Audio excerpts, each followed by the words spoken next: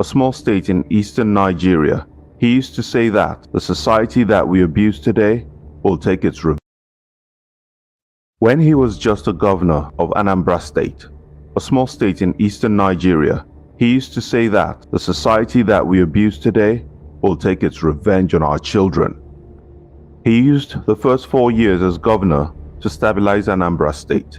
It was only in his second term that he began to gain the attention of a few people outside the state.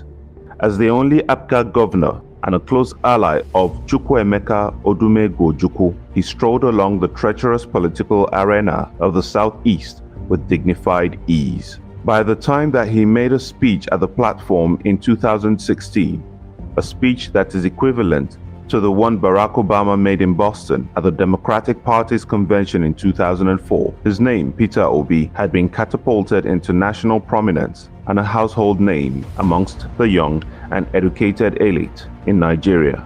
When he stood before his kinsmen to declare his intention to run for president in March 2022, nothing could have prepared him for the ride he would have, while the rest of Nigeria warmed up to him and cheerfully carried him on their heads and shoulders. The people of Anambra already knew him.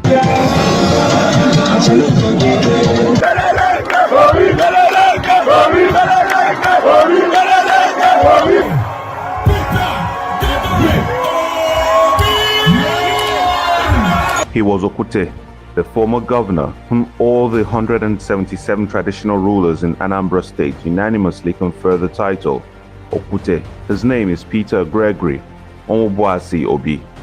Obi was born on the 19th of July 1961 in the business city of Onitsha, where he continues to live and work till date. He attended Christ the King College, Onitsha, where he completed his secondary school education.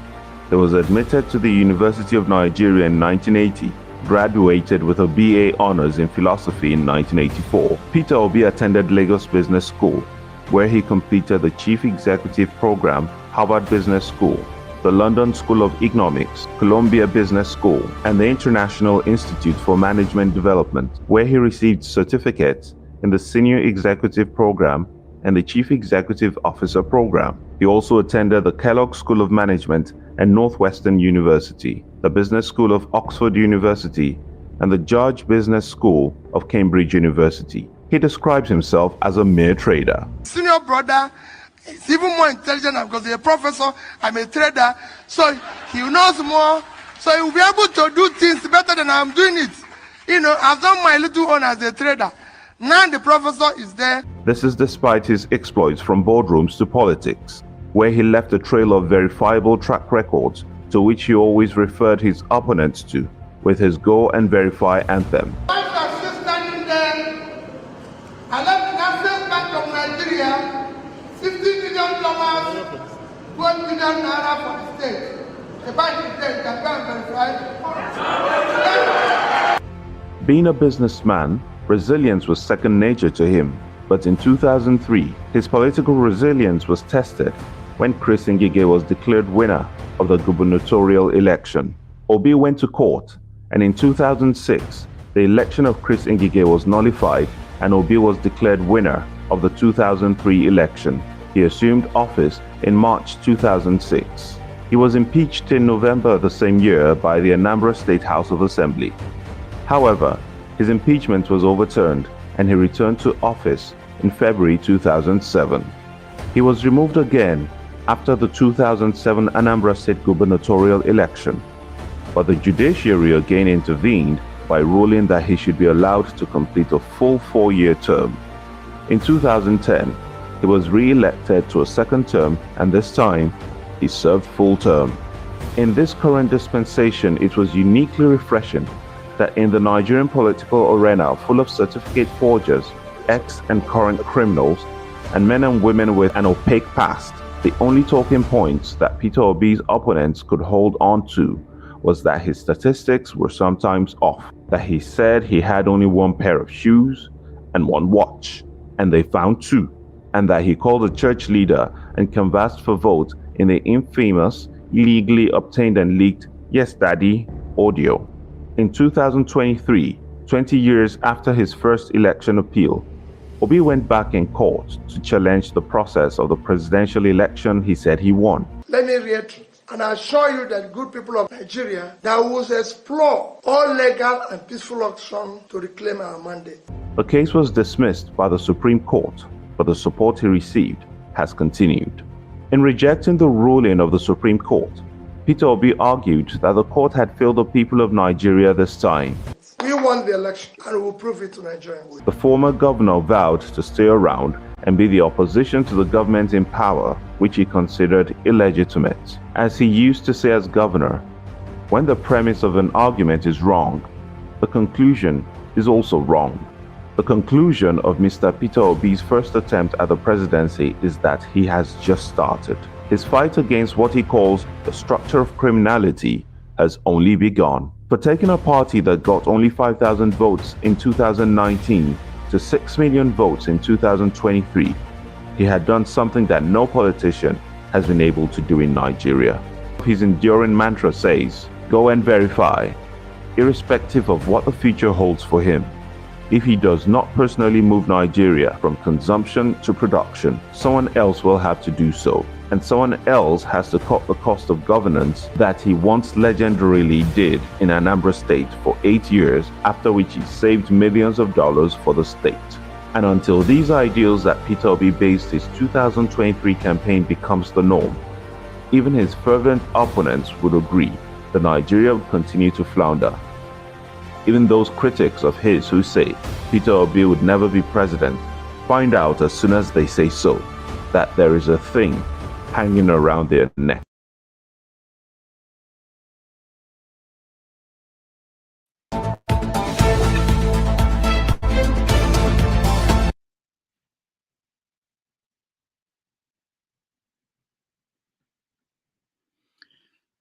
All right, welcome to a special edition of Have Your Say 247. My name is Rudolph Okonkwo. Today's show is special because we have former Governor Peter Obi and former presidential candidates of the Labour Party joining us later on the show. But we're going to have a regular show, which is Have Your Say 247. And some of the issues we're going to talk about today are the following. David Umahi, the Labour Minister for Works here. He is constructing a highway from Lagos to Cross River State that will cost Nigeria a lot of money. We want to talk about the cost of that highway and whether the comparison to other highways across Africa is something that we should pay attention to. We're also going to talk about the proposed toll on the highway. We are going to talk about the death of O.J. Simpson and the death of Onyeama, former governor of,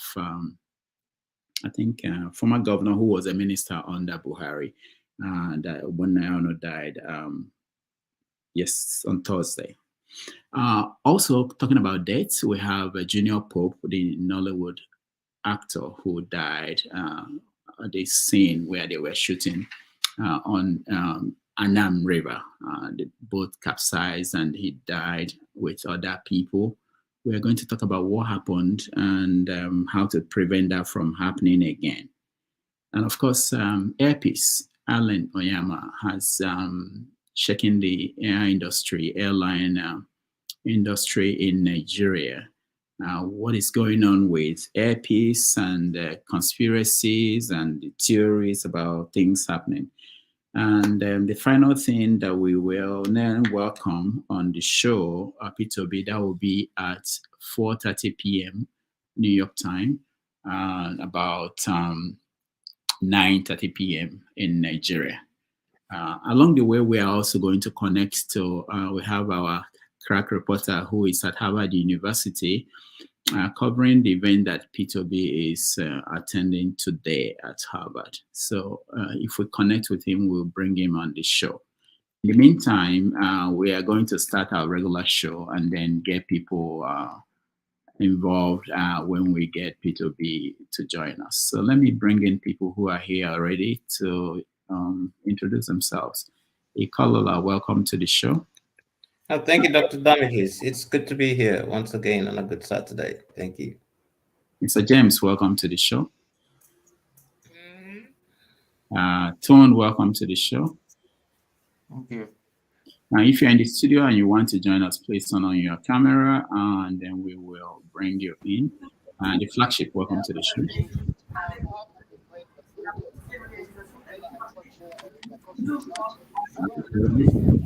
Good morning. Can you hear me? Yeah, we can hear you. Welcome to the show. Jim, I can't see your camera on, but if you want to join us tonight. Right. Jim, I can't see you. But I can see you. I'm in. You're in. Okay. Can anybody see Jim? Maybe it's fine. Yeah. You guys can see him? I can't see you, Jim, but anyway, we figured that out. I can't see Chim. Okay, so Jim, I'm not the only one. So thank you, everybody. I think unless there's a major story, I haven't looked at the news in the last 24 hours. If there's a major story that we must add, let me know. Otherwise, I think we should go ahead and begin to have our conversations. Then we will. There is a point that we have to talk about when Peter Obi comes. So I will discuss that with everybody. What will happen? We're going to do things in a little bit different way today, so that we'll be able to have a more organized show. So James, you want to say something? Rudolph, there's a background noise. I'm not sure if it's coming from you. No, it's not from me. I think I'm hearing that too. Let me see. Okay, so we meet Jim, and eventually Jim, we have to. Someone is outside. Revolution, are you outside? I'm inside. I think it's Ike. Ike, check Ike. Okay. Ike. Okay, maybe it's your fan. It could be something as simple as your fan, but I think it's Ike. Yeah. All right. So, anybody has anything that he wants to add to what we're listening? No.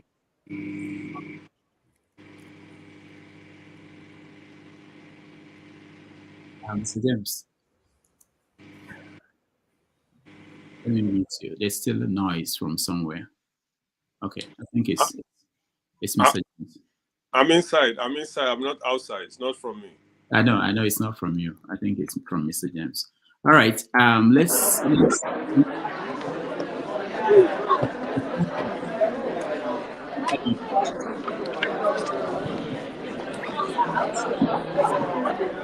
It's so weird. Let it look like. Ovia want to have it. Do you guys believe it? Ovia. Oh, I'm sorry, guys. Can you guys hear me? I forget my AirPeace. Can you guys hear me? Yeah, go ahead. Yeah. Yes. Actually, I just got out of the first section. So people coming out there. Let me go to the excluded place. Well, there's a lot going on. I didn't know they have up to they have over almost 50 speakers. So far, speakers from the section we just had is about healthcare system in Africa. And I think the few takeaway there is how to collaborate in order for us to innovate. I think what stand out for me is that I think it's one thing that we always complain about on Have Your Say about how we are not together, how we don't work together, not just the back home, but even those professionals who are here. And I think that's one thing that they drive a lot, that for us to actually catch up in terms of AK innovation, there's a need for us to trust one another. Not just trusting your brother, your cousin, your wife, or your husband, but you have to trust across the board, not just your own countryman, but other Africans that you can work with. So people that speak, let me just mention him. I think I want Dr. Inena. I don't know if you know him, Dr. Damage. She's sorry, this is impromptu this day. I think Dr. Damage should all right, if you're not ready, we can come back to you later. Yes, I can go live, but I can't talk. You guys can only hear. When Obi comes on, when Obi section is on, I will go live, but you guys can just listen. There will not be feedback from me, but you guys can hear him. How about that? All right. That's yeah. that'll be much later in the day, as their section is not up yet. Okay. Let me see. I'm trying to go and make connection, but I go get some numbers and hopefully get some people to come and talk with us. Register for political science course there while you are there. All right. Okay, I'm trying to get it. I'm trying to get a PhD in theology. All right. So come and start church. All right. Thank you, Ovie. We'll come back to you. All right. So we will periodically go to Ovie, Peter Obi and former president of Liberia. I know the two people I know that are speaking in that conference. There are other people who are participating, but after the conference, he will now come and join us for about an hour because he has another event after our own session with him. So let's begin and talk about, I think the first topic I want us to discuss is this road from Lagos to Cross River State. Why is it important? How is it important? What happened? Where did we pick it up from? And we are ready to spend trillion on this road. I'll start with you, Kolola. Yes, thank you, Dr. Damages. Hello, everyone. It's good to see you all today on a good Saturday. I don't know. I read the story myself, and the inflation on the price of the road. Well, I don't know the reason for the construction, but I mean, no facility for me is bad facility as long as it serves a purpose and it gives an alternative. But the price at which it was being said it will be done sounds a bit ridiculous. But have we really? We can't just compare to say, oh, this. The comparison was about a road that was built from, I think, Ethiopia to Egypt, which cost less. But we can't just make that comparison because if you're building a road, you have to consider if you are going to go through mountains, if you're going to go around mountains, if you're going to build bridges. So we don't know what the obstacles they'll be meeting is. But even at that, you could still ask, why is it 10 times what Ethiopia-Egypt road costs? So I don't think we could immediately say it's another act of corruption if we don't have the details. Thank you. Mr. James.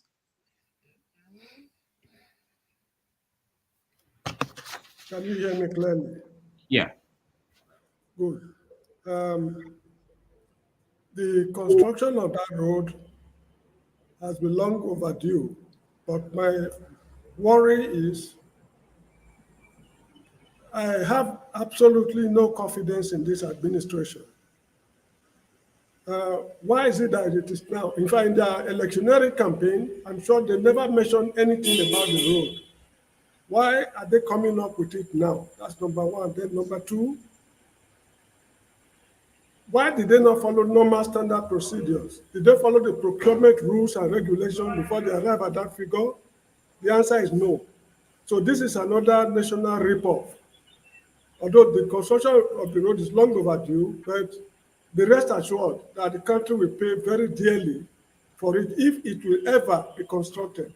I have no absolute confidence in this administration, not even a grain or an iota of confidence. They are very unreliable. Thank you. Thank you, Mr. James. Tone, you're next.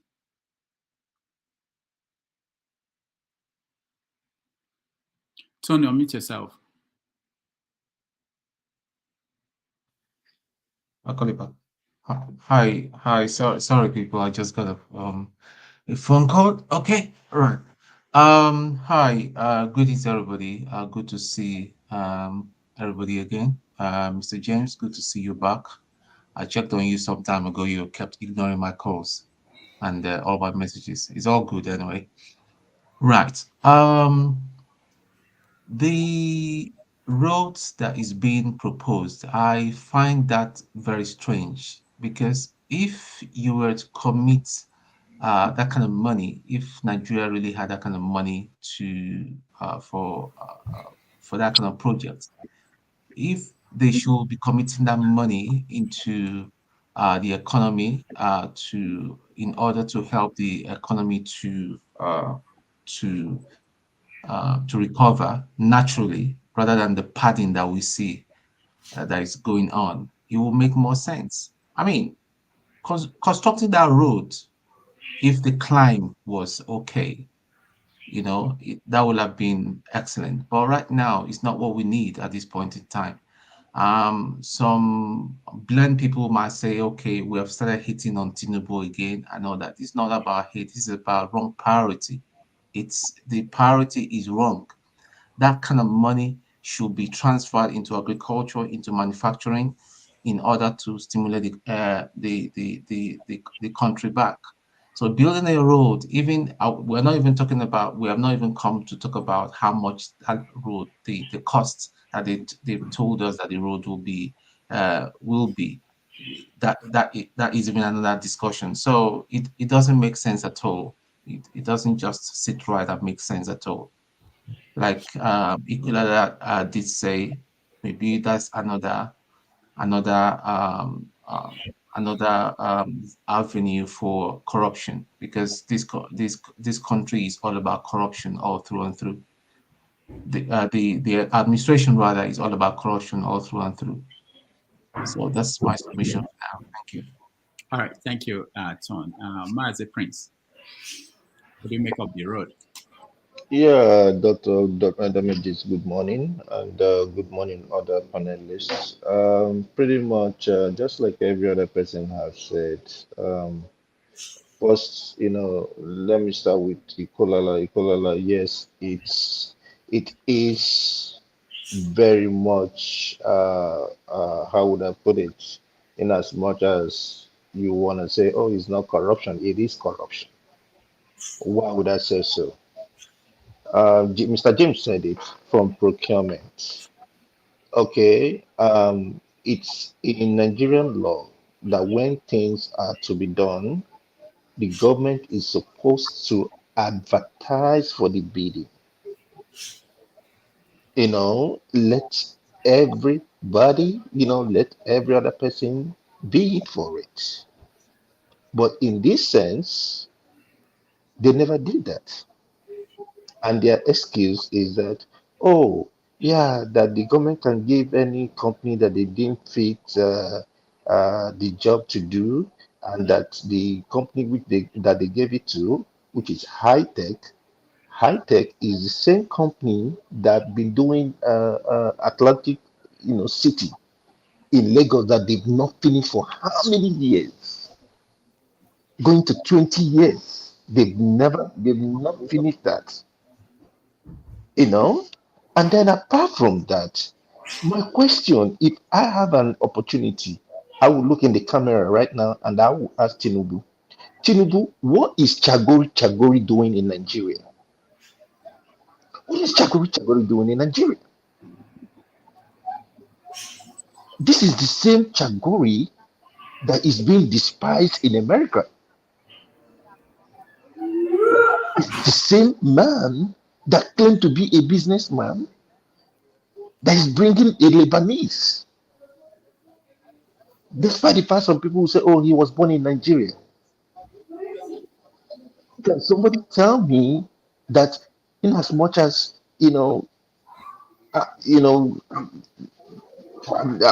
whatever it is that you're American coming from Nigerian descent, that you go, probably they will give you a contract of, say, to build to rebuild a White House.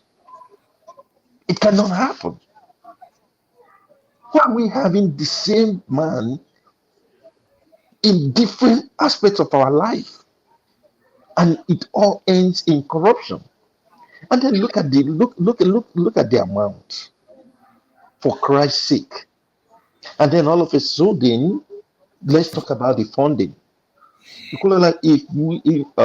Let me not make it Ikola, please. When I call your name, it's just because I'm used to it. Okay, look at the funding. First, they said is PPP, private public partnership, but they have giving 1.7 trillion to the same person. Where did that money come from? From the budget. And what is the duration? 8 years. You see that? So that by the time it's 8 years, Tinubu is out of office. And guess what?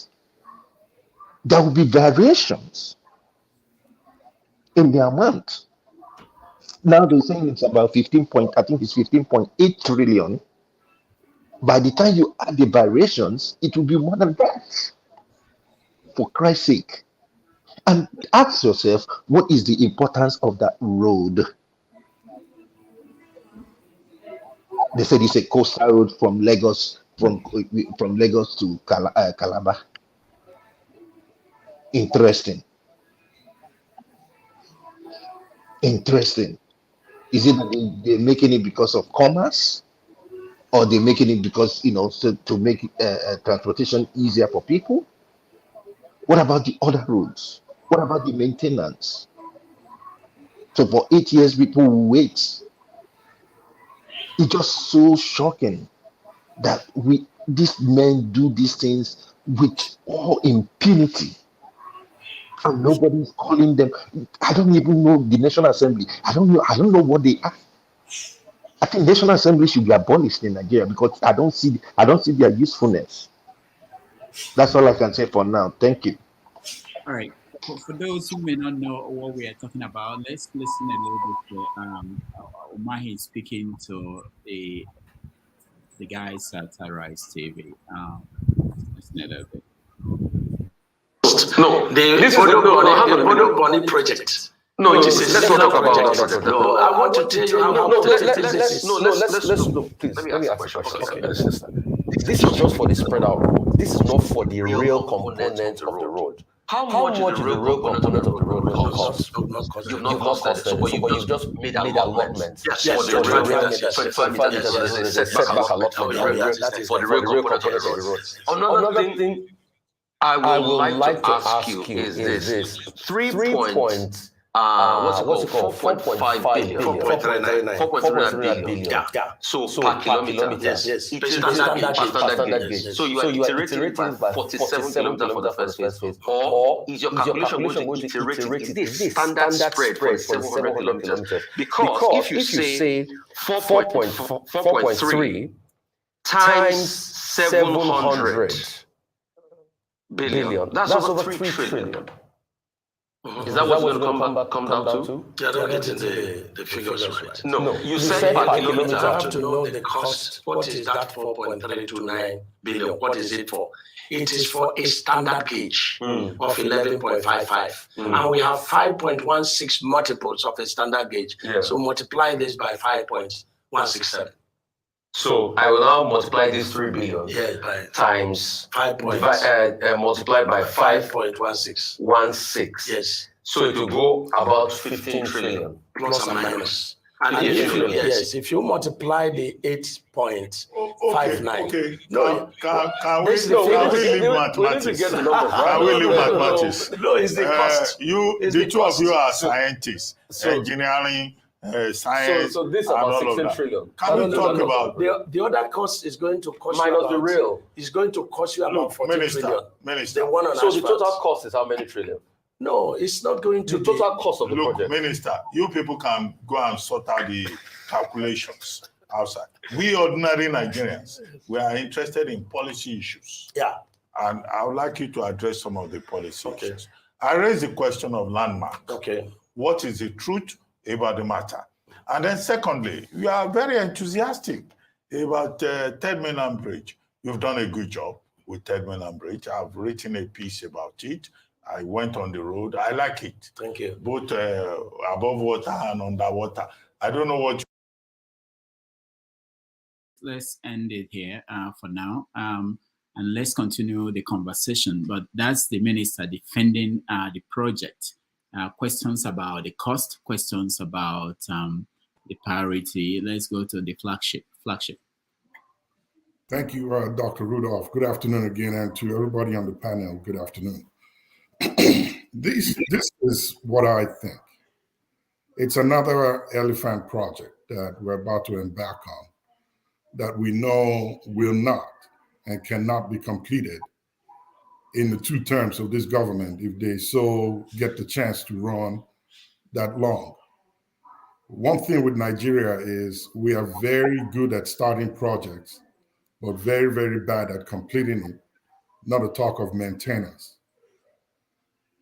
Is the road needed? Well, yes. And my next question is, of what use? What commercial purpose other than transporting people from Calabar and the environs states to Lagos does it serve? Is there any form of commerce that is going on between Lagos, Ondo, Edo, Delta, Bayelsa Rivers, and Calabar that will so profit the nation that we need this road for? And I listened to the interview during the week. He's hoping that the money will be recuperated from tolls that will be collected on the road. It's appalling to see the idea and the thought process in this. There's no landmark, there's no blueprint plan that we have seen. Nothing has been provided. Like I said, is it needed? Well, maybe in the future. Do we have more important things that money could be used for right now? Yes, we do. Are there roads in Nigeria that money could service that will do a better job within the country in terms of commerce, transportation, and a better livelihood for the people other than this road from Lagos to Calabar? Yes, there is. Could that money, if we really mean well for the people of Nigeria, can it be channeled into something else that the country needs right now that is very, very important? Yes, it can.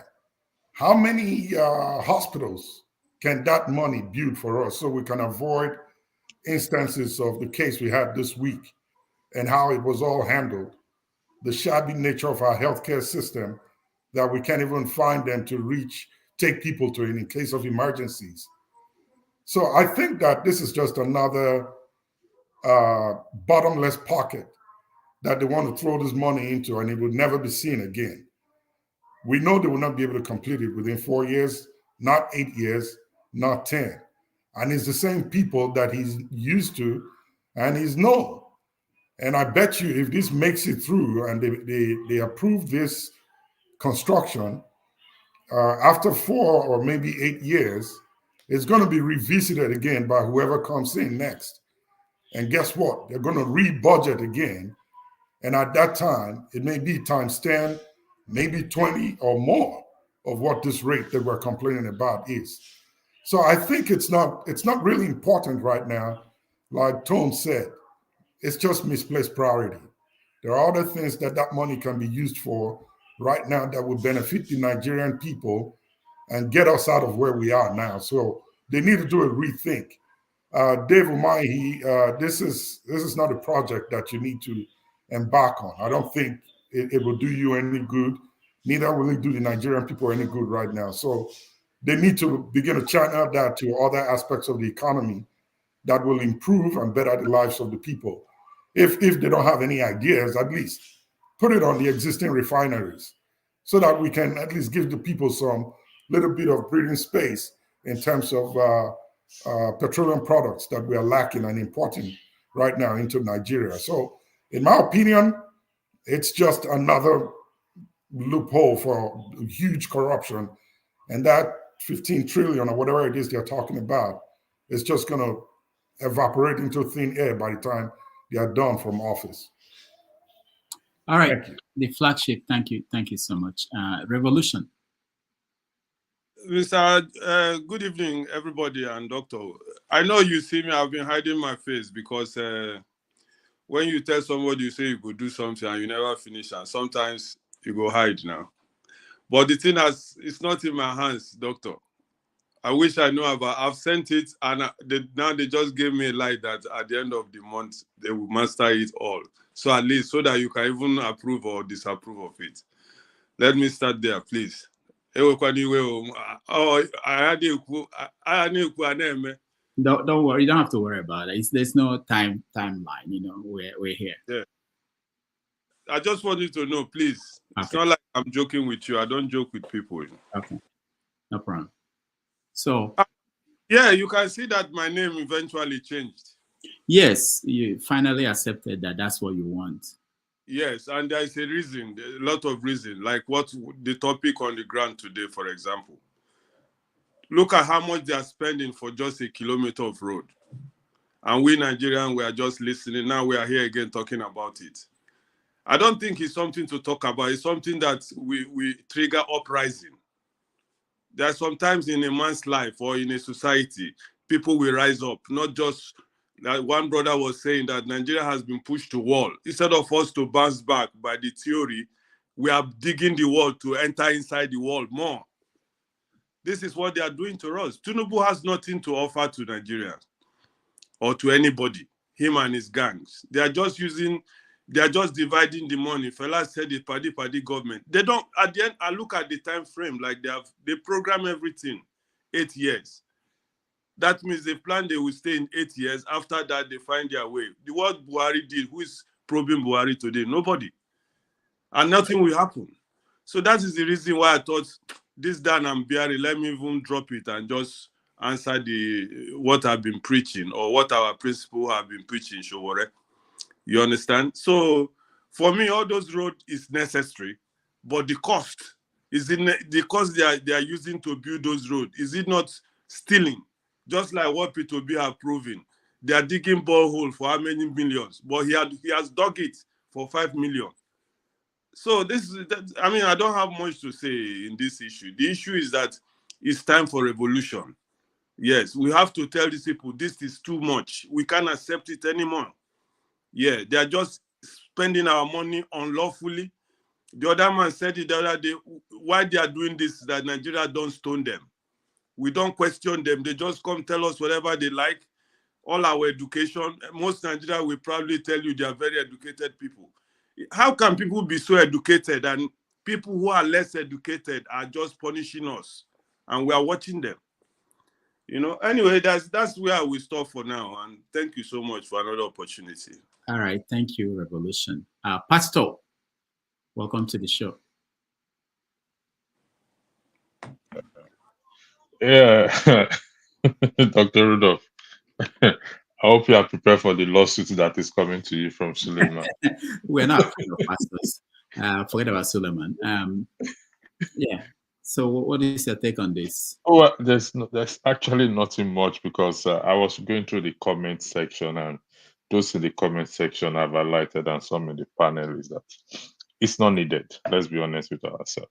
If you remember the flood that happened, I think some few years back, and actually destroyed the road along that Port Harcourt Warri Road, and that road is a federal road, I believe. You won't believe that up till this year that I was home, they've not fixed the road. It's still there. We know the Lagos Benin Road, some sections are bad.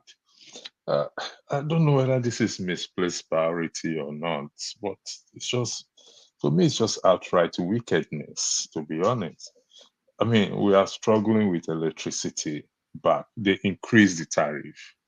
Electricity tariff has been increased, and I don't know, to be honest. A lot of you have said everything that I actually want to say. Is to me, like I said, I don't know. It's just, to me, it's just wickedness as far as I am concerned. It's not necessary. I mean, the train would have even be preferable than even that coastal road that they're talking about, in my opinion. But how about the existing roads that are bad, that should be fixed? Over the years, they've awarded it to one person or the other, one contractor or the other. So to be honest, I got nothing to say more than that. Thank you. All right, thank you. Electricity. Let's go to Austin. Austin, you're next. Thank you, Doctor. I want to see this from different points of view. But before I go that, I just want to pick on Daniel. Dan, revolution is, if you go to the scriptural Daniel, he is also a chief revolutionalist. Remember his case when the king was about to be killed. He came and brought up justice. So your name confirms to your new name. That's all I wanted to say. But when this road issue came up, that has made me to appreciate Arise News. No matter how we hate that channel is really giving us what we really need in Nigeria. Because if you go and listen to the same minister in other channels, you see how he was so calm, deceiving Nigerians. But in Arise News, they picked him up that he was filled with inconsistencies and his figures weren't matching up. And if we have that channel and other channels like that, it will definitely help us in a way to know where these guys are going. A few years back, either ECOWAS or African Union, they started a construction of a road from Cameroon that should be busting in Benin Republic. And if you do that road from Ebonyi State, it is straight to Cameroon. Very good road. The last time I used it, but now it has started failing. So when we begin this coastal road, development cannot be stopped in any way. But when we talk about this coastal road, what comes to mind is, are we really a unitary system of government? And you want to tow the whole road. So Abia State governor wouldn't say, in my state, we're not going to pay state tax. So if we're not paying state tax, are you going to allow the Abia State not to tow the part of that road? Or are you, once you enter that road, you're towing it for the federal government? These are the conversations that should come around this road. And I know that the train construction is far more expensive than road. So if road is giving us, I don't even know the figure, because even when we say 15 trillion, he said plus and minus. So we've started a road that we don't know the figure. We started a federal government project which was pegged by a certain amount of dollar, but the minister doesn't know the actual figure, doesn't even know the figure that was budgeted this year for it. I mean, it goes a lot to tell us what we do in that country. And when people bring it to tribal, they're only being mischievous because you're just allowing them to deceive you. But all the tribes in Nigeria are involved in what is happening to us. So when issues that are not clear to us come on board, focus on the issue and do the reasonability of what they want to do. If it is not, let everyone stand up and say, this is not what we need at this point, and speak what we need. But I'm sorry that we run a government where people come in and do whatever thing they want to. And I mean, a minister, an engineer, telling me that you're building a road that will last 50 to 100 years. My God. Coastal lane. You're not even considering that if there is a water surge tomorrow, but you're giving us all these things in a boy state where he left few months ago. Go down there and see some of the roads. They are not as good as he is projecting this one that have not been done. So let us try to be realistic when we make when we spend this public fund. This is public money. Thank you. All right. Thank you so much, Augustine. Alaba, welcome to the show. Yeah, good morning, everybody. Good morning, all the panelists. There's not much to say. The Nigerian saga continues. Everything is special purpose vehicle. Let's get money out. Let's still SPV, any project.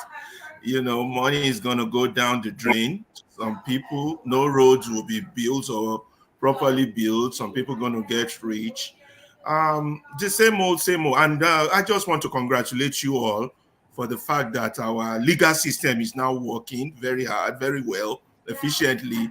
Particularly with the incarceration of Bobrisky, it shows we can catch all the big thieves while the little ones can walk away. But the big ones, we don't let them escape. I want to congratulate all Nigerians on the effective work of their EFCC. They're doing a great job. That being said, some other things I wanted to mention. All of you on this panel, very important, as I think all of us, please try to read these two books, very, very important. The Fatherless People by, oh my God, I can't remember, and Why We Struck by Major Ademulegun. Please try and don't discuss any Nigerian issue without reading those two books. It will be a meaningless waste of your time. Of Why We Struck by Major Ademolegun and A Fatherless People by, oh God, I can't remember. You know, Mayegun did a good job reading those two books on his channel, and it was very, very informative. All our problems are just repeating themselves. Everything that is happening now has happened before. And then it will also help you to know which Nigeria you're discussing with or you're talking with, whether they are a revolutionary, they are a reactionary, or they are those that are just there to make something for themselves. Very interesting read. That's what I have to say. I have more to add as we go forward. All right. Thank you. Thank you so much, Alaba. Mr. James, let's try you again. I've spoken already. Why not allow him to speak? You did? Okay. All right. I totally forgot. It's too early for me, but I'm already up there. Chim, welcome to the show. We can see you now.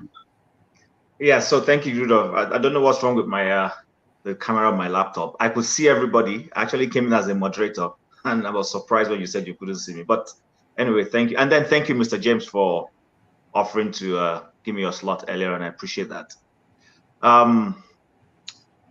This highway, you know, I think I've listened to a lot of people speak, and I'm trying not to sound pessimistic, you know, because some of us have been labeled as all we do is just come and complain and all that.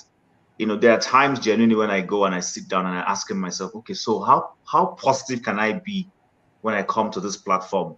You know, when discussing the issues of Nigeria, how do I have to force, you know, being positive? Do I have to force, you know, just manufacture positivity? I don't know. Please, anybody who knows how to go about it, help me.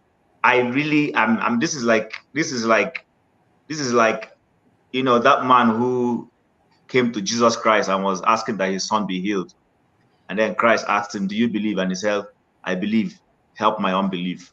So I'm actually, those of you who know how to wash our brains from not seeing the negative things in Nigeria, because honestly, I'm struggling to come here and then I'll, you know, be proffering scientific solutions, you know, of how to fix Nigeria. I am struggling. You know, when I listen to Umahi, actually, before he left office in Ebonyi State, like I want to take off from where Augustine left. I was one of those who criticized some of the things. Yes, he seemed to have had some infrastructure mindset in what he did in Ebonyi State. But if you go and look at the quality of what he did post when he left, first and foremost, the airport he built there is a huge waste. You know, I don't want to, for those of my brethren who are from Ebonyi State, this is not an intention to put down anybody. But if there's any state in the Southeast that is least lagging behind educationally, lagging behind in a lot of things, this is Ebonyi State. It's Ebonyi State in the entire Southeast. People know this. If you go to Tedosho Market and go to the rail, it is the Ebonyi State people who are selling on that. And I don't mean it in a mean way. You understand? I don't see what he did to lift his people when it comes to, you know, education, healthcare. He was busy constructing roads, you know, but now we know he has left. Go see the quality of some of those things. They are already falling apart. Now, coming to this whole Lagos Calabar highway, at what cost? And when I say at what cost, I'm not even talking about the whatever trillions they have put as a price tag.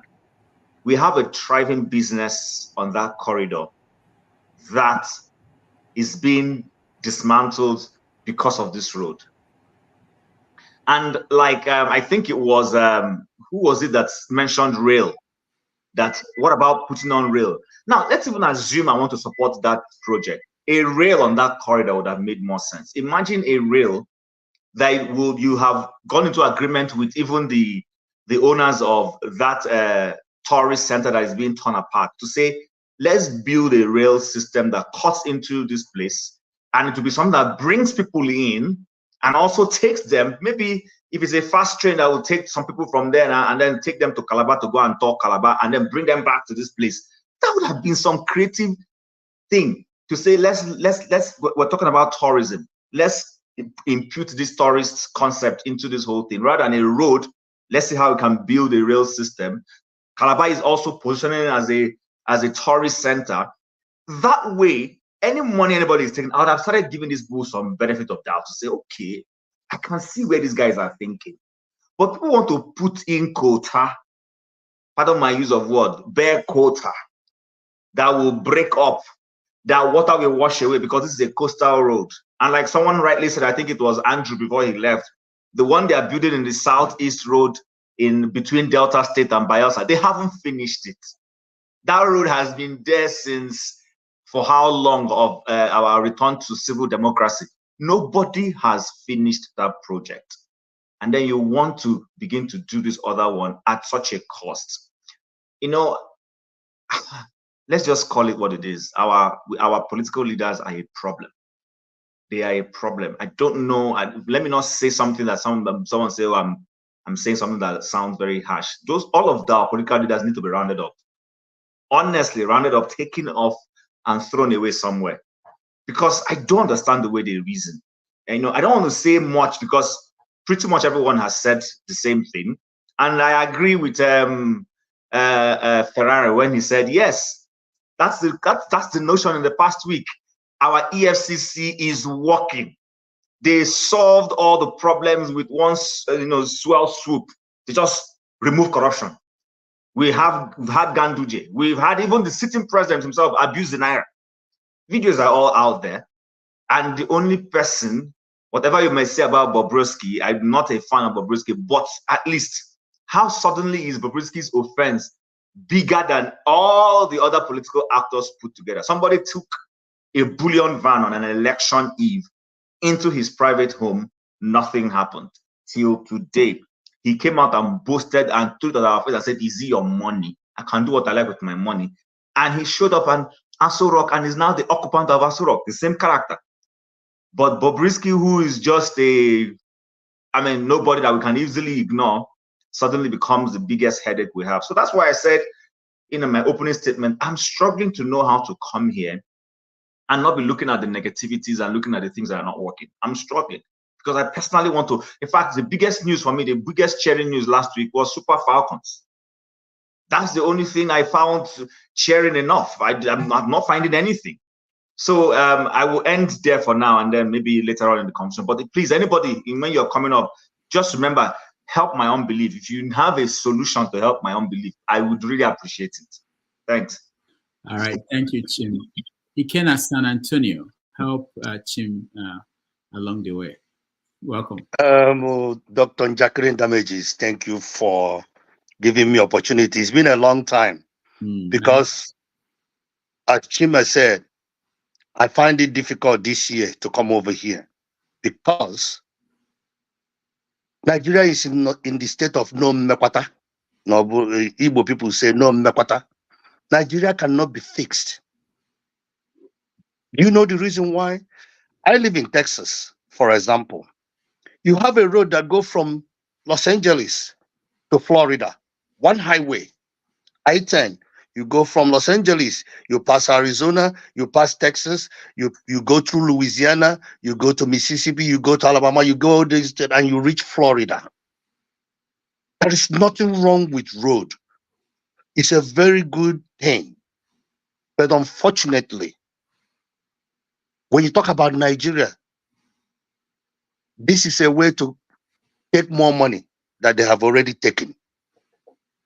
These individuals do not have any plan, including the Labour Party ones that were voting by Labour Party. None of them have plan. The reason why they won, because they went from one of these parties to Labour Party, and they took advantage of Labour Party to get into the office. How many of them? People say, why would you? I talked to one of them, actually, one of them. I said, why can't you guys say something? He says, once you say something, the money that's supposed to be allocated to you, they will take it away from you and tell you stories. And the next thing, they find a judge to remove you in the office.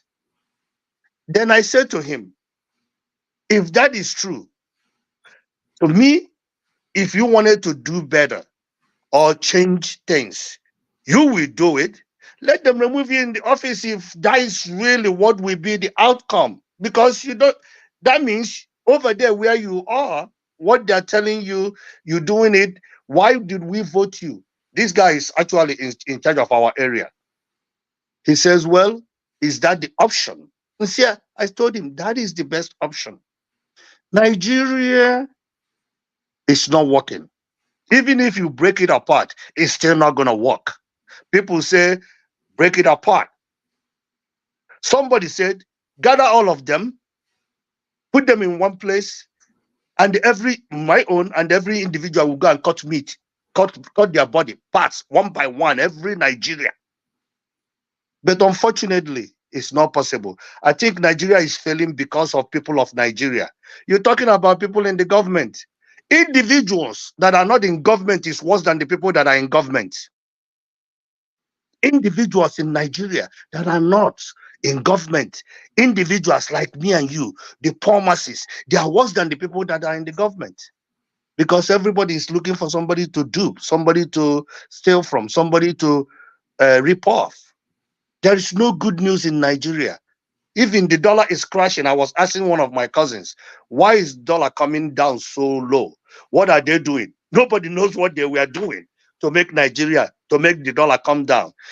If us, who are the Igbos that import things from Nigeria, a month and a half ago, you bought dollar at 1,900 naira. That is about 19 million naira for $10,000. Now, $10,000 is about maybe 10 million something. The goods that left in China 6 weeks haven't get to Nigeria. That means you have lost 9 million naira already before your goods gets here. So what are we doing? Nigeria is in the state of non-mekwata. That is the reason why I find it difficult to think positive about Nigeria. There's no positivity that is coming out of Nigeria, because the individuals that are running Nigeria don't even know what they're doing. All they want is the money, take as billion. They are not even taking millions. They take as much billion as they can take, or trillion. All right. Dr. Jacqueline Damages, I'm so sorry. I don't have any positive thing to contribute in this issue. All right. Thank you. Thank you so much. Well, I want to take it off from where you stopped about the Naira, because it's something that I think we should have conversation around quickly, which is that it's coming down, which is good news. And now you are complaining, I didn't know about that part, which is that people bought at a high rate, and maybe the goods they bought abroad is still coming in, and now they are going to lose money. But there are people who are complaining that even though the Naira is coming down in terms of exchange rates, the price of goods are still up. So the people who probably bought things wouldn't have to worry about being able to sell it and make money, because the prices are not coming down because the Naira is gaining value and may not come down. And also, I want us to weigh in on what are they doing. You raise an issue. What are they doing to bring down the value of the exchange rate? Nobody knows. No, Nobody knows. We know. One of the things they are doing is that they are giving the money to the bureau, the change at 1,100. So they're giving them dollars and telling them not to go beyond 15% in profit taking. So that's one reason why it's coming down. So it's not that they are not doing, yeah. Okay, so you raised a good point in terms of goods are not coming down. Yeah, goods are not coming. But goods are not going to come down anytime soon, because the person that bought the dollar at 1,900 have to sell his goods, have to make his own money. So that month, in next 3 months, nothing that goes up in Nigeria ever comes down. It doesn't matter. There's nothing that goes up in Nigeria ever comes down. Since I was a child, things have been going up. Nothing have ever come down. So, but when you look at practical, somebody who paid 6 weeks ago, his goods left China maybe 4 weeks ago, haven't gotten here yet. When he arrives in Nigeria, he's going to clear it. How is he going to recuperate his money? So those are the things you have to think about. All right, let's quickly go around, or if you don't have anything to say on that, we can skip you and go to other people. I want to hear what people are thinking about the Naira exchange rate, because people are saying from the government side that all of you critics of the government, you're not giving them credit for something that they are doing that is positive, that you all can see. And there's another angle to that. I don't think there's anybody here from Nigeria who is in Nigeria, not from Nigeria, but who is in Nigeria. They said that you guys are not happy because now your money, your foreign currency, it's not worth much. Now that's why you guys are not happy. So it's an opportunity for you guys to explain yourself to the government. Mr. James, go ahead. Unmute yourself. Okay, I'm sure you can hear me now. Yes, good. You see, when I was a young man, some time ago, I had cause to go to Ivory Coast. There's a market that they call Treasury Market in Abidjan. I bought some shirts with Nigerian Naira. Why is it that we are talking about exchange rates when we should make the Naira convertible? That is the root cause of the whole problem. So no matter, as long as we keep on tying ourselves to pounds and dollars, euros and what have you, we will never get out of this problem. What were they able to do in those days that made the Naira almost convertible internationally, at least in West Africa? It was accepted as, an international currency. So this is what we should concentrate on, not a question of exchange rate. That's what I want to say. All right. Jim, go ahead. Well, I think we all know it, and our guest is a proponent of what I'm going to say now. It's a simple production, but it's not as simple as I'm making it look. Recently on LinkedIn, I stumbled upon there's this simulation on cocoa production and the volume of cocoa production since 1950 something. How nations have been producing their cocoa quota, the volume of cocoa they produce into the world, contributing to production in the world generally. And when that simulation started in 1950 something, Nigeria was second to Ghana. And the margin between Nigeria and Ghana wasn't much. Cote d'Ivoire was, I think, fourth. Cameroon was third. And then there were other nations listed. And then, of course, the simulation was going on and it was showing every year as we jump into a new year, you just be seeing the simulation moving, nations jump each other. It just keeps going on. I have it. I will share it with you and share with a few other people. Or maybe I've even shared that with you already, Rudolph. I'm sure I shared that with you, if you recall.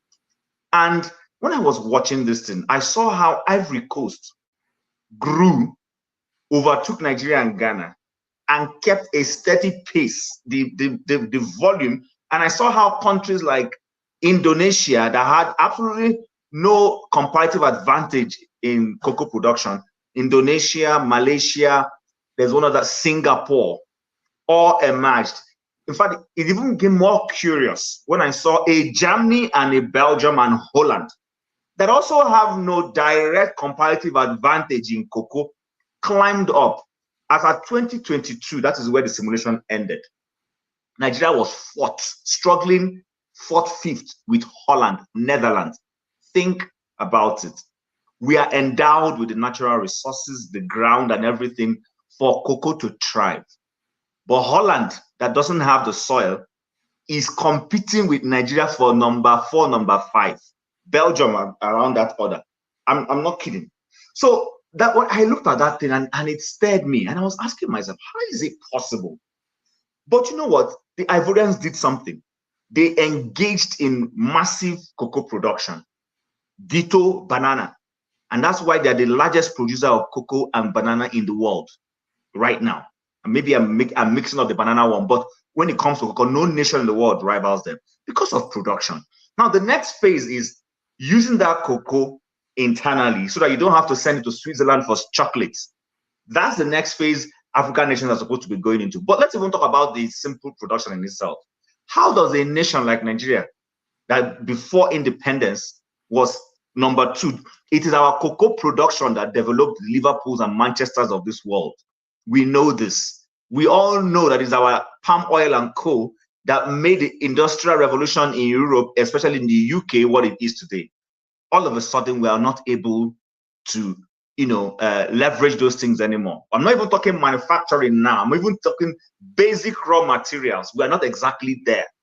So when you are not producing anything that you can export, look at Gary that most of us eat in the diaspora. Most of the Gary we eat in diaspora comes from Ghana. That's the truth. The yams we eat, Ghana. All these things, none of this is coming from Nigeria. So when we're not able to produce, because when you produce and you sell to the international community, then of course it helps hedge your currency. It helps reduce, the foreign exchange demands and all those things. We are not doing any of this. What we want to do is give our son-in-law chairman of Federal Housing Authority. That's what we're trying to do. All we're trying to do is to pad budgets and then buy exotic vehicles for senators. That's all we're trying to do. So when we are doing all those things, of course, the naira to dollar will be in a chaotic situation and goods and services will be expensive. But if we're able to at least, let's even go back. I'm not even talking final production, industrial production right now. I'm even saying agricultural advantage we have. Okay, farmers are no longer we've displaced people in Benue State. Benue State is our food basket. People are in large quantities in internally displaced people's camps in those places. Where are the farmers? There are no farmers in Borno State, in Zamfara State. Nobody is producing anything. Those in the southeast, every day you're busy accusing ECN and co and causing sit at home. When all these things are happening, how do you think we will be able to produce to even sell? It's simple common sense. I'm not an economist. I'm not even a trader like Peter Obi. But this is my basic, simple knowledge that I know that we're not producing anything. And people think it's a joke. When we're not producing anything, of course, the exchange rate will not be in the favor of our naira. It's just as simple as that. This is my simple economic understanding. I don't know. I'm sure there are people who have higher levels of understanding of the economy here. They perhaps will also help me when it comes to that. But if we don't produce, let's not expect our naira to be strong. All right, thank you, Chim. Let's go to a caller line. Let me preface this. Dangote's refinery is producing, I think, aircraft fuel, I believe. It's beginning to produce diesel, I think. And the government side is saying that, you guys are not giving us credit, that this is foreign exchange that wouldn't be going out, that we are not going to be importing them. They are going to be locally made. So that is production. And that means that we'll have more money at home and that the naira will continue to go even below 1,000. Kolola, go from there. Thank you very much, Dr. Damages. I'm just going to answer some questions as far as I know and put up my view of it as well. In the case of what they are doing I think you've explained that. The CBN has intervened. They've intervened by saying, okay, we would not leave dollar to the market forces. Let's intervene. Let's put it at a price. And they came with a price of about 1,300 to 1,100, whereby you come, if you need dollars, you go to the CBN, you get some dollars at that rate. Then if you are in the BDX, if you're selling, you cannot sell more than 50% of what you bought from CBN. So that keeps it at that rate. But the question is this sustainable? With the reserves, how much dollars can you give? So there they come with that fact, which Dr. Damages has just given, that Dangote is selling refined oil now. So we would always get dollars, and before time that everything would balance out. But then you ask that question, how would everything balance out when your security system is not good enough? Because you cannot have production in a nation where security is a problem. Because at the end of the day, the power of demand and supply would always take effect. The more you produce, the more the other nations demand your currency. Because if you look at Saudi Arabia, a pound to the Saudi Arabian real is 1 to 4. because Saudi sells oil. It says, so they demand real, and Saudi has enough reserves.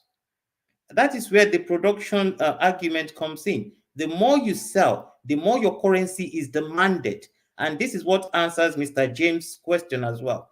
The more your currency is demanded, the more valuable it becomes and the more stable it becomes, such that, don't forget, let's not forget one thing. This thing we call money is just another raw material, or like paper. The only thing that gives money value is because me and you trust that it can buy something.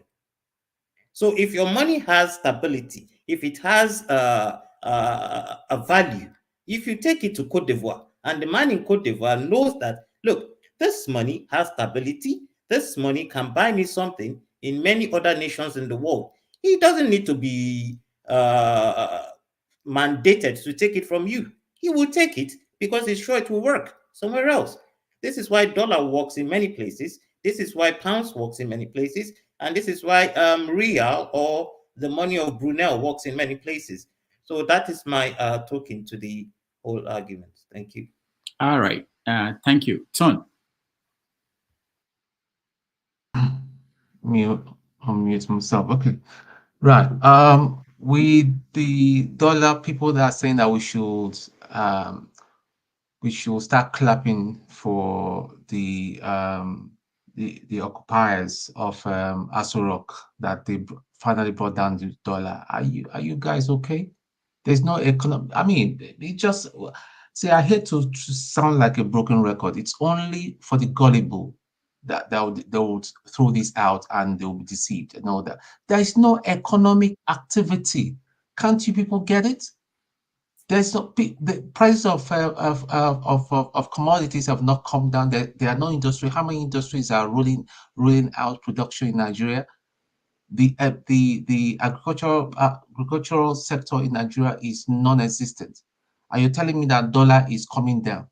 So all the shenanigans that the Agbado CBN governor that they appointed are just doing, because they are criminals, to make as if the economy is working fine and all that. It's only for the gullible that will buy that. The intelligent people will not buy that. We all know the situation. So let's just not deceive ourselves. Let's say it the way it is. But when you say it the way it is, they will say you're hitting on Tinubu, you're hitting on the present administration. Nobody's hitting on anybody. All we do as, okay, you grabbed it, you ran with it and all that. Do the right thing. This man have never come out and spoken to Nigerians and spoken to the people that he should speak to and all that, and doing the right thing. Corruption is just rife in his administration. Well, that's okay. I don't want to even touch that because we've not got into that, or we're not touching that today. How can someone be a junior minister for just a short period of time? Look at the amount of money we're talking about that she has stolen.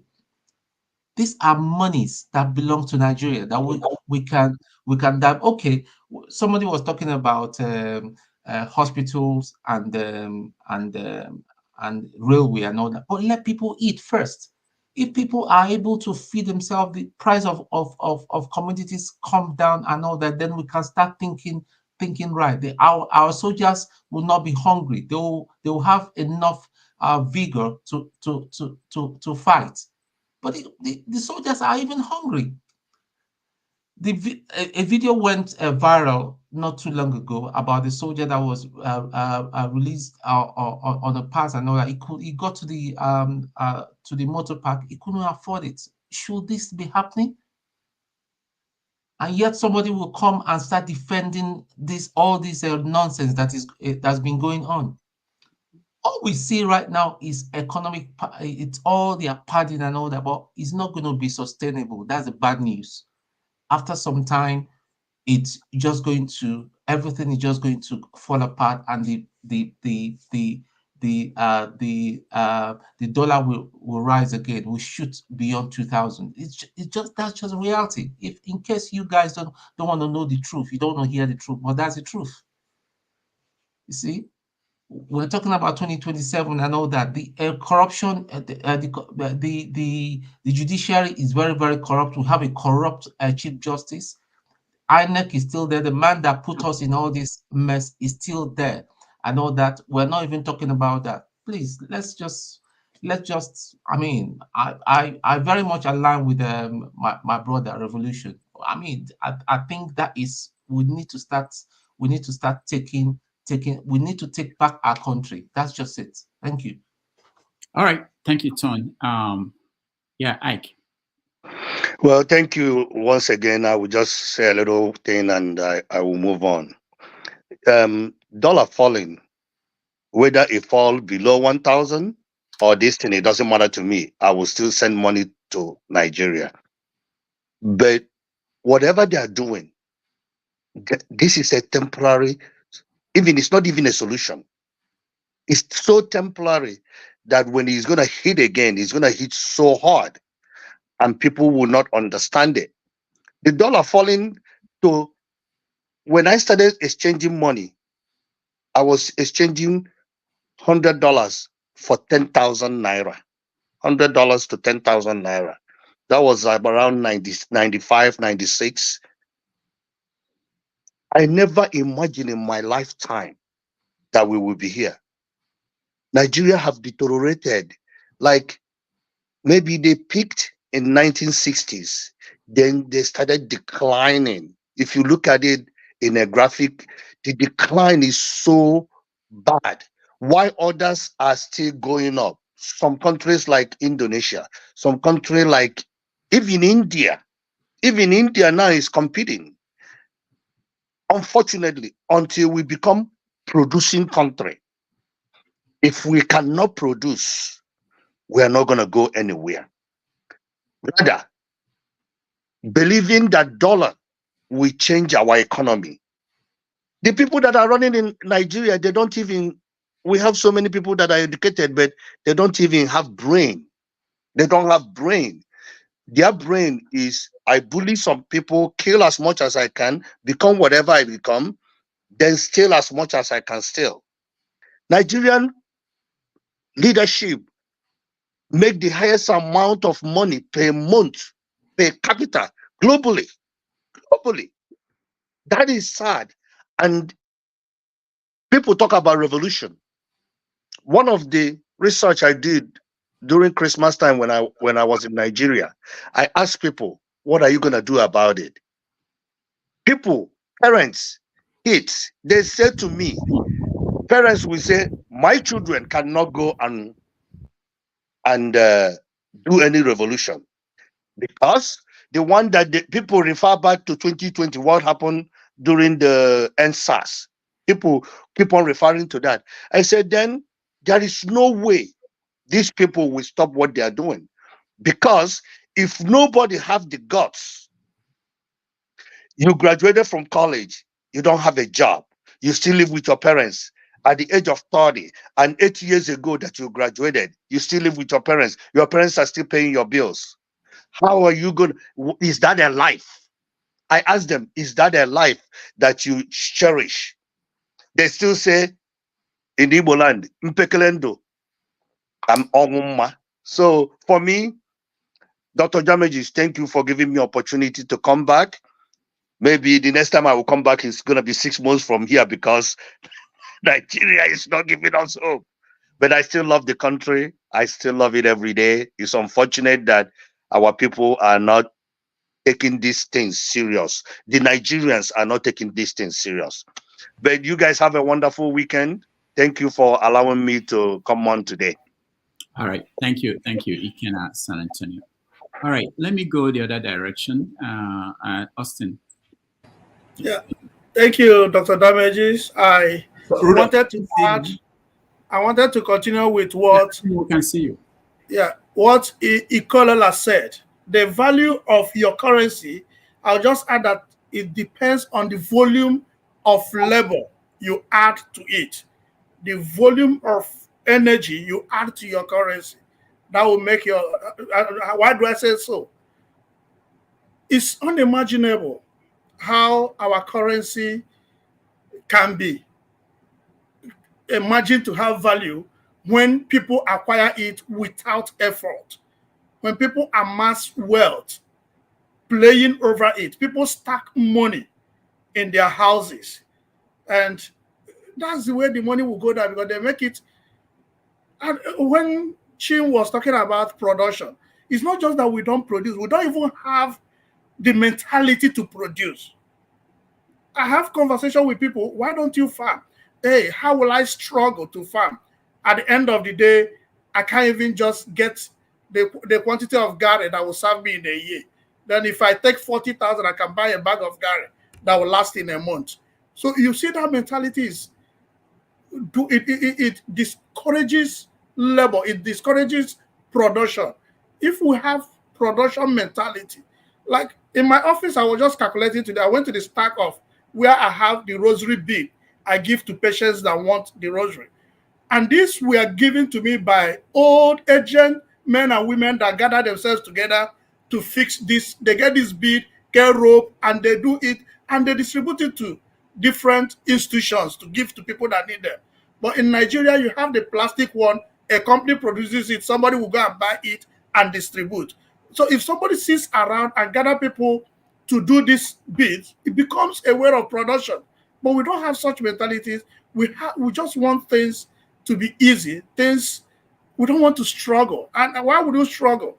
Now the system for some people is that they have list of people they will beg. You might have up to 10 people in your list. So this month you beg this person will give you. Next month you go to another person. So before it comes to that person you begged in this month, it has taken 6 to 8 months. So the person will be comfortable to give you again. And people run their lives. So if just imagine where you live.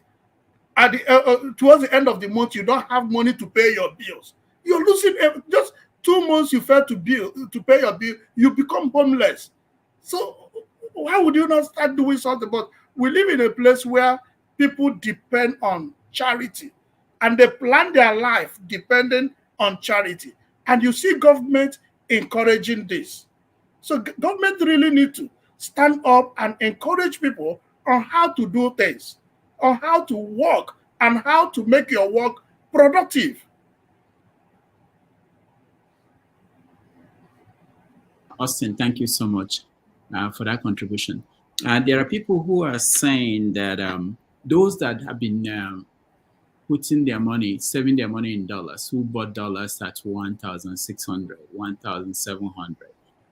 Now their stock, now that is going below 1,000, that they are being forced to sell, to bring out the dollars and sell at a loss.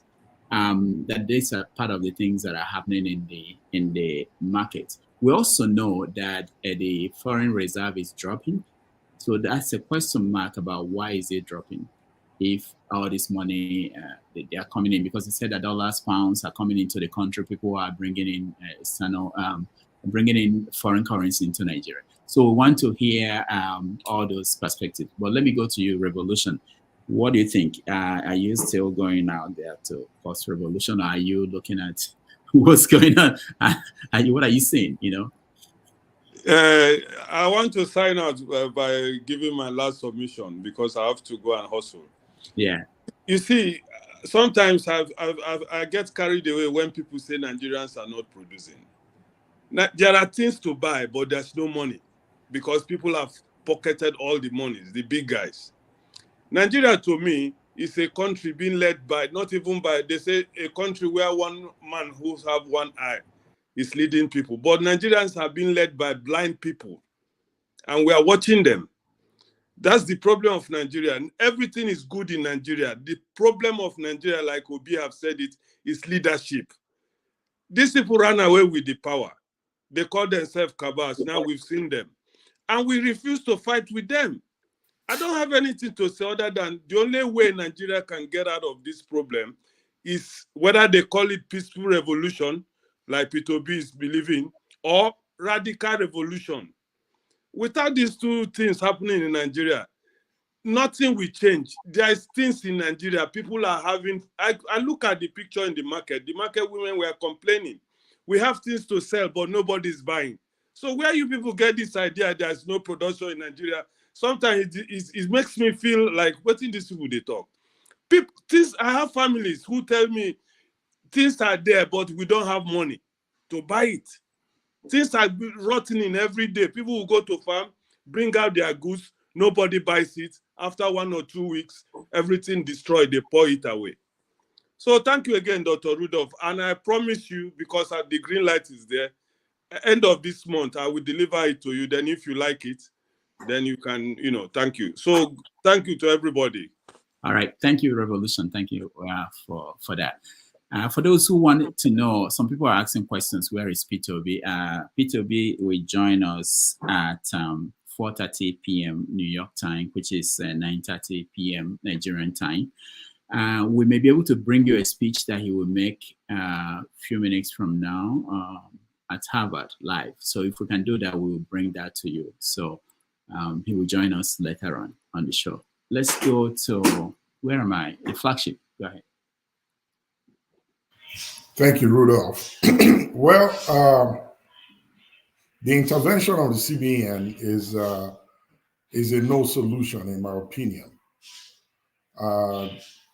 Giving out dollars and pegging it at a certain amount for those that are the operators of the BDCs in Nigeria is not a good fix that will transit into realization for the everyday Nigerian. Like I always say, until the resultant effect of whatever move or strategy they apply is felt in the pockets of the everyday Nigerian or the tables of the everyday Nigerian people, until that is seen, then it is a no solution.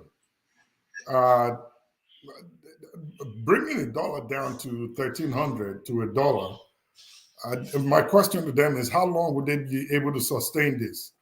I think it was Tuesday or Wednesday, I heard, is it the chairman of the BDC operators in Nigeria complaining that they are at a loss at the moment, because a lot of them bought when the dollar was high at 1,900, and now the government is making them to sell at a lower price.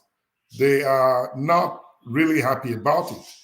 So even the intervention and the availability of the dollars given to them by CBN is still not something that they are happy without. Believe you me, in a couple of weeks, it's going to rebound.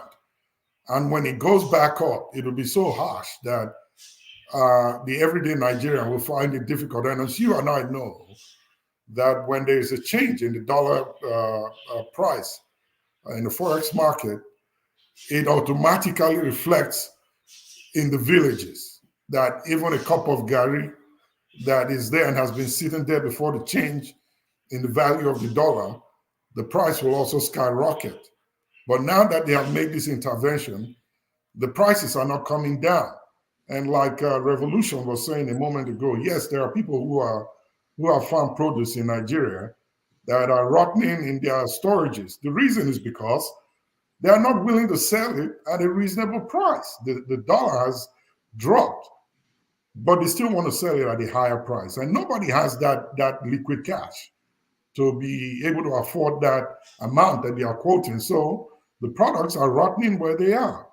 So until we get this effect where whatever changes they make shows up in the pockets or the bank accounts of the everyday Nigerian people, then this is not a solution at all.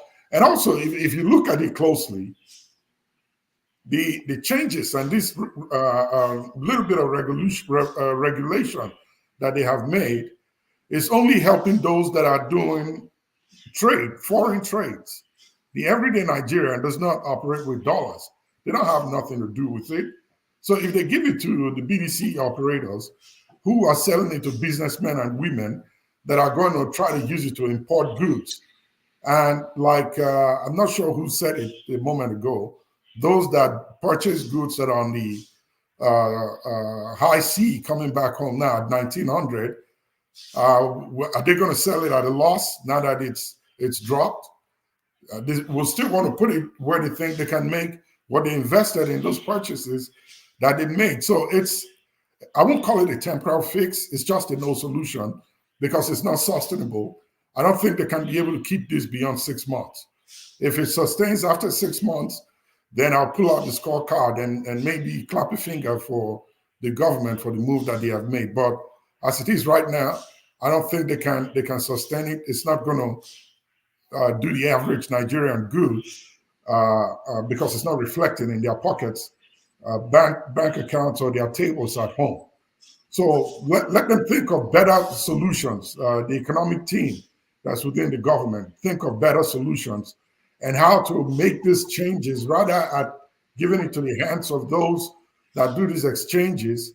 Try to take it down below to the everyday Nigerian at the grassroots level and see how we can make these regulations to affect the price of the common goods that sustains the economy, which we see mostly within the bottom spectrum of the people in Nigeria. So until that is done, I think we're still in the same situation.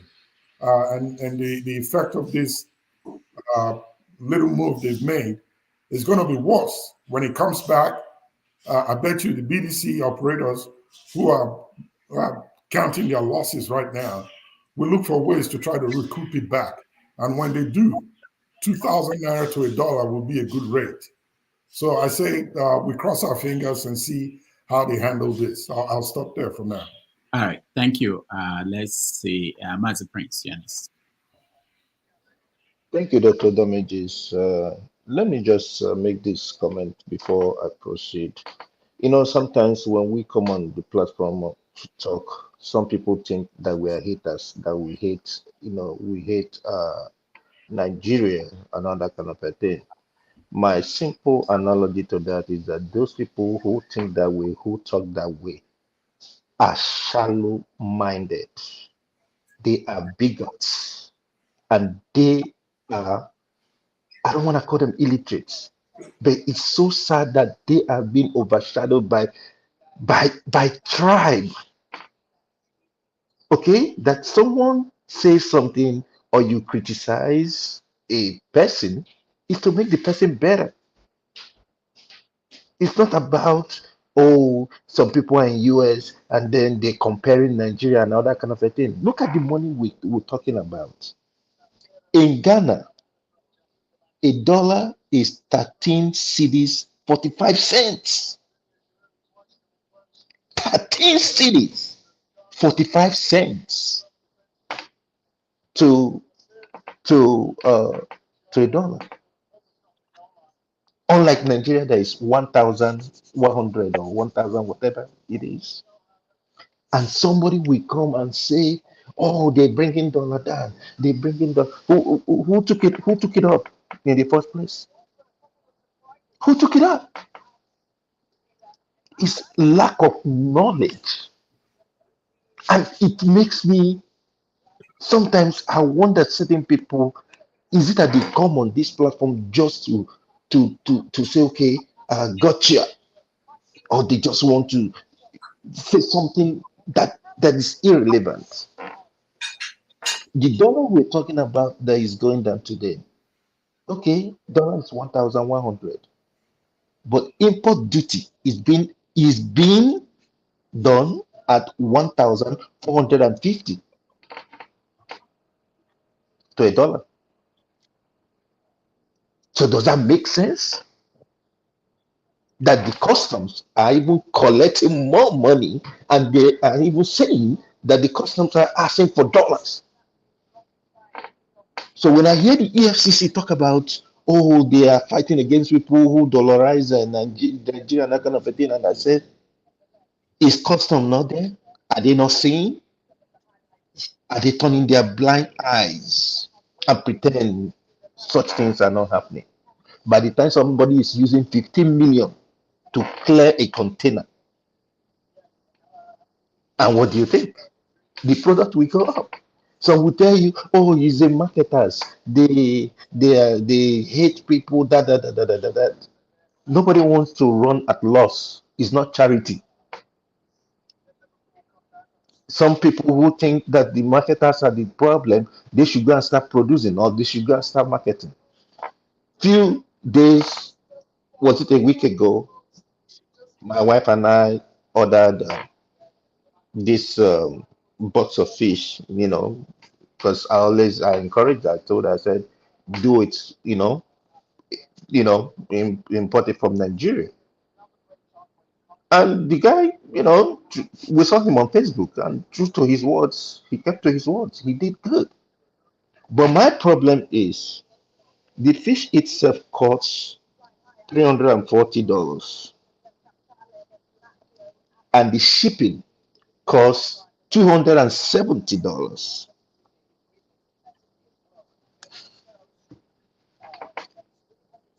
which, of course, is not going to the guy. It's from us, not the guy. In all these things, you think that the government is supposed to sit down together and say, you know what can we do? Like that guy that is doing the fish, I really applaud him. And I told him, I said, I will advertise him. If I have the chance, I will make him, I want him to keep doing what he's doing, especially when he's honest. But that's where we are.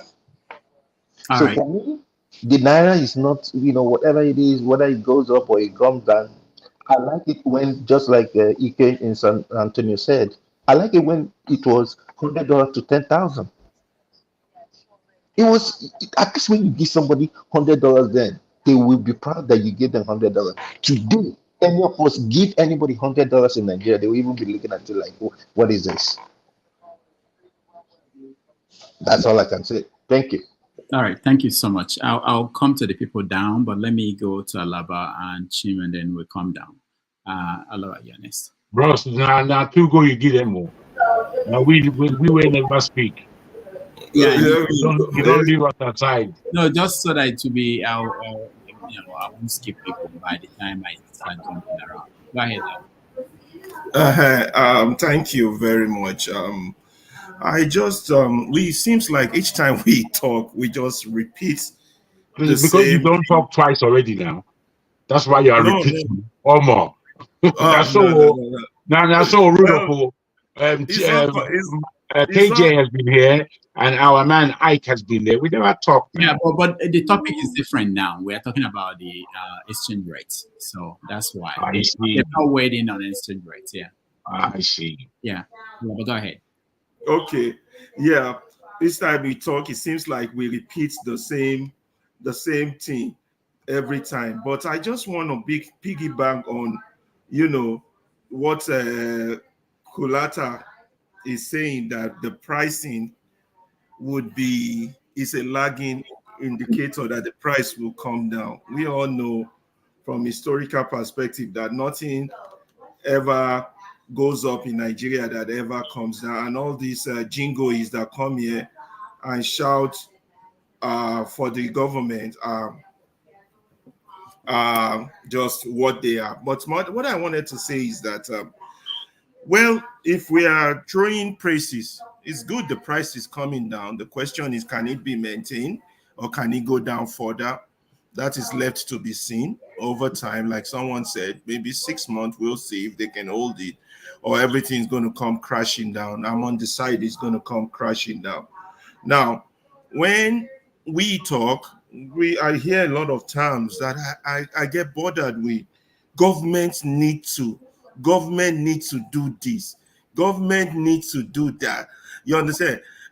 I'm disturbed by comments like that, because it seems we're not in a pragmatic reality of what our situation itself is. We are expecting the people who come on board with a special vehicle purpose to come steal and loot, to do anything. And the moment we keep expecting them to do, we are endorsing them. The Naira and money situation is still very fluid as it is right now, even though they want to take the praise that it's at least it's going down. But the fact is, can it be maintained?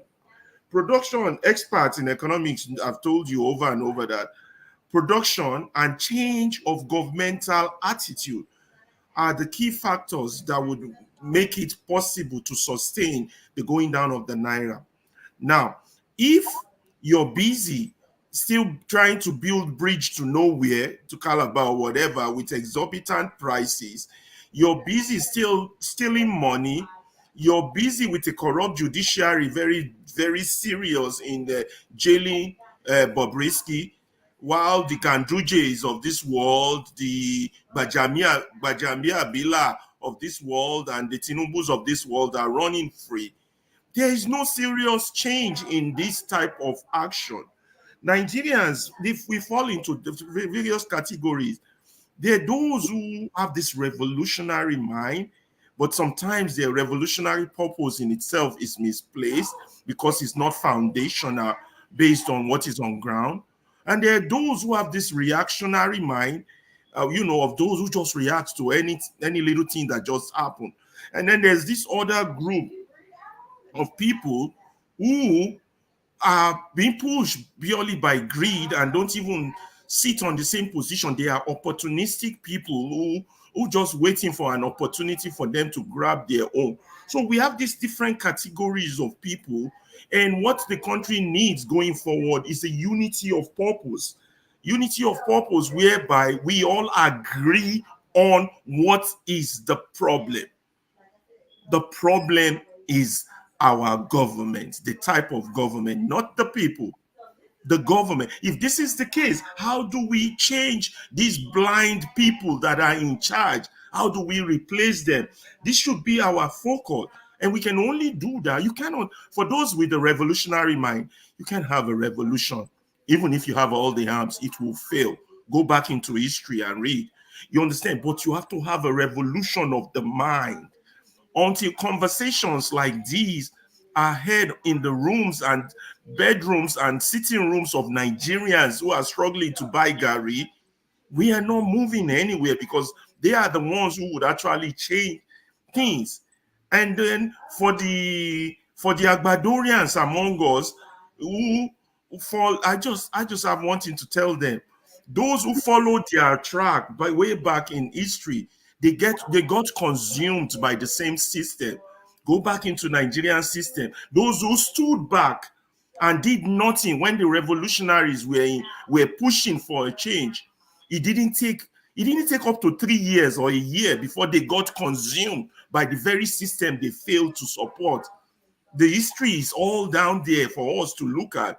And so now on this money thing, let me stay on topic. On this money issue, you understand, there won't be any tangible change. It will be that fluid. We will go down, we will go up, we will go down, and eventually we'll hang up being down, because the objective of those in charge is to make money. Is to make money at the expense of the country, at your own very expense. So they're not going to give that up because you all talking here, or they're going to give that up because they just have a moment of clarity. It's not going to happen. All right, let's leave it at that and move quickly so that we can get to one other topic or two before Peter joins us. Ike, the next.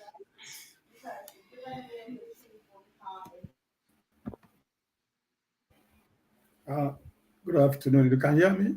Yes. Can you hear me? Yes, we can hear you. All right, he can hear us. So we move on to KJ. KJ, go ahead. Okay. Thank you very much, Dr. Rudolph, the man of the people, and every able panelist. I see my brother Chim and Mr. James. Mr. James, I want to send you something that you said last week, but that's on a different level. We'll talk about that privately. Okay, I like the topic, and I want to start from where my good friend Mr. Ferrari stopped. You see, the thing is with Nigeria, one of the biggest challenges is that when we are trading on a bad level, some people just keep praising the same system as if they're not even seeing what is going on. Now, on the issue of this currency exchange, I don't know how far we are going to keep manipulating it and think we'll get a good result. How far? How long? Okay, just like so, flagship said. Somebody said here before, the guy who have left. We have food products, produce in the market. People are not able to buy it, and you keep praising the fact that you are manipulating the system and adding, figures that are not there, and praising and saying that the naira is gaining, against the dollar. And you see, if you read the commentary, some people are already saying, because you are saying that the naira is not, gaining any force, you are not in support of government. Why should we all join together and be lying to each other? This same lie that have kept us where we are today, the same lie of been telling since Nigeria became independent, and we're still continually to say that lie. By the way, I want to say to the government, because I know they are always on this channel listening, they should also, EFCC should go and arrest Tinubu, because Tinubu, on just 3 days ago or thereabout, was spreading money in when Wasiu was singing for him. He was doling out the dollars. Okay, and obviously people are stepping on it. So he should equally be arrested and put to jail. I'm not saying I support the lifestyle of Bobrisky, whatever, but it's just, you see, they look for the little ones they can use a sledgehammer and kill.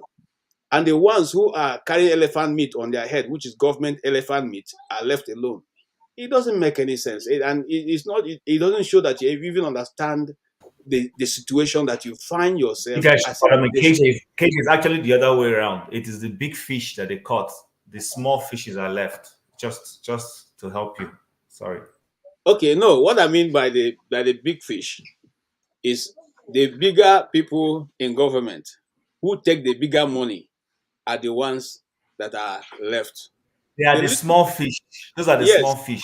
The little people who do not even have any, they're not in their actions or inactions, are not affecting governance in any way, are the ones that they use sledgehammer on and make sure that they suffer consequence of the big ones.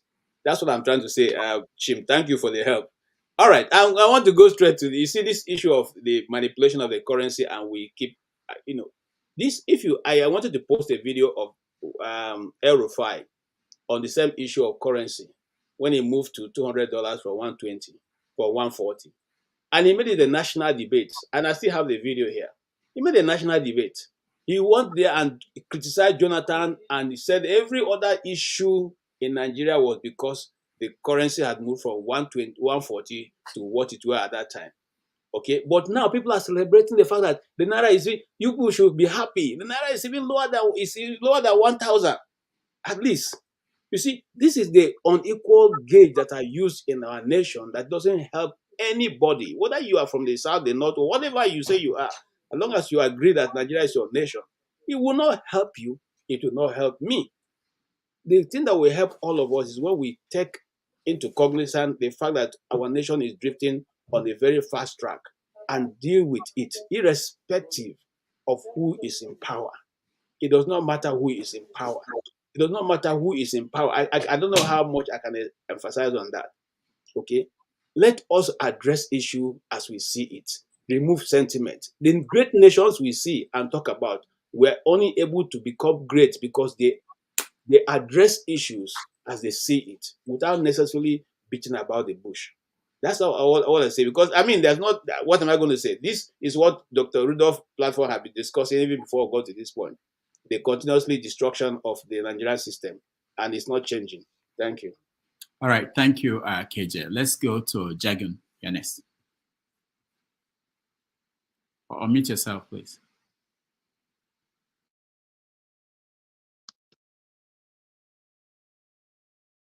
Good day, everybody.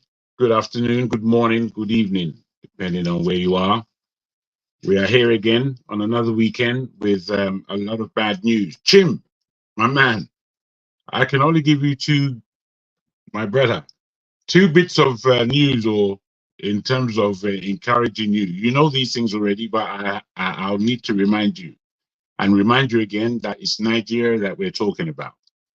The first thing, in order to bring your spirits to a point where we can begin to make decisions, is basically to look in the mirror. The second thing is to have a backbone of some kind of revolution in your heart. I think if we don't have these things, we may as well forget Nigeria, because Nigeria is not going to do it by itself. The way I see it, I don't know if this enters your system as we are of age. All of us are of age on this platform. You know, at the time Obasanjo was in, even though possibly many of us didn't think he was the man to do the job at that time, after about 3 years of him being there, we were somewhat encouraged that he's going to do the right thing. His tenure was over after 8 years with all the scribble that we note. And then Jonathan came in. And as much as madness was going on, we were trying to think our man is going to do it. Again, it just turned into a crock of nonsense. And then Buhari came in to waste 8 years. And again, still, we believed that something was going to happen that would benefit us. We have Buhari now. That, for me, I don't know who's confused here. I have no idea who's confused. There's nothing he's going to do for anybody. He hasn't the nous to do it. He hasn't the guile to do it. He hasn't the ambition to do it. It has none of these things that it will take for us to get at least on the rail. Because right now, Nigeria is off the rails. I think we appreciate that. It's not a functioning geographical space, because I don't know what to call it. You know, what I see is going on right now in the economy, and we know all the areas, that the economic areas and the political areas that Tinubu has already made. Now, given the space of where the currency is, you know, the whole idea of what do they call it? Where the whole idea of taking away subsidies, as much as it was in everybody's mind that there's stealing of money going on there, it was still benefiting the country as a whole. That was taken away like that for many reasons, and it plummeted us into panic. We haven't got after. We're not. Are we a year? We're a year now, aren't we? We're not quite up to a year, are we? No, we'll be a year in June, I believe. Is that right? Anyway, for Tinubu's 1 year term. Now, given that, we are right now in a crisis of currency. Now, we all know that where we are now, that Naira is woefully undervalued. But the thing is, so much money was printed in the last 4 or 5 months, and it hasn't added up to anything, really. It hasn't added up to anything because of our debt position and the amount of debt we're in. If we just think about our GDP is 500 billion a year, it should be at least 3 trillion. And I believe on a yearly basis, at least that amount goes into the pockets of our leaders, one way or the other, at least that amount over the years. And we've been watching this gap getting wider and wider and wider. And we feel it's not going to come to a point where everything is about to crash. We haven't come to the end of it yet. Because again, we are so deep into Nigeria, it seems that we're not really paying attention in the diaspora that we're in. If we look at these economies for what they really are, no, stop giving America the 21 gun salute, because the dollar is about to disappear from this planet. And when that happens, and I'm saying when that happens, what's going to go on with Nigeria? You see, if I will lastly say this, Nigeria has missed too many opportunities, just too many, in terms of where we are economically. Nigeria was supposed to have the ECOWAS market in its pocket. Nigeria was supposed to bring the first currency that took over a region. Nigeria was supposed to take all the Francophone countries, not only in West Africa, but in Central Africa as well, Central West Africa. This is what Nigeria was supposed to do economically. One way or the other, they have to get there. But they tried, they flams, they failed. And we're watching all of this. And somehow, as Ferrari has said, somehow we're looking at the government like they're real human beings. I mean, it's like, I can't reasonably, violence is not anything that I want to push. However, the mental revolution, the revolution of the mind, is not even begun to take place the way I see it. Lastly, ending with this. From the time protests kind of began in Nigeria, SARS, that was the young man's kick. But the generation above did not get behind SARS in Nigeria because they're just too afraid. There's no backbone, there's no courage within our people. We look to our leaders, and yes, they are to blame. They are the worst of us, but they come from us, I'm afraid. So anyone not looking in the mirror and thinking that it's those people over there, because that we like pointing the finger all the time. We're trying to blame. Right? Sometimes I wonder what kind of human beings we are, because we're not taking anything seriously.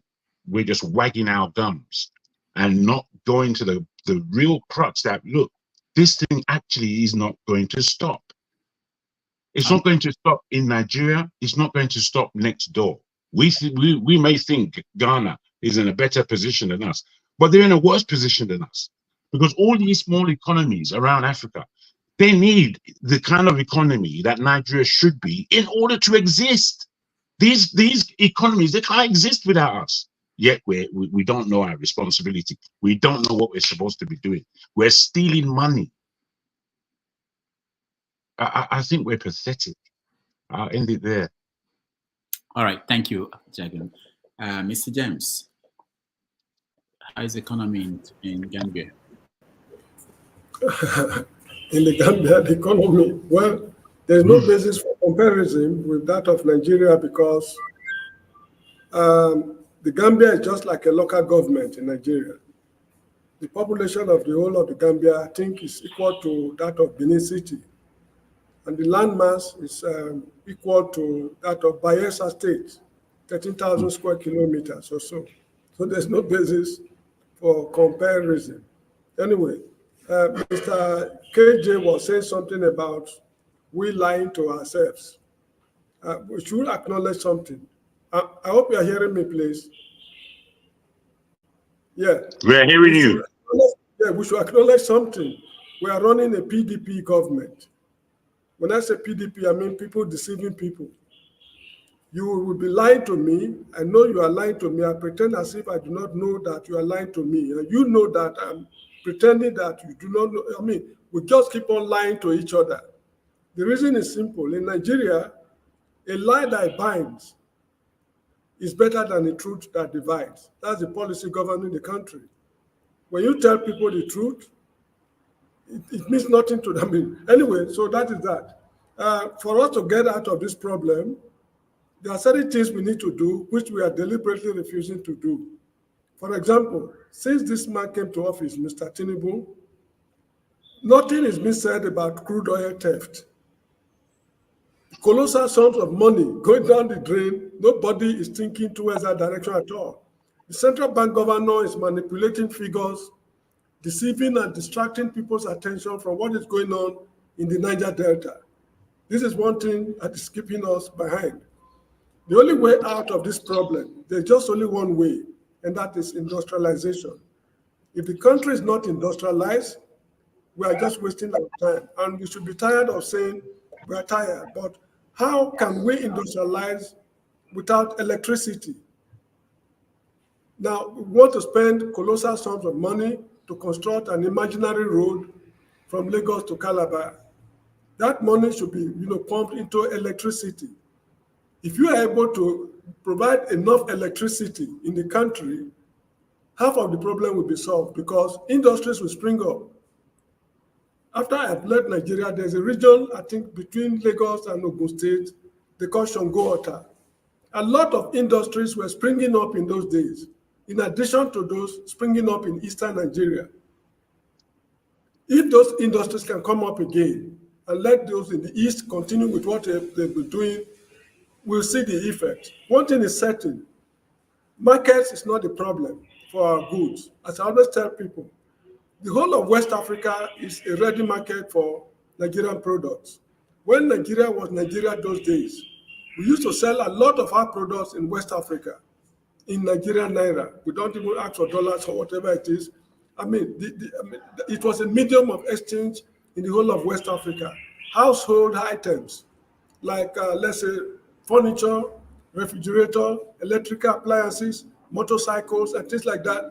If you produce, in fact, traders don't even need to go to the Gambia or Senegal or wherever it is. The Gambians are coming to Nigeria to buy those things and take home because it is nearer, it is cheaper, and it is more convenient. It's just about 2 or 3 days continuous journey by road from the Gambia to Nigeria. So it's better than going to Japan or the end of the world, New Zealand, to go and get whatever you want. So if we are ready, we will know that we are ready. And the only way out, as I've said, is engineering. All these shortcuts we are, embarking on, how to, make the naira more competitive or what, it's all not, to me, it's unadulterated nonsense. Any government that is not emphasizing engineering is not the government that will take us to the promised land. Thank you very much. All right, thank you, Mr. James. Tone, you're next.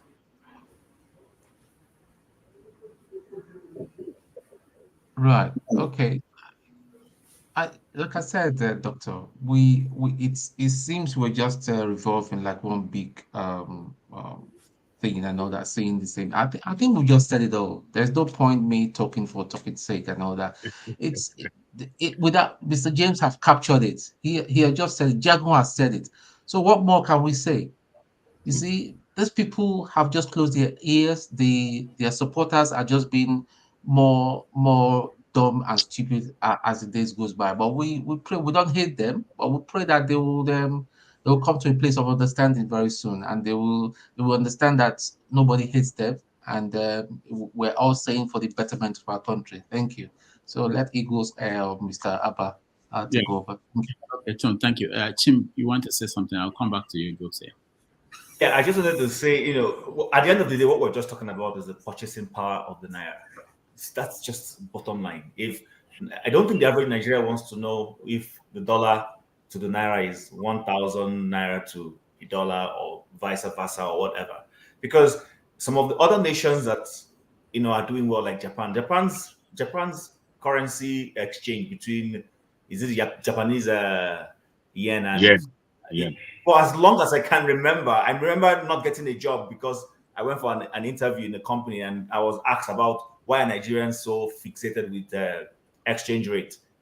And although I gave a good response, but the guy didn't feel I was able to have explained it from an industrial perspective. And so I didn't get that job. That's fine. But I still remember it very well. He told me clearly that, and after that, I began to read The Economist a lot. The average Nigerian is interested in that he takes his 1 naira to the market and his 1 naira is able to feed him and his family, especially for those who live day to day, hand to mouth. She or she earns money from her trade and is able to buy food for the children, buy bread, buy milk. You understand? Buy Gary. Even if she has to repeat it every day, she doesn't have the capacity to store. To buy foodstuffs and stuff, but and on a daily basis, her business generates income and she can buy and feed her family. That's what she's looking for. In every economy, we have those kinds of people. Even in the industrial economies we're talking about, there are people who live hand to mouth. But the fact that they can walk into a Walmart or a Costco or whatever it is and spend $20 and feed themselves is what they're talking about. So if those who are busy screaming that government is doing magic. Listen, if my purchasing power is low, forget it. And that's what we're saying. People have money, but that money cannot buy anything tangible. That's right. Can I just come in, because you reach a very interesting point. Forgive me, Jim, please. What you're saying is right to a point, and I was listening to you to see where you was kind of going. I'm not done yet. I hear you. But the Japanese yen is trading at a very low value. However, the Japanese have done 50 solid years of growth. 50 solid. They have an infrastructure behind them that you cannot Okay, believe. so that was the next point I was going to talk about. Remember at the beginning, if you listen to me, I said we're not producing. And I don't want to That's the bottom line. Yeah, I don't want to contest with what Revolution said. The fact remains we are not producing. Listen, if the government, like Mr. James just said, decides to invest that money they want to invest in that Calabar Lagos road into fixing infrastructure, into fixing security, so that the basic farmer in Benue State can go and do his farming and flood the market with food, we will not be talking all these things. It bugs me when I see people make it look like, listen, I don't want anybody to come and beg me for dollars.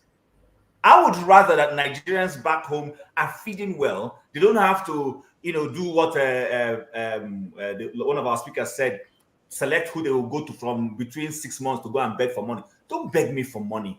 It pains me when a grown man, a classmate says, please, can you send me $20? Because he or she has calculated the volume of what $20 when I send $20. $20? Like, seriously? I would rather this person takes care of themselves. If I choose to send money to a friend, let it be not because the person is begging me, but let it be that I heard somebody, oh, their daughter is getting married. Oh, I can't attend. Bro, this is my contribution to wish your daughter a happy married life. Oh, you're doing something for your father. This is my contribution. Not that I have people who beg, sending you message. When someone just says, bro, how far? Already my tentacles are up because I know what's coming next. These things are not dignifying. It's painful. I don't feel happy living in the diaspora, and I am seeing people begging from home. We don't want that to happen. Let the value of the money, of the currency locally that people are able to expend, let it be able to buy gari for them, buy milk for them, pay their rent. That is what and if it's not happening right now, whatever Kadaso is doing is gibberish economically. Thank you very much. All right. Thank you, Chim. Let's move on to Eagles Air. You're next. Good evening, everyone. I hope you can hear me clearly. Yes. Okay. So thank you, Rudolph Okonkwo. I always love the program you always bring before us on the topic because it makes us to reason clearly and think about the future of what Nigeria is going to become. I believe that some of us here, we are employed in Nigerian government to give analysis of how the economy will be. And most of us here will give clear picture of what tomorrow economy will be. I want to say something clearly because this is what we need to look into it. What is that rating? When there is deceit and lies in leadership, the economy becomes unproductive. Then the currency suffer it. I say it again. When there is deceit and lies in leadership, the economy becomes unproductive. Then the currency suffer it. That is what is going on in Nigeria. Nigeria government or the people that elite, what they have in government is deceit and lies. Somebody know that if the economy is not productive, there's no way the currency will grow. And he keep on going on to borrow money and put into foreign reserve for dollar to come down. Then when the money you borrow finish, dollar go up again. Who is deceiving who? That deceit and lies that we have in government, and that makes the economy not productive, and the currency keep on suffering it. They know the truth. What is the truth? How do we make this country to be productive? They are not interested in it. We are interested to build a road or bridge from Lagos to Calabar, and the bridge will start from Lagos, not from Calabar.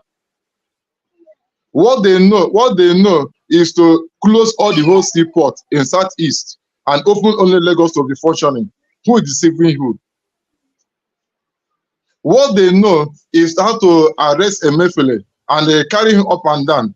And what they know is ESCC to go to and look for small boys and arrest them and let the big fish that be stealing all the home money, that is enough to build electricity, is enough to handle our security. Who is fooling who? So the problem of Nigeria is the elites. They know the truth. They don't want to handle the truth. What is the truth? Make this country to be productive so that the currency will have a value. If there is no output, there's no way the currency will have a value. Then what do we do to encourage our output? Here in India, do you know that government subsidize food? A whole family of 3 or 4 can use 20 rupees or 50 rupees, go by the side road and feed themselves very well and go back home joyfully. In India here, if you want to build your house, you go to government and borrow money. As long as you have land, you go to government and borrow money to build your house. And you will pay that money 10 years' time. Some of them say, will they pay it until they die? Their children continue to pay for it. This is a country who needs the development of the country. Elon Musk, that is trending everywhere, that is doing well in the economy. What happened to him? Government encouraged him through Obama. Obama loaned him money, gave him money. Today, Elon Musk is returning back to the economy of the country. What is it that the Nigerian government is doing to encourage indigenous company or indigenous modest micro company? Nothing. Rather, they look for a way to bring it down. In which way does they need to encourage? One, they need to make power to be stable. If there is stable power, electricity, small micro industry will begin to breathe. They will no longer spend money in petrol or diesel. Life become easy. Now, immediately the country started having productive, in fact, the currency began to get weight. Here in India, people will live 3 rooms and they use 1 room for factory. Ordinary slippers, ordinary beton slipper, 1 room, they use 1 room to produce it. And the government will encourage them, give them loan, help them to build their own. And do you know that if in India here, if we import foreign cars, foreign vehicles, the tax they are going to pay in that foreign vehicle is half of the money used to buy it in US or any country on Europe. But if you want to buy any car made in India here, it's cheaper. Have you seen how the government encourages their citizens, encourage every productive in India? But the Nigerian government, they prefer to go to Japan and buy Toyota and leave innocent alone. Then who is fooling who? So the problem we have in this country is that we refuse to do the right thing, rather we follow ourselves with deceit and lies, and the economy become unproductive, and the currency suffer it. And when the currency suffer it, a little person in the street cannot use the value of the money to buy something, because the money become nothing for them to buy it in the streets. Thank you so much. All right, thank you, Eagles Air. Janaba, you're next. Good afternoon from this end, everybody, and it's nice to be with you again, Rudolph, and the fellow panelists. On the issue of the currency, I don't have much to say. Whatever the abracadabra that they are doing, that bringing the dollars down, we'll see how long that lasts. Everybody has spoken about it, so in that regard, time will tell whether there is a structure that is supporting it, or it's about forcing people and to sell the way, or about putting money in the reserve. Whichever way they are manipulating, time will tell. Thank you. All right, thank you. Ike, let's try again. Ike, can you unmute yourself? Can you hear me? Yeah. You can hear me? Yes. Sorry, my internet has been off and on, and that is what it is. But I've been hearing the long grammars and big grammatical speaking for everybody. Listen, The people of Onyeama who are living in the forest now doesn't know what we call dollar and pounds. The farmers in Benue State who produce Nigerian food, that there is no access to them to produce that food, doesn't know what you are talking about here. The thing that put food in the table of Nigerians, they don't understand all this big grammar we are speaking here, right? Then what happened in Onyeama, we have forgotten it, right?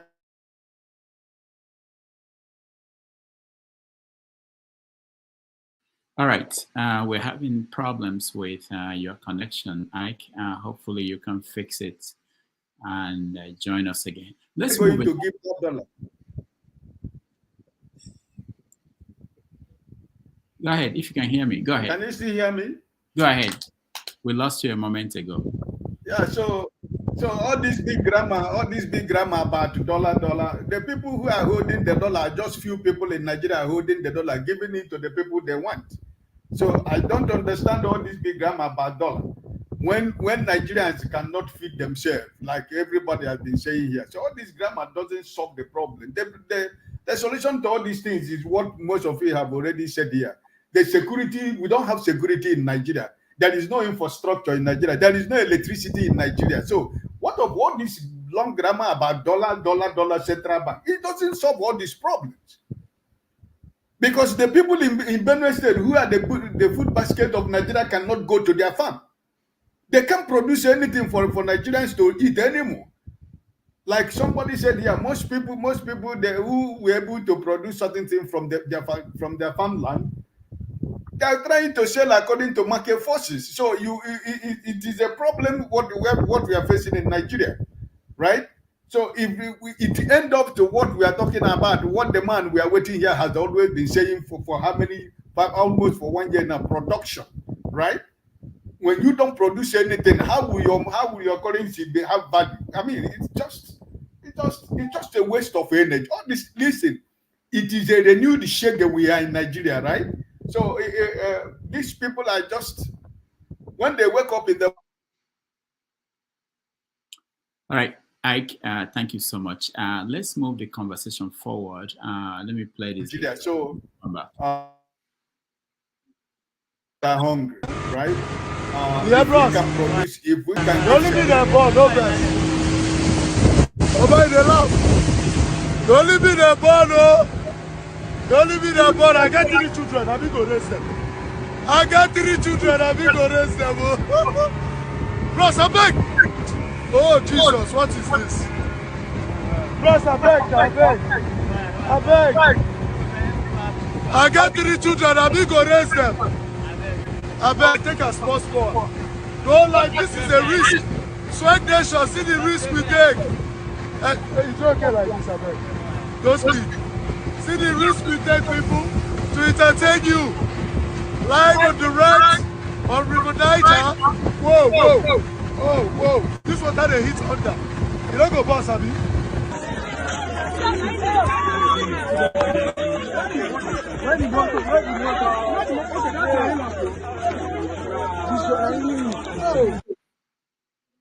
All right, this was a sad story out of Nigeria this week. Last Sunday, we had Stella who talked about the welfare of actors in Nigeria. And within the week, a sad incident happened there in Anambra State while they were shooting. It's a long story, but it is sad all the way. Not just what happened to the actors and the people, production team, but afterwards. Unbelievable. I want to hear your view on this, and then while we wait for Peter Obi to join us. Let's start with you, the flagship.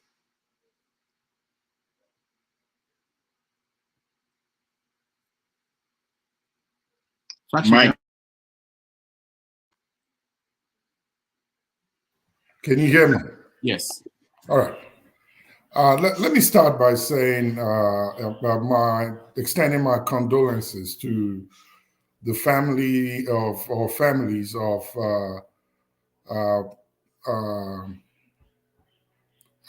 his name just skipped my head, but I'll call him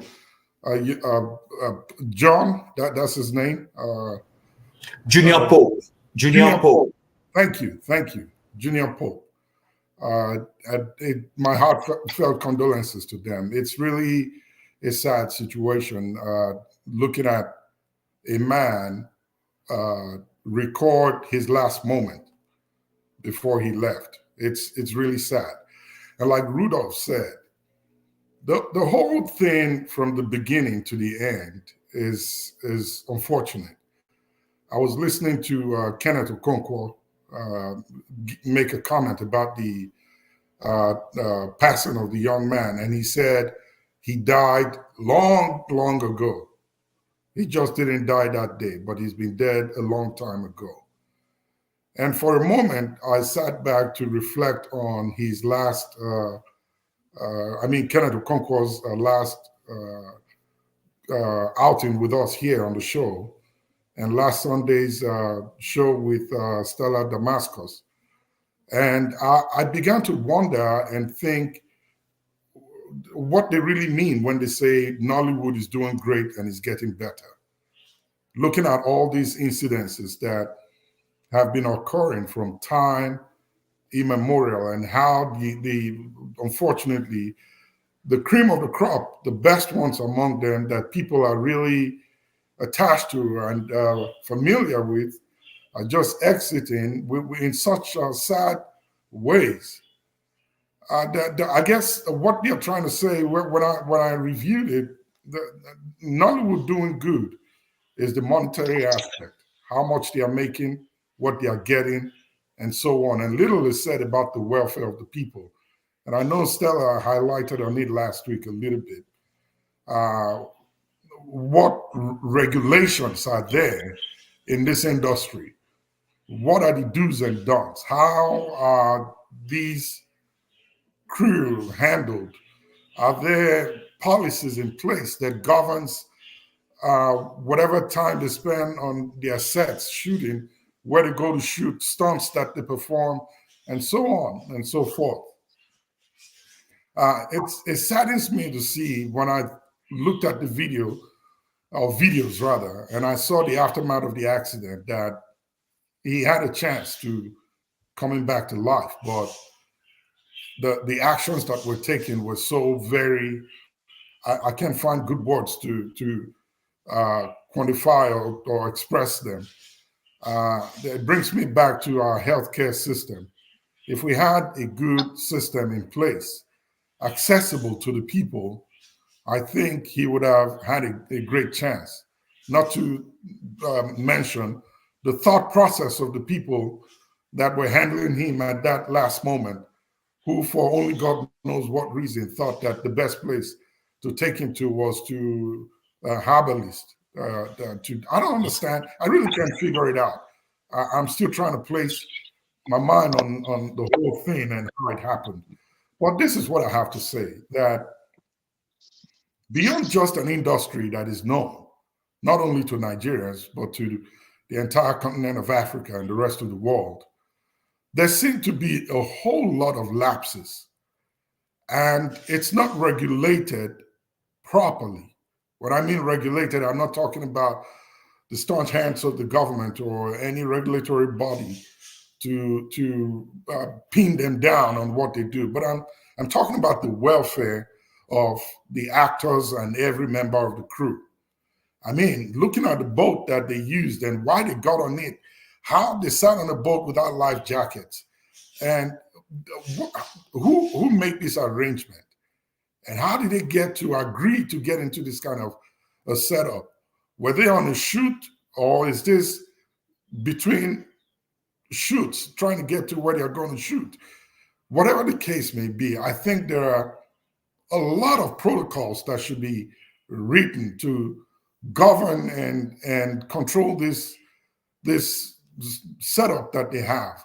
It seems like everybody that has money can get cameras, lights, and a crew can just get out and shoot movies without really looking into the intricacies of these things. What needs to be in place, what needs to be looked into, the do's and the don'ts of it. You just don't get out there and shoot without taking care of yourself first, to really figure out your safety first before you get out to do these things. So I think the bigger picture or moral from this is, within the industry, there's a whole lot of revamping that needs to be done. And then secondly, on our side, we really need to have a serious discourse on healthcare and access to healthcare for our people.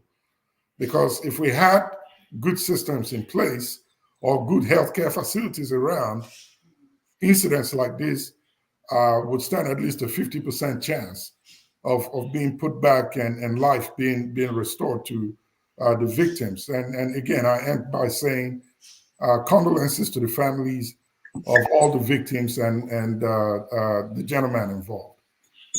Thank you. Thank you, the flagship. Alaba, you're next. That was such a sad story. I just heard that the man died. I think Pope Junior Pope or something like that. I didn't know he made a last-minute video. I didn't know the hospital failed him, but I'm getting to know those details now. It boils down to only one point: regulations.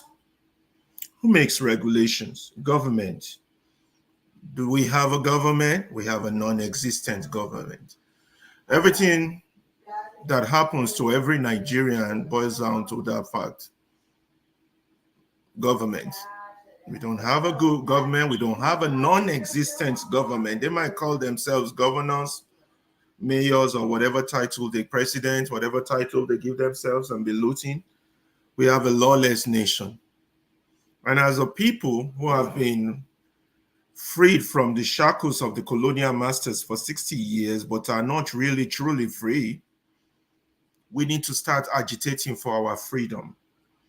Because if you don't partake in this conversation because you're abroad, or your children are abroad schooling, or you've made it, or you are the top echelon of the Nigerian elites because you live in Ikoyi, Banana Island, Victoria Island, and this issue doesn't bother you, or because you're a big Hollywood star who's made your millions from a stage performance, or you are rich as Dr. Rudolph here,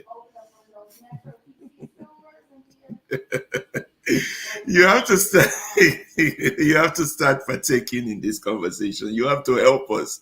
You have to join us. If you think we are dreamers, please join us in this dream. We want a new Nigeria, a different Nigeria, because what happened is that if you don't partake, if you go about your own normal life, I have gone about my own normal life for the last 35 or 40 years. Eventually, God forbid, Nigeria eventually happened to people. Those who never partake, eventually that system will happen to you. So before it happens to you, join us. If you're rich, if you're a millionaire, help us sponsor media houses so that our voices can be heard. Put money on people who talk. Sponsor this medium. Establish more things so that every night, because one day it will touch you. You can be close to the corridor of power all you want. You can be rich all you want, but that Nigerian thing will touch you the way it has touched Bobrisky, the way it has touched Junior Pope, the way it has touched Mohbad, the way it has touched Fela, and we're going way too far now. Let's stay within the confines of those close within our timeline. The way it has touched people, you understand? Even all those who failed after that first initial coup to help to join in that revolutionary fight, within a year, the same system consumed them all. Consumed them all. And those that it didn't consume, it consumed them during the war. And those he failed to consume during the war, it consumed them in the 70s. Make matters worse, it consumed more people in the 80s, and it's still consuming. Join us. Sponsor media houses. Let us talk. Let us be bringing light to this evil. Now, regulations, the media, the film industry, they don't have regulations adequate to take care of things like this because we don't have a government. And I won't be a party to those that say the government should do this. I will be one of those that say we don't have a government. We need to bring them down. The people there are just opportunistic hooligans taking advantage of the fact that you don't know they're not supposed to be there. So the day you know, we will drag them down. We will stone them. So awareness, information, it will happen. It hasn't happened yet, doesn't mean it's not going to happen. All this, I want to run away. Yeah, run if you can. But once you get to where you're running to, join us. If our voice is loud enough, if education is loud enough, that man should not have met his hand so quickly. I'm not saying accidents don't happen. Don't get me wrong. Yes, accidents happen. But in a normal society where people have brains, you don't get on a boat without a lifeguard. You don't go acting without somebody regulating that acting. Let me stop there and get me some water. All right, thank you. It was total system failure. I got a lot of calls from people who said to me, "You're from Anambra State. I didn't know that state is so backwards. People are thinking this way." Until we get close to incidents like this, we don't understand how behind we are as a society. Chim, you're next. Yes, Rudolph, thank you for bringing up that point. I'm going to start from exactly there because just yesterday I went to visit a family friend, and there were lots of us in there, and this conversation about the movie incident came up, and a lot of things cropped up. One is I heard people say that I'm not sure if it's accurate, but so I'm going to give room for anybody who wants to say no, it's not accurate. I hear that guy would have survived, but people started bringing in clandestine processes into the whole thing. That's what took his life. No, use English. That's not English. What is it? What's what? What is clandestine? What okay. You are the professor here now. You're supposed to be the one helping. No. Are you afraid of saying juju and going to? Okay, started bringing in fetish. Good. Okay, all right. So I like clandestine, brother. I like clandestine. So people started bringing up fetish beliefs into it. That's what led to the guy's death. Someone just, missed drowning. You're supposed to, give CPR and all those things. And then they started talking about taking him to one native doctor. And then even now that he's dead, there's a contention about whether his body should be buried by the riverside and all. I'm asking, of what significance and values are these things? So, but, I know government should be responsible for having a regulatory framework for virtually everything that runs society. I agree. But nevertheless, when I've been privileged to be part and parcel of a movie production, I've been a background extra in a movie, and I know how we're taken care of right here in Canada. You will find that at the set there's fire service there, there is medical service there. There will be a police personnel in that place just in case there are things that go wrong, and then there's a holding area where people are held. When it's time for you to go and play your part, they take you from that holding area in their vehicle to where you go and play your part. When you're done, they bring you back to the holding area. If it has to do with moving into water territory like this, there will be lifeguards. There will be, you have all your safety measures in place and all those things, which was totally lacking in this particular situation. So, again, to all the people who have spoken, yes, perhaps this is where regulation, and it takes me back to the conversation we had last year when we were talking about this whole thing about fire service, about a certain market. And then I said that market in itself should even have a fire service station, not trying to force people to buy a fire extinguisher personally. Now government is going to come in. Maybe government is going to wake up now, but government is not going to wake up now and come in with a good intention. They're going to come in now with an intention to take advantage of the situation and create a market for themselves. Just watch. Somebody's going to come up and say, okay, henceforth, we have to do this, that, and then suddenly they will now empower government. It will now become another milking process. These things are doable. Every time I say it, I say, there is nothing fundamentally special about the white man. Trust me. If you remove legal processes, you remove the law, the white man will be as exactly as a black man is in Africa. They will break laws. What is keeping them in check is the fact that there are processes, not because they like it. Some of the average people don't want those processes. They would like those processes removed, but those processes are there. They are there to make life work. It's not convenient. And the government is not asking it to be convenient. The government is putting it so that things are done appropriately. So I think we need to start waking up. I worked for a telecom company once that had an office in Apapa and had another office on the Victoria Island. But because of traffic between Apapa and Victoria Island, we don't go by road. If I had a meeting in another department and I needed to go for that meeting from Apapa, where my office was, to Victoria Island, we go by boat. The company had boats.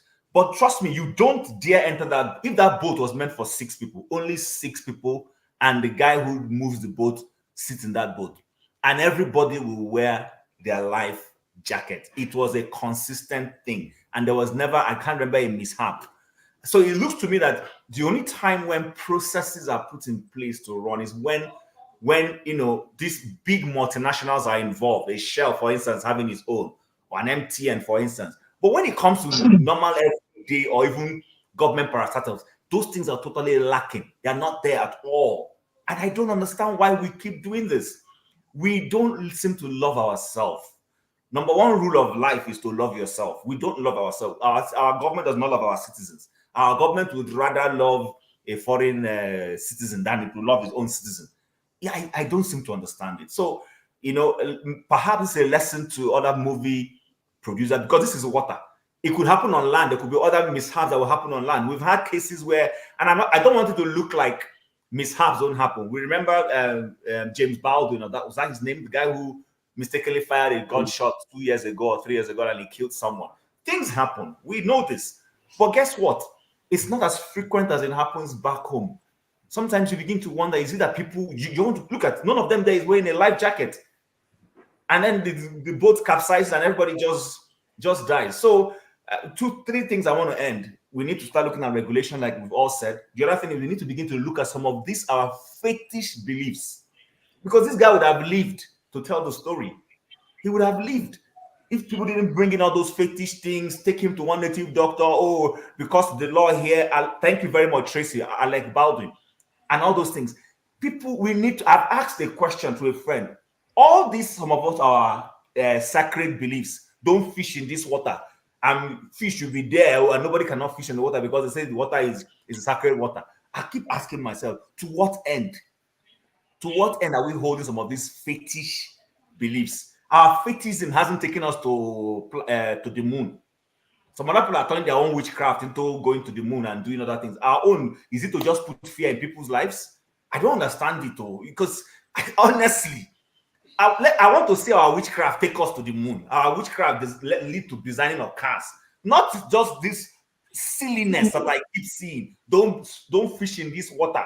The fish is sacred. If you fish in this water, that fish will go to another water and somebody will catch the same fish.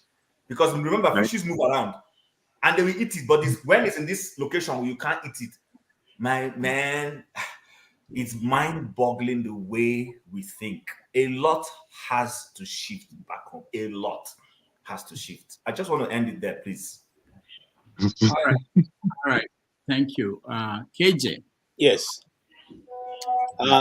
Thank you. I'm going to speak at 2 levels. First of all, as a professional in the business, like I said, my first degree was on theater arts, and I did it very well. I know they say I'll be total performer. Now, I'm going to talk about what people have been saying, like what Chim, my brother, said about regulation. It's not totally because there's no regulation. What lacks is mostly because most people who have money, just like Stella Damascus said last week, that this business was being run by industry or people who are just businessmen.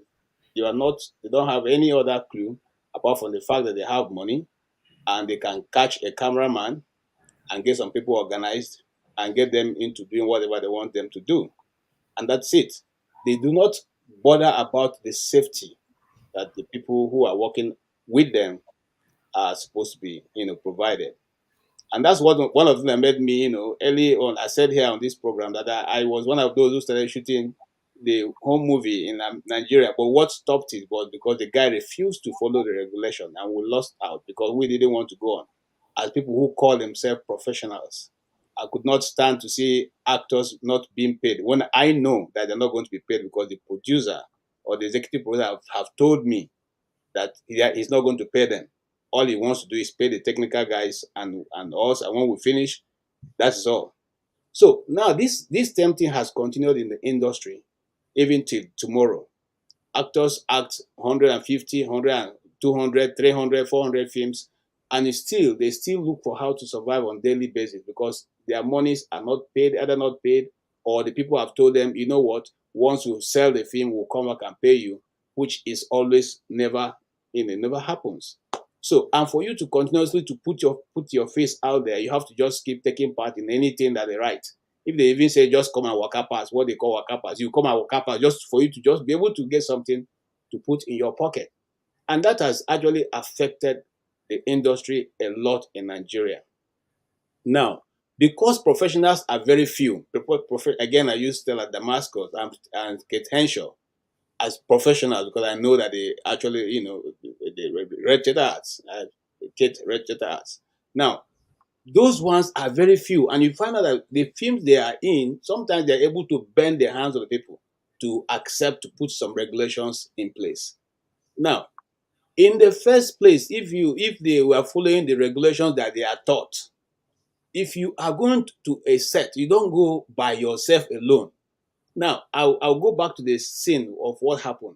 There was a police, or there's still a police post, a marine police post somewhere around there that they could have been able to rent jackets from, or at least even get those police people involved, because producers want to save money. Sometimes they don't involve people who are supposed to be part of it. Now, I've listened to all the video. I mean, not all, but some that have come to me, some have come to me, and even the one that the guy was talking about how it happened, it's not totally how it happened. The ones that have said that the guy would have been saved. No, the guy had spent almost 3 hours under the water. How can he be saved at that point? How? So those who are parading the fact that he was brought out, alive and all that, may not be necessarily telling the truth. I was in there. I'm only discussing from the point of those who were on ground when he was fished out of the water. Now, the other part that Tim touched about, which I want to dive into a little bit. If you did community theater, one of the things you learn is that when you go to a location, you have to obey the people's custom and tradition. You don't go there and say, okay, you are coming from an ivory tower, and so this is your idea of doing things. No, you learn. That's what the community is all about. You learn how the people, what are the ethos, what are the things, the value, the things in place. These things may not be anything to you, but because they put value in those things, you have to be in that community. You have to understand and obey those communities so that you can, achieve your aim and go away. In this case, in the Igbo land and most part of Igbo land, when people are drowned in the river, it is believed that those people are not supposed to be taken into the community because it's going to attract other things. I don't want to go into this. I don't have I'm just telling you from the point I know. The other part I don't know. So they are most of the time buried by the side of that river. Hold on, KJ, hold on. I've never had this before. So you said it's Igbo thing, but can you say the specific area that you know this is about? Because Again, I'll give an example. Yeah. Around my area, okay, if people drown, they don't take them home to go and bury. They bury them by the side of those rivers. Go and research. The authority of the family. Sorry, yeah, of course the family know this. I mean, it's not a new thing in Igbo land. Okay, research. Okay. So now, aside that, and I'm not saying because they expected believe. Let me say again, that's something that Jim said, which I want to agree with him.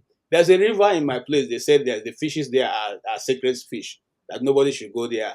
And when we are growing up, when we go to the communities, we are very careful not to, touch any of those fish. Okay. But I believe that one of the things that those laws were set because that's the stream where people drink from.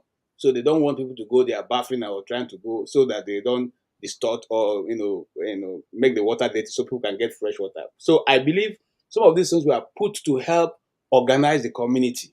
Now, down the many years later, I went back to the place and I don't see any fishes. And I asked my mom, what happened to this fish? I can't see fish. I say, oh, these stupid young men who are now everywhere have gone there to eat the fish. So the young people now went there and harvested the fish that have been there for so long and ate everything. And they are still alive walking around. So some of these things are put to help guard the community.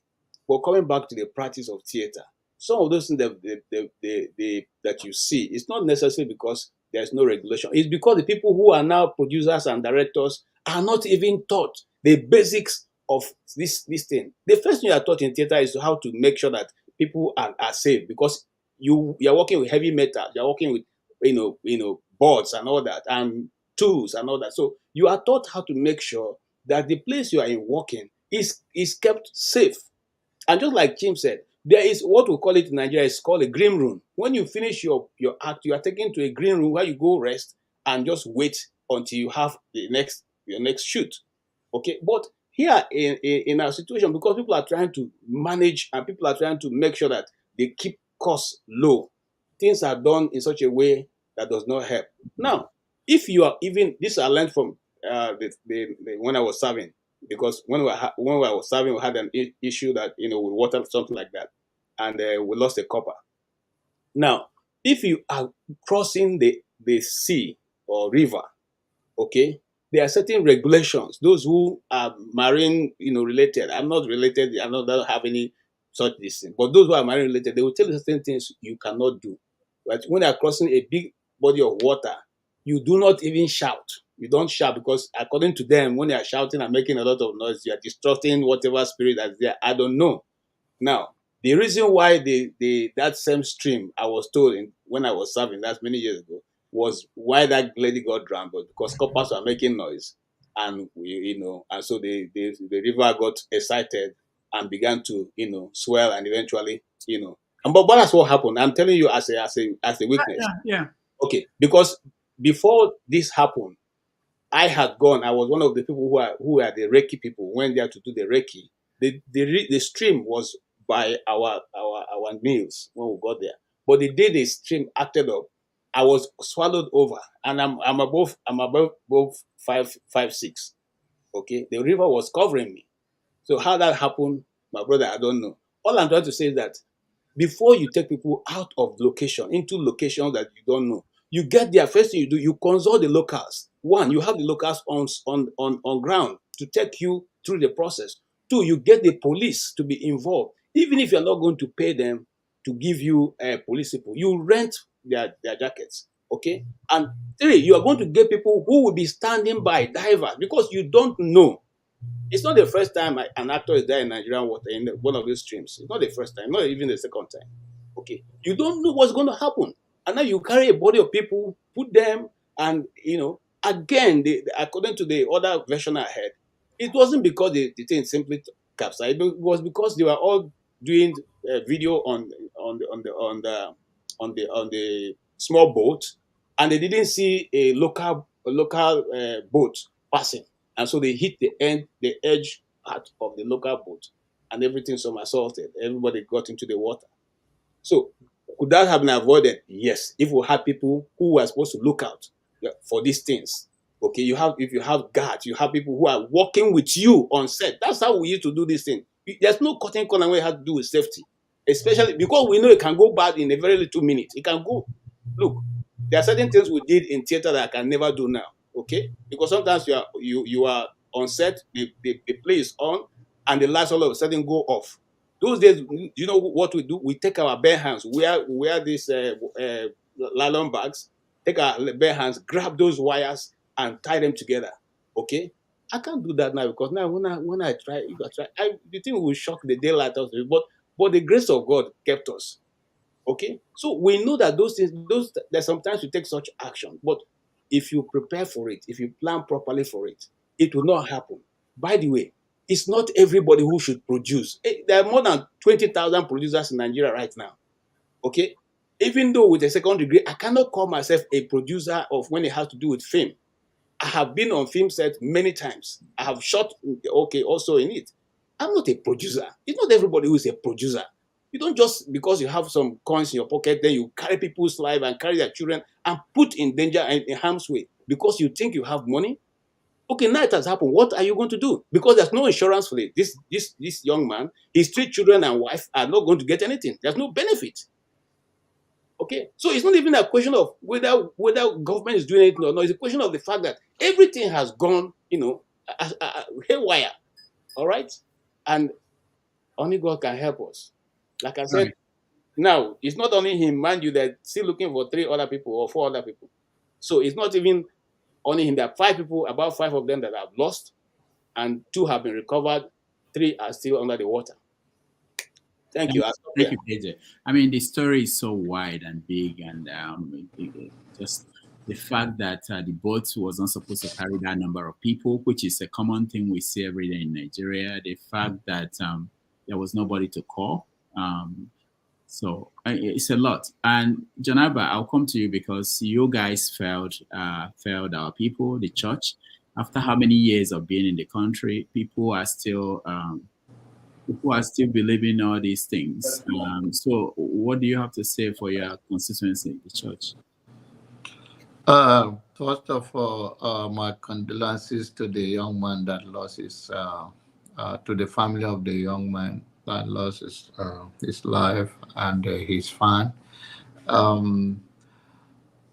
I think we have traditions and we have cultures and customs that guide every activity. But first and foremost, I don't think Nigeria is where common sense is not common.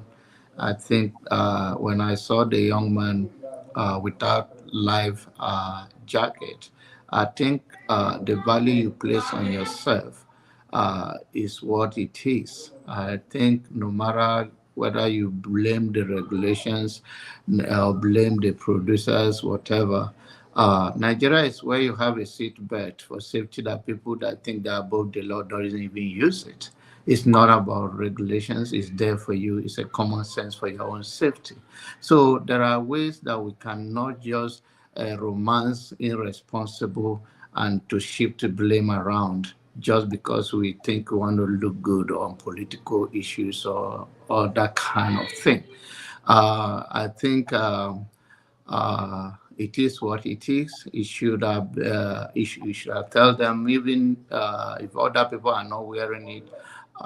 If we believe in himself, we say, I'm not going there. But these are desperate people who want to just do anything to put on Facebook and YouTube. But unfortunately, this has happened. And I hope we that are alive will learn from this. I was on convoy from Enugu going back to my place. And we just left gas station. And the drivers told me he wanted to pee in the middle of the road, middle of the no house, nothing. And I told him if we pull over, I'm going to break his head and take over the steering because there is no reason for you to come and pull over here in the middle where other people are in convoy going, and then you're going to stop me. And I told him, I can drive. Don't look at me. I cannot drive. Because there are certain things you have to look out for yourself. You have to be yourself angel at a time. And you can see he's talking that, oh, I'm the only child of my parent. I have 3 kids to go back to, and all of that. So it's sometimes like, is he seeing his own death? And what did he do? He did not wear life jacket, no lifeguard. So I believe people should place value on themselves, regardless of whatever we talk here and there. And when you come to about church, you can talk to KJ. Is more traditional than I. I'm not a traditional person in terms of a church issue in my head. By the way, I met with your girl in Enugu, Blessing, and we have a good time. We went around with other family. Hold on. You met Blessing? Yes. When? Last week. Oh, okay. Because I didn't know about that. Okay. All right. I was in Enugu when I commissioned something there. So to say that church have their own role and tradition have their own role, like AJ said, there are things you don't do around the water. That is the belief. Whether he work for you or not, when you turn around, I don't dream more often. I dreamed last night. I saw my uncle in my dream. I will ask him next time, well, why did I see you in my dream? So there are things that you don't do, and there are things you don't go to places and disobey them because you think you can get away with it. Everything we have, whatever you believe work for you. That's what I believe in my own word. And church do not fail you. If church fail you, is just like it is what it is. Church is church. Go and ask them in Israel, why are they bombing Gaza? Thank you. All right, thank you, Janaba. Jagon, you're next. I'm still trying to understand a few things about. Okay, Jagon, go ahead. We'll come back to that. My condolences to the young man. You know, as you were speaking about him, I did see the story, but it didn't stick in my mind. So I went to check the name, and immediately I saw the person being so young, good-looking man that is dead. It came as a shock just now. You know, I'm coming at this thing thinking from many angles. Again, looking at the disappointment that is Nigeria. Now, that don't happen to him now. I'm not saying he doesn't have a responsibility, but Nigeria don't happen to him. What I mean by that is, I'm coming from a media background, so I've done many things in all levels of film production. And there are those who are making their films on a really small budget. And they have an organization, but they don't have all the paraphernalia as in a bigger budget setup here in the UK.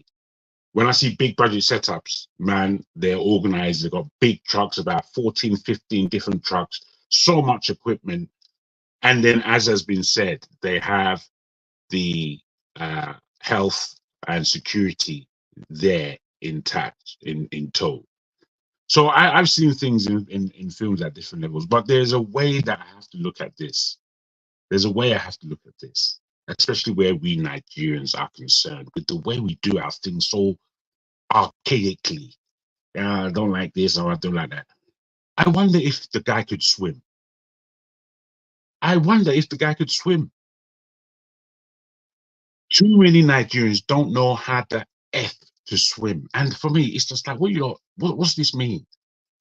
I understand I'm an Ilaje man. We are swimmers. You understand? We don't muck about. We enter that sea and we swim. That's how we come up. All my family on my dad's side, all of them can swim. Male, female, goat, chicken. All of them can swim on that side. On my mom's side, not one of them can swim. And it's just like that, as far as everyone's concerned. The importance of these things, it doesn't seem to touch us. The water is a natural phenomena. You can't play with the water. You cannot play with the water. If you are saying that you are going to be filming on the water, which is now a lot of different levels of concentration that you need to get through what it is that your objection is. So now you've gone, you set up whatever you're filming. You yourself can't swim. The fact that it doesn't have a life jacket on is a thing. The fact that there's not enough money for a stuntman is another thing. The fact that on the film, to show a life jacket, once that film comes out, that's going to be an eyesore for whoever's looking at that thing. Because, well, maybe it won't be, because he was on the water. And that is how Nigeria is. Because I always see, you know, when people are on the water in Nigeria, they always wear that life jacket. And to me, it looks a bit archaic, but it is important. It is important. Most especially if you can't swim. 2 flaps in the water if you can't swim, especially in a river, you're going down. In river, there are currents that you don't know. You can't see them on the top. You can't see them. Testing water ground, as has been said, is a serious thing. I don't know how we think. I can't really understand how we think. But at the same time, what we commonly do is give our life for free into the wind. The life that we should give to emancipate our people. No, no, I can't do that one. No, I'm not gonna die. I'm afraid to die. But then we're just dying like flies for free, up and down. Now, for me, my last point really is this whole Nollywood phenomenon, as has been spoken last week by the young lady who was here. And as I've always thought, because I'm in this industry, I'm not in the industries per se. I'm not an actor or anything, but I'll give anything a go.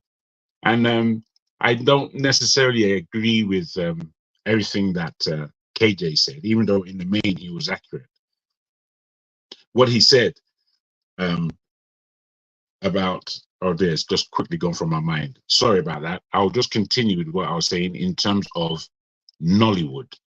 Nollywood, since its beginnings, I used to look at these films and think, what the hell am I looking at? This is nonsense. And gave it no chance. After a few years, well, I come look now, I thought, these guys get stories. And you know what? These guys, they can act. They can actually act. I began just listening and checking out these stories. As I'm listening and checking out, I'm thinking, my goodness, man, this thing is powerful.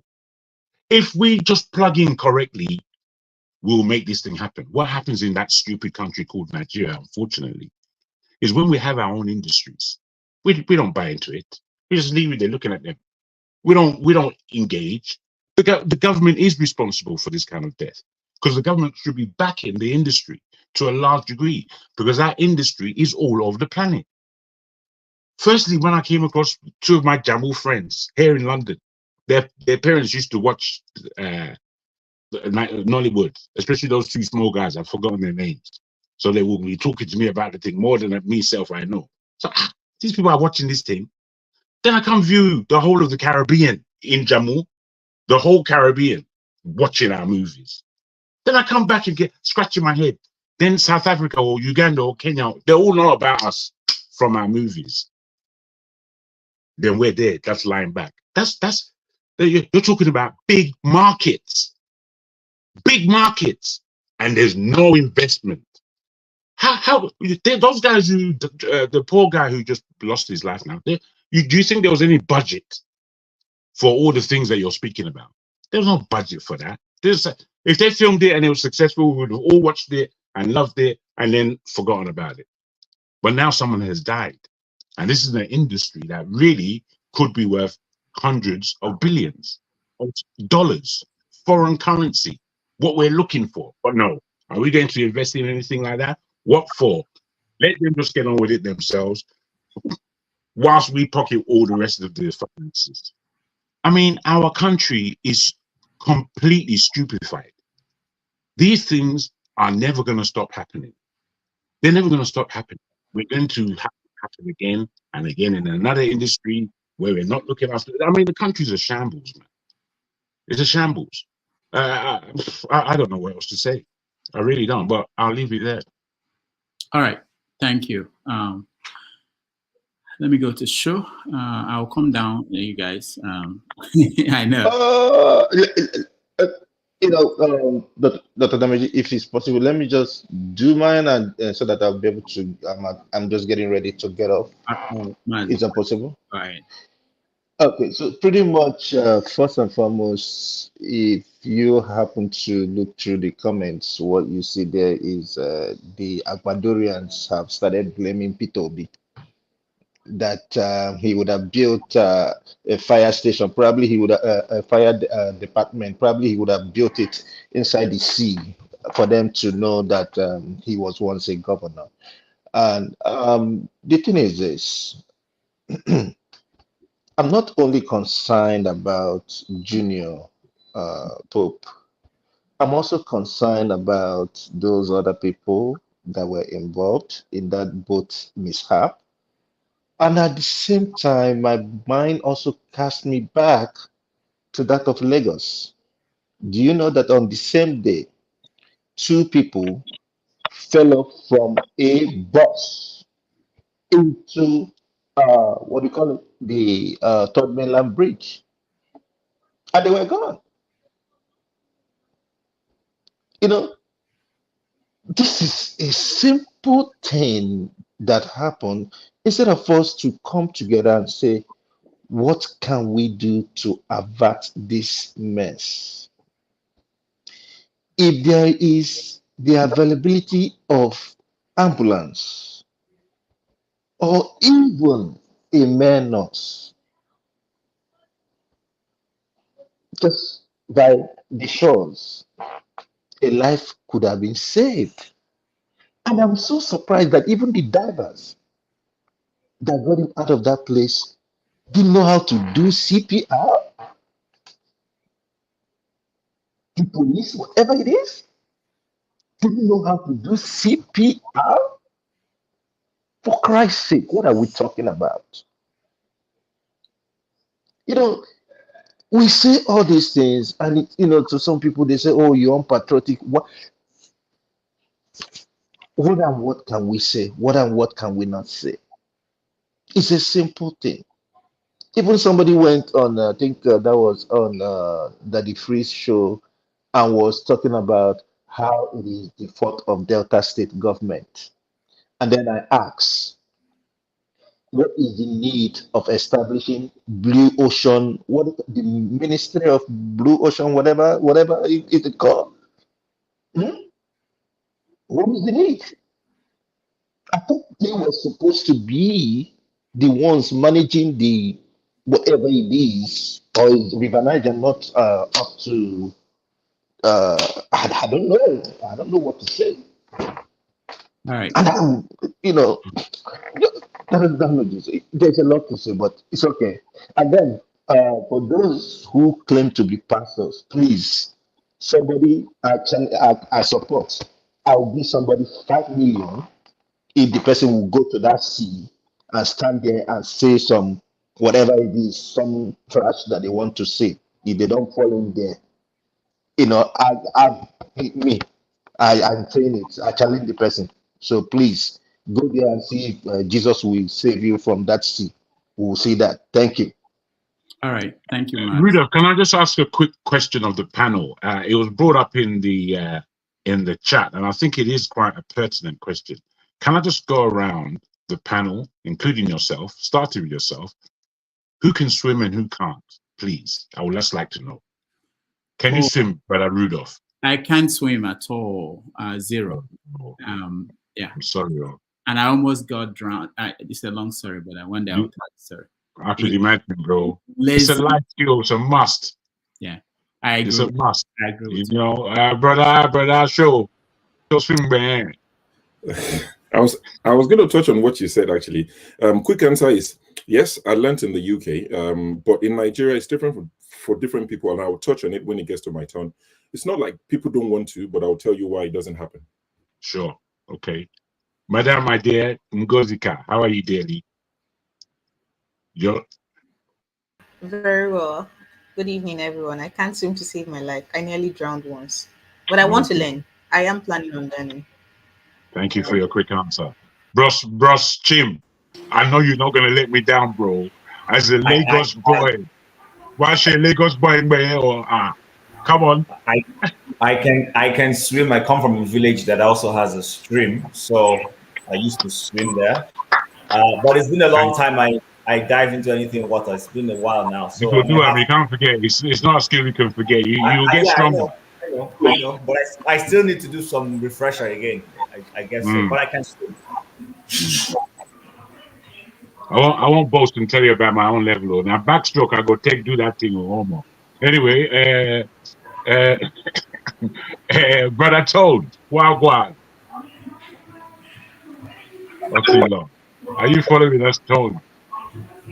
Yeah, I can actually, because it was one of those essential skills that you need to have in the academy.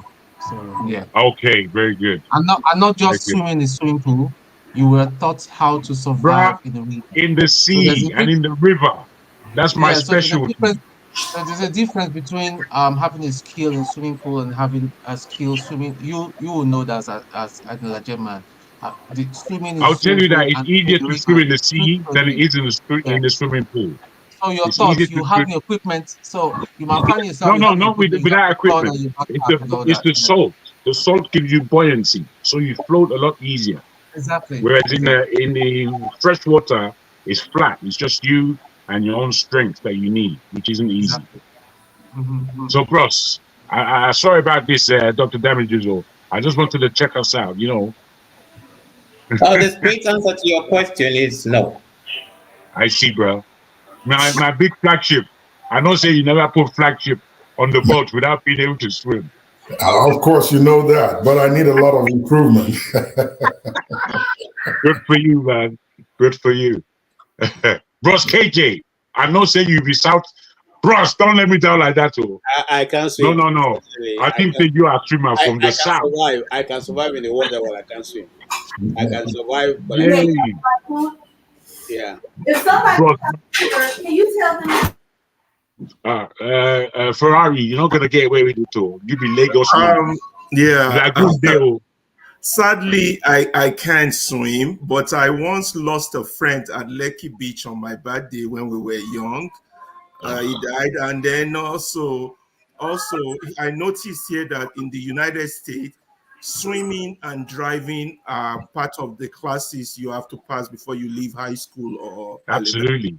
You have to know how to swim and drive before you graduate from high school here in the United States. I can swim, and I once almost drowned at a water park when I took my daughter, and the little girl was just laughing. Dad, you can't swim. I've been Nigerian.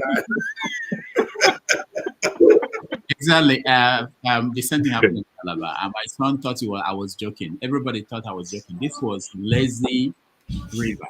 That is the lowest on my below my knees, and I tumbled, and people thought it was a joke. I almost drowned there.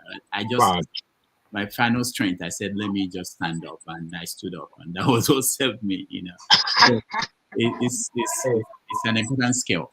But beyond that, I think there are so many levels of failures. We're looking at this incident, and we think anybody that goes to Nigeria should actually be worried about emergency systems.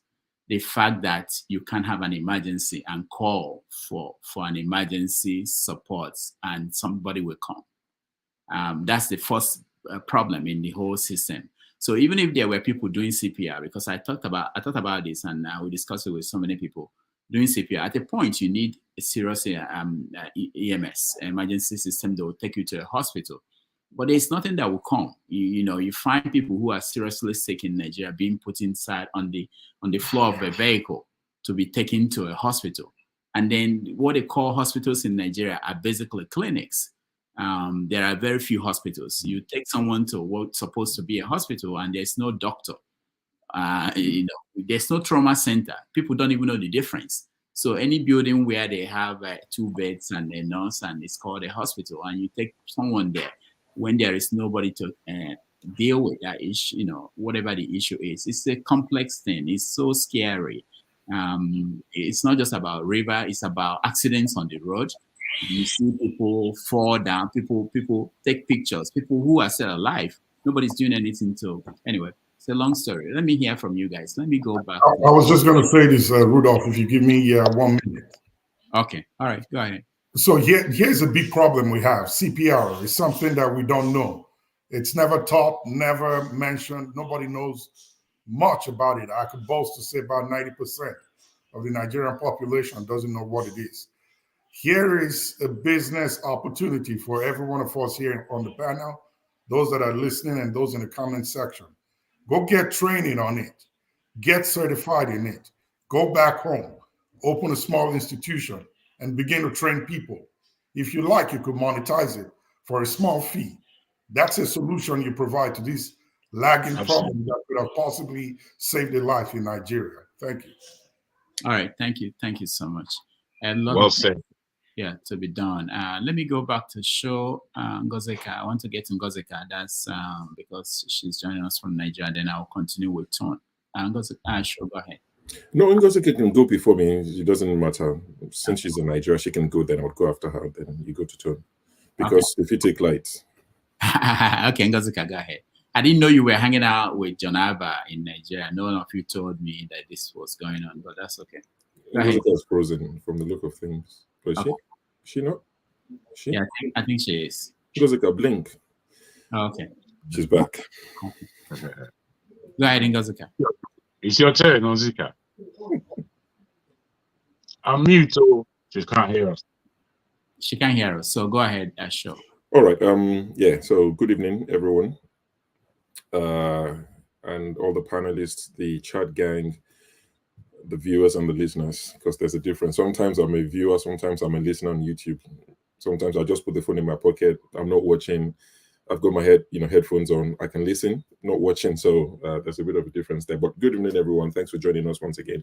Wonderful show so far. I've caught most of it. I'm going to talk about a few things that we've already discussed, just like 2 minutes on each one or less. But to answer someone in the comment section, I can see he's got the LP logo in his name, or as his DP is Daniel Amaifune or something. That's something people talk about, the obedience, that our blood to the heart. This, when is Peter Obi coming? Or are you just using it to seek attention? Does Rudolph or Dr. Damage's show look like somebody who's looking for high numbers? You ask, like literally you asked, and 2 seconds later you said, "Oh, are you just putting that to look for attention?" So it's been said many times, if you paid attention or if you watch from the beginning, Peter Obi is coming in about 1 hour, 10 minutes, wherever you are in the world. In about 1 hour, 10 minutes, Peter Obi should be here. So that should answer your question. So we're not particularly looking for attention. Oga Daniel, drink Zubo and calm down. Right, so to talk about some of these things, you talked about the first thing you talked about was the road that they're trying to construct. I've not paid much attention to it. I only found out about it yesterday or so, so I cannot speak on it because it would be unfair. But from the point of view that a lot of people have spoken from, it's because there's a trust deficiency, there's a deficit. And those who think, oh, people just talk for the sake of talking, it's because they've been burnt too many times. If this actually happens, and people can compare it to other parts of the world, especially in Africa, and say that the price is not far off, I don't think anybody would complain. But we've been on this route too many times, all pun intended. We've been on this route too many times, and people have seen it. But, we want Nigeria to work. Me especially, I want Nigeria to work. So if they can do it, and not fleece us in the process of doing it, then I'm all for it. But when we're saying boreholes being dug for 100 and something million or 200 million naira, whereas $125,000, whereas somebody else is doing it in Kenya for $5,000. So that's the problem people have. Not that we don't want you to construct the road, by all means construct it, but don't cheat us in the process. To talk about the naira, I was one that came here a lot of times and told you, pounds is now 1,800, it's now 2,000. It went up to 2,400 pounds. And it's 2,400 naira to one, and it's gone down now. I think the last time I checked yesterday it was about 1,413, and the dollar I've read that is like under 1,000 naira, which is good. But it's the effect on the people that matters, because the minute naira crashed against the dollar, the prices of goods went up the same minute. People did not wait for their goods, whatever they bought. Immediately the prices went up. So for people like myself, I live in the UK, but I do a lot of day-to-day spending in Nigeria. So it affects me personally. So the person that I was giving £20 a month, for instance, to do whatever they need to do, I started giving £30, £35. So let's say January last year, for example, I was giving somebody £20.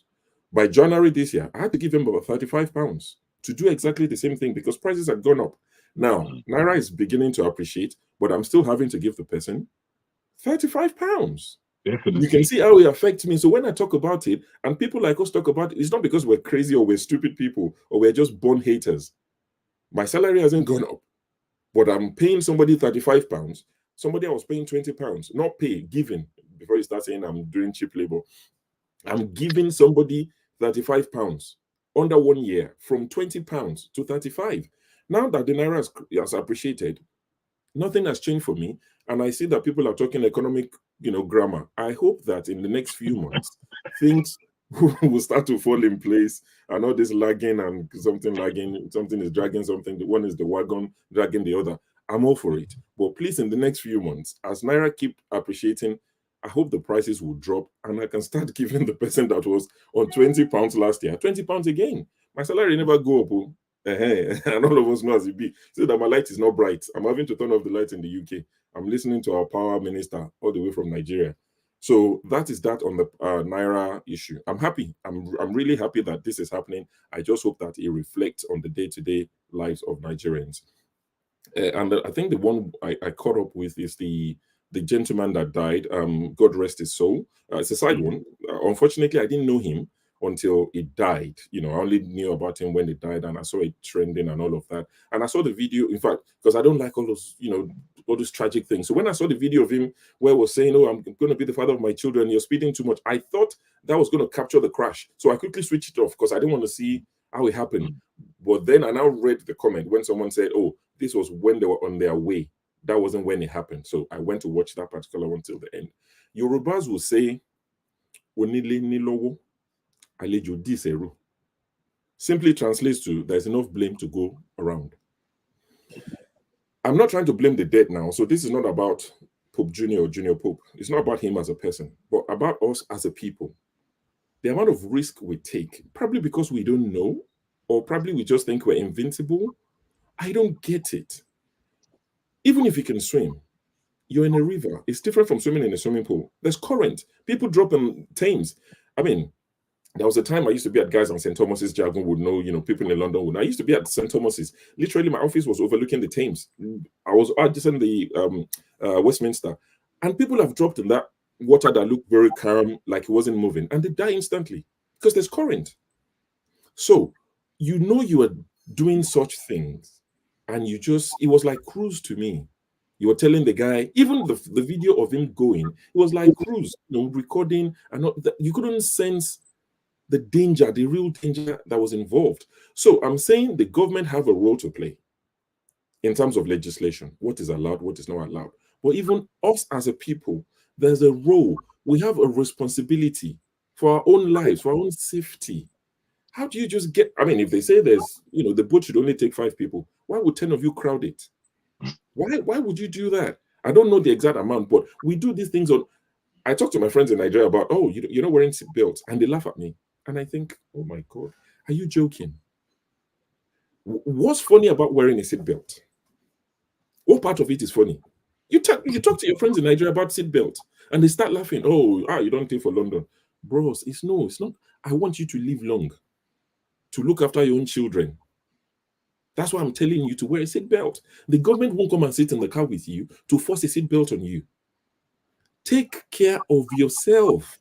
There are some things the government will do, but there are some things we should do as individuals. One of my dad's friends died when they were in their 20s. This was in the 1940s. They were in their 20s. My dad had to raise his son, his only son. He's like my brother. I didn't even know it wasn't my dad's son.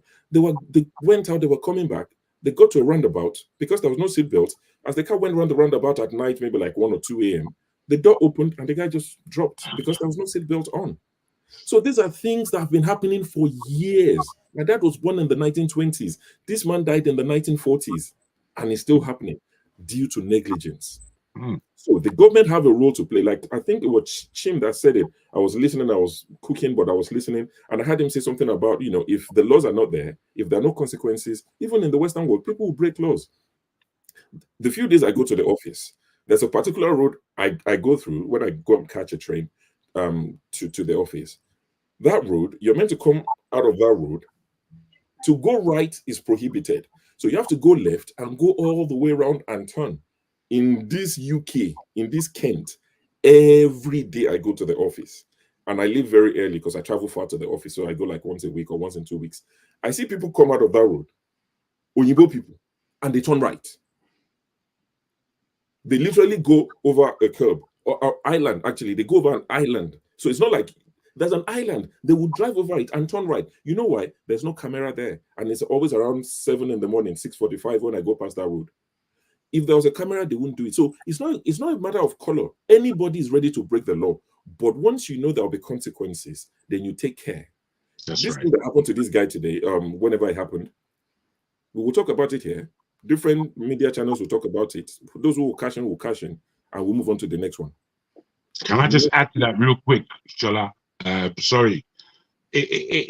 What you said that needs to be further underlined, I believe, is the fact that these kinds of safety measures need to be marshaled into law to make effect. In the UK, we never used to wear seatbelt, or everyone would just be driving anyhow.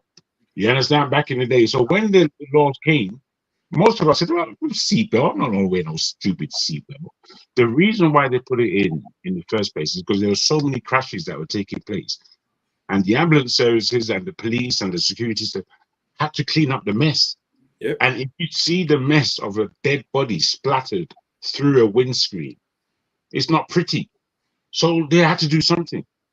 In what they have done, today, it's just automatic. As soon as we get in the car, clink, before anything. It's just automatic. And I'm not one who likes following laws and rules, to be honest. However, because it was engineered in such a very progressive way, there was a lot of advertisement that came out. It was for a whole 5-year season to get people in line. They don't do it anymore. But it wasn't 1 year or one season. It's 5 years, constant advertising until it got in everybody's head. So I just wanted to. Yeah. So, as Jagan said, if people know there will be consequences, then they will start to abide by the rules. But this one that's happened will just be in the news cycle for a while, and people will move on to the next tragedy, and they will sympathize, empathize, and we'll move on to the next one. So that's why I said before I started that Onile is lower, Alejo diseru. The Onile is the house owner, the Alejo is the visitor, the guest. There is enough blame to go around. The government are not doing what they need to do. But us as a people, even if the government is not doing, I understand if there are some things that are out of our control, but as a human being, you should be able to control. And I see Adewale in the comment section said it was at the mercy of the captain. You don't understand how Nigeria works, Adewale. You do. So don't let me say you don't. That guy was a boss. Did you see the guy that was the captain? You tell him whatever you want them to do. So You're can the I one can I paying just them. can I just interject for a minute? There was a footage I saw, the 2 minutes footage. The captain himself, was a young man, he was saying that actually that he did ask them to rent a life jacket. They declined. They said it was too expensive. And yet, look at the cost. You see, if he had estimated that his life was more expensive, even if it was going to be 1,000 naira, which I know it would not be 1,000 naira, So that's just it. That's exactly what I was saying. That we need to start. We need to start taking care of ourselves. Put a premium on your life. What the government won't do for you, there are some that are out of your hand in terms of security and all of this. May God can't save you, they can't protect you. As the government can do that. But things like wearing a seatbelt, getting the right boat, putting the right amount of people in the boat, don't overcrowd it, all those little things we can handle on our own. We can't put everything at the foot of the government. I don't care who is in power. If Peter Obi becomes president, he can't go and marshal everything and say, don't take boats. We're adults. We have to take responsibility. So we have to start making sure that we do the right thing. It's similar to when we were talking about the houses that were being demolished. And I've read somewhere that they're going to demolish some more in Lagos. We talk about it. I still say, because you are buying the house, in some cases, you go and bribe so that they can approve it. And, the people that bribed, the people that approved it, what are the consequences? If you demolish people's homes, which is the right thing to do, if it's not in the right place, demolish it by all means. But what's the punishment for the government officials that approved it? So that tomorrow they won't approve more. You have to set a deterrent. That's where me I stand on these things. I sympathize with the guy's family. I hope that they get so-called comfort that they need. Time is time makes it better. Time doesn't even heal, but it makes it better. I hope that they can cope and move on with life. But I think that's all the topics for now. So thank you. Thank you. Sure. Let's hear Ngozeka.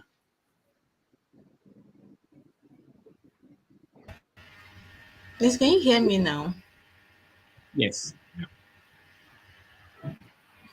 My network. Don't worry. By this We time can hear next you. month, I would have sorted We out can my hear you. network issues. We can hear you. Yeah. We can hear you. People should pray for me. By this time next month, I'll sort out my network issues. So, good evening, gentlemen. I am subdued. I'm very sad. I was telling my friend today that Mr. Jonava, good evening, sir. Please, just a minute. I wanted to say that the on-screen personality of Mr. Jonava is not the personality I met to. It's like this man has dual personality. He was such much fun. Like, thank you, sir, for having me. So I wanted to say that no, I've lost so many people that are close to me. I mean, I've lost my parents. How bad can it get? But every time somebody dies, especially in a tragic way like this, it still hits me. It still hits me, especially in situations like this that could have been prevented, avoided. But I don't want to dwell so much on what has happened. I want to talk about spin-offs from that accident. Two things. Okay, make it three. I'm going to be as brief as I can. Please, am I still audible? I think there's a delay. What is wrong with this You're now? okay, girl. You're okay. She's not a Okay. hero. So the first one is the whole craze about whenever something happens, people's first instinct is to whip out their phones.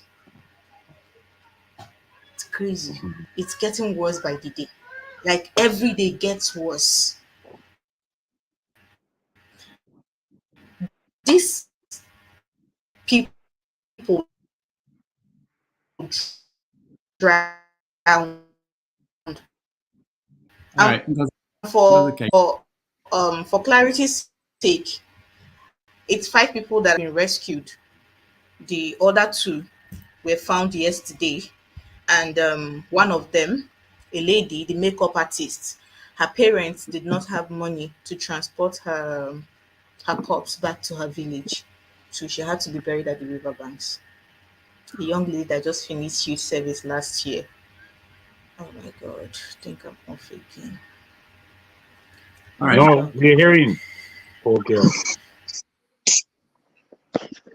All right. So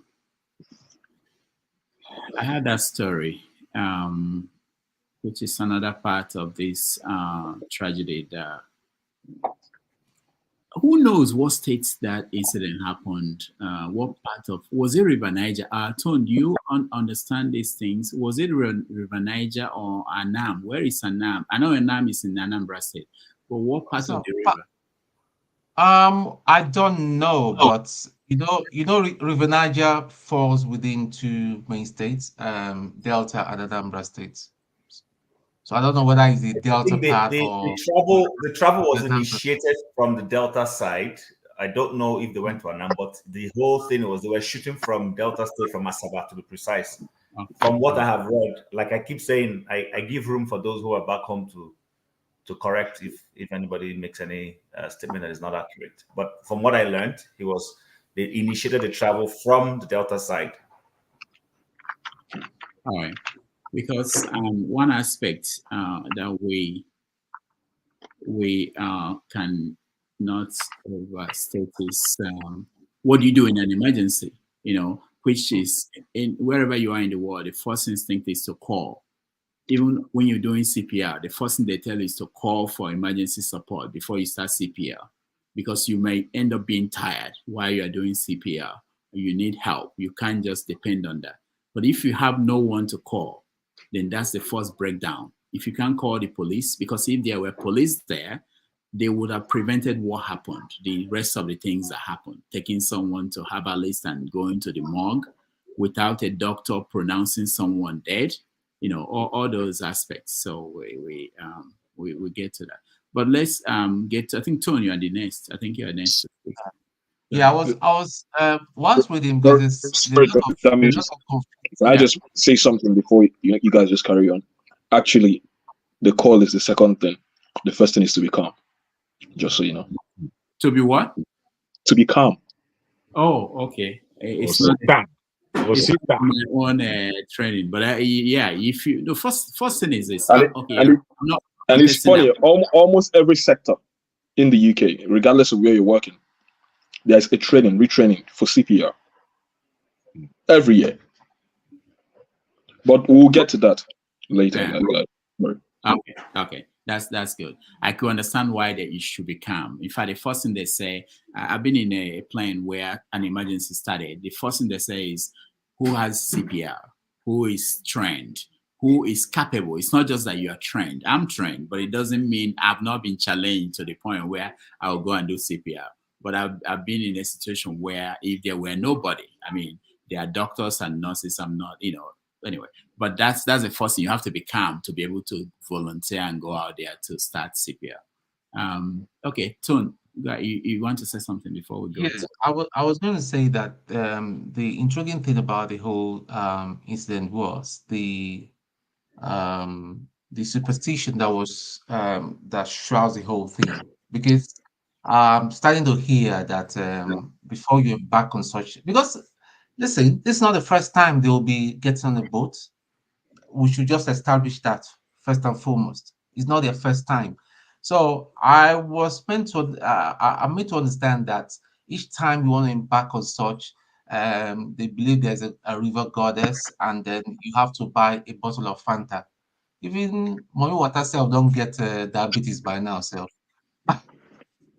Without the Fanta way they drink all this while, it's so sad, it just so sad, and that is why I would say I would applaud where the right thing is done. Like in Lagos State, for instance, they have their waterways and all that. You just can't get on any of those boats without having your even if you can swim or not, you need to have your um, life jackets, and which I applaud them for that. This is not anything political. When we see a good thing, let's um, um, let's highlight it. So the thing is, the whole thing, I mean, you could see him on the boat and all that. And first of all, it was overcrowded. Number two, you're holding you're trying to make a video for your fans and all that, and they're saying playfully that you've got kids, or that you're going to that you want the driver to calm down and all that. The driver obviously was distracted because it wasn't like it was a very busy waterway. How come the driver of the boat did not see the other boat and all that? And it was a collision. It wasn't just it didn't just go over that capsized that way. It was a collision. How come he was so distracted and the other boatman too was so distracted, and nobody saw nobody could, and the speed, you should have some kind of speed control. All those things were not present. Now, in that area, how many life what do you call them, lifeguards do they have on ground? None. No walkie-talkie, and they're supposed to be there constantly there, monitoring the water in case of any emergency. If you go to most beaches here, even the UK and all that, you see them sitting on those high sort of a high stool, and they are monitoring to see if there's anything that is anomaly, so that they can swing into action. There are walkie-talkies and all that. There's backup. So when that sort of thing happens and all that, they will deploy an helicopter very quickly to pull people up. None was there. Even when they pulled out the poor guys that they could pull out, because maybe it's just one person that was even searching for maybe 5 bodies or even 10 bodies. Like I want to bring in what my good friend, the forefathers, we always say. I know that the ratio of a soldier to the population is very, very low. So the ratio of the lifeguards to the people that were experiencing the trauma was so low. So the man was tired; he couldn't even go back. And there were loads of people just circling them. They didn't have enough air. Nobody had the training to know that you need to put them in a recovery position to administer CPR. They don't even know what is the recovery. If you tell them what is the recovery position, even in the hospital. I remember one time I was in Nigeria. A nurse, I was telling her about recovery position. She was just like looking at me. What is Olga? What is a London man talking about and all that? So those things, it's sad, but it has to happen. Like somebody just said in the comment section, somebody else died in Lagos again. on the beach, you know. So this thing will continue happening until we change. That is why we'll continue to talk and talk and talk. Let us start doing the right thing, because all the things that we're seeing right now is a trickle down effect of doing things anyhow over the years. So may God have mercy on the souls of the other people that have lost their lives needlessly. Thank you. All right, thank you, Tom. Tim, 1 minute before we go to talk. Who is speaking? Me, Kim, do you mind? I want to step up, please. I just want to weigh in on. Is that okay, Tim? It's actually not my turn. I was also just raising my hand. So. Oh, sorry. Okay, Rudolph, you decide who go, please. Sorry about that. I thought it was your turn. Okay, Tim, 1 minute, and then Pastor 1 minute, and then we'll go to Pastor. Okay, so Pastor can go ahead first, and then I'll go after him. Okay. If you like, call me Reverend Rudolph. I'm looking at the name. Just to weigh in on what Show actually mentioned, which is very important in terms of this accident. It's not today, it's been happening anyway. So for me, it doesn't move me. I work on the rig and on the boat in Escravos, and there was a nasty accident that happened, water accident that killed a lot of people. In safety, before the law, there's what they call moral obligations, which we owe to each other. And if we don't exercise these moral obligations, for example, Should mention the issue of seatbelt, in where they laugh at him. You see, we owe each other moral obligations. Even parents put their children in front of the front seat where a child shouldn't even be sitting. Some I've seen where parents have the child in front of the steering, driving, carrying the child in front of the steering. In this my last trip. So we have moral obligation to each and every one of us.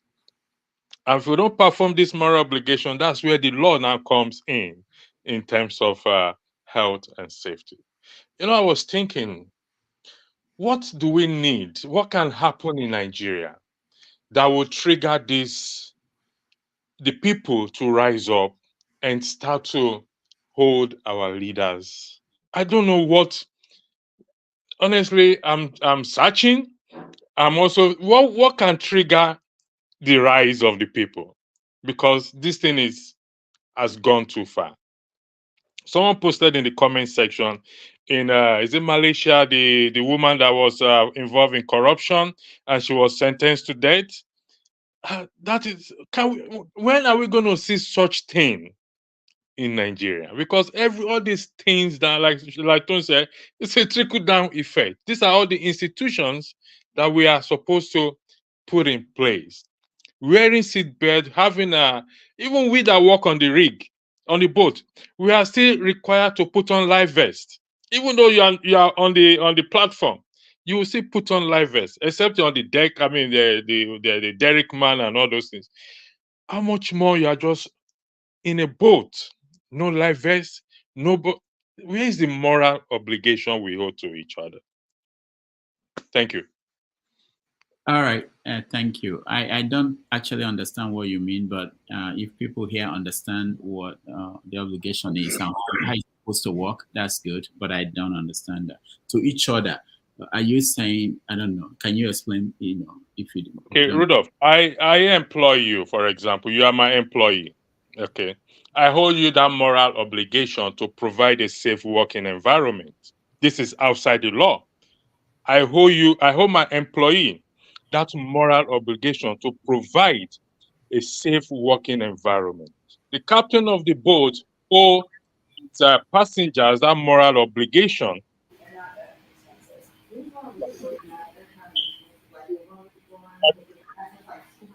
I think he has gone off. We can't hear you anymore.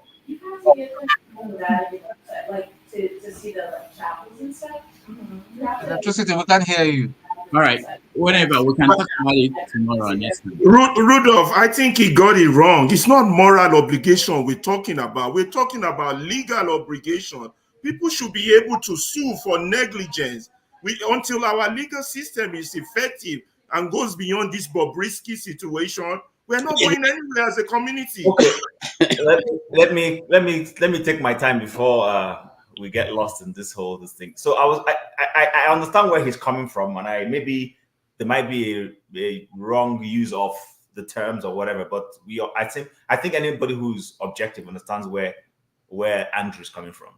Now, it's not just the employer, even the employee has the right to turn down a request to do jobs that he deems not to have gone through the appropriate safety measures. I'll give you an example. People work in institutions where they have to move items, and they ask you to go and move the item. You get there and you discover that, okay, this is not something I should be doing.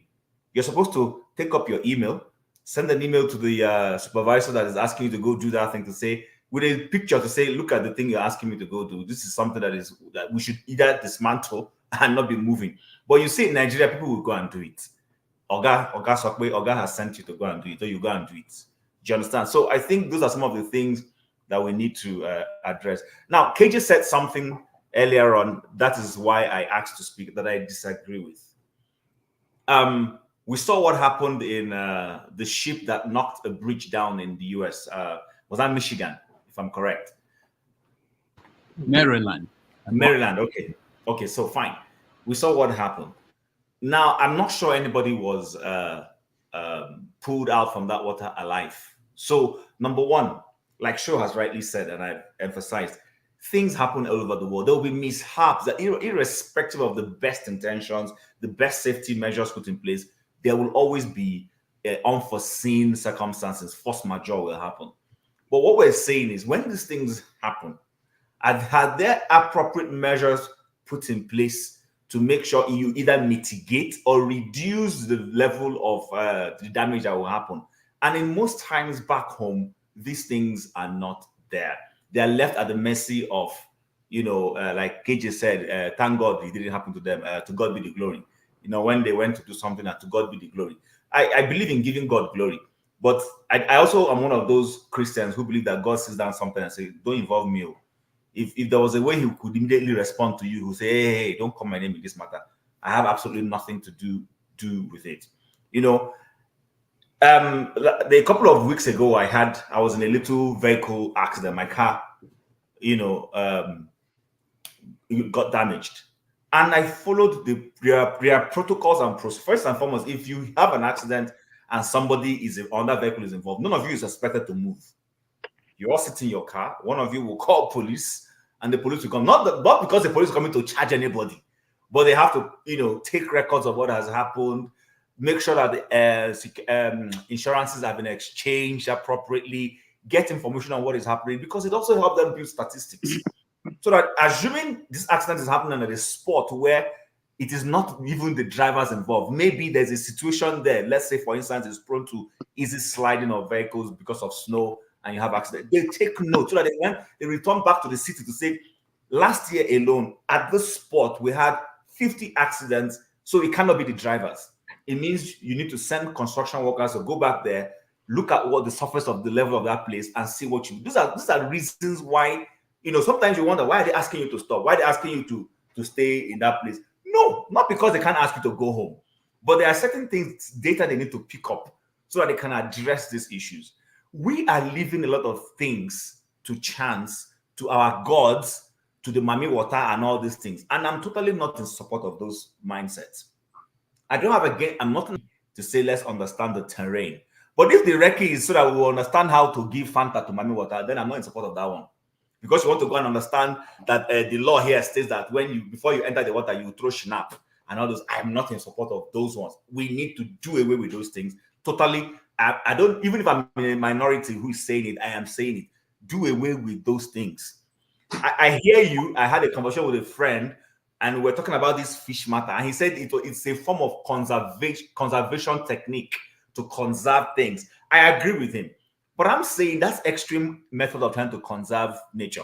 Why do you have to lie and frighten people? Lie and tell people, listen, hey, we don't want you to extremely fish here so that we don't deplete the fishing population. Come on clearly and say, why do we have to go into these mythologies that, create almost of myths and fears and all those kinds of things? I'm still saying, I don't know the rule or the tradition that says if somebody dies in the water, then he must be buried there. Of what value is it? What is it? How is it going to deter other people from dying in that place? You're just so you, along that bank will just become the burial ground of people. What are we talking about? Do you understand? These things are a lot of these things, and I'm not saying this because it's traditionalism. If the myth, whether it is Christian, Muslim, and we know with our education that these things are bobo yaya, let me use that way, please let's do away with these things. These are they add no value. Why would somebody have a boat mishap and then the first thing is to take him to one traditionalist because that is the custom of the place? He has to go to it. I don't get it. And I'm not saying that I have a total picture of everything that happened there. Because if you have been listening to me, I've been saying this is what I heard. If I'm wrong, I'm okay to say, oh, but that's what I heard. But you see what I don't agree with, I still believe maybe I'm wrong. Maybe that guy could have been saved one way or the other. I don't know. But we're leaving a lot of things to some cultural milieus and things that are, and I'm not against culture. I'm not against culture. I'm just against that culture that shows no wisdom, shows no intelligence, that has no value in any form. Those things are setting us back. So I know we've discussed this thing forth and back, but like I rightly said earlier, there is nowhere we don't have mishaps. What the whole idea behind certain processes in it sometimes is just to be able to know how to mitigate going into the future, or to see how to reduce or totally eliminate it in any case where we can eliminate it, rather than all this whole subjectivity that we go through some of the time. I just wanted to add that, and before we end that topic. All right, thank you, Mr. Shaw. Please help me carry on. I'll be right back. I need to talk to the Obi people. I'll come back, guys. All right, Rudolph, we'll see you in a minute. So Ngosika, I'll let you finish up. 1 second. Ngosika is in Nigeria. While she has network, let her finish up. I beg, no vex. So it's the village people. They don't want me to say this thing I want to say because there's a certain group that are orchestrating it. But So what you they eat? What they claim mouth? I see the claim mouth now. What you do? What you do? The open. The chew. Na heat to, na heat, na heat to. Light day, but heat. So I'm getting a feedback, an echo or something. Ferreira, Osita, I'm gonna mute you both just to make sure it's not from you. All right, carry on, Ngosika. Okay. Thank you. So like I said, my condolences to the families of the 5 people that lost their lives. Yeah, there are 5 people that lost their lives in that accident. It wasn't just Junior Pope. There's a young lady that just finished her youth service last year. She was the makeup artist. She was one of those, and hers is even more terrible in my own opinion, because the family could not afford to transport her body back home. So she was buried immediately at the riverbank when they were able to pull out her body from the river. She was buried at the riverbank. The family, the poor parents, could not afford to transport her corpse back home for a proper burial, so she had to be buried there. It's one of the most heartbreaking things I've ever heard.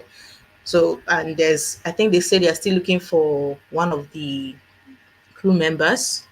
So Junior Pope, the makeup lady, the sound guy, his PA are those that have been found.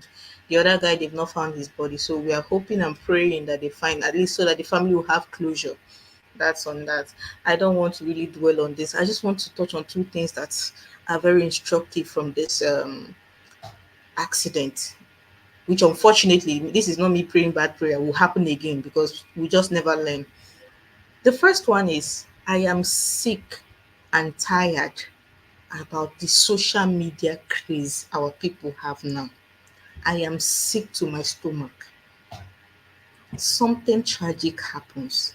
What most people with a smartphone over there were doing, they weren't even Googling, what do you do in situations like this? They were taking pictures, going live. For the life of me, like, these the ones that made videos of the cops and we're posting it up and down. No warning, no disclaimer, nothing. How do you make videos of dead people? How do you make videos of people struggling for their lives? How do you see an accident and the first thing that comes to your mind is to make a video? Are you all right? I don't know how many times we need to say this. We are losing our humanity. It's not cute. It's not fun. It's not woke. It's plain stupidity and wickedness. You have a smartphone. Of all the good you could use the smartphone to do in that situation, it is to make a video. Are you all right? How does the video help the person? You're not Googling what to do in a situation like this. You're not calling for help. You're making a video to post online that I was there. I hope we get it right someday. And to be able to get it right, we need to set a few scapegoats. And speaking of scapegoats, I heard his wife slumped when the news was confirmed to her. And then she was taken to a hospital, and a nurse was making a video of a woman that just lost her husband and was almost unconscious. She was making a video of this new widow in the hospital being attended to.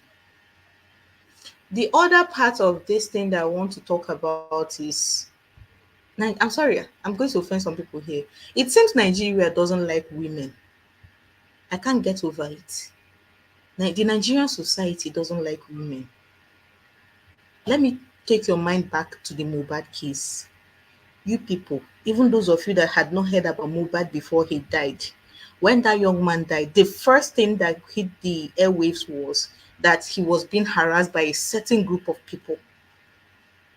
And that before he died, he was making claims that they were after his life. Now, this young man died.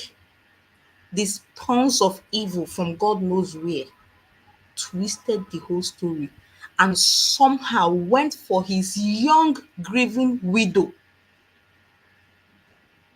They went for his widow, spun a very stupid tale about paternity fraud.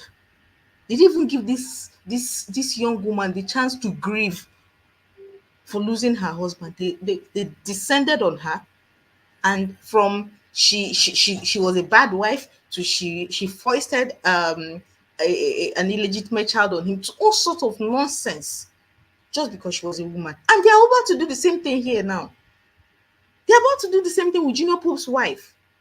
They're already laying claims to the fact that his marriage was about to be was on the verge of breaking and calling out his wife. Isn't this crazy? What is wrong with people? What is wrong with our society? What do they have against women? I don't understand it.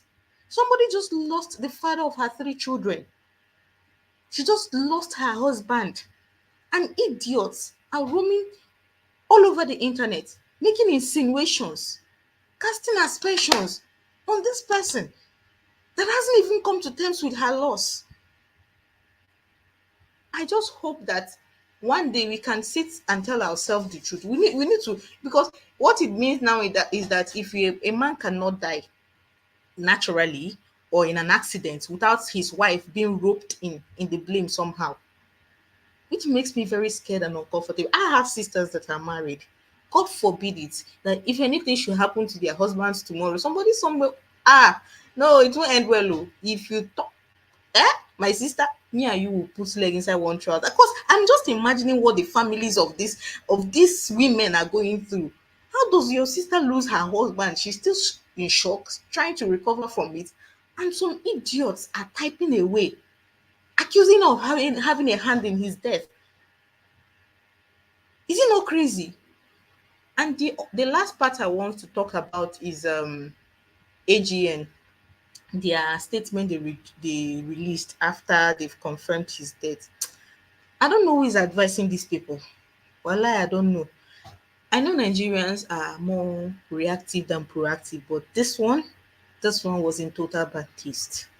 First, it was the AGN that gave credence to the whole, oh, he did not die, he's alive, he's struggling for his life. Yes, I saw a post from Mr. Meka Rolas, the Actors Guild of Nigeria president. He was one of the people that gave it credence, that made people start shouting what God cannot do, or does not exist, whatever it is they say. Then, after it had been confirmed, the same AGN said, oh, we have lost him. Finally, we have lost him. So because we have lost him, no further, every shoot in riverine areas have been suspended, and actors are barred from working with the producer. Actors are banned from working with the producer till further notice. And I'm asking, is this the first thing the AGN should do? Like, off the top of their head, as many as they wear. This is the first thing. They did not even address what happened. They did not even address what happened. In what they no reassurance, nothing. No, just straight up hammer, sledgehammer kind of reaction. Oh, this thing has happened. Oh yeah, people don't follow Adam Maluk. You people, this nothing. I am so disappointed in them, and they were there. The same AGM or AGN or whatever was there. This young girl was buried at that riverbank, and they could not provide funds for her parents to carry her dead body home and bury. But they had audacity, they had time to be issuing statements up and down. I hope a day will come where sometimes we begin to use ourselves as an example, because I believe that it's where we put ourselves in certain positions, or imagine ourselves in certain positions, or the people we love in certain positions, that it will really hit home. Till then, we'll be acting it like that proverb that says that if they carry a dead person's cup, if they carry a corpse, it will be as if they're carrying firewood. Till then, I don't know. I don't know what will become of us. They're just going to go downhill from here. May their souls rest in peace. Amen. Thank you, Ngozeka, for your submission. I believe the natural order is Osita hasn't spoken since he's joined. So I would go to Osita. Osita, welcome to the show. I believe you've listened to the conversation, so you know what we're talking about. So please weigh in. Thank you, guys. Ngozeka, Janaba came and saw you first. Oh, there's no problem. That aside, once I'm in Enugu, of course, you know, I'll give you a shout. Things have not worked out the way I planned them, but that's fine. Back to what we were talking about. Yesterday, I was actually in such an emergency situation. I was on the motorway. I was running 70 at dot. Next thing I heard was. At first, I said, "Is it the terrain of the road?" I went a few more seconds. I said, "No, I've never had something like this before. That's the first time I've had a flat tire in my life." Okay. Then I stopped. Put on my hazard light. The next thing that came to my mind was, of course, how do I get this car off here? I know I got out of the car, saw my tire was in shreds. Left the passenger tire. I got back into the car. It was raining. The next thing that crossed my mind was, of course, call it towing, because where I was on the emergency road, emergency telephones, very far. I don't know where. In fact, I even if I walk out, I'm not sure where I could go get that thing, because sometimes it's easy to read things on the book, and you pass your driver's license, this stuff, and you get your driver's license. But on that day, on that application, you go see say no day easy. Then the next thing, when I called the van, the towing people, they said they are 4 hours away, and they're going to charge me about 570 quid. Bro, the money the job I went for, I wasn't going to make up to that amount for that job. I was not like, which be this? Maybe I shouldn't have taken that job. I go back into my car. And that's the thing about sometimes staying calm. I've reasoned 4 hours. Is that how long I'm going to wait? I'd already told my wife that she was going to see me in the next, 1 hour. Because myself, once I'm going to work, once I get there, I notify my wife, I've gotten to work. Once I'm about to start leaving the place, I call my wife, I'm on my way to start coming home.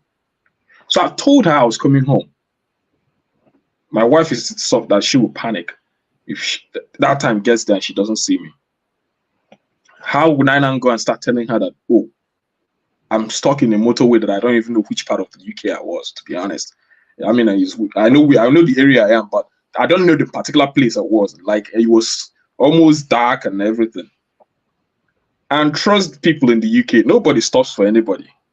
You know, it's not like Nigeria where people see say your car spoiled. Someone will say, yeah, Oga, waiting happen. No one does that. Then the next thing, of course, is I remembered, I think I have a spare tire. Because as the time it happened to me, I wasn't sure if I had a spare tire anymore in my car or whether it was good, because I've never had the need to use it. I went, took off the, trunk carpet. The tire was there. The jack was there. And I've been using this car for God knows how long, and I've never had to use the jack and the spare tire. And I started thanking God in my heart.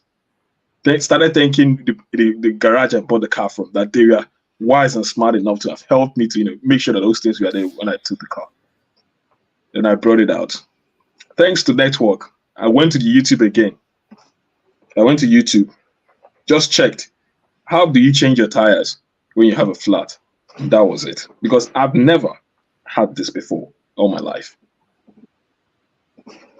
And I started doing it. So the whole point was that, thanks to God, for some reason, I was able to stay, calm as much as possible. And before I knew it, I got myself out of that situation. In most emergency situations, you're likely to panic, and it is natural. But the first thing is to be calm and approach it. Now, coming back to what has happened in Nigeria, there are two most definite factors that caused those things.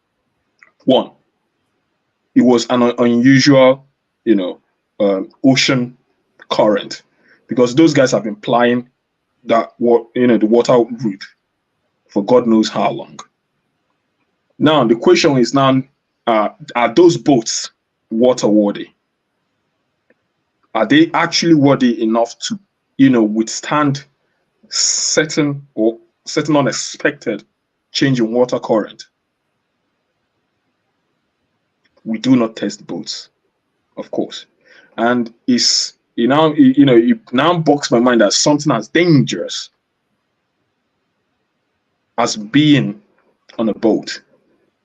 There is no one who satisfies whether a boat is healthy enough to be on the water.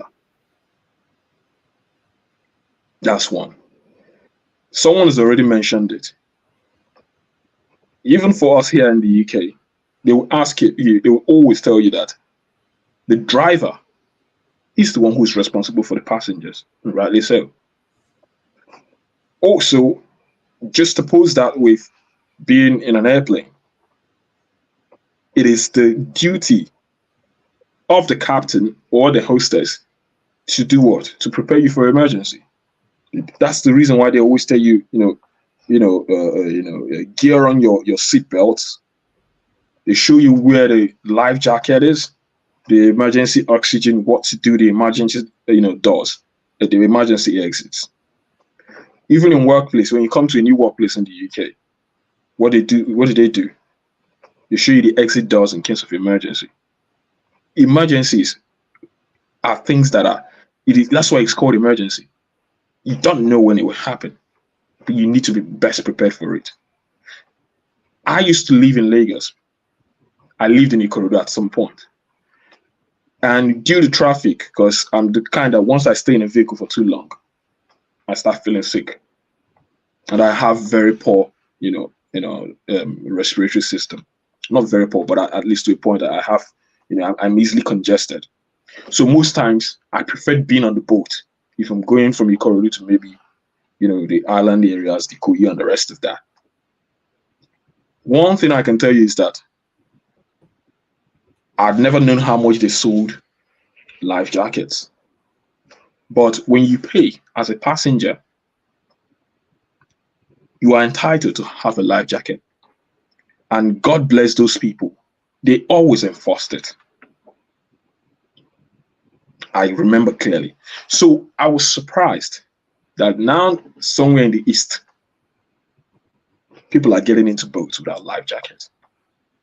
The first thing, if you're getting into a boat, is to ask the person for a life jacket, or the conductor will tell you, the captain, as so-called, will tell you, have your life jacket. It's mandatory. It's the basic. It's the least.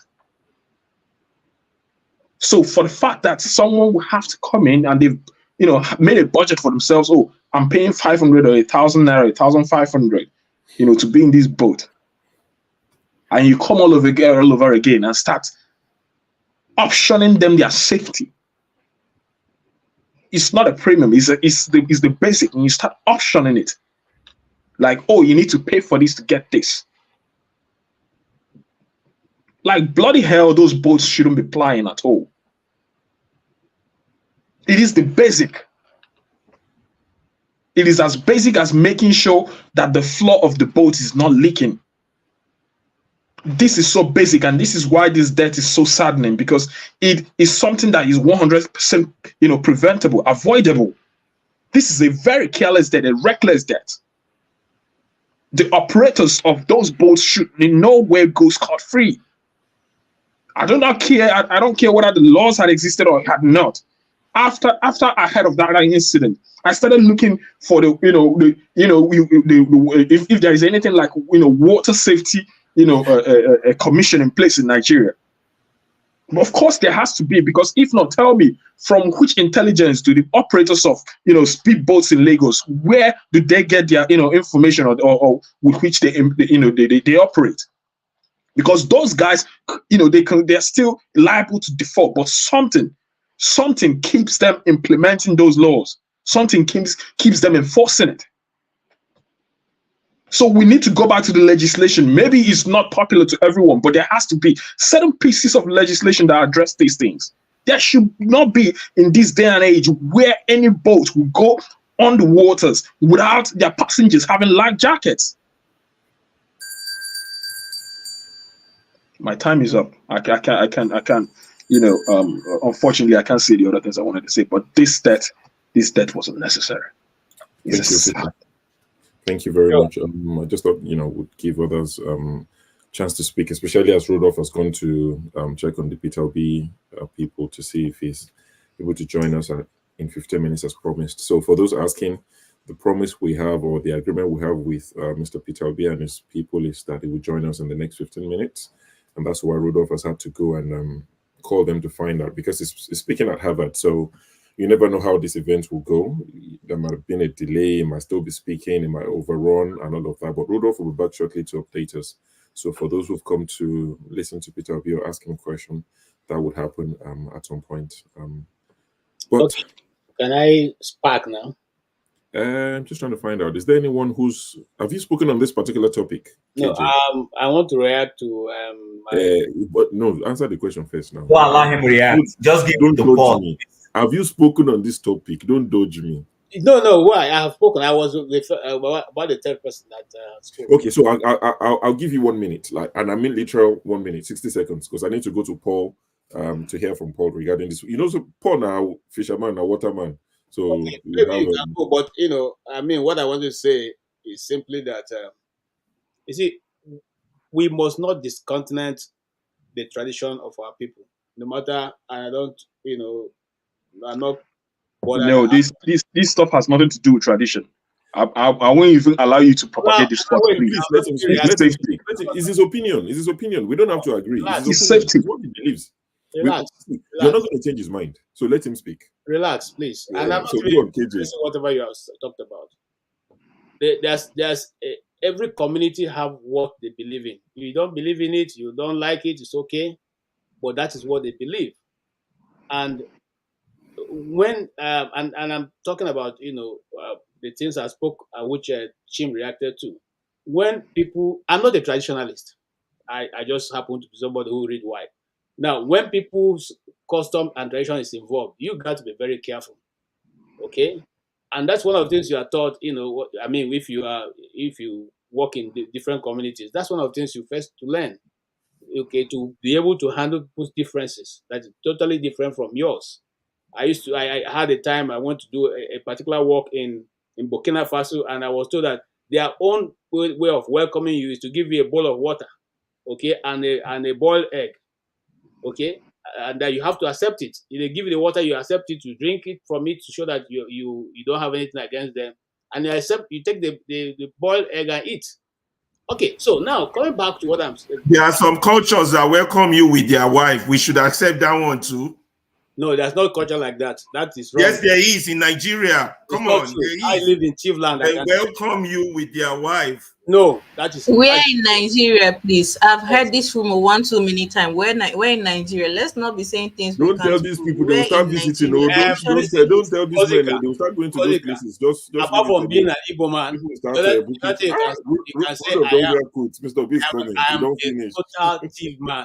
Okay, a total, and it's total thief man. There's nowhere in Tivland that they give you their wife. All right, KJ, please. Nowhere. Okay, so I want to Paul can speak before Mr. Peter Obi comes. Okay, I'll give Paul the listen. Paul, please weigh on this so that I'll hand back to Rudolph. Oh, okay, it pains me when immediately I see Dr. Damages. That also make me panic. And funny enough, the person that would have done a CPR at home is even not at home. So it just makes me panic now. So talking what KJ is saying about this culture, as an Orobo man, we have that culture too. The Ijaw people have that culture to some extent. I don't want to guess. I'll say the Shekiri people do have that culture too. That when people die, they bury them and what. But guess what? It's a culture thing, you know, like some of the argument I argue every time. Probably, maybe that is why I'm also on YouTube. I argue that when they say culture and tradition, they say it's our forefather that make it. Today, I am father. This thing, I didn't dial it. Let me also contribute to now. Must my forefather enjoy everything that I will not enjoy? Come on now. Let me also contribute. So that's exactly what I'm doing. And I question when I go home, I go to the king palace. I argue with the king. He welcomes me and it makes me happy. I'm going there in 4 weeks' time from now. Guess what? When people die in Lagos, talking about Igbo people, talking about Urobo people, talking about Kwale people, some people, they may be struggling financially. They even bury them in Lagos. Then what they do, they use culture. They say, take their hair, their nails. Whenever you have money, you go bury them well in their ancestral home. I've seen family members who things like that happen to because they just don't want to stress anybody. They don't want to bring themselves to ground zero just to beg to transfer the human remains from Lagos to Delta. So they do the needful. They take that person to cemetery and they take the nails and the hair, maybe 10 years, maybe 20 years, any day they have money, they'll go do the thing. So which means even in that culture, there is always a leeway that you can also go. You understand? That is one. Then when we talk culture again, culture, what you believe as a Muslim is different from what I believe as a Christian. So we must learn to respect some of those things. That is one. But talking about what happened to this guy, I think to some extent the system failed us, and the guy himself to fail himself tremendously. People don't understand how water works. If I will answer Jago, well, I know how to swim. I swim very well. Learn how to swim very well in Lagos. I school in Apapa, so I used to do those things. We have water a lot in Apapa then. Talking about this thing, when people fall in water, even though as a lifeguard, what Nigeria will fondly call diver, stuff like that, if people fall mistakenly in water, it can consume them. Because before you get yourself together with the current under that type of water, it will take you. So that's how careful one can be. So that thing, it is the height of negligence when it comes to the government. I was in Nigeria 2 years ago. I went to Badagry, went with like 2 African Americans.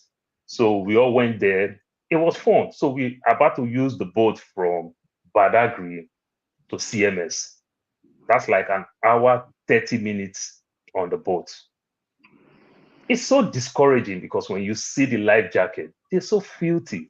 It's very, very dirty and every other thing. Now to buy your own, say you want to buy your own, it's like 3 times the price. Also very expensive. And I argue with the guys. So coincidentally, somebody came, he was arguing with me, started telling me, oh, you live in England, you live that, you know, because they feel whenever you say anything, like you just quote the words, they say, oh, because look, I live there and everything.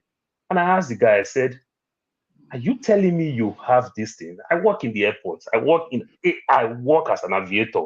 We still have life jackets. We have all those things. I told him, I said, do you know we have laundering machine to maintain these things? How do you tell me you have these things, you don't maintain them? Is it proper? I am asking you. If you get out of your comfort zone, if you get out of this place, if somebody give you this vest, will you want to wear it? Get a laundry machine. You don't need to let people use their hand to wash these things. You understand? These things can expire. You can replace these things. Don't keep these things like this because you are also using it to discourage people not to use it. But guess what? I still thank the Lagos State government to even enforce it, even when they themselves too they are not taking good care of it. At least they still enforce it that you must use it. Anywhere in Lagos water, you must use it. I think it's a good thing. So when it comes to, in terms of regulation, they fail. Then in terms of our people, the height of ignorance and stupidity with this our ritual, culture, and tradition is killing us. You know, I learned how to do CPR when people pass out by holding them one part on their ankle. They will revive. That is what my culture tell me. But growing up now that I understand much, much better, I see CPR in a different way. So many better ways in CPR. I might even just go break somebody's ankle and thinking I'm doing CPR. You know, so we need to learn and relearn. You can't tell me an organization these days, even in schools, public school, they don't have the EAD, not even CPR themselves, because you can get tired while you are doing it, you are counting. They're supposed to have their EADs everywhere. You understand? To also help, because the EAD is even better than that manual CPR that I can do. It's just hard. I don't know. I don't know what to say, but I really feel for the young man. I feel for his family and the level of his own ignorance and the ignorance with our people. It's one too many. That's all I can say. All right, thank you, Paul. I'll hand over back to Dr. Damages. So I can see he's dressing, you know, like an English gentleman. So it means Mr. Peter Obi is not ghosting us today. He's finally gonna turn up. Alaba Ferreira, I took you out because I said that you know, nature call. You're about to eat, and as we have it on the show, eating of any type is not allowed. You can have a drink, but eating of any type, even chewing gum, is not allowed. So once we see you're eating, it's not personal. We'll just take you out. We'll let you have your dinner, lunch, whatever. Then we'll bring you back in. If you're driving also, don't even bother to join because I would kick you out personally. You can't come and die on our neck. And we hope that you stay alive anyway. So Dr. Damages, please go. Thank you, sure. Just to update everybody, Peter Obi is coming, but it's not exactly at 4:30. So he was running late to his lecture. At this point, he's giving the lecture, is still going on. I'm in touch with his people. And immediately after the lecture, he will join us. So I'm not sure of the exact time, but we are going to continue our conversation until that time. But I think it's a good time to talk about what will happen when he comes in. Shall we give him a welcome, like fella? Let's come out. What do they do? We start jousting him anyhow. So Rudolph, before you go there, you know, I asked you yesterday. I asked you, should I wear Isienwe or should I wear Isienyimba? Because I see Flagship is wearing, I'm not sure what Isi is your dome. I think Flagship want to wear it for straight 1 year. It's much better. That's interesting. What is elephant? So I'm representing very well. Yeah, you are representing very well. Yeah. So this is what we're going to do. So you guys, because I've not talked to him myself, I was just talking to his people. The plan was that he will be with us 4:30 to 5:30 because he has another event at 6:30. So now that the Harvard event has been pushed back and is still going on, it will mean that his stay with us will conflict with the next event.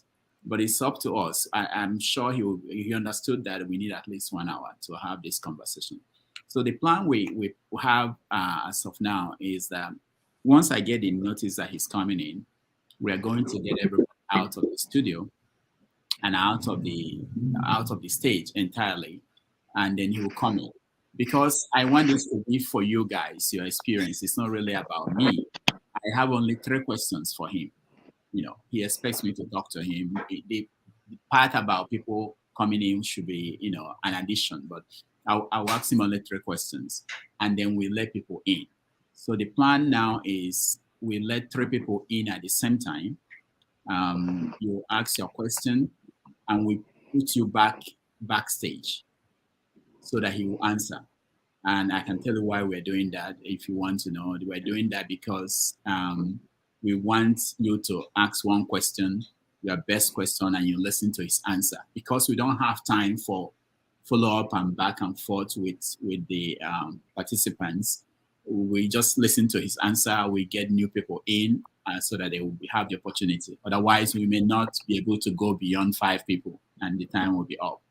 So I'm calculating that we'll get 10 people in all. If you ask a question in 1 minute or 2, that would mean 10 people will be 20 minutes right there.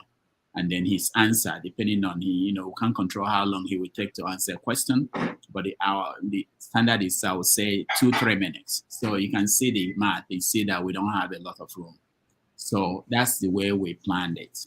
I hope everybody will be okay with that. I mean, many people may not have the opportunity to ask questions, but it's all good. I'm getting the commitment that he will come back again, because this wasn't the idea. I thought we'd do 3 hours, and he does it very easily on the space and everywhere else. It's just the nature of these arrangements. There are so many things packed in this travel, and then now he misses one of his flights, and then now he pushed everything back. So that's the arrangement now. So, but he's committed to coming. He will come immediately if he's done with this lecture. Our guy O.J is there. He was supposed to send us a live feed. I don't know. Maybe he went to smoke and the speech is going on. We don't know. So anyway, but I think what we should do now is what we should do now is, I think everybody weighed in on the topic we're talking about. Let's go to the next topic that I think is important. Doctor, if you don't mind, why don't you maybe take some questions for us, then you just do it yourself. I hate the fact when I ask people questions and I like to do a follow-up and I don't get, and they give me answer that is not anywhere close to it and everything. It just look like it's like that kind of NTA interview. I don't know. So sometimes you understand, but when you ask a question, at least maybe we can stand our ground, even the one question, and do a follow-up. I can ask him now, how old are you? And he told me that maybe it's he and my mom is classmates. I can come back and say, how come you are like this when you and my mom were classmates? You know, stuff like that. But when you just ask questions, then the person just answer anything. It just look like, say, we said we don't take brand envelope. No, but it doesn't. If myself too, even if I ask a question for you, it's the same thing. There's no guarantee. No, at least a follow-up. It is not so convincing. You know, the reason why we even at this time when we have tight schedule like this is that follow-up we take time from. I have like 20 questions here.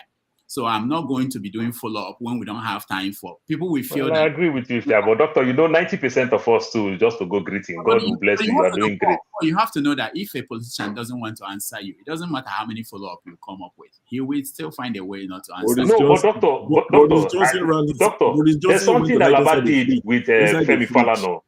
There's something Alaba did with Femi Falana. Everybody will know that the follow-up, the question that you asked, you didn't get the answer. Whether you didn't answer, people will know. These are the things that some of us want to embrace. Rufai today that is fire burning. You understand? When Rufai follow up and everything, we still don't get the answers. Rufai is the only one asking. That's what you don't get. Rufai is just one Rufai, but now you have 20 Rufais who want to ask. And if only one Rufai asks, then Rudolph will be accused of favoritism. Oh, you let Sho ask 20 questions. Is your favorite. Oh, you let Paul ask because him and your mother, they're from the same place. That's what will happen. Do you know what I think? Okay, sorry. I think, Dr. Damage, you already have some questions, yeah? I think we should also, now that we're waiting for him, let us go through those questions. and select the ones that are most important. Then then you can now do division of labor of who go ask which question, because some of us want to interact, or we considered all those things. We even considered you guys sharing your questions with us, and we choose. But what we mean is that people will blame you didn't choose my own because it's tough question. There are so many things that will come out. Because sometimes some questions come repetitive, and there are questions that definitely there are more questions. There are some questions that are more important, things that people want to hear more about. I think we should focus on those ones. What is important to you may not be important to me. Can I just ask? Yeah. I was listening to the format that you chose. Why is it so different than before? What is the specific speciality in this? One difference is that you are not going to be on the screen this way we are when he's answering your question. So yes, I'm asking why. There won't be any temptation to ask a follow-up question or interrupt. Because it's got 1 hour. We have 1 hour. But we don't kidnap him for 3 hours. Be that now. What's it? Who will pay ransom? Anyway, so I hope it works. But the promise I have for you guys is that he'll come back. I know he's committed to doing this. It's just the way things happened. So, okay, Doctor, I will give you one question to ask him. He has been procrastinating a lot when it comes to you. That is a question that you ask. Paul, wait. You are not. Paul, waiting me at the reason to say I'm only one phone call away from the potential president of Nigeria. You don't see the arrangements. So what you go see me for Aso Rocco? Doctor, I don't tell you, these London people, they're on the day too much. Come out of this London people for system. So that's how we are going to do it. In terms of who we get the chance to ask a question, there is no system in place for that. We have 10 people here already, but everybody will go out and come back in. So as much as possible, we will try. I have people who will help me. We will try to make sure that different viewpoints are represented. What I mean by that is that we know most of our guys, we know each other really, and we know where people's school of thought is. But we have to make sure that it's not just people that we say, hey, you are the greatest man in this world and we love you. We want to make sure there are other people who will ask critical questions. That's why I'm saying, Osadema, what's important to you may not be important to me. I may want to just say that you are the greatest thing since sliced bread and on the contrary, that won't be what I'll be saying to him. I actually think I'm one of the people who have some, bitter things that I might say to him. Okay. So maybe if he's lucky, maybe you don't choose me. If he's unlucky, maybe you don't choose me. Anyway. That's a good word. No. Because I've showered him praises at his back a lot, on a good day, on every day. But if I'm going to have a chance to interact with him, I best ask him something that is very, very consequential. Let's see Ngozika first.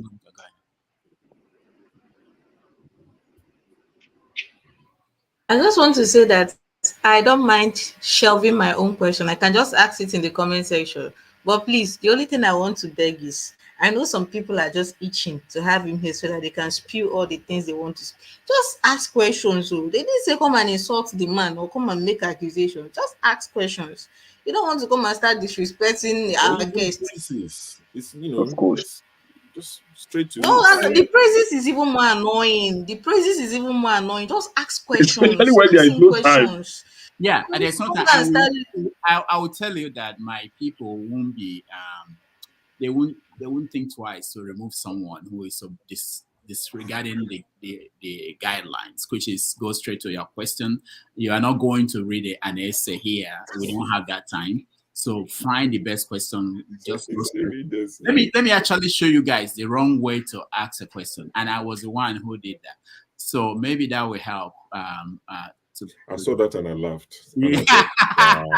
You saw that. That was the wrong way to ask a question, and I did it. Obi said Peter Obi is on. He needs the link. Oh, he said he's on. I can't see that one now. That guy. Ovi wants to come in. Is that what he said? I think he wants the link so he can join the studio. So he can. Oh, okay. Yeah. I can go backstage while he joins. Yeah, where is he? I posted the link. Yeah, bros. The only thing that no. Where do we? Ovia should communicate with me. I'm here. Okay. All right. Let me send it to him. Where's the video and on the asking questions so that some of us can learn? Yeah. How not to, not how to. I'll get it. But let me just make sure that if Ovia is coming in, he has. Yeah, he just posted it on the comment section, and I've posted the link. So I'll leave this is how not to ask question. Ekarosa, Awomonko, Ilenko, Ishenko. Speaking English. Why do you make it seem like it's us that do it? Stop then you ask how the children say they are fine. Then you say, what of Tega? What of Dele? What of Emeka? After you ask how the children. All right, so please. People will not get great. Let's see if we can get over here to send us a link from the event. Where is Sho? Sho left. I wanted to. Now you don't take him out. Oh no, not me. There are many people who do this. Oh, really? Don't think it's me. No. Sorry. I took myself out so that because I said I was going to leave so Ovie could join. Yeah, that's not the problem. It's not from here, the studio here. It's from the back end. I don't think there's space at the back end for Ovie. Right. Okay. Because of all the other things you have going on. Okay, let me leave from the back end. I'll just leave completely. Okay, please. But it's going to cost you $5.99 cash. Don't worry about it. Okay, so but sure, where did you get Ovie's call? He's not responding to me. Let me highlight the comments, and I was like, okay, all right. Yeah. Dr. Damage said some people are online saying, let's preview the questions. That's what some people are saying. Who will preview it? Question. Why are they previewing the question? What's it going to do with that? No, let me know who will do that. Is it you or them? The comment section. Okay, Ovie is joined. Okay. They do this.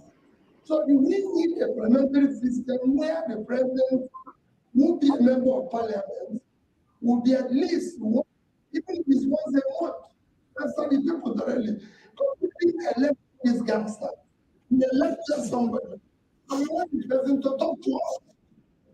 Not talk to us through somebody else. So we need that mix. So it's only going to be straightforward. Again, when it comes to issue of talking about China, Russia, all the stuff, I contested it. I said, we have no reason to be looking for any help from China, from Russia, from anybody. I'm against Nigeria. We have everything. What we are lacking is leaders who respect the country. Even when I hear that people are going abroad looking for we need to do with the local investors and make it work. Then the foreign ones will come when they see the local ones doing well. If they don't come, because they want to make money. So I don't believe that we need more people. And when people talk about religion and tribe, it is elite conspiracy. Not so that's bread. Now that things that they show me, they see the people suffering. But when elites because of it competed, they want to try already. No, I've been in the northern Nigeria.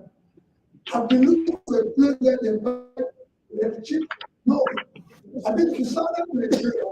I've gone to where the president of finance teacher. So, with the exploitation of the elites,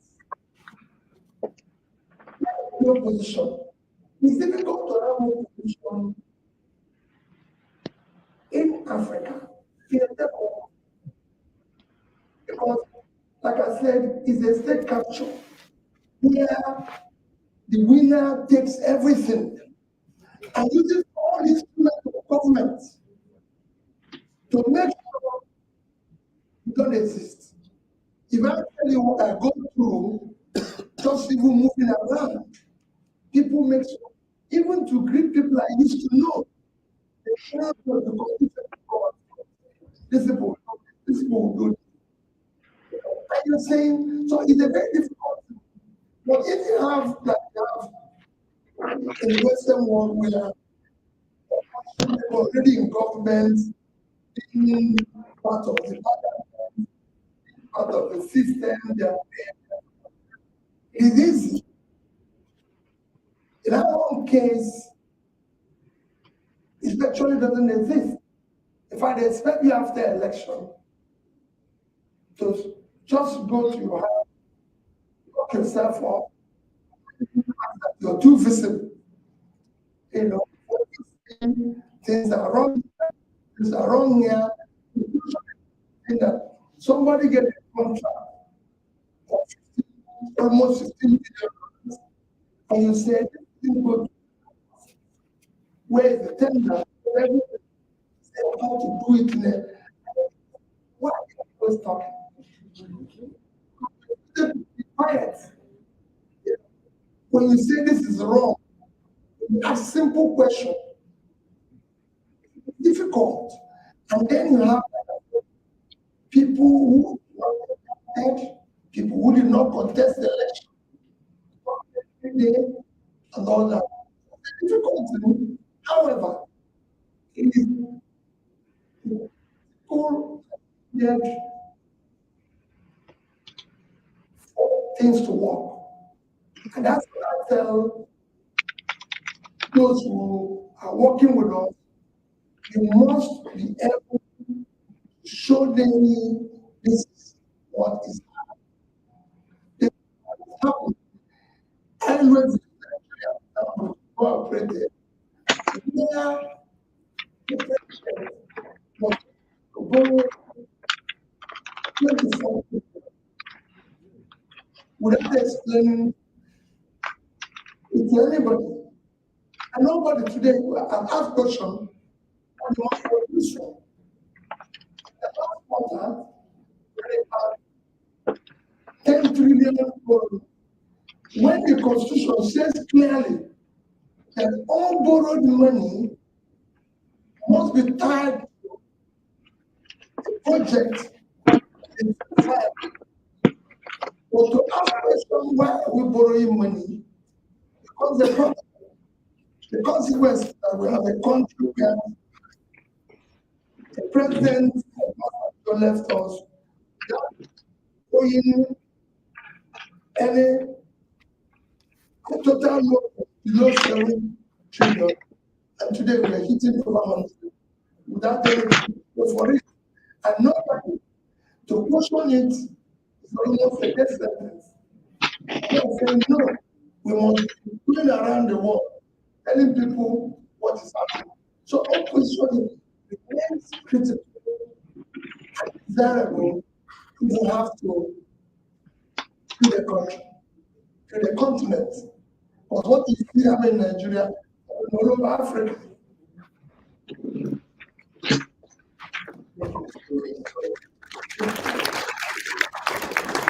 I think what I want to take out of that conversation is really the importance of institutional reform. So what model of institution do we want to take? Do we want to move away from a presidential system towards a more parliamentary system? And the question is also, what role can civil society play in moving towards that changing of culture of government? Right? Get into the habit of asking questions and make sure that our systems can have systems of accountability integrated within them. So, I'd like to pose you this question. I'd like to very strong and empowered societies in balancing the systems. How do you think the African societies can play such a role when they're sometimes the ones supporting anti-democratic leaders in regimes? I think that the challenge of international partners, are they ready to support civil societies which are not necessarily sharing values? Because you environment, societies on the African continent, once again, are not necessarily promoting democracy as it or kind of regimes. For instance, I think it's been a major mistake which has been done by all international partners as the Western has been to limit their conception, their perspective on democracy, to hold only to the fact that elections were held. No, because what is at stake in democracy is more, much more than this. It's a rule of law before all, before everything. And I'm not sure that the kind of democratic model which have been supported from was exactly what was expected by civil societies in the of African countries. So that's the first point. But I think we do have two visions of what how power at central level can be counterbalanced, and it's not only lying in civil society. At local, very local governance is very important as well. We have realized, in particular, as regards security, in the last decades, how important were customary authorities, for instance, or once again, religious authorities. You have also those decentralized institutions which have been put in place in a number of countries which do matter as well. So I think that this idea of civil society as the main actor to promote change is too narrow. There is definitely a need to look at other kinds of actors and also at the kind of relations they are with institutions. Because we also have to recognize that lots of power relationships are in fact informing in existence on the African continent. It is absolutely crucial to recognize this fact and to stop considering that African democracies or regimes are modeled on kind of a very very institutional way of thinking. I'm sorry, but democracy or authoritarian regime with the African also are not modeled as the Norway on the one hand and Turkey on the other hand, if I may say. They definitely need to take into account the very peculiar specificities of African governance, which is very complex with lots of actors, a myriad of actors. And I think that also the future will lie in the way in which there will be the capacity to integrate all those multidimensional and very diverse actors. Thank you very much. We hear a call for us to be more creative in developing our own schemes of our own model of governance. What does African democracy look like? What is the role of authorities beyond central state institutions? I'd like to turn back to Mr. Obi. In part, drawing on your experience as a governor within regional governance, what is the role of regions in promoting counterpowers or promoting accountability on one hand? And on the other hand, I'd like to ask public, civil society is sufficiently demanding.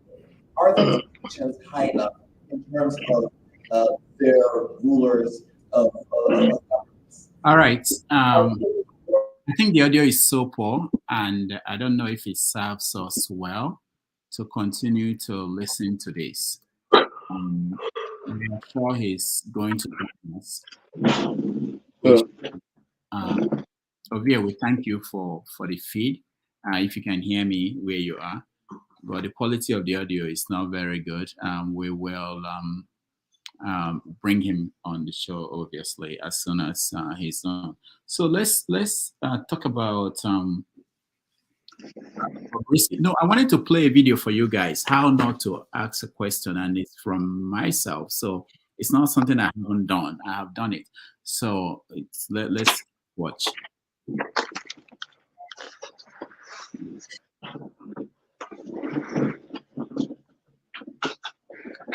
Mr. Koledo back there, thank you. You've been amazing. Please start letting people in, starting with the first person is Rudolph Okonkwo, whom I'm sure you probably know is one of the biggest critics. I'm just reading the names of the people that are already in the studio. Please don't sign out, even if you are not seeing your picture yet. But Abuchi Oi Ola and Chukwu Dala, Joshua, Ahana, Judah, Osamudiane. You all are in the studio, Grace and Eta. Is there somebody's my one of your biggest critics? He's on your stage. Nobody's my critics. Everybody, they're all contributing. Yeah, exactly. Critics are people who also help to do better. So please and please, you only have 10 seconds. I'm sorry. Just go straight to your point. Say your first name. Go straight to whatever you want to ask. I beg of you, the man is tired. No we problem. Appreciate his time and the event. He's enjoying it. What they are trying to drag him out since. He says he's enjoying the interview, sir. Go and start the program. He will come later. So please, once you get in the studio, sir, yes, please go straight to your question and please don't drag anything. Rudolph Okonkwo, you have 10 seconds. Governor, thank you so much for joining us. Okay. Governor, okay. Governor, thank you so much for joining us. We appreciate this time to talk to you. What's your question, Rudolph? Can you hear me? Yes, go ahead. All right. So my question is very simple. Most people in Nigeria, they believe that the country is broken. The country is like a car that is that knocked engine and it doesn't need a new driver, that it needs to be fixed. The engine needs to be fixed, but you want to be the driver of the car that the engine is knocked. Let me read you what your hero, Chukwuemeka Odumegwu said. I know, we have to frame it very well. The Federation, this was in 1969. He said that the Federation of Nigeria is as corrupt, oppressive and irreformable as the Ottoman Empire was in Eastern Europe over a century ago. And in contrast, the Federation of Nigeria, in the form it was constituted by the British, cannot, by any stretch of the imagination, be considered an African necessity. Yet we are being forced to sacrifice our very existence as a people to the integrity of that ramshackle creation that has no justification either in history or in the freely expressed wishes of the people.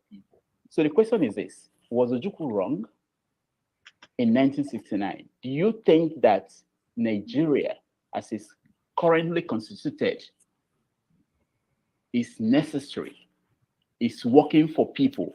And do you think that we need to get a new driver instead of changing the engine of this car that is not? I don't understand. Rudolph, you know, I was the person who said that this car has an engine knob. I didn't want to say that. I wanted to say it. Good. Require that changing a driver will not make a difference. Yes. And what changed? It was my own position. I remained my position. But what I keep saying is that we don't need to keep the driver that knocked the engine or the driver that knocked the engine. We need to change the driver that will even take it to the workshop where it is going to be fixed. Because even if you see vehicles that are being towed, there's somebody there managing to turn the wheels until you get to the mechanic center. Otherwise, it's going to be worse, you know. So that's what you are going to do. You need to send it to the mechanic workshop. Somebody needs to be driving it so that we don't have a situation where it will go from engine knock to the car and then a full-blown accident. But that, position you've taken, and I said, Ojukwu was my leader. And on his last days, he believed that with competent leadership, you can start repairing this situation. Like you know what Chebe said, there's nothing wrong with Nigeria. The air is good, the food is good, the environment is good. God blessed us. What we are lacking is to have leadership, character, competence, capacity, and commitment to building a better Nigeria. Every country is as diverse as we are. Even some are more diverse as we are. Big countries like Indonesia are more diverse. Even if we talk about religion, the biggest Muslim country is Indonesia. So why are they doing well and everything? And today in Nigeria, you know that no part of Nigeria is doing well. I've asked people who think it's about tribe, why is there Katsina not the safest place in Nigeria? Why can't we drive to Kaduna by road or by air, anything? Is it because someone from southwest or southeast is the president? No. Is there anywhere the northerners buy bread cheaper? Or is there any road that they can go on? But Governor, let me. What place is the problem?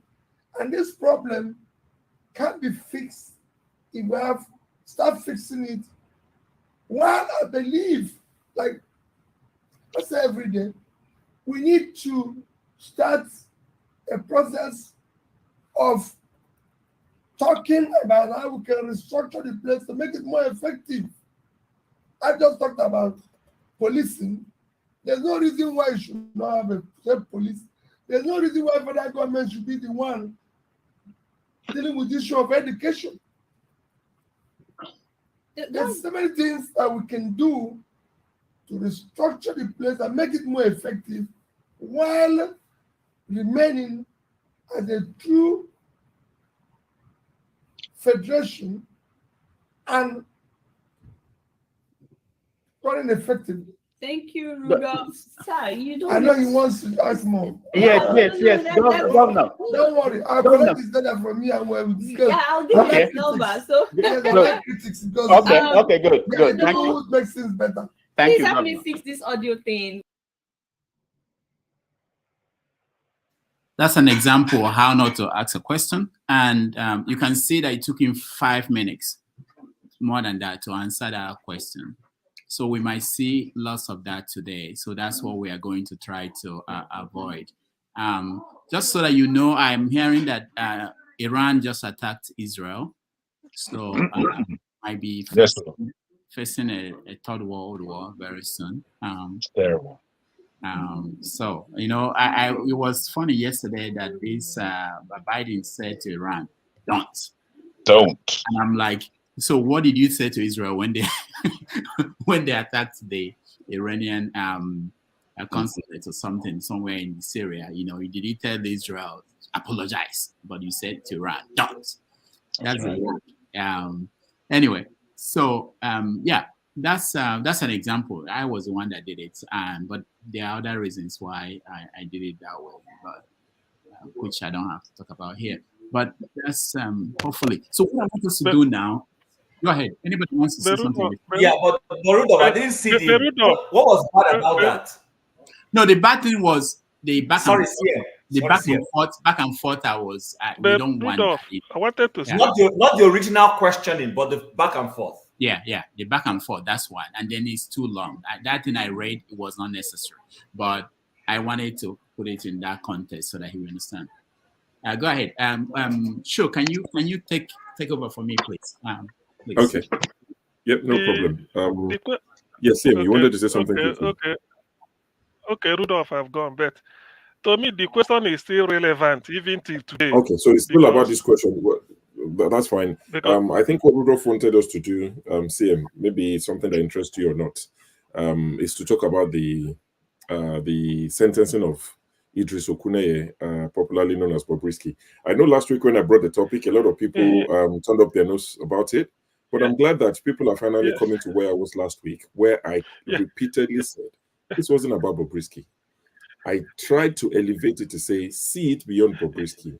Do you see what is happening? Do you think it would start something where people will be getting arrested, or do you see it as a broken system where some people can use the law enforcement to go against who they don't necessarily agree with?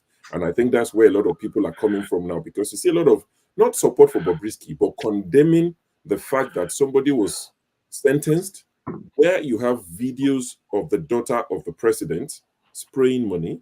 You have a lot of people all over the internet, big celebrities spraying money. A governor of Niger State, there's a video of him literally throwing money at people from inside open roof car. You have Wizkid doing the same. So the question is not Bobrisky. So that's where we want to start it from. You know, how do you see this? What do you think? Because the sentence is 6 months or fine of 50,000. Sure. Let me save you. Let me save you from yourself. No matter how you rationalize it, the actor makes the news. That is just the way I see it. It's not the law we are following here. We are talking of the subject, who is involved. That is the news. Anyway, before I continue, please let me thank Ostadimo. I've not seen him for a long time. Osta been using your line that you can rig yourself into power, but you can't rig yourself out of poverty. So I've been quoting it anywhere I am, and people have been replaying it. Anyway, the thing is, the thing. I'm speaking for myself. On this, Bob is risky or Bobrisky or Bobrisky, whichever way you call it. Speaking for myself, and sometimes I wonder. This is a chap that won an award among women some couple of days ago. We heard that he was arrested. I was trying to say which part of the cell will they place him. They say it's in the male facility.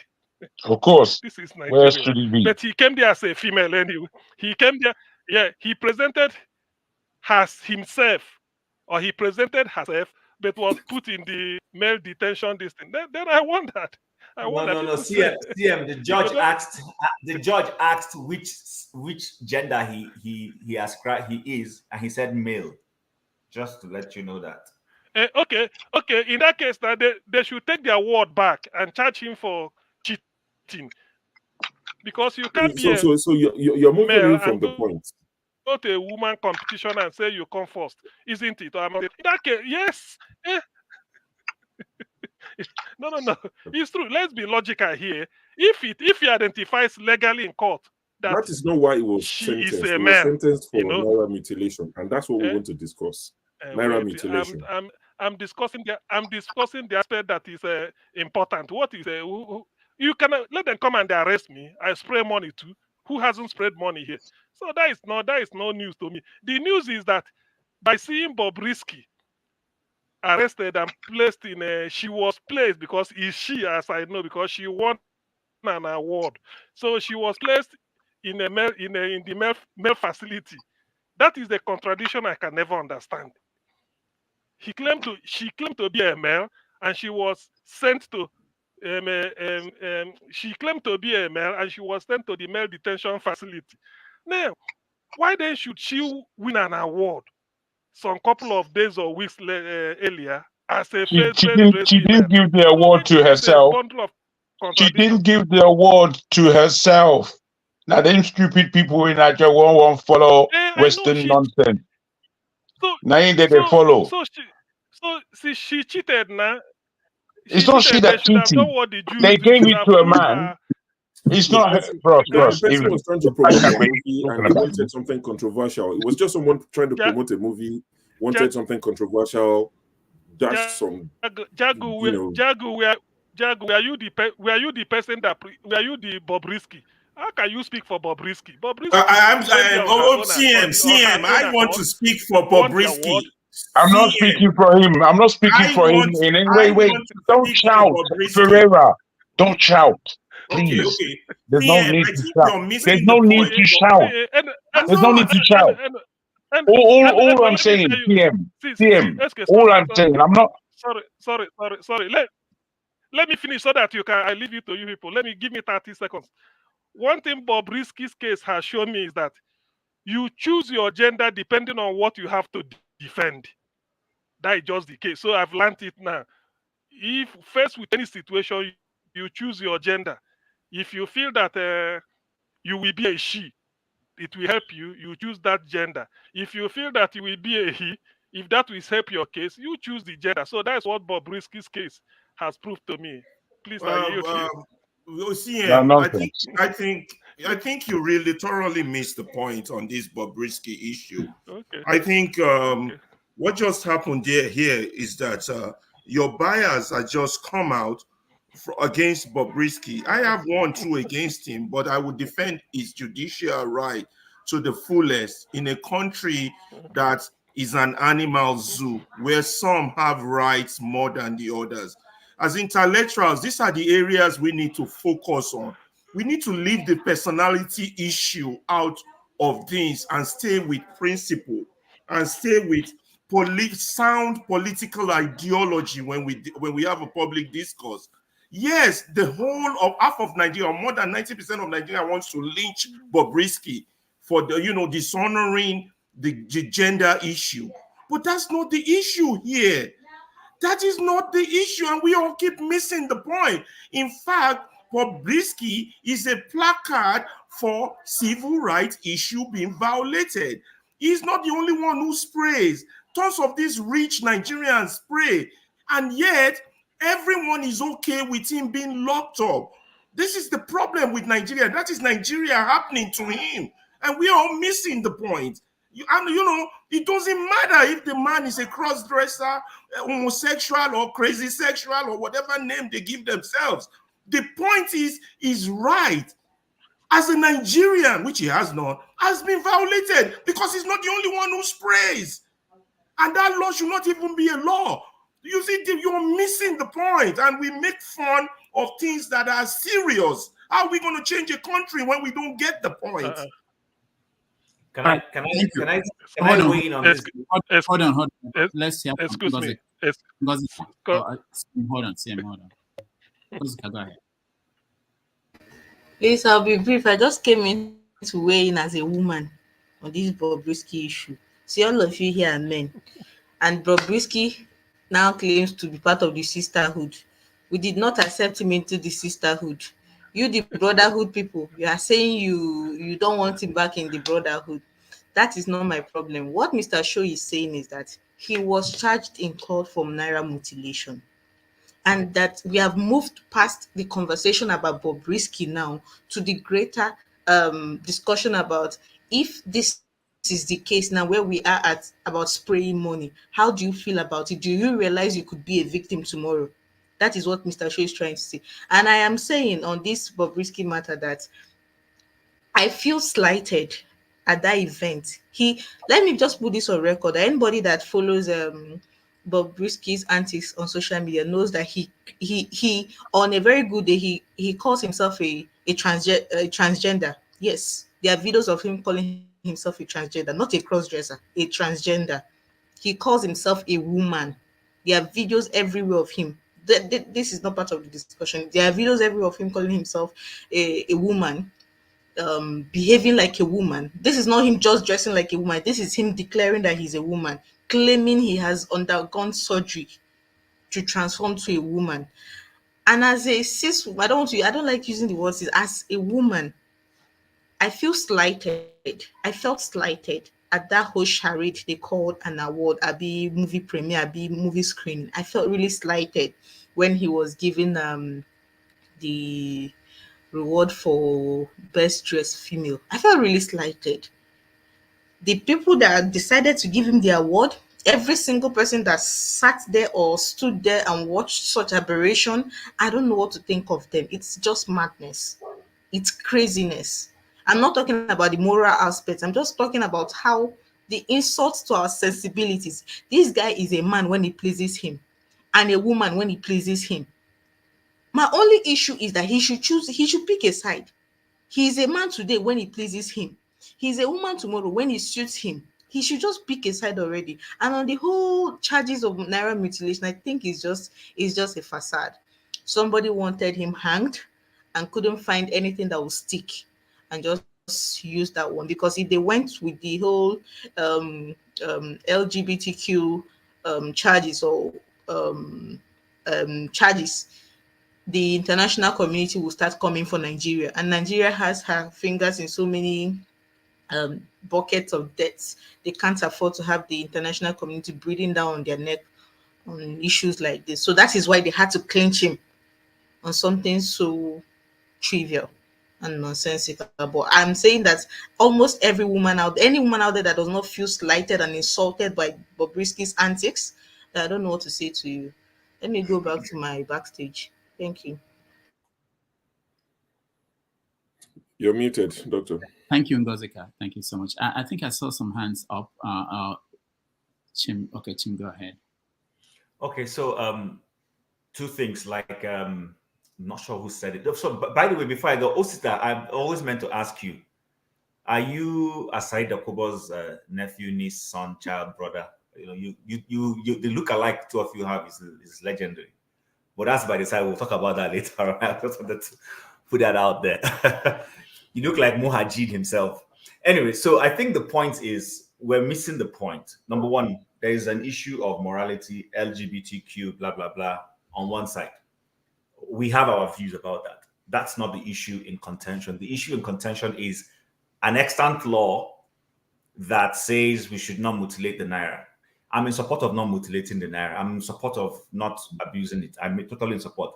But that being the case, there have been people who have mutilated the naira way before Bobrisky. And the question any rational mind is asking is, where was the EFCC when all of this was happening? Why this selective persecution? We've had very high-profile characters. The president of the country himself carried a bullion van into his house. It's against the law of Nigeria. If we go and look, nobody did anything to him. Our politicians during elections spray money. Nobody has gone to. There is a video, like Show rightly said. In fact, there's a video 3 in 1. I'll share the videos in a minute. I'll share them. I have them. Oh, yeah. So we have the video of the self-acclaimed first daughter of the nation spraying money. We have a video of our brother, what's his name, Obi Kubana, chesting the money. Yeah. Then we have the current sitting governor of Niger State in an open motorcade spraying money. And I'm happy the person who actually shared that with me is a Northerner, and he was totally saying this is wrong. You cannot be holding. And this is the guy who shared it is a Muslim who is probably against the kinds of things Bobrisky stands for. But he was saying it's wrong. It's unfair to be winch hunting Bobrisky when a sitting governor is doing the same thing and abusing it. And we have our so-called APC chairman, you know, bettering the money under his cap and all everywhere on this. But we have all of this. And so when it comes to dealing with the issues of his morality, we can come there. But when it comes to this law, this is actually wrong. The EFCC is being selective, and everybody needs to call them out on this. And every rational person who's reasonable has said, listen, I might have my issues with Bobrisky on this, but when it comes to his fundamental human rights, he's been unfairly treated. And I think we should be bold enough to say it. I don't care whose ox is God. And I will go to my Christian values. A woman was found guilty of adultery. Nobody was saying that adultery was right. The question was, where is the man? If you're accusing a woman of adultery, was she committing adultery by herself? Where are the men who committed it with her? And that's why the man said to them, he who has no sin, cast the first stone. So I think EFCC needs to go back, prosecute everybody involved before they can come back and tell us that they are right with Bobrisky. As long as they can't do that, they should let that guy go free. Simple. All right. Thank you. Doctor, if you just permit me 2 minutes, I'm just going to play a few videos. I've muted them because I'm not sure, the copyright of the sound and all of that. But I'll play a few videos. Like Chim rightly said, I have no interest in Bobrisky. I don't know what she stands for. I'm not interested. I don't see him. People like that are on Twitter. They use Instagram. Well, you never find me. I only hear about things like this when it becomes a national issue. And like I said, I see it beyond.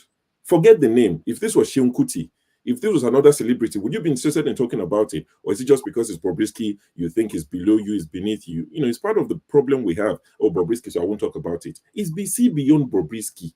Tomorrow, you will spend money in Nigeria. Somebody that doesn't like you will send the picture to EFCC. You'll be prosecuted, then what? So we're saying, by all means, Bobrisky is guilty of what they've charged him for. It's either 6 months in prison or 50,000 naira. The judge decided it's not going to be 50,000 naira, which I even think is too low. You should make it like 10 million. Because if you have enough money to be spraying, 50,000 is nothing. Review the law, make it prison or 10 million, 20 million to deter more people. I don't support people mutilating the naira. But let me see if I can find the video. Okay.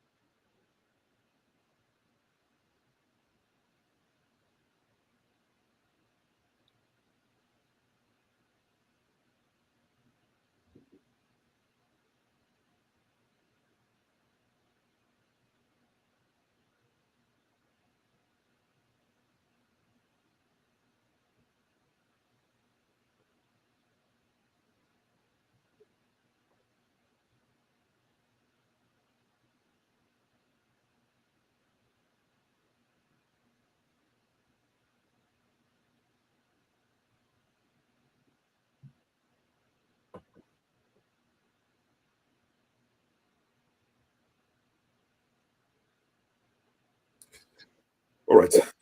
You get the drift. You saw the videos, the 3 videos. One of them was the daughter of the president, Shadi Tinubu, the first video. The second one was Obi Kubana kicking and chesting money and all of that. And the last one was the lady who recently drove from London to Lagos. I can't remember her name. She's now an ambassador. Lagos State have rewarded her, which is good and all of that. But what we're saying is, when it is selective, and it's part of what we come here to discuss every weekend. So how you don't see it, but it worries me. We claim, we come here, we talk about injustice, selective.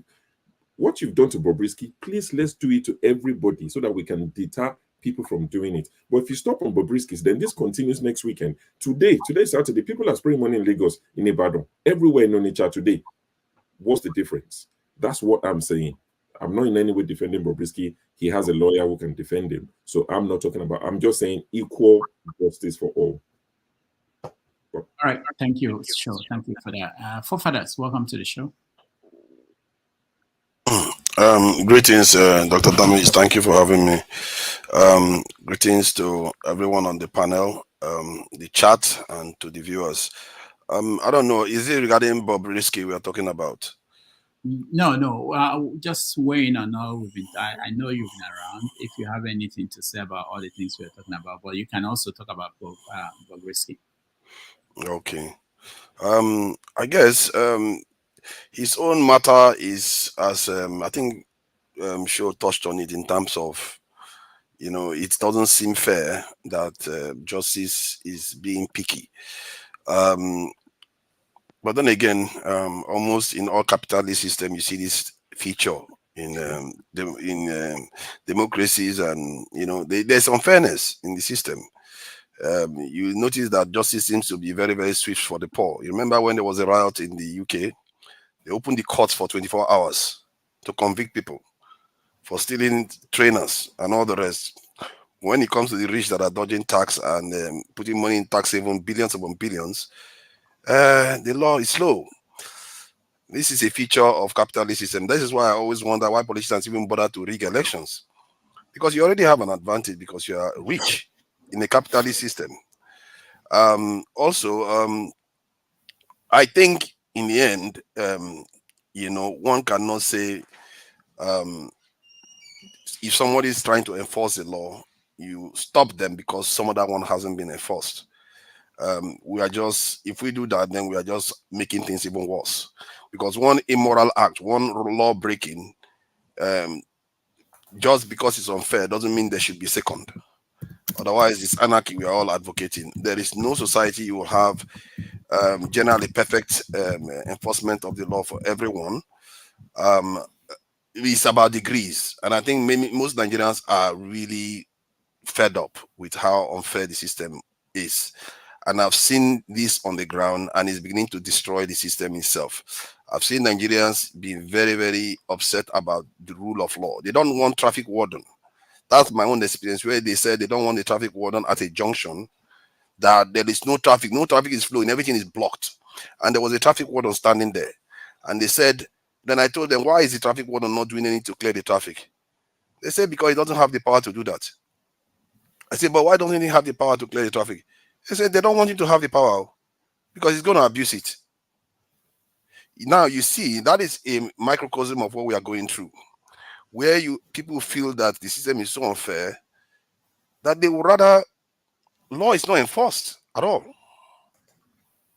And that is a very, very terrible situation for us to be in. And I really think that we have to take whatever we find and push for the others, like the lady that is spraying money now, whether it's Abiola's daughter or not, or Tinubu's daughter or not, she should be held accountable too, because it's unfair. And those that are Bobrisky supporters, he's not the only one. There was another lady that was convicted in late last year for spraying money too. They seem to be very selective about what they do. And personally, spraying the money versus election malpractice, I think election malpractice is far more grievous, and you see it everywhere, and nobody is doing anything about it. If you are operating a democracy, election process is almost sacred. You can't have people damage it the way you see it being damaged in Nigeria, and no action is taken regarding. I don't know how many people that have been prosecuted for election malpractice in this last cycle. None.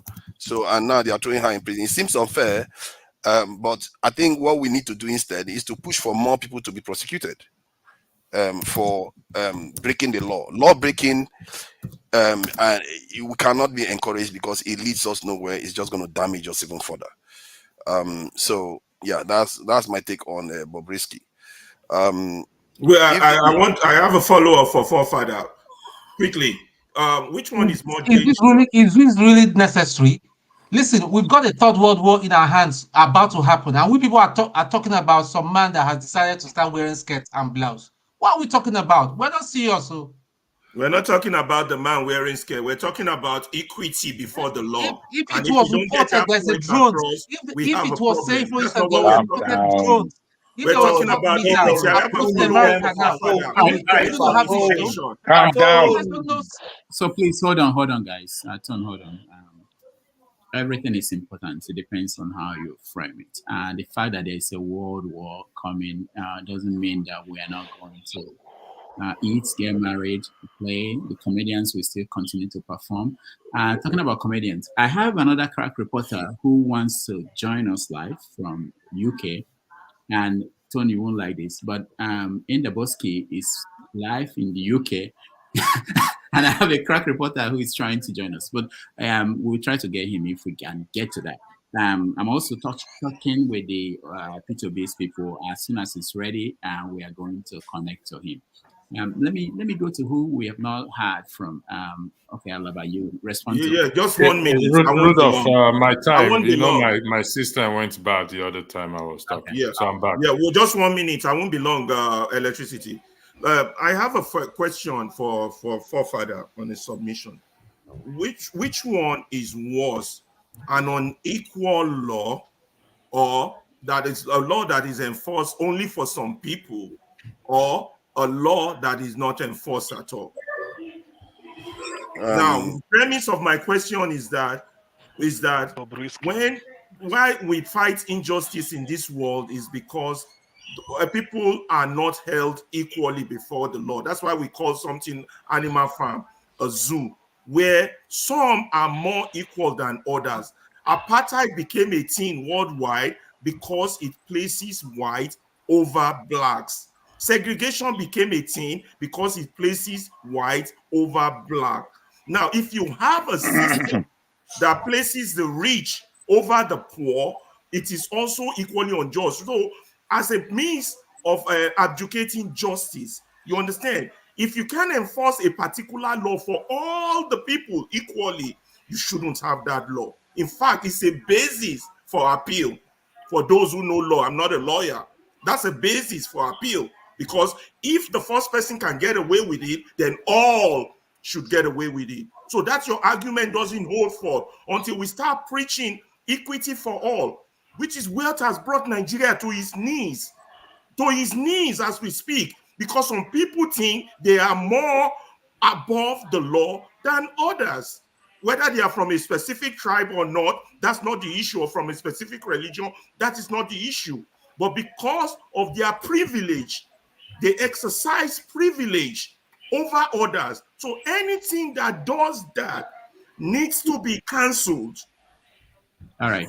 Thank you, Alaba. But also, Can I respond quickly to what he said? No, hold on. I want to mention that the Bobrisky situation is exactly the same thing. Israel, if you look at what's happening in the Middle East now, Israel decided to attack an embassy building of Iran. And the world didn't think it was over the line, you know. And when Iran decided that they will respond, America said, you can't, don't, you know. It's exactly the same thing. You can break down everything to the basic things, what is right and what's wrong, what is the right of everybody, who has privileges that others do not have, and why it leads to crisis. So it's not about the lifestyle of Bobrisky, it's about the law and how it's applied. All right. Go ahead, Prophet. Yeah. You see, you see, in life, even nature is unfair. It favors some continents over others, favors some environments over others, and the human beings societally tend to gravitate towards unfairness. We like it or not, and it's not because of wickedness; it's just because of kindness. If you are kind to your neighbor, you will do things for your neighbor that results in them maligning the law. And if you think deeply about this, you find that that is what society is like. They gravitate towards each other. Everybody is kind to their fellow man, and before you know it, they become an old boys club, and you have elite class and you have the lower class. But in the end, some execution of the law is better than none. The ideal situation is everything is applied equally. That is why the law is there. However, if you execute some of them, it's better than none. Anarchy is far worse. Thank you. Thank you, Pastor. Thank you, Reverend Rudolph. Before I come to you, Ferreira, definition of Naira mutilation is defined as mutilated currency is a note that has been damaged to the extent that one half or less of the note remains or its value is questionable. That is not the case in respect to what Bobrisky did. So the authority is wrong. He's spraying money, he didn't destroy the money. The money can still be used, can still be recognized. So I don't see why we have to argue. I mean, it's not whether he's lesbian or gay or not, it's about the matter of the law. He was arrested, or she was arrested for mutilated currency. And when Sho brought up this topic, I asked Sho to highlight the definition of what mutilated currency is. He didn't do it, or she didn't do it. So why are we, I mean, the law has to be fair on everybody. That is the definition. You Google it, you will see the definition there. Sorry, Pastor. Sorry, Chim. Sorry. This is important. CM, sorry, I took you out just random so I could answer Pastor Electricity. So the CBN Act of 2007, Section 21, subsection 3 says, for the avoidance of doubt, spraying off, that was the first line, spraying off, dancing or marching on the Naira or any note issued by the bank during social occasion or otherwise, however, shall constitute an abuse and defacing of the Naira, or such note shall be punishable under the subsection 1 of this. So spraying off is the first one. So it is not mutilated. All of them. They've not put them under mutilation. Spraying off is an offense. I just thought I'll clear that. According to the report, he was arrested based on mutilating the currency. They are the ones that made the law. They've classified spraying as part of their mutilation. I just thought I'll clarify that. So if that's the case, all of us are guilty. Every one of us are guilty. I never sprayed Naira. I was young when I left Nigeria. I didn't have money to spray. Please, leave me out. CM, I'll bring you back. That is the case. Every one of us are guilty. So if you give Naira to your church, you're mutilating it. If I give Naira to church. Anyway, let me continue, please. Ferreira, you claim that I was wrong when I highlighted the issue of moral obligation. Are you still standing on that? Absolutely. Did you see what I just? Did you see what I sent to you on the private chat? On the platform, I saw it. Yeah. Countries are not run on morality, because individual moralities differ. Countries are run on legality. Fair. Hold on 1 second, please. You see, we owe each other moral obligations beside the law. No, that's a religious view. If I'm an atheist, that's not a religious view. It's not a religious view. Ferreira, it is not a religious view. It's not a religious view. It's a view of morality. If you see someone lying, if you see someone in the street lying down, if you saw Ferreira, Brother Ferreira, if you saw somebody in the park on your route home and this person was wounded on the floor, your duty to that man is to go and check if he's okay, not just to walk past. That's my humanity, not my morality. No, not just to walk past like you did me when I was drunk that time. All right. Good Samaritan theory is about let humanity. me finish. You see, not I'm not going to argue with you, okay? I don't mind being told if I'm wrong. I don't mind. However, if I am not wrong and you tell me I am wrong, I will put it to you that I am not wrong. It's up to you to believe. Subject to debate. On Wednesday, let me just tell you something. Hold on, Ferreira. On Wednesday, I submitted my first assignment on health and safety on moral ground. I quoted the law, HSWA, health and safety at work. I failed the number 1 question because my tutor told me I didn't ask you about legal matters. I asked you about moral obligation in health and safety. So I got 7 over 10. So you Google it, you will see it there. It's not. What's the difference between morality and ethics? Please. Let me finish. I don't like being interjected, please. Let me finish. I was telling my daughter this evening, if you are driving and I'm sitting by your side and I refuse to use a seat belt, what would you do? She said, well, she has told me, and that is it. I said, no, you have a right to tell me to get out of that car because I'm putting your life at risk. That's the moral obligation you hold to me. So please, let's get the record straight. Moral comes first before the law. It's there. Google it. You will see it yourself. I didn't make it up. It's there on the internet. So I am not wrong. You are wrong. I yield the floor. Thank you, Rudolph. All right. I will go to James. I'll go to James, but let me just show you guys a little bit of what's going on live from London, where Loco P, the other crack reporter we have, talking about spreading the Naira. I hope it's the Naira that's there, not the pound. Let's see if we can play a little bit of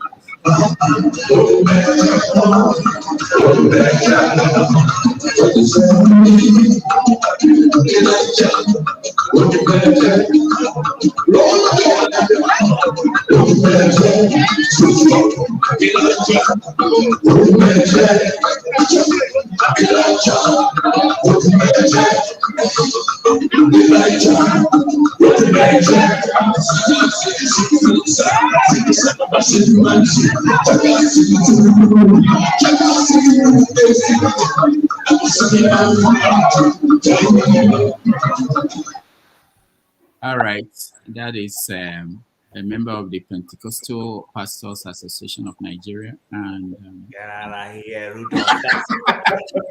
You'll be surprised. He might be a member of the Pentecostal Pastors Association. Anyway, are you going to James on moral grounds? Is that why you're going to James? No, I don't know. No, yeah, exactly. That's a good one. That's a good one. I know you did. That's a good one. Can you hear me, please? Yeah, James, go ahead. I'm sorry, my background here is very noisy. If you cannot hear me, you can let me know, please. Go ahead. We can hear you. I just want to say that going by the definition on the private chat, Mr. Tinubu has devalued the Naira to such an extent that its value is questionable. That is the greatest desecration of the Naira. Not That's what right. That's how we should look at it. And also, let's say you want to buy a toilet, toilet roll. Let's say Nigeria today. If you collect 5 Naira notes to buy a toilet roll, you discover that the volume of paper you use is more than the toilet roll you want to buy. So it's better for you to go to the toilet with 5 Naira notes than buying the toilet roll. So that is the greatest desecration of Nigerian Naira, not what the boy did. And secondly, the judges must be called to order. A judge has no right to do what the judge did. The boy was being tried for desecrating the money. Not for, I mean, it's not, they are not trying this, what's it called? I mean, if it's a boy or I mean, that's not the issue at stake. That is, because if I commit murder, for example, and I appear before a judge, it will be wrong of the judge to try me for treason, whereas I committed murder. So a judge has no right to redefine a crime during the course of a trial. So the judge should be called to order. So that's the little I've got to say. Thank you very much. All right. Thank you, Mr. James. I'll come to you, if there's no other person here. Flagship, I don't know if you have something to say. Local P, if you can hear me, please help us to see if we can book in the Bobrisky for this show. We're open any day he wants. He wants to come on the show. We will take him. Look, Jagan, go ahead. Oh, I had something to say.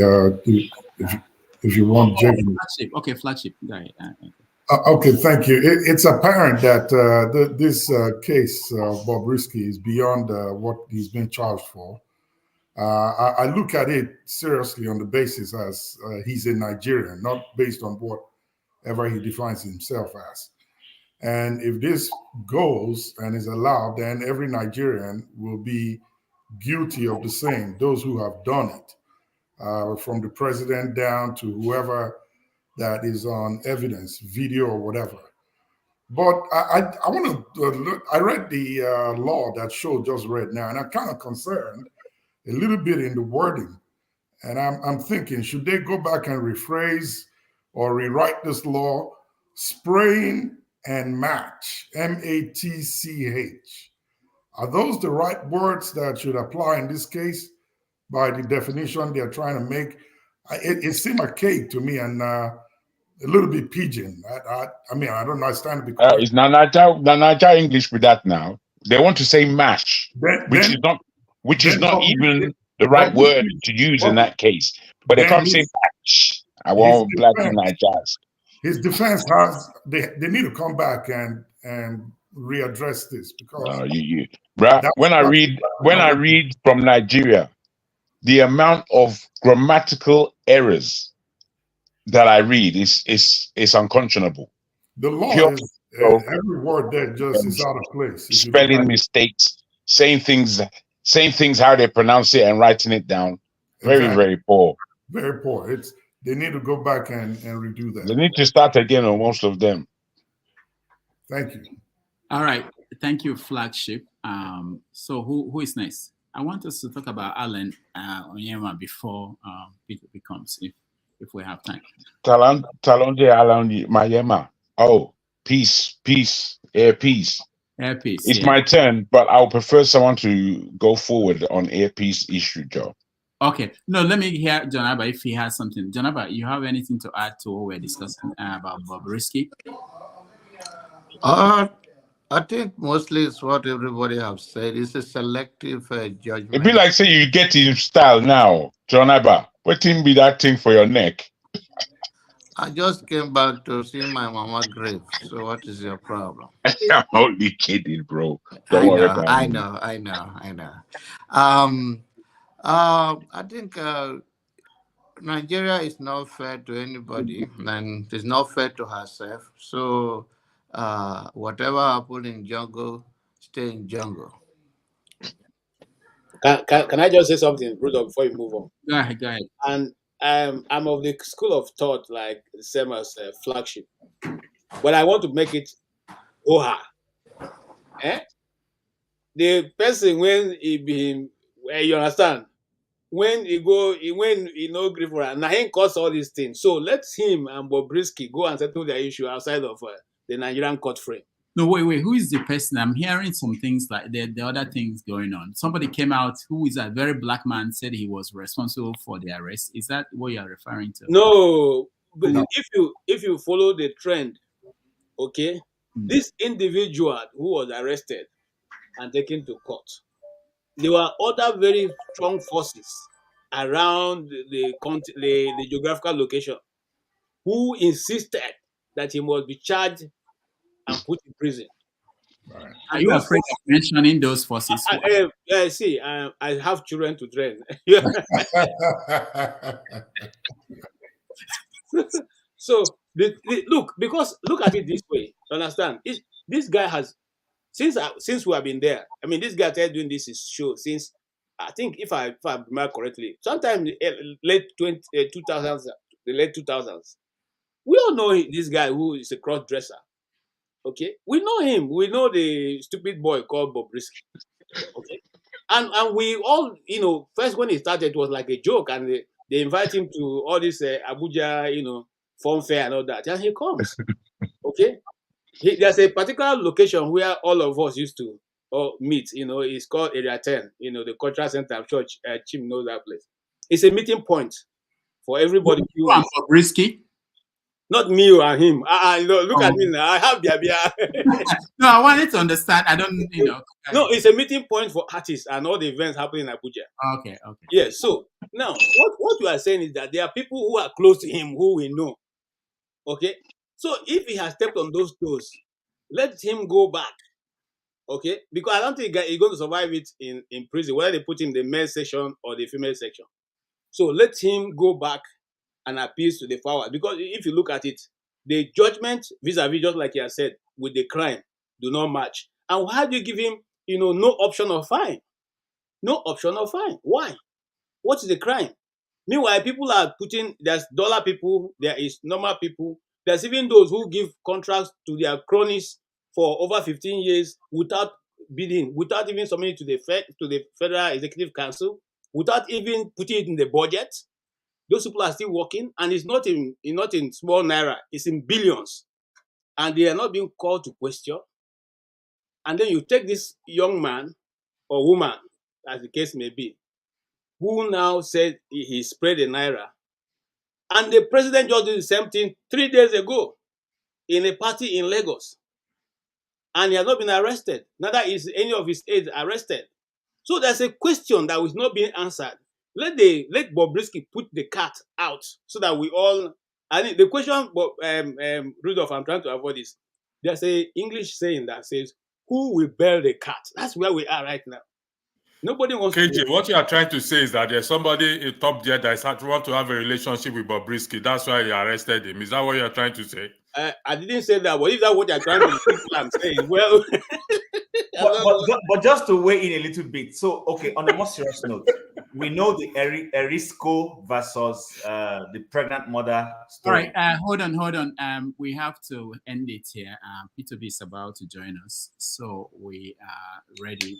So I'll get you guys out. And please, everybody, really get out from. Sorry, let's say that way. We have to get out so that he can actually join us. Okay. Yeah. Hello. Okay.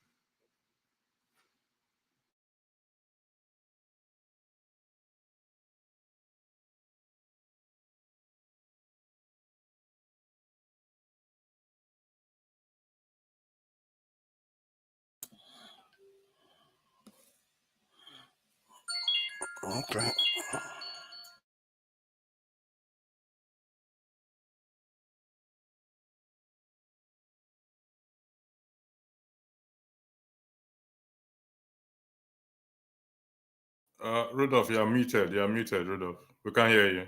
Okay. So I'm going to remove myself now. Okay, please.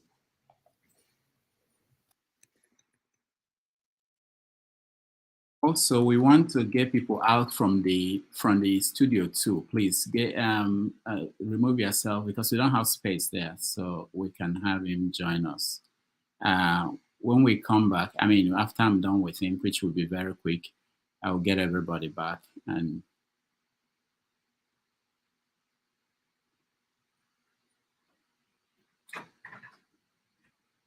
All right, so I think we have space for him now, but new people should not try to join. We will get them to.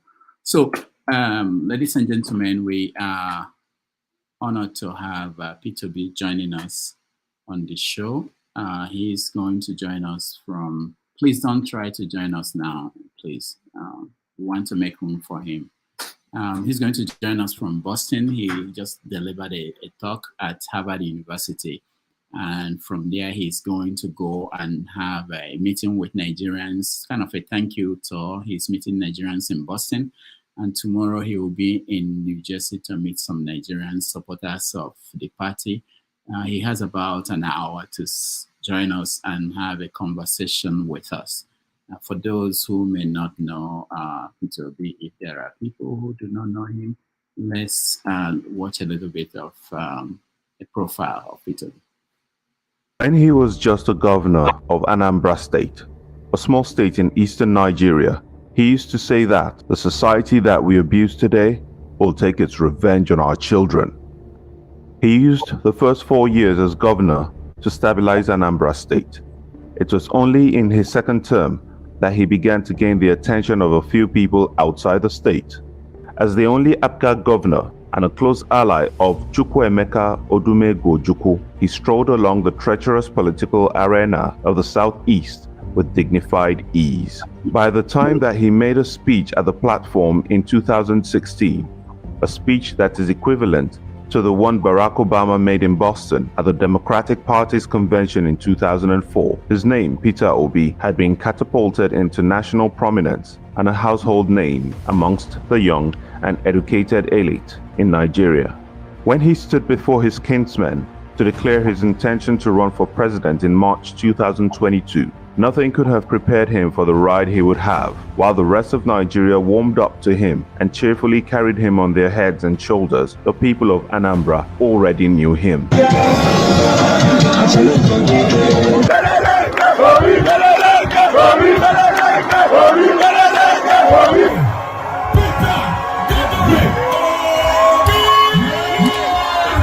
He was Okute, the former governor whom all the 177 traditional rulers in Anambra State unanimously confer the title Okute. His name is Peter Gregory Onyeama Obi. Obi was born on the 19th of July 1961 in the business city of Onitsha, where he continues to live and work till date. He attended Christ the King College, Onitsha, where he completed his secondary school education. He was admitted to the University of Nigeria in 1980, graduated with a BA Honours in Philosophy in 1984. Peter Obi attended Lagos Business School, where he completed the Chief Executive Program, Harvard Business School, the London School of Economics, Columbia Business School, and the International Institute for Management Development, where he received certificates in the Senior Executive Program and the Chief Executive Officer Program. He also attended the Kellogg School of Management and Northwestern University, the Business School of Oxford University, and the George Business School of Cambridge University. He describes himself as a mere trader. Senior brother is even more intelligent because he's a professor, I'm a trader, so he knows more, so he will be able to do things better than I'm doing it. You know, I've done my little own as a trader. Now the professor is there. This is despite his exploits from boardrooms to politics, where he left a trail of verifiable track records to which he always referred his opponents to with his Go and Verify anthem. I left the Bank of Nigeria, $50 million, $1 million for the state. The bank is there, you can go and verify. Being a businessman, resilience was second nature to him. But in 2003, his political resilience was tested when Chris Ngige was declared winner of the gubernatorial election. Obi went to court, and in 2006, the election of Chris Ngige was nullified and Obi was declared winner of the 2003 election. He assumed office in March 2006. He was impeached in November the same year by the Anambra State House of Assembly. However, his impeachment was overturned and he returned to office in February 2007. He was removed again after the 2007 Anambra State gubernatorial election, but the judiciary again intervened by ruling that he should be allowed to complete a full 4-year term. In 2010, he was re-elected to a second term, and this time, he served full term. In this current dispensation, it was uniquely refreshing that in the Nigerian political arena full of certificate forgers, ex and current criminals, and men and women with an opaque past, The only talking points that Peter Obi's opponents could hold on to was that his statistics were sometimes off, that he said he had only one pair of shoes and one watch, and they found two, and that he called a church leader and canvassed for vote in the infamous, illegally obtained and leaked Yes Daddy audio. In 2023, 20 years after his first election appeal, Obi went back in court to challenge the process of the presidential election he said he won. Let me reiterate and assure you that good people of Nigeria that we will explore all legal and peaceful options to reclaim our mandate.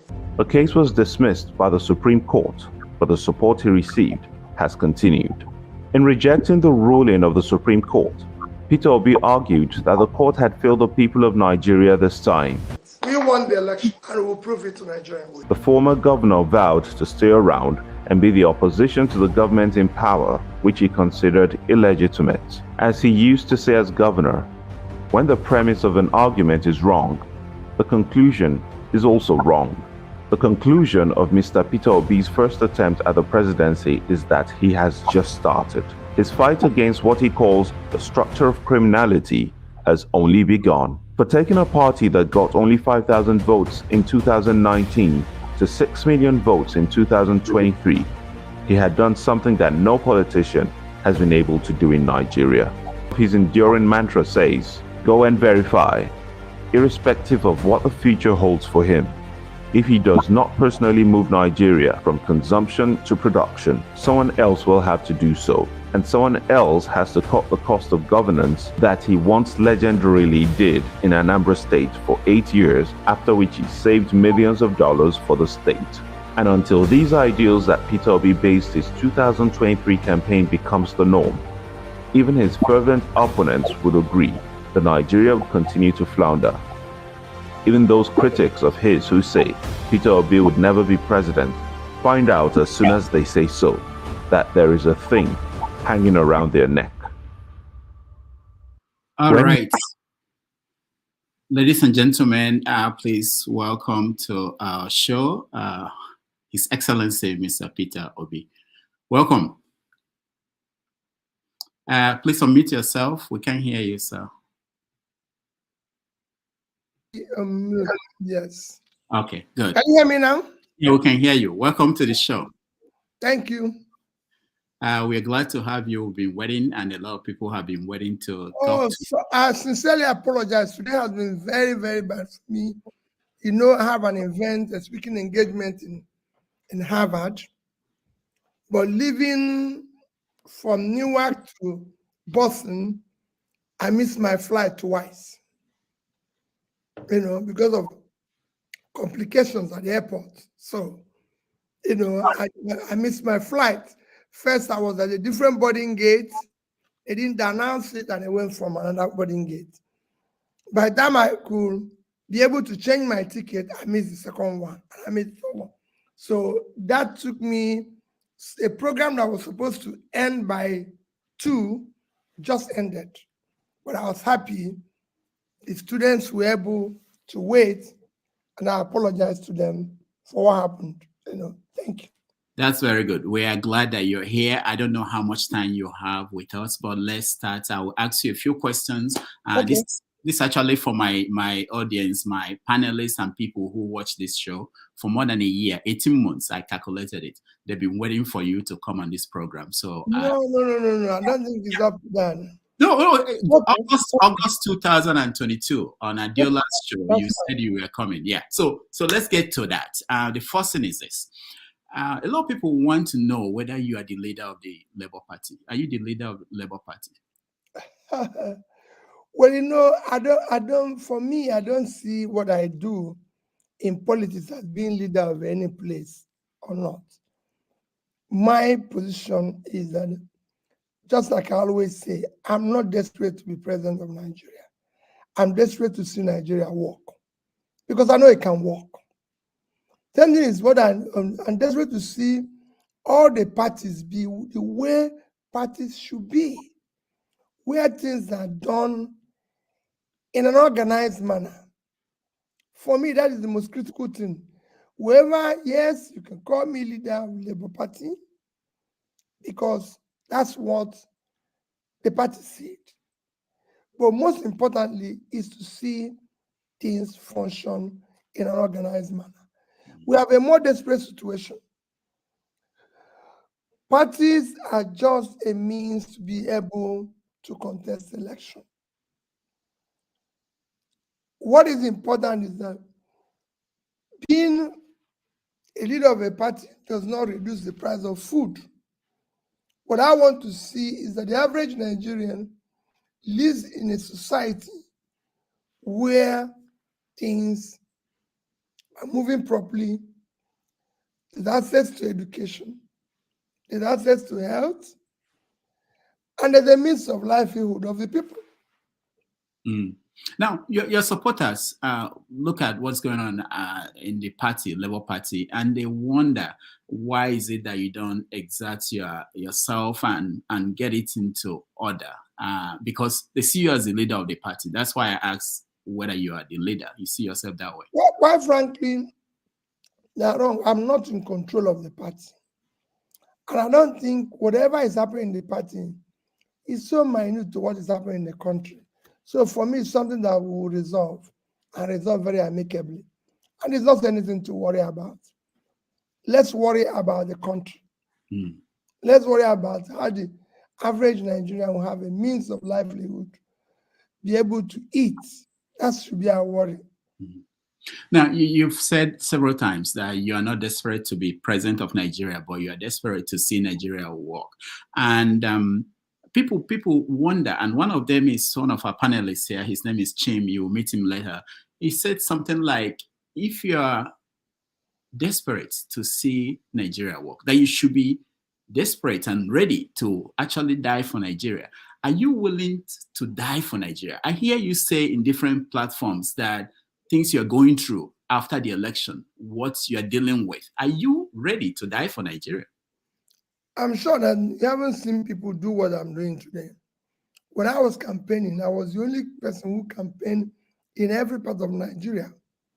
I was in Southern Kaduna, I was in Southern Borno, I was in Southern Gombe, I was in different places, I was in Newman, everywhere, and I would do the same thing everywhere I go.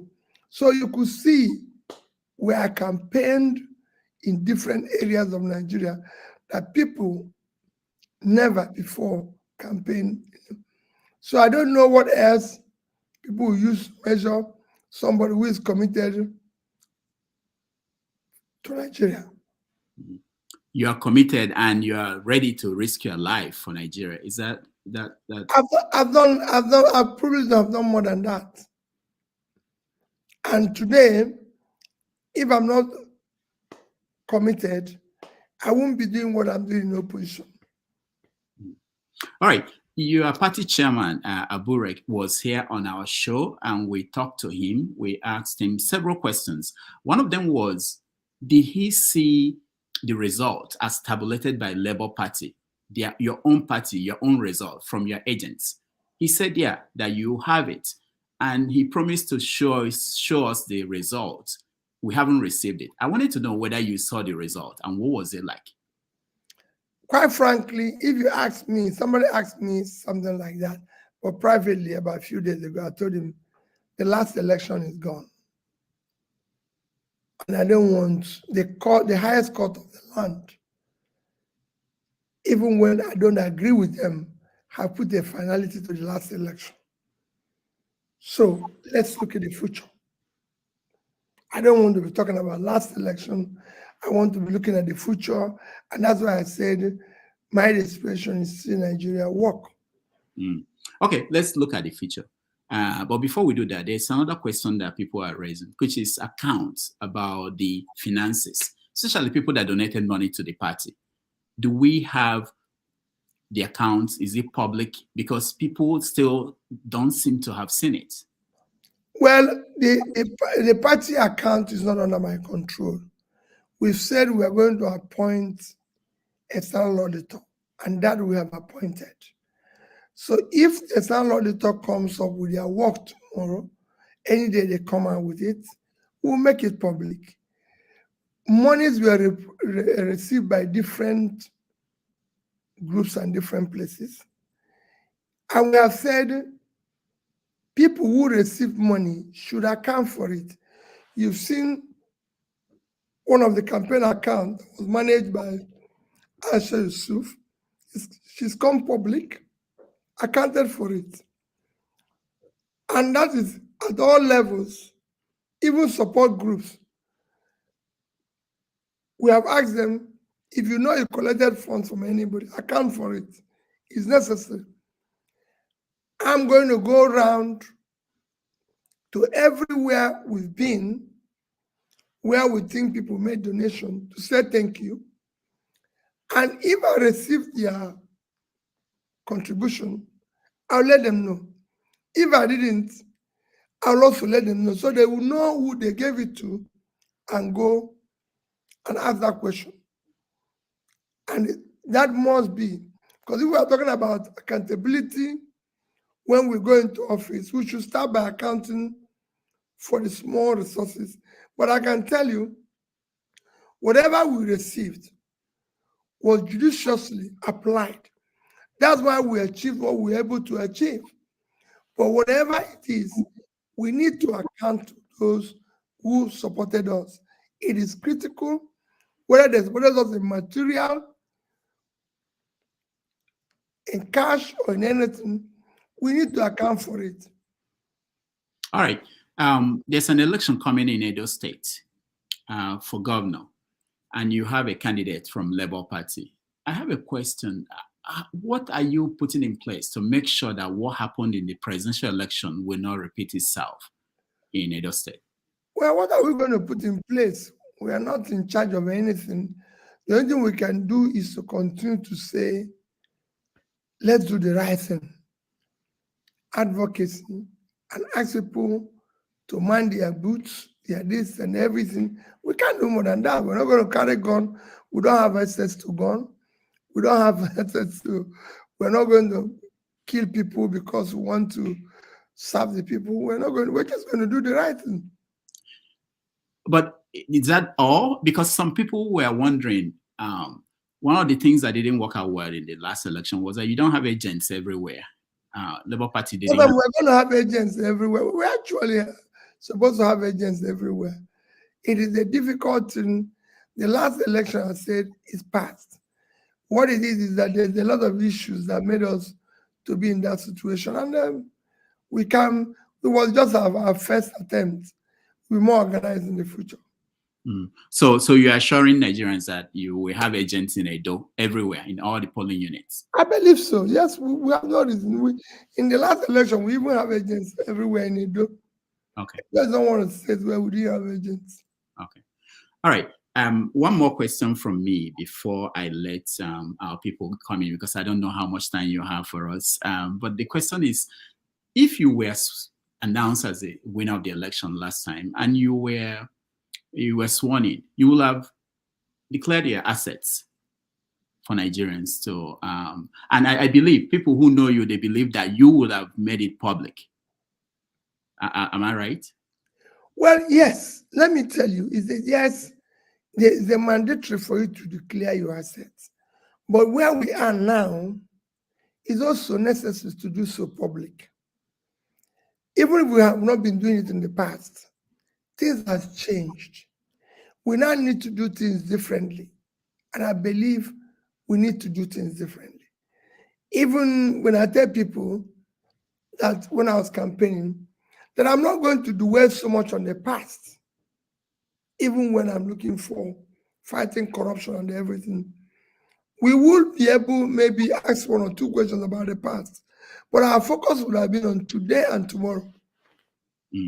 Now, people who know you, they say that you will have done it publicly and that, you will make other people working with you to do the same thing. Yes. Will you be able to tell us, Nigerians today, ballpark figure of what your assets look like? No, I can't, because I'm not in office. Yeah, I know you're not in office, but that would be a change. That would be something. No. It's not necessary. All I tell people is that I'm not a poor man. And whatever I have is by his grace, is God, And I've done one thing. I've challenged anybody to say, show me where I stole public money. I was governor for 8 years. And in 8 years, when I left office, everybody, including you, know that I left over $150 million and over 30 billion naira. What else do I need to say to prove that I'm not, say, a thief? Because no thief have seen what he can steal and keep it. People go into church and steal telephone because they came to church to worship. But because it's in their nature, it's part of them, and they do that. So the same thing, nobody asked me to save money. I was not under pressure. I was not under anything. I did it on my own.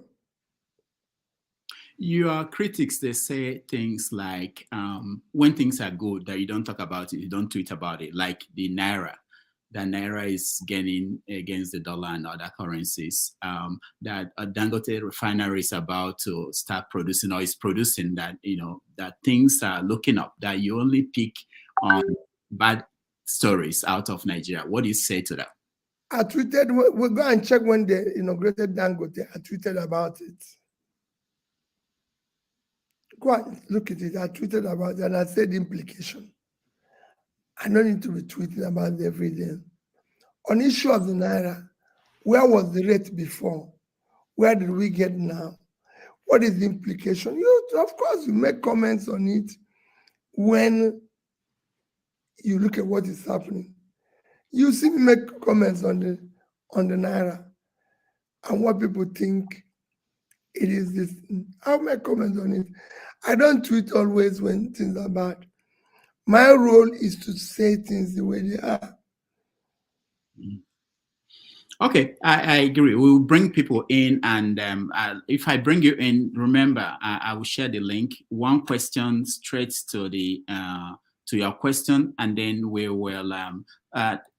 will get to as many people as possible before he goes. We don't have a lot of time. I have several other questions for him, but we are short of time. So let me bring in the people that are already in the studio, and then we will go from there.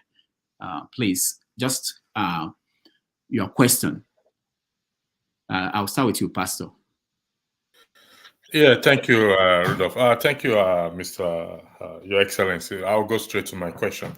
You campaign on transparency, accountability, and verifying or verification. The $30,000 allegedly, I'll use the word allegedly, given to the senators by Akpabio in respect to the pardon. Is this true? Is it false? $30,000 that was given to the senators by Akpabio. Is it true? I don't know about which 30,000. Over what? Rudolph, do you mind weighing in into it? Okay, so there's this story out there that the senators received money to pass the budget, all the senators in Nigeria, and average was 30,000.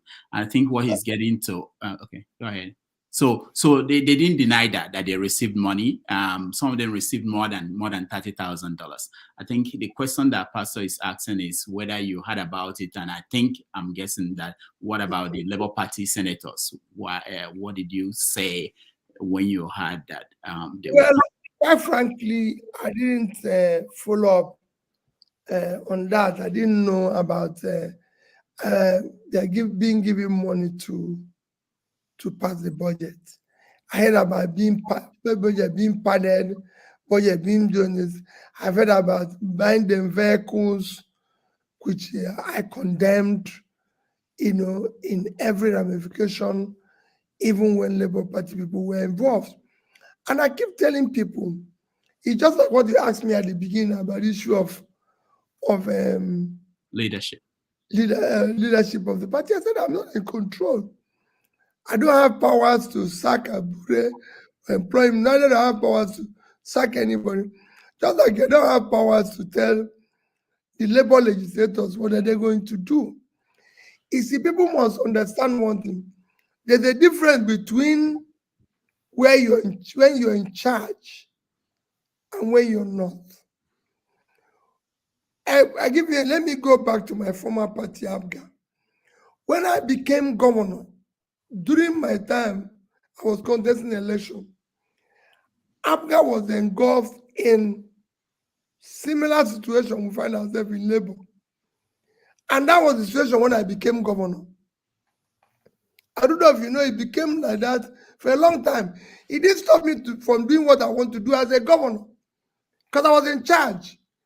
I could sack a commissioner, I could keep a commissioner, I could question a civil servant, I could do this. There's so many. I had the power to do what I wanted to do. I answered a similar question today in Harvard, that when you are in charge, you can decide, like I said, I can fight corruption head on. I can decide this is not going to happen. Legislators, I'm not going to buy you this type of car because I have the similar situation. Traditional people are not going to use this type of facilities because this is going to happen. But when you're not in charge, what people do is that just like they say, oh, if he can't manage party, how is he going to manage Nigeria? I'm not party chairman. I don't have any role in the party. I didn't manage ABGA as governor, but I managed Anambra State because I was in charge. I was the person who knew what is the right thing to do and pursued it. People say, oh, if we can't manage legislators, how will I manage them? I can only preach to them. Rudolph is like you now. I can't manage. People say, oh, if you can't control Rudolph, who is your friend? As mean you're my friend. How can you control this? No, it's not the same thing. I can only preach to you. I can only, persuade you to do the right thing. It's a different thing when I am in charge. You cannot decide this is the way I want things to go. All right, let's leave it at that. Let's go to the next person's show. You're next. All right. Thank you, Rudolph, and good evening, Mr. Peter Obi. Thank you for joining us today. My question to you is, and I believe it's a question that might be relevant, for years to come while you remain active in politics.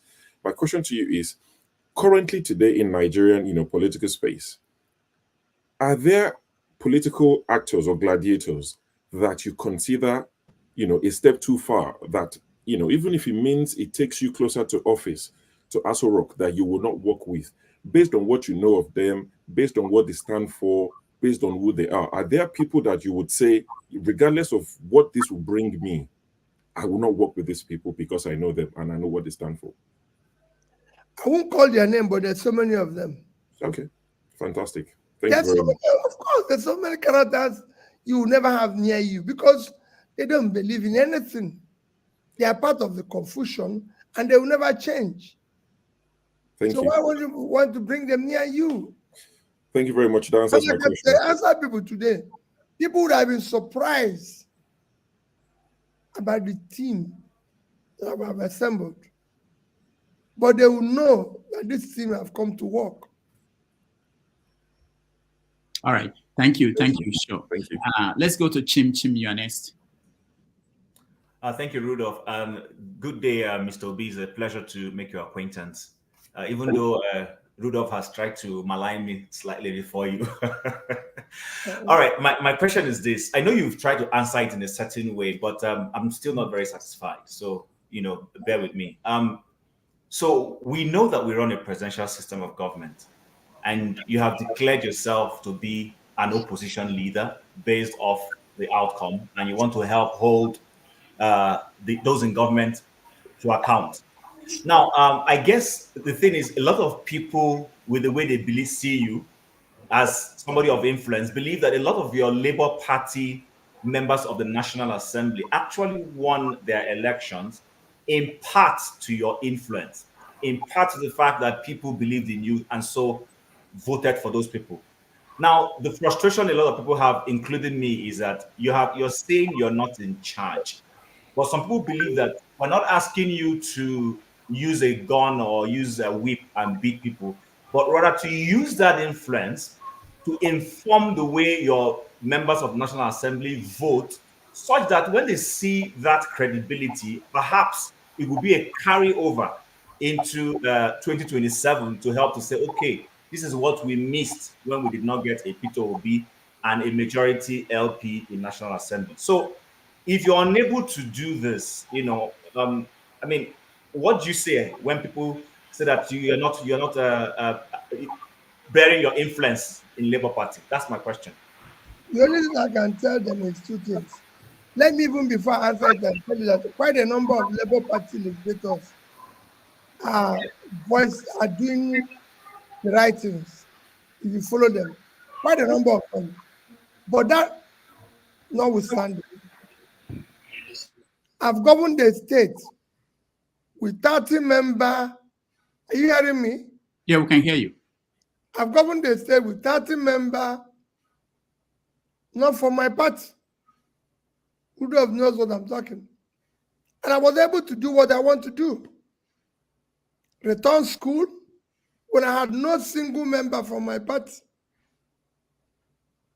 Been able to empower hospitals owned by voluntary agencies without a single member from my party, and took other decisions.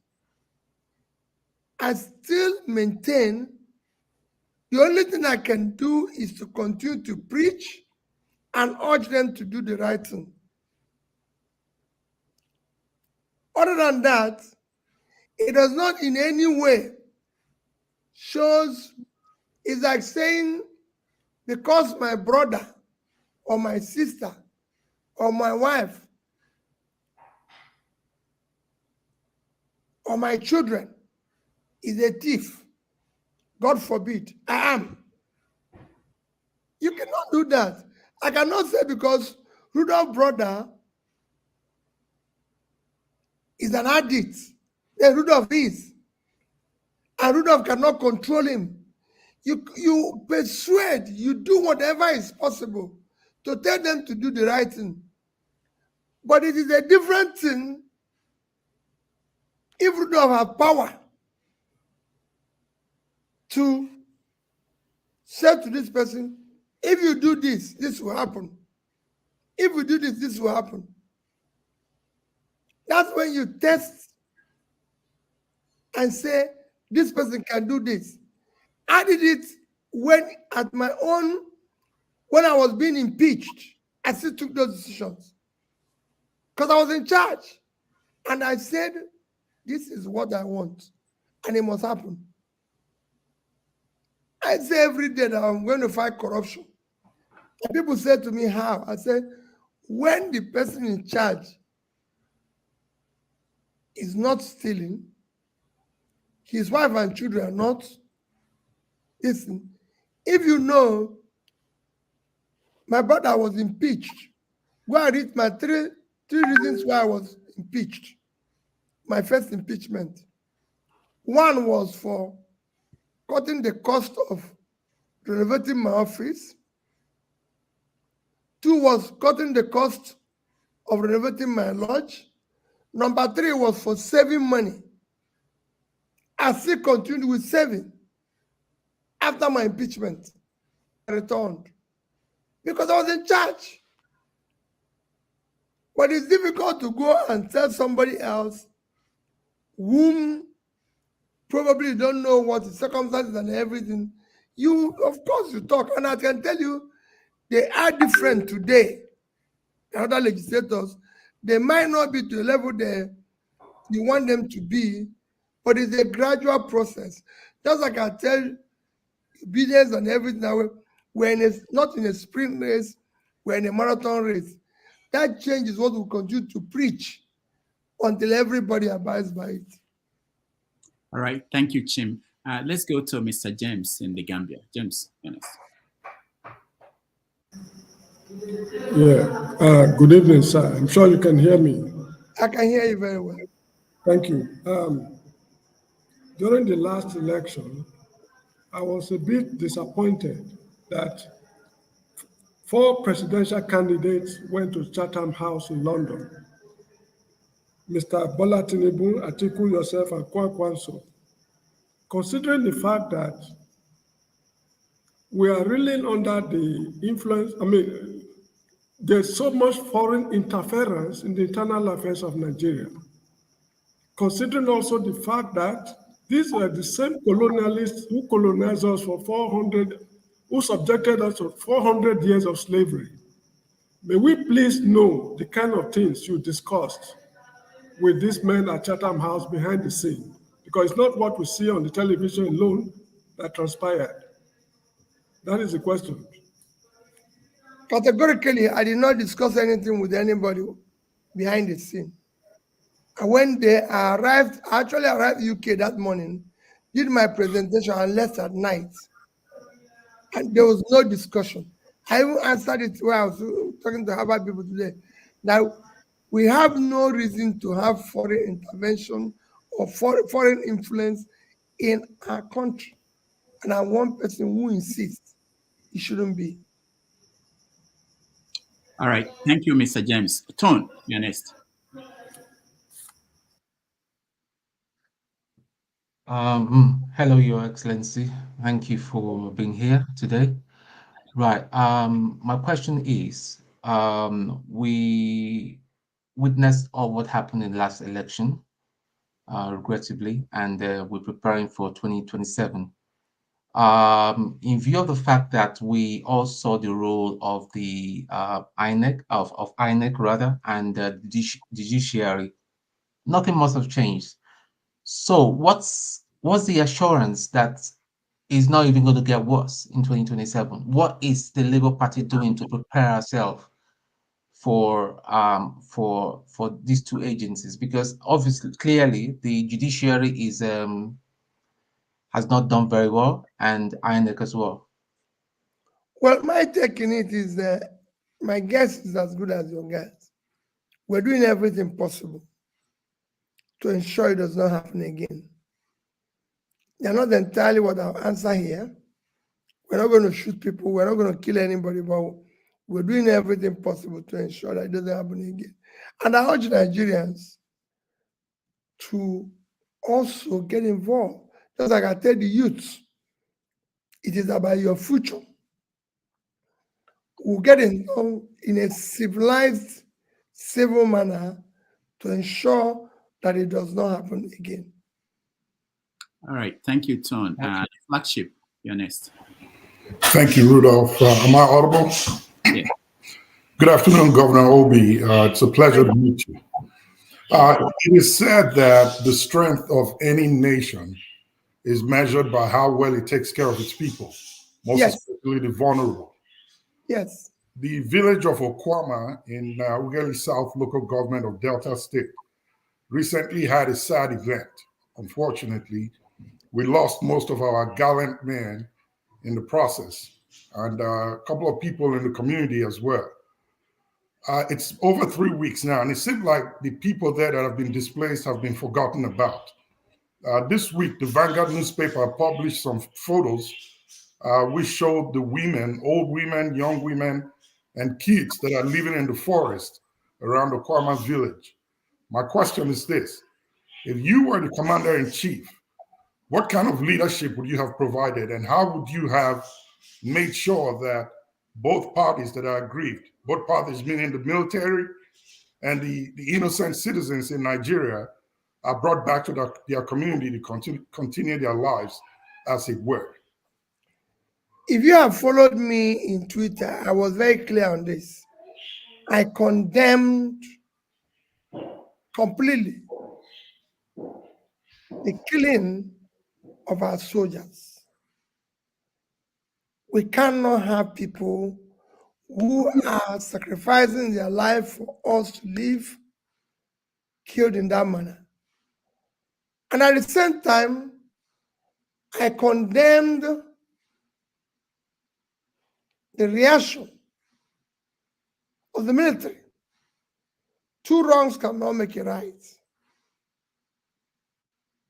And the people who are now suffering are people who have, in my own estimation, nothing to do with the killing. They should not be subjected to that. That's why we have a society. I would have even physically visited the place,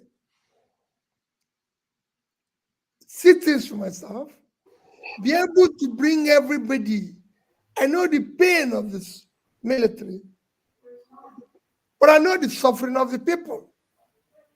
That is why you're in charge. This has to be done. A mistake has happened. This has gone wrong. But it will not be for us to do things that should not be found in a civilized modern world of today. I think I'm appealing that those people from the village be brought back, rehabilitated. I'm advocating that Nigerians should not live in IDP camp, talk less of forests, when we are not at war. I've gone to IDP camps in Benue and other parts of Nigeria, and I said people should not live outside there when we are not at war.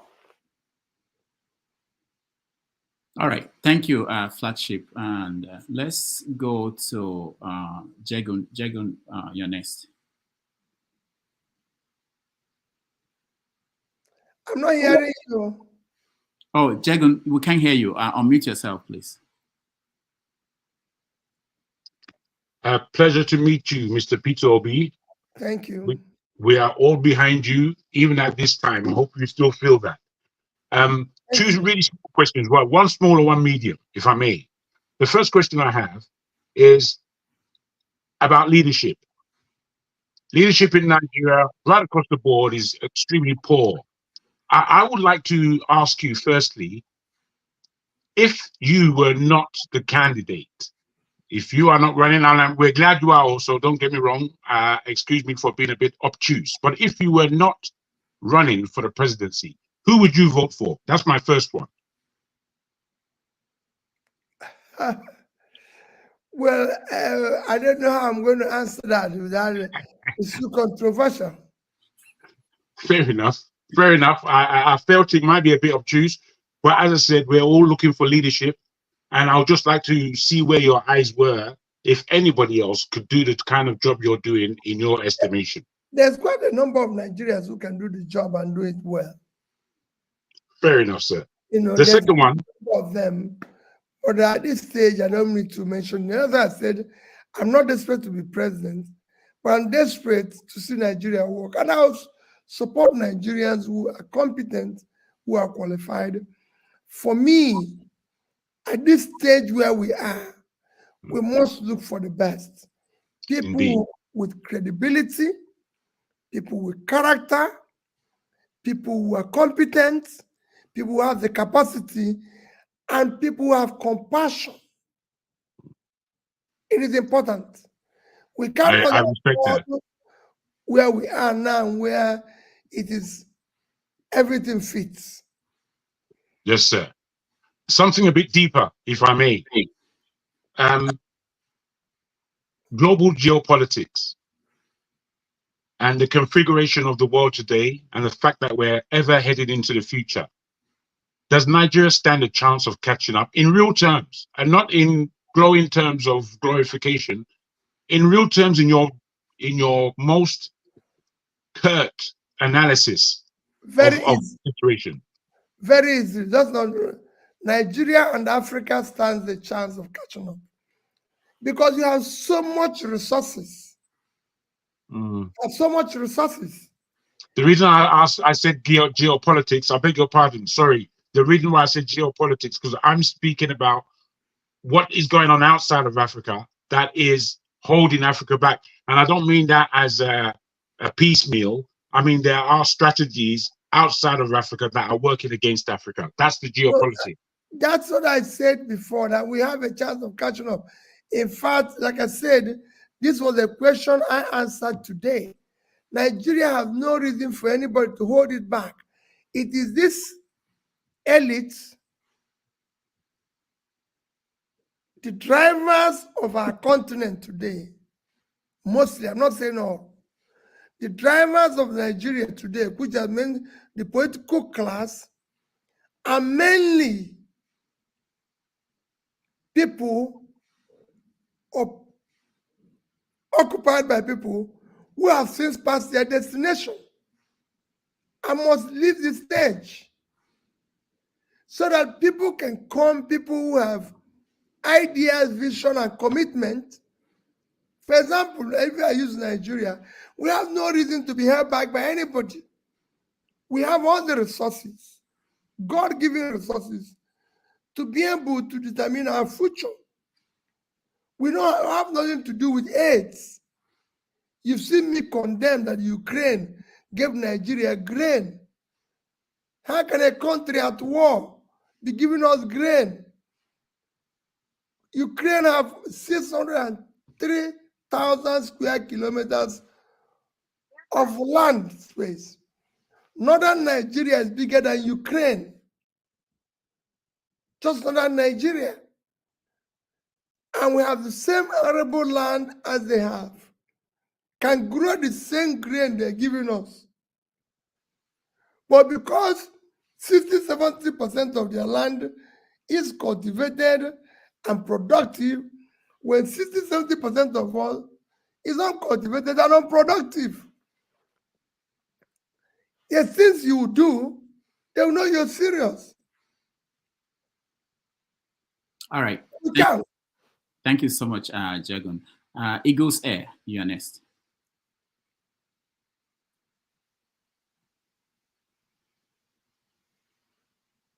We can't hear you, Eagles Air. Can you unmute yourself if you're muted?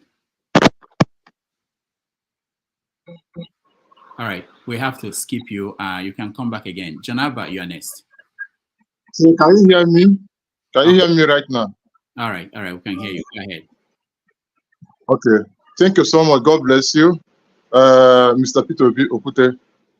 Good evening from India. Good evening. Please, there's something that bothers me. I want to ask a question, and that thing I'm troubled about it is what convention the convention Labour Party had in Newi. And in that convention, we are made to know that they are not there.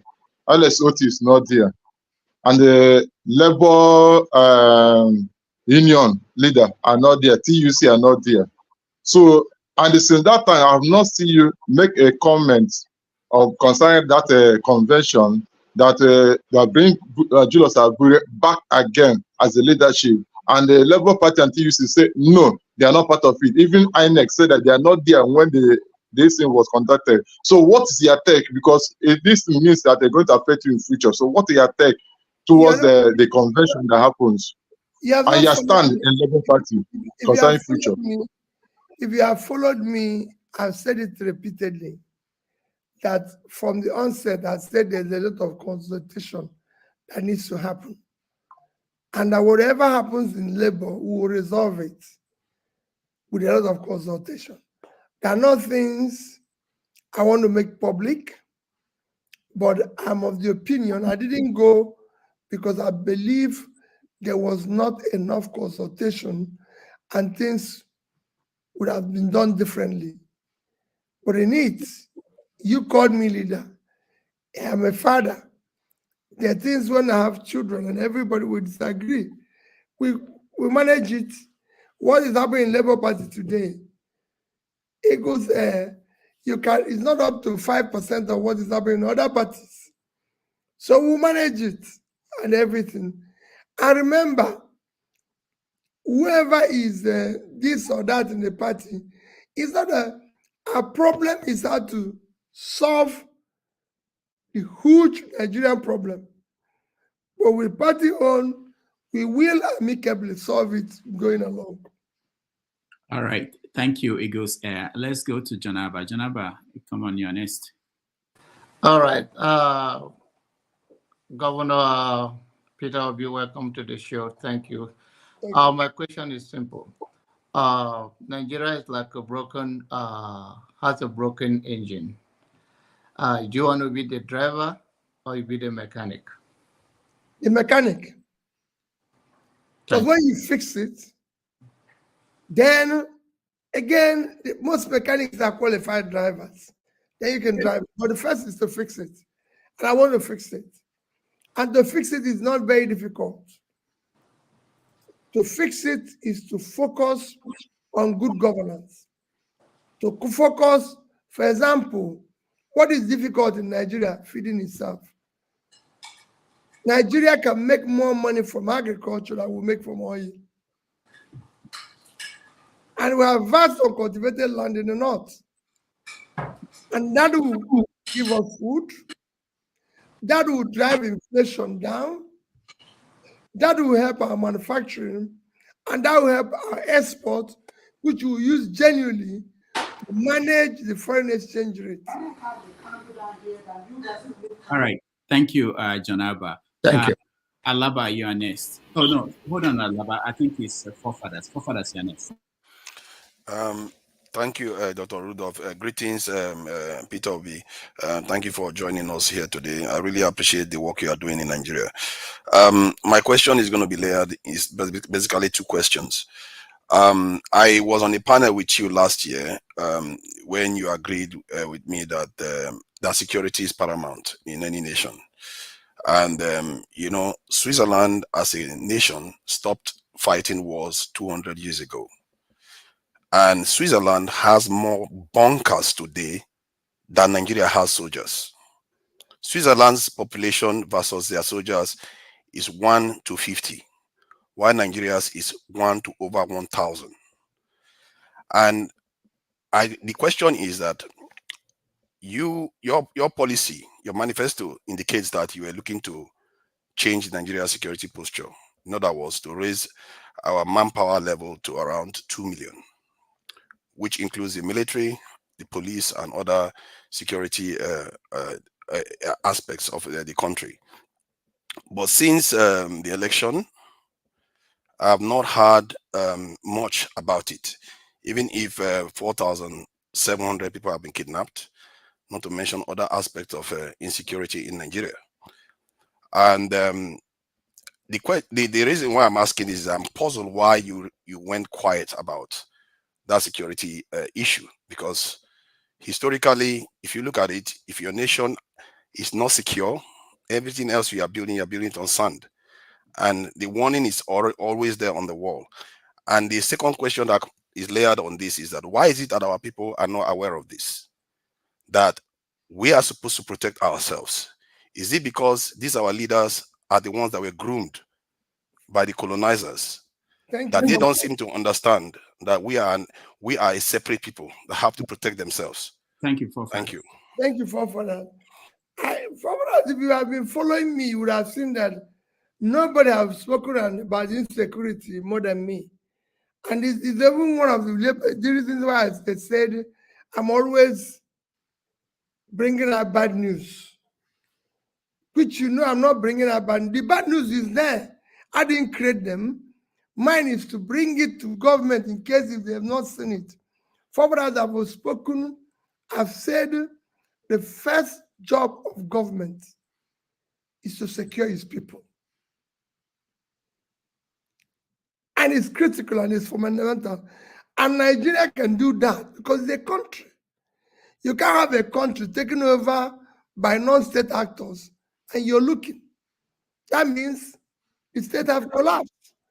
If the state is functional, you provide security. And to do so, all that you require is to start, like I said,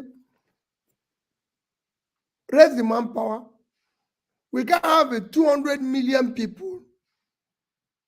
And our police is about 300 and something thousand, out of which you know that 20-30% of that are different bits. You can't have the level of number of military we have. You need to raise it. Egypt, 100 million people, have over 1 million. So we should raise it, train them properly, pay them properly. We also have a lot of money we are spending on security. We should spend it wisely by making sure we have the manpower, equip them properly, take issue of security as priority number one. Because you can't be going about talking about attracting foreign investor where it's not secured. You need to put your farmers to go back to produce this food I'm talking. They can't go in an insecurity situation. At the same time, you need to create environment for people to have means of livelihood. Because the more unemployed people are, the more poor people are, the more you have insecurity, the more you put people out of poverty, the more you reduce criminality. It's happened in South America, it's happened in Asian countries. These things I'm talking have happened everywhere. This security you're seeing in Nigeria today is also occasioned by the general level of poverty that has excavated it. So these are things you need to fight in very aggressive manner at multi-levels and different fronts. So I believe you, we all need to deal with insecurity. Otherwise, we're wasting our time. All right, thank you. Dr. Damage, the second question. No. Thank you, forefathers. Alaba, you're next. Yeah, greetings, Your Excellency, Mr. Peter Obi. Thank you. I'll go straight to my question.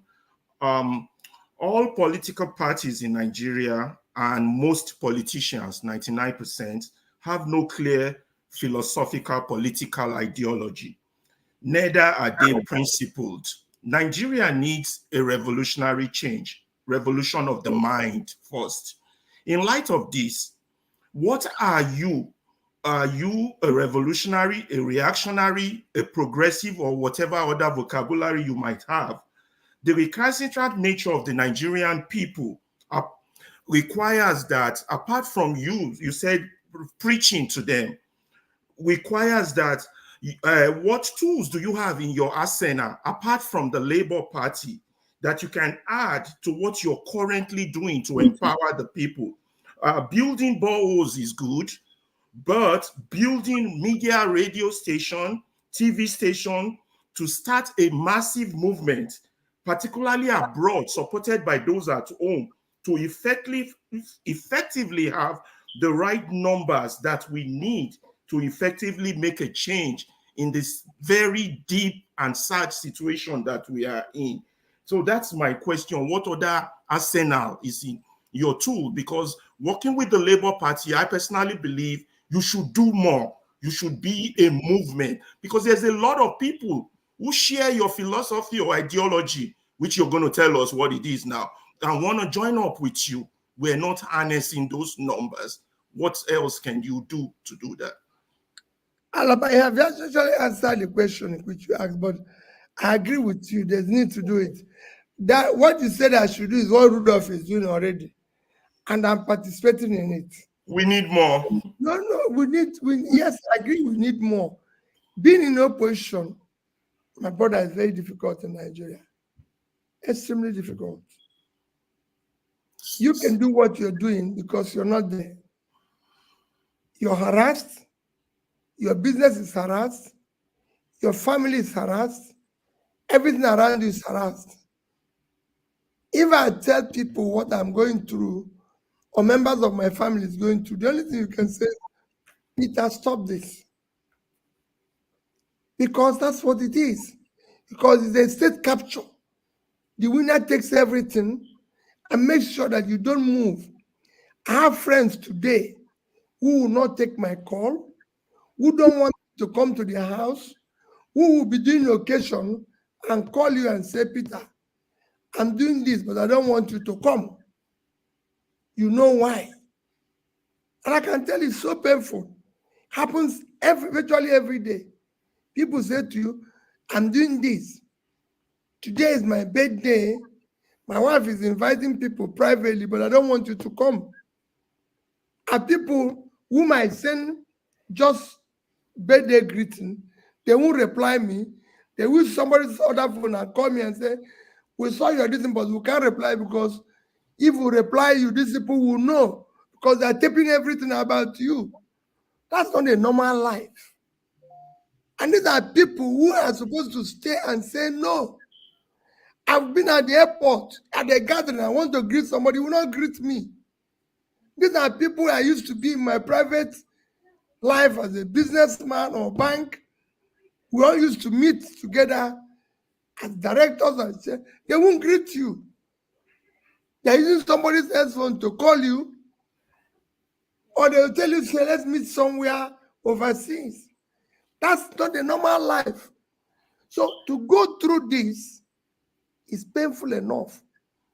This interview I'm doing, like every other interview, your call, your question, that you're there talking.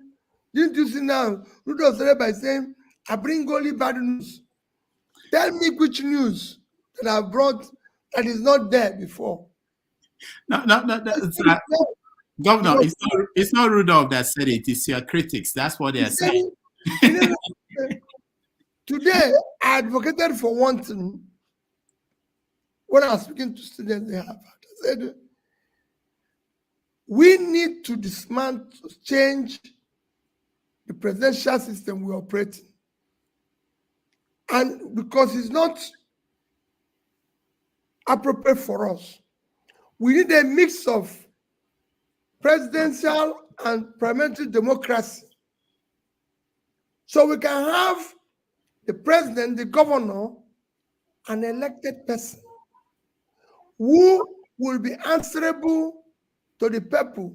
So when we have the presidential questions time, like we have prime minister presidential questions time, say in France or in UK, the president or the governor is the one answering. Today, if you elect me president, I will recruit 1,000 special assistants. If Rudolph says anything, or you Alaba said anything, I will unleash them. They will be calling you all sorts of names, calling your wife, calling your children. People who did not elect, who had nothing to do with it, have turned themselves into lunatics, harassing everybody. But if we had a presidential question time, and also to enable us to pass vote of no confidence or confidence when the person is doing well or not doing well, we can't just elect somebody and say he has to wait till after 4 or 5 years to go. No. These are things the parliamentary system can solve. So I'm an advocate. You said, which philosophy do I believe in?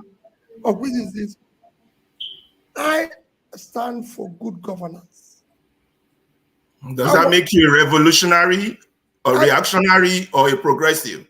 I'm not a reactionary. You can have a mix of progressive and a bit of revolutionary.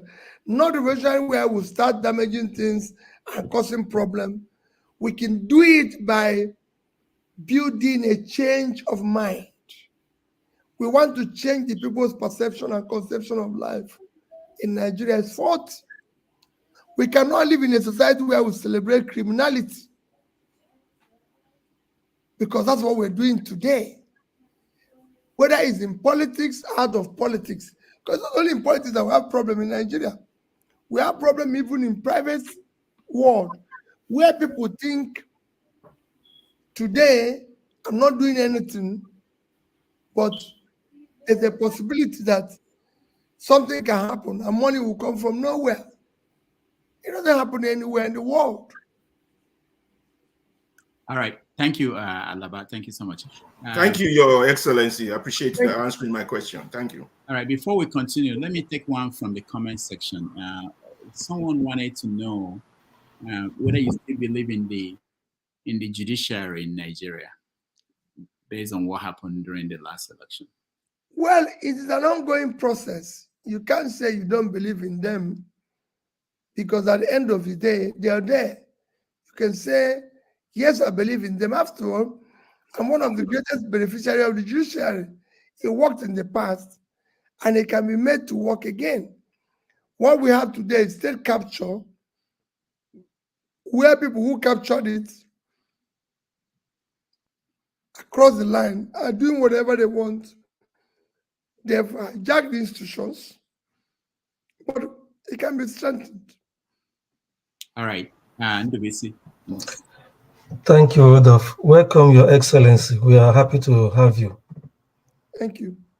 Sir, my question borders on the extreme bitterness and hatred in our country. We saw it play out in the elections.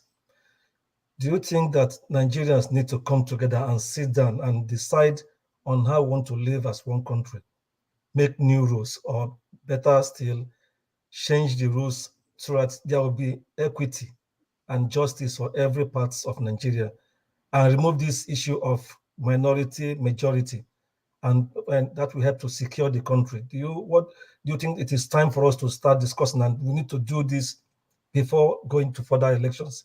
That's my question. Thank you, sir. Well, quite frankly, what you are seeing, I said it before, religion and ethnicity or tribalism are all elite conspiracy for state capture. Majority of Nigerians wants to live together. But we have a state capture. And when people are incompetent, they bring in things that they shouldn't bring in. Today, it's no try buys bread cheaper. I've been in the north, they're hungry. I've been in the southwest, they're hungry. I've been in south, they're hungry. However, the elites who have captured the system uses these things to keep us divided. If we have good governance today, where people's talent and hard work will match up the opportunity, these things will go. And we'll start loving each other. But unfortunately, where we found ourselves, this thing has to be there for a while. All right, Ndubisi, thank you so much. KJ.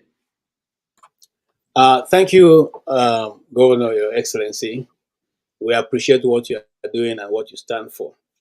I just want to ask you a question. With all that you've said, I'm a bit concerned that your lawyers, they went to the tribunal and didn't have any evidence. Even with all the effort of the media to help them with evidence, the judges said they didn't see any evidence. So, sir, can you confirm why or tell us why your lawyers went there without having evidence? Well, if you have been in this very, as I told you, I don't want to discuss yesterday. Yesterday is gone. Those who talk about yesterday will miss tomorrow. I'm preoccupied by tomorrow. That exercise has come to an end. It's for you to judge whether they have evidence or not. Even the evidence were physical in the court. The world can see it. But anybody can choose anything he wants. And we have the best of lawyers, the best of legal minds in that country. So it's yesterday. All right, thank you, KJ.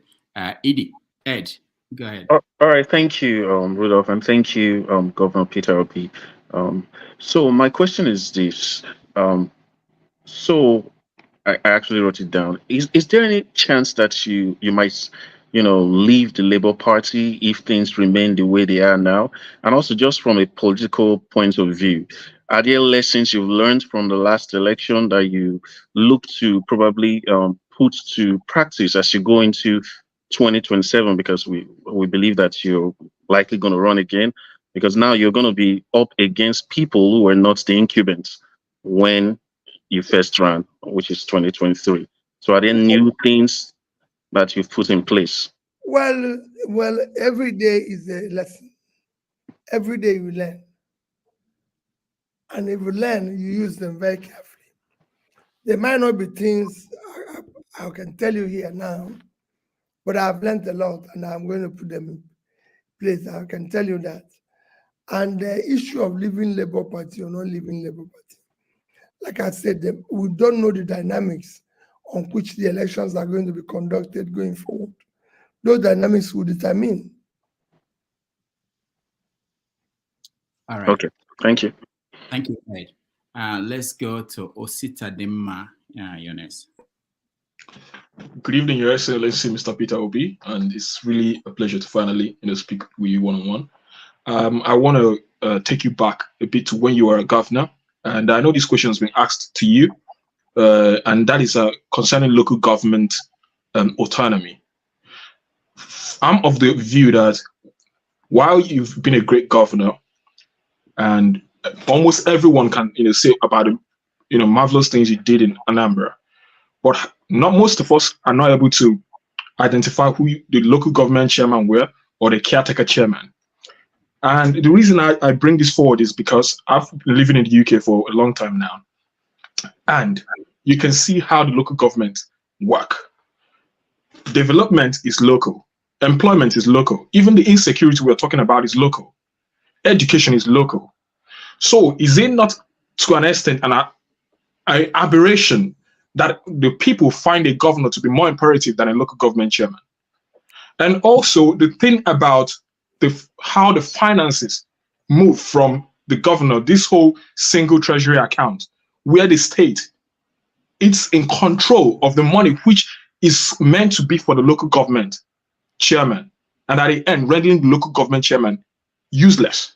So Your Excellency, with your experience, what exactly is the problem? Why is it that you, the governors, do not allow local government chairmen to function? Ostadima, you, quite frankly, thank you. But if you were actually a follower when I was governor, you wouldn't have said the local government chairmen were not known. The local government chairmen, our issues were for court case of people thinking governors manipulate local government election. I told you I governed with 30 members, not from my party. They wouldn't allow me to do local government election. But we appointed local government chairmen that everybody knew who they were. Till today, if you ask people who was chairman of this local government when Peter was, they will call their name. And we made sure that the resources of each local government were used for that local government. Let me give you a few examples. If you go to Nollywood local government, it is during my tenure that they built the new headquarters they're using now. And it was done by Nollywood local government. If you go to Onyeama local government, it is in my time they built the new headquarters they were using now. It was built by that local government money. If you go to Onitsha South, it is during my tenure they built the headquarters they're using now. It's built by local government. If you go to Dunukofia, I can go on Dunukofia. They never had a headquarters. It's during my time that it was built and it's there. If you go to Oka, I can go on and on. What we did was to ensure that the local government money was used to pay salary, to pay primary school teacher. With the one we brought in, the balance was used to work in that local government. In fact, there was a pride that is not being used. That when I was there, local government chairman, one day, my speaker, who served under me, the PDP, we lost him. And when he was being buried, everybody in the parliament said it was during my tenure that they started doing projects based on local government and constituencies, because I usually would tell to them, I don't have money to give you, but we can do something in your constituency. So you can tell your people you attracted this. But I believe what you're saying, development is local. And we must make the local level work. It is necessary. It is important. So are you saying that you support the local government getting their money directly without having to go through the governor? This is where, like, the point where I want to understand. They've always gotten their money direct. Let nobody tell you it goes through the governor. No. It doesn't. It goes direct to them. In fact, let me even tell you, the law says that 10% of all local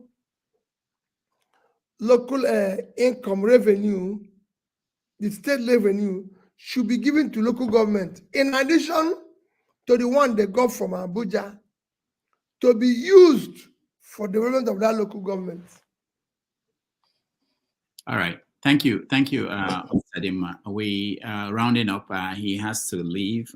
It's more than 30 minutes over time. So, Reyes, you're next. Yes, thank you very much, Dr. Rudolph. Yeah. Your Excellency, Mr. Peter Obi, it's a pleasure to meet you and be on this platform with you. I must say you are one of the most approachable politicians of our time that we have known in a very long time. And this is one of the major reasons why you see a lot of us actually following and supporting you, because your ways are pretty clear for us to see. My question tonight, Mr. Peter Obi, is we've been following you and we've been seeing the fantastic job you've been doing with the borehole, providing water for people, especially within in the northern area of Nigeria. Now, obviously, just because this is beginning to spark up some other regions saying, is this also going to reach them? So we want to assume that definitely you are moving from the top of the country towards the south. But just want to know if this is also something you plan to do, maybe within the coming times. And then if this is obviously should be one of your plans, then the next thing I want to also ask is, how do we get to support you now in this project you're doing? Because you're doing great. You're doing something some of us would love to do. Thank you, Ray. Thank you very much for your comments and for your support. Let me be honest with you. Sir. I was doing this because of the Ramadan fast. Okay. It was in my going to visit people and support them with food and everything that they requested this. Okay. But let me assure you, within the next 2 weeks, today is the 13th, before the end of this month, we are going to come up with what we call challenge, because he has not shown us that there's so many things people can do to actually solve a lot of problems. Because in doing this, we have learned our lessons.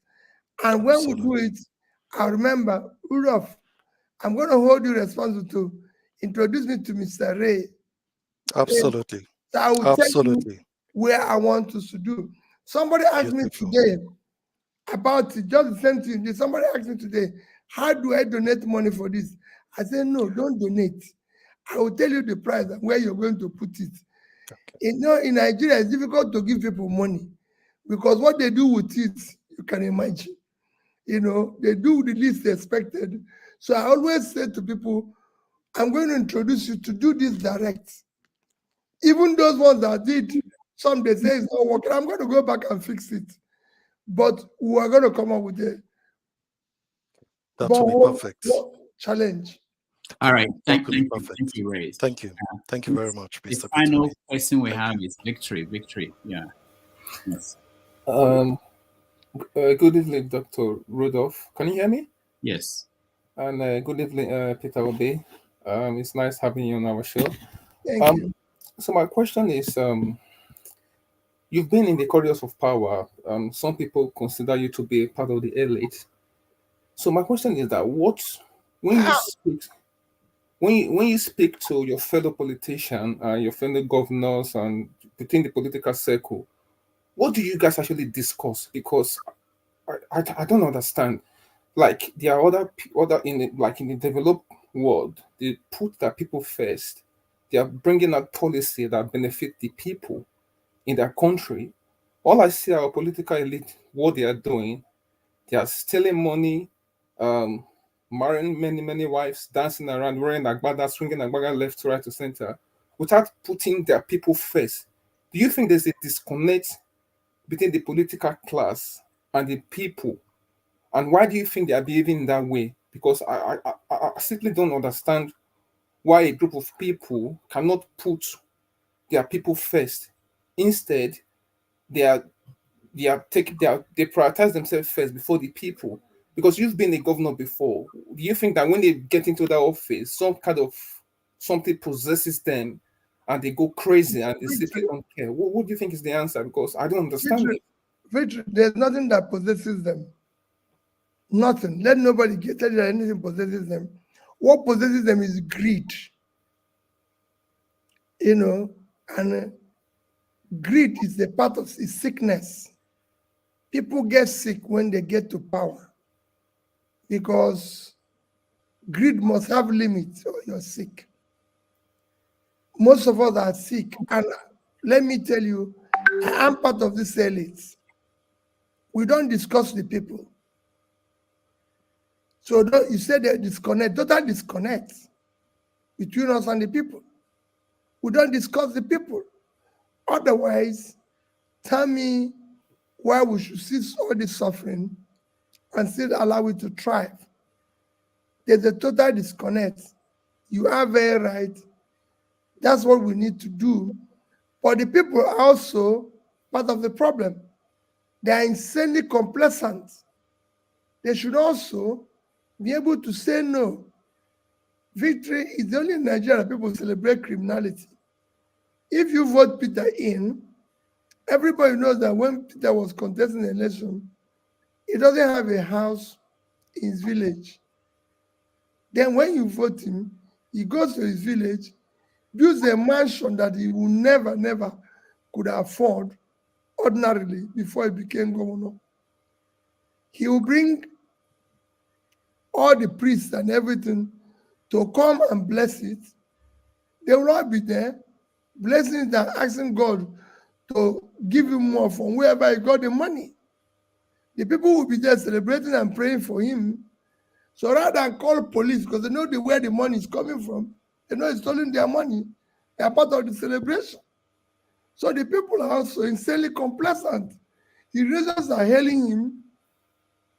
Everybody is celebrating. So it's a criminalized society, and everybody is part of it now. And that is what we're trying to preach, to change it.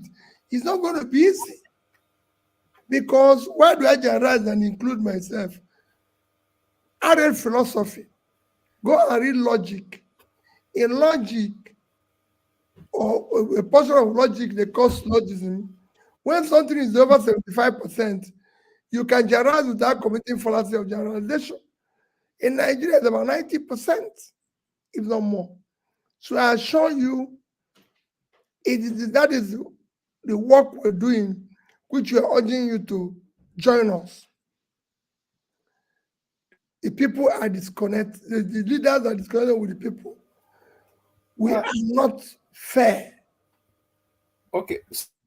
All right, Victor, sorry, we have to go. He has no time left. Governor, thank you so much for joining us. Before you leave, I want to say this. You always said, when you were governor, you always said that that the society we abuse today will take its revenge on our children. Don't you think that you miscalculated? Because it appears as if the revenge is happening while we are still here. No, it happened. But don't remember that when I said he's taking revenge on his children, it will be worse. Because all this money we are borrowing now, if you go and read it, most of the bonds we're issuing now are payable 1940, 1950, 1960, 2040, 2060. So we won't be there, my brother. There's no way I would want to be here by 1960, because I'll be about 100 years.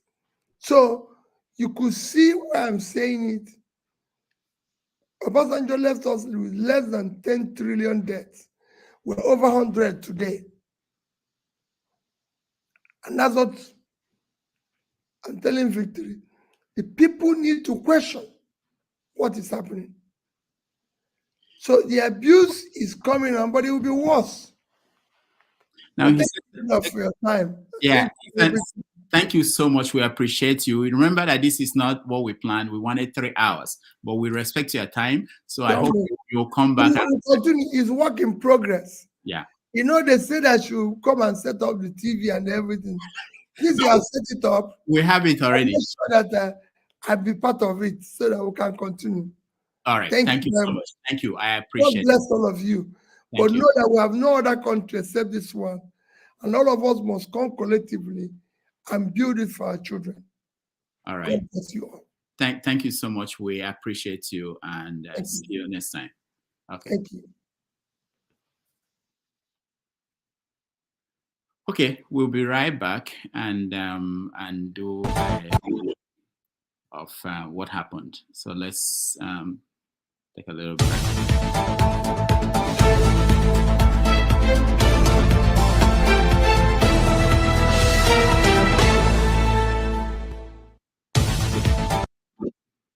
All right, let's bring in everybody in. We don't have much time to waste. Thank you guys, everybody that joined us. We appreciate those on the comment section. They stayed more than 30 minutes over. I was in touch with the team, and they were telling me to round up. That's why we had to.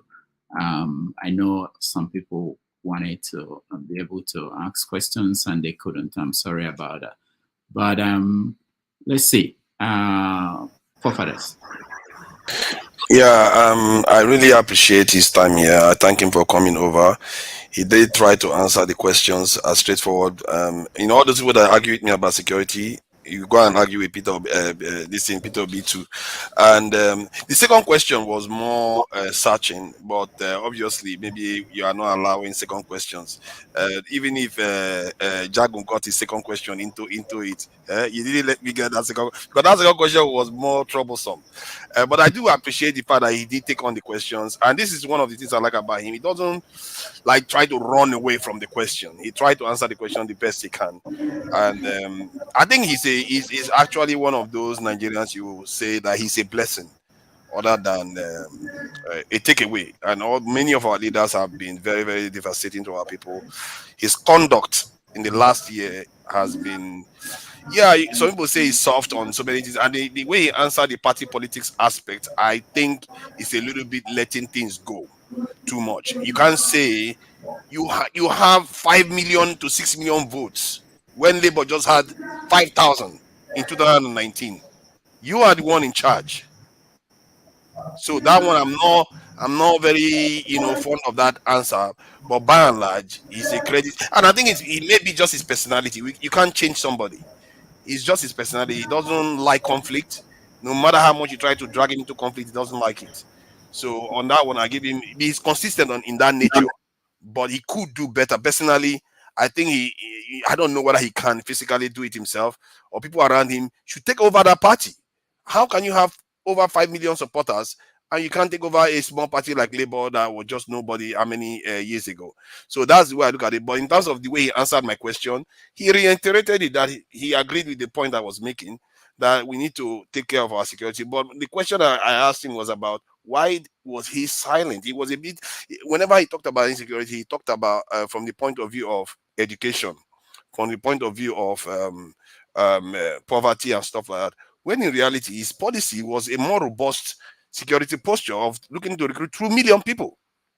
2 million into the security force. That would have changed things. Nigeria is losing almost $50 billion in GDP activity every year because of insecurity. What is more valuable than that in terms of economic investment? So, but I'll leave it at that. Thank you. All right. Thank you, Forefathers. Sure. Yes, thank you, Rudolph, and well done for bringing Peter Obi. I was happy with the question I asked. It was quite straightforward, and I have my reasons for asking that question, because there are rumors, there are chats about him and El Rufai running together in 2027. El Rufai being his vice president, candidate, running under SDP. That happened about a week or 2 weeks ago. So that happened. And that just made me think, what length would Peter Obi go to, even if it takes him to Aso Rock? And that's why I wanted him, without mention. I didn't ask him for names, and he also said he wouldn't mention names, but without mentioning names. So let's say 2027 comes and he picks, let's say he goes with Ganduje. The worst happens, right? So it would, allow people to say, okay, you were on a particular show, someone did ask you a question. Are there characters you can't work with? So at the point of answering that question, are you saying Ganduje was never one of those? So that's why I asked that question. It might not have meant much to some people, but the way I see it in my head, I felt like it was something that was important to me, you know. So I was quite happy with that. As soon as I asked my question, I just had to go and eat because I'm not eating. So I was listening with my headphones. So I've been listening, and I think he answered most of the questions really well. But when I looked into the chat comment briefly while I was eating, I checked the chat, and I realized that a lot of people are hell-bent on holding a private citizen more accountable than their daddy. You want to hold a private citizen who dared to contest for presidency. When you see Peter Obi, your Viagra kicks into action. You're strong. Your president wouldn't even talk to you. He wouldn't even answer questions. Before election, after elections, they will tell us he's busy governing. Go and ask him. Peter Obi is not responsible for any of the things going on in Nigeria today. So why people have more energy when it comes to people? Where is Atiku? Please, I'm sure there are PDP supporters somewhere. They exist. It's almost like we don't talk about them. Let's have Atiku. Let Atiku speak to us, and maybe he would answer the questions in a better way. Maybe he's a smarter man. Let Tinubu come and tell us the new version of the Bala Blue, whatever he has going on right now. Let him come and tell us. All right, thank you. We are looking for Atiku. We actually have. God help you finding him. Anytime we find him, Pastor, you understand? You're wasting your time. You will never get Atiku. So don't just. That's a wishful thinking. I focus on my question. He said he didn't hear about the $30,000 given to senators, which I find very shocking. Whether I should believe it or not, I don't know, because it was a news that went around. However, further, the fact that Peter Obi agree with you doesn't validate that your destiny is accurate or doesn't mean that people cannot disagree with your opinion or your comment on security. No, people will disagree, even if the matter is a fact. It's a great thing. He gives himself to the people to answer questions. Like I said, like some of you have said, we wish that leaders, others, will also, even now, if they don't come to this platform, but they will come out and address and allow people to ask them question. But you see, they will not, because they know what they have in the cupboard. They know the skeleton he has in the cupboard. As far as I'm concerned, my take is he has to leave the party. He cannot. It can't make any difference in that party. He has to leave it. That is just my stand on it. He can preach from now till tomorrow that it ain't gonna work. That's just the truth. Until he leaves that party, as far as I'm concerned, it's just beating around the bush. Thanks. All right, thank you. Ton. Right. Dr. Damages, thank you very much for the opportunity again tonight. I had a date tonight. I had to cancel it last minute. The person wasn't very happy because I wanted to speak to His Excellency. Dr. Damages, I'm not happy with you. With all due respect, I think you're too soft, and people are starting to walk over you. You said it very clearly. I was to go for show, but show has given his excuse that he no, don't worry, my brother, you're fine, you're cool, that you had to go and eat.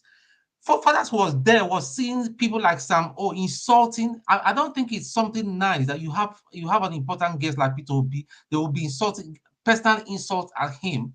And Forefathers is telling me about his name is Sam O. And Forefathers is telling me insult. Yeah, it's their personal insult to him. And Forefather is telling me that he's looking at Israel and whatever and all that. What is your problem now? Excuse me, can you listen to me, Forefathers? Because you're just pissing me off this night. You're quite happy from 1 hour ago to talk about Bobrisky. And you shut people down here. You put people at the backstage, and you see people insulting Peter Obi, and who is insulting Peter Obi? Sam O. Is it the same Sam that joins us? Well, that guy is crazy now. Is it the same Sam that joins us? All you people are ignoring electricity. I don't know whether you are available, whether you saw it, because I know if you saw it, you'll have taken some action. A war is going on. You're worrying about insults. Your father, you didn't do your job. You're supposed to get those kind of people out. I don't ban people anyway. Background So for something much less than that. Tone, are you talking about the comment section? Tone, I was actually, sorry, Dr. Rudolph. I was watching the comment section. I was reading every comment. And there's only one person I put on timeout. If I have a reason to, I don't see any other comment. I put a comment there. I put a comment. Hold on 1 second. Hold on 1 second. Go and read them. I will make that judgment call. You may not be happy with comments some people make. I'm not but stupid. You're telling me I'm stupid. You're telling me that what I saw is different from what you saw. So if you do not see what that chap was writing as an insult, bros, nobody talks true. Don't. All right. So I had no idea, but I didn't know too. I didn't see any insults. I got a message from one of the I saw the insults. I got a message from one of the moderator who said that she puts the guy on timeout and remove the comments. So I wasn't reading everything. I was trying to concentrate on what we're doing. No, you can't do everything, doctor. I'm not blaming you. It's not your fault because you can't do everything at the same time. But at least your moderators should be able to help you out. It's not nice. That's what I'm just trying to say. If we're having as normal session, I was busy posting like the video. Subscribe to Iroko Post TV. I was doing it's not like I wasn't doing anything. I was posting so that there's a lot of people watching right now. You know why I'm coming at you? Because people do less and you put them in the background. You want them, you put them, in the background. I didn't see the insult. If I had seen the insult, no. So I sorry, I've scrolled up now because I'm going through the comments and I think there's Sam O. I want to believe it's not the same Sam that joins us. There's a Sam that joins us from the UK. I'm beginning to see some of the comments, and they are not nice at all. I mean, what's this? No, I can't even highlight them. They're really bad. So what you do is this: next time something like this is happening, reach out. You have my number. Reach out to people, even if we are on live. You know how to reach me. And I didn't want to distract you, Rudolph. I have your personal number. I know, but I don't want to distract you. Why are you coming after me? Show is also a moderator. Sorry, because you failed at your job. Why are you coming after me? I'm not the only moderator here. Gosika is a moderator too. Rudolph, with due respect. Tone, with due respect, I do comment section only. I can't just remove people. It's called freedom of speech. They are not insulting. I was listening to me. Electricity, I'm sure if you saw those comments, I'm sure you'll have removed them. Can you please maybe without due respect to you. Can you allow me to speak? I put Sam O on timeout because a lot of people started complaining about Sam O. Even people complain about Kulata. I didn't put him out on Kulata because he has not said anything that will make me to put him out of Kulata. You may not like what people say. I can understand. But please, they have to speak. Kulata. I'm talking about Sam O. Kulata didn't do anything wrong. Kulata made his opinion and they were decent. I'm not talking about Kulata at all. I'm talking specifically about Sam O. That's the person I'm talking about. All right. Thank you, Tone. Ngozika. Good evening, gentlemen. Good morning. I couldn't. I knew people had more pressing, life-changing questions, so I didn't bother. I trust you, gentlemen, to represent our community very well. That's why I didn't bother. I was listening from the background. I did see the comments Tone was talking about. What did you do about it? It was nasty. What did you do about it? Were you too scared? Were you too scared to warn him? At least warn him. I said this is unacceptable. I was warning him. If you're going to be this, I'm not a moderator. What you doing? Let me just shut up. After I did what I did, have you seen his comment again? So let's leave it at that.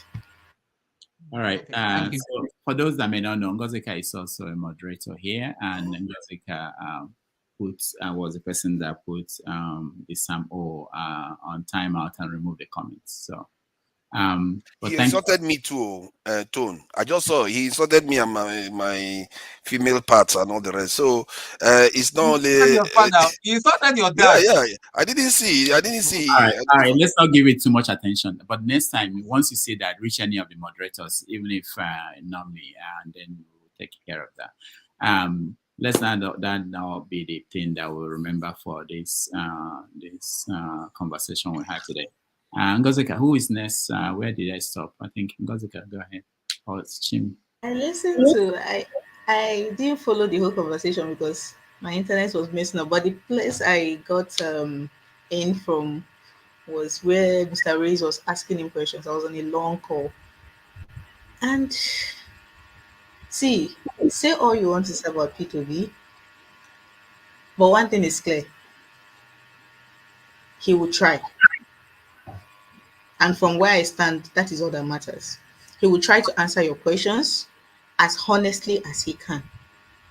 He will try to listen to your question. You know, sometimes they come here, so they don't even let you get out the questions. He will listen to it, even with the preface and all. He will listen. He will try. And seeing a Nigerian politician that tries, I know that is bare minimum.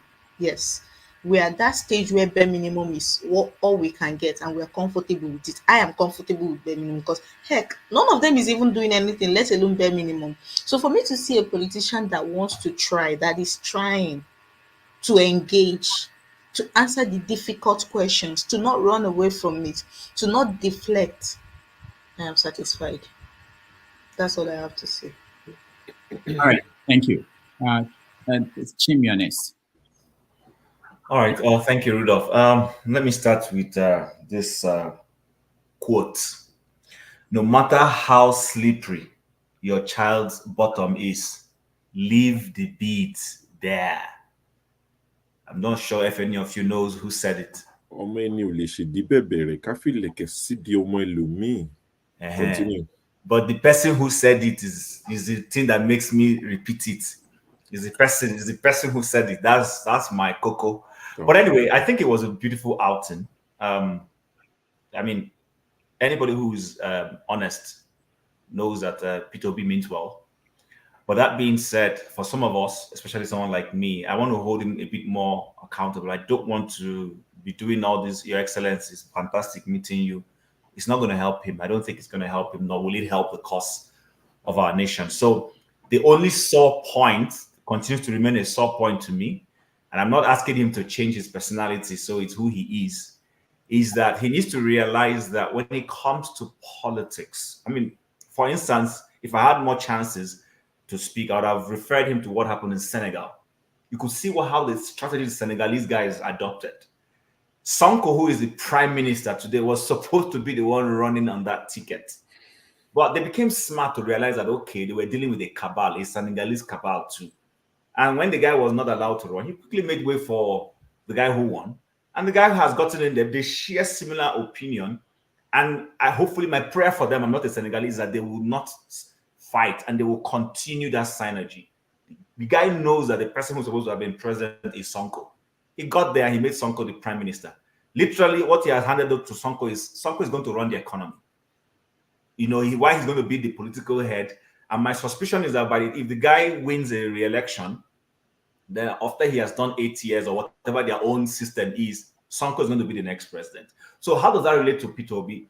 I think the point he's missing is the fact that his influence is like forefather said, or who was it who talked about the 6 million votes? How can you have 6 million votes and you're just with the laissez-faire saying I don't run the party?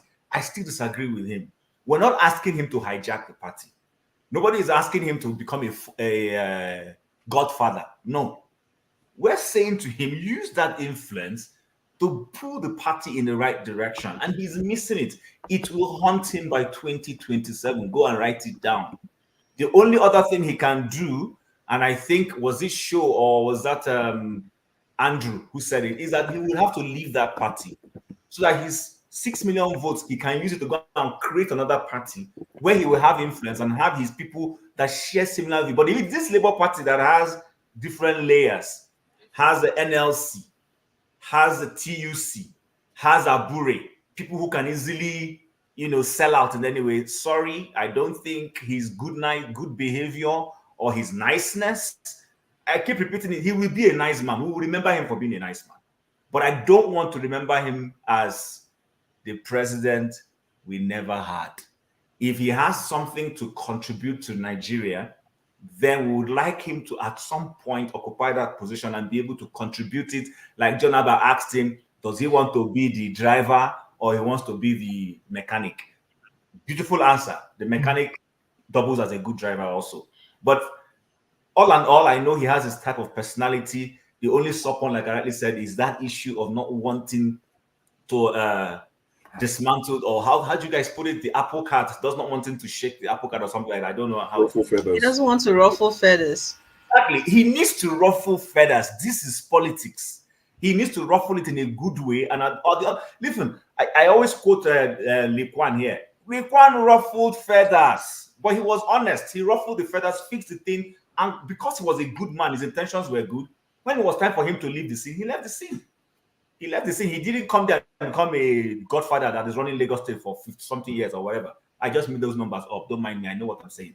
So the point I'm simply making is there are certain stages in political life where he needs to put his foot down, especially the people he has a control over. All this one is saying, I don't agree.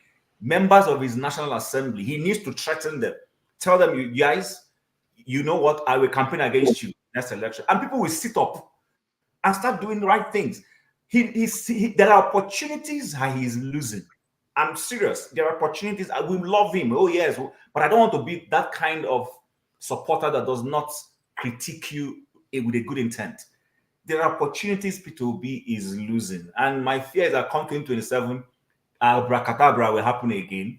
His 6 million may happen, but it will not count because from within his system, there are saboteurs. So that's the only sore point I have with him. He didn't give me a good answer, but I understand his answer is based off his personality. So I respect that also.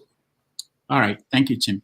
Before we continue, let me just inform you guys that on the 21st, that's 2 Sundays from tomorrow, Aisha Yusufu will be here. So to be an important continuation of this conversation with somebody else within the party who might be able to say certain things that maybe the P2B will not be able to say.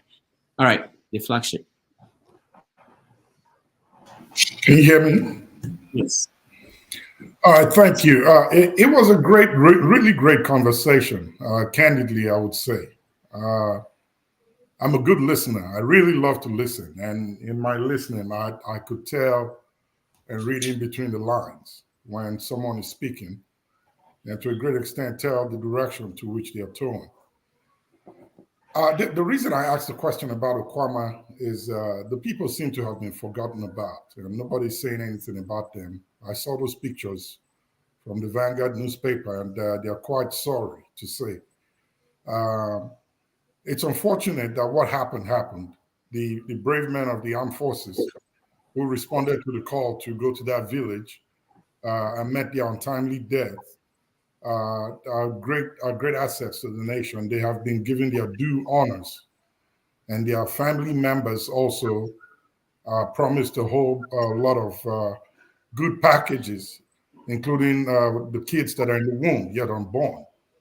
But the one thing that we seem, or the nation seem to have forgotten about, are the innocent victims in that little village. The old women, the younger women, and the kids who are dead. Most of the men have fled for their lives, whether they are the guilty ones or not.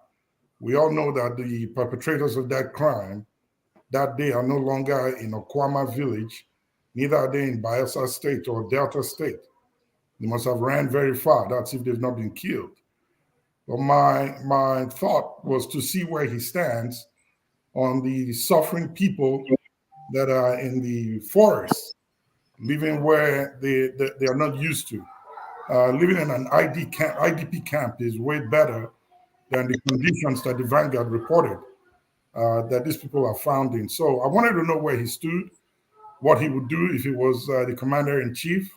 I wasn't expecting him to give direct answers and critique the present government, but he did answer my question very well, and I saw the direction and the side to which he would stand and what he would do if he was the commander-in-chief. So I was quite impressed. I took it, satisfied with it. I think a lot of work needs to be done, and all of that lies in the hands of the Delta State government to conduct their internal investigation and figure a way out for those old women and men, children to be taken care of. Either they pull them out of there or they resettle them back in their homes. Having said that, Peter Obi is, I'm trying to place him, haven't listened to him multiple times. I follow him on social media. I've read a few leadership books, and there are 3 categories of leaders that I've come up with on my own, and these are my personal opinion. There are leaders who lead from the front, those who lead from within, the middle, and those who lead from behind. And I think I'll put him in the middle. A leader who mingles with the people, understands the people, works with the people, try to see and feel what the people are feeling, get to know how well to direct, navigate the course of the country or the community, wherever it is that they find themselves as leaders. And I'm hoping that he gets a good chance. I didn't expect him to let out all his game plans for 2027. And he did mention quite a few times that he's not going to let out everything out here in public. So I'm expecting that there are some little secrets in there that they are working on in spite of the issues within the Labour Party and how they plan to get past it and get to where they need to be. Lastly, while he was speaking and all the questions were being asked, I was wishing seriously that all the assistants and all the folks that are working with the present day government who are here listening to the conversation, I hope they had their pens and notepads and jotting down points to take back to the government, because he did dish out quite a whole lot of pointers that if this government really means well for the people of Nigeria and for Nigeria, they can take those and run with them and hopefully get the people to some good place before they get out of office. So in all, generally, I think he did very well. I'm quite impressed. And again, thank you for bringing him. We really appreciate what you do, Rudolph. It's quite a great effort, and kudos to you. Thank you, flagship. Alaba, you're next. Yeah. Well, I think Obi did pretty well, and most of you, the panelists, did ask some very good, pungent questions, except for one person. Always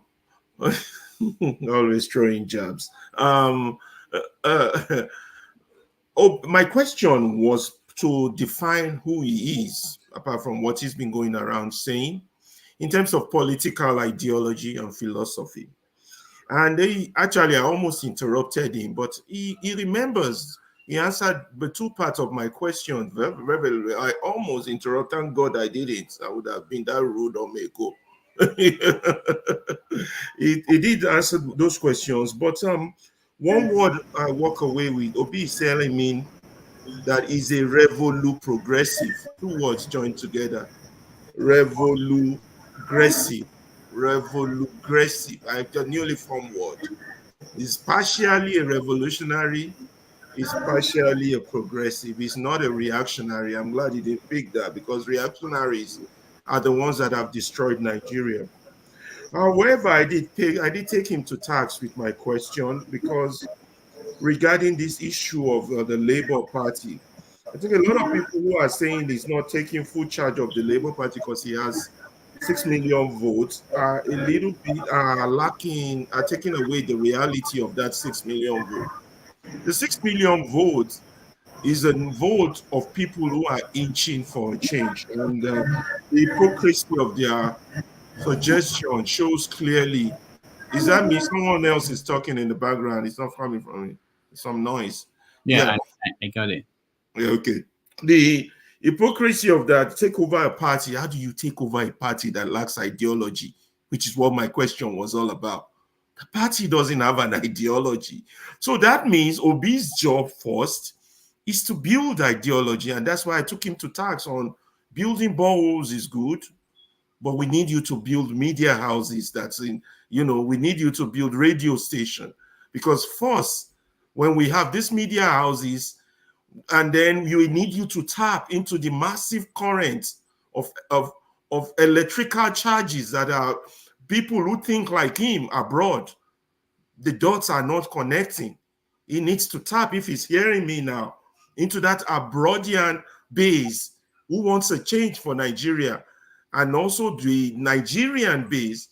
He's not tapping fully. He doesn't know his influence, his massive influence. He's not using it to futility. That is what I call the untapped channels, which was why I was trying to push him that your issues goes beyond the Labour Party.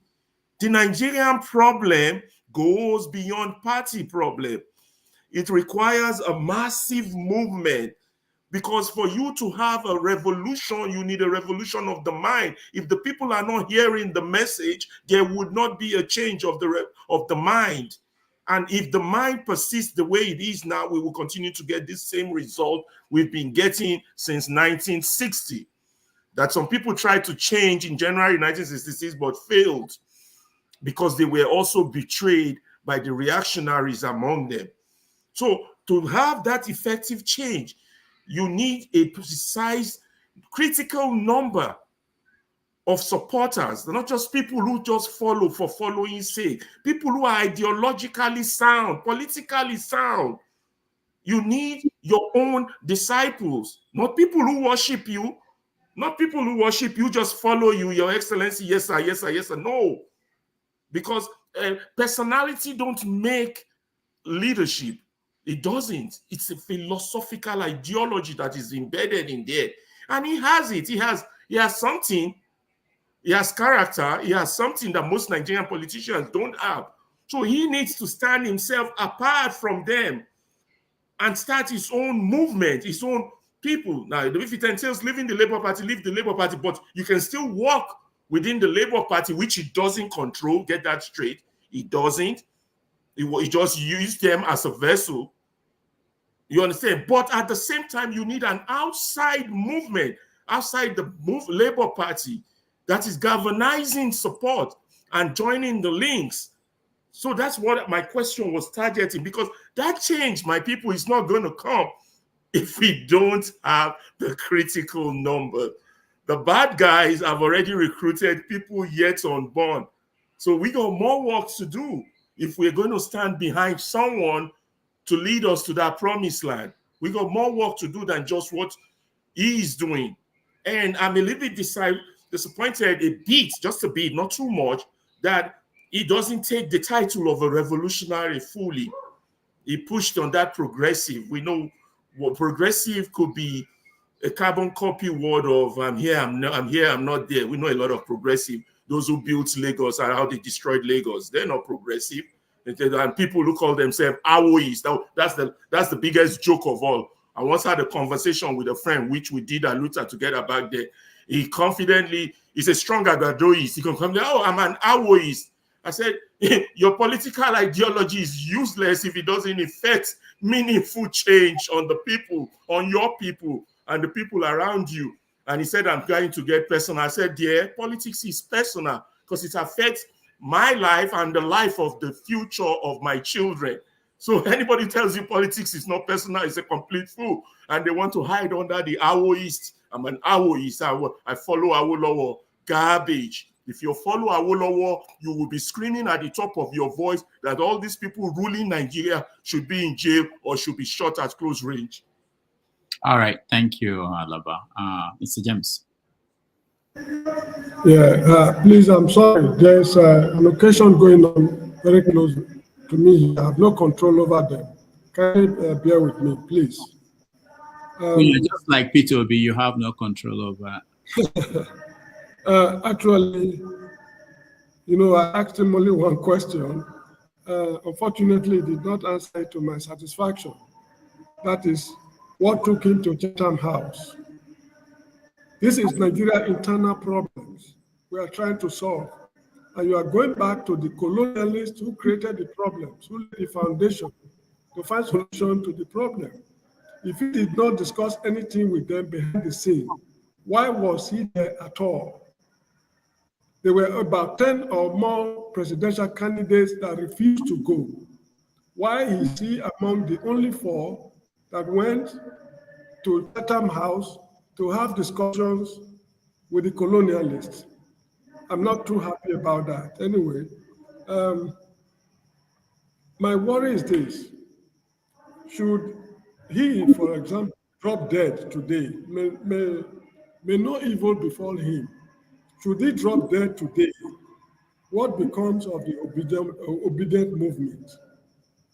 I don't know, because if you look at the history of Africa, we've had a lot of henchmen who plunged their countries into problems by being looked up to, they build no structure.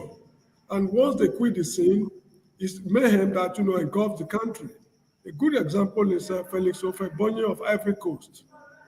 Even Awolowo in what's called Western Nigeria, since that man quit the political scene, no other Yoruba man or any Nigerian who has been able to continue with that free education program, because everything revolved around him.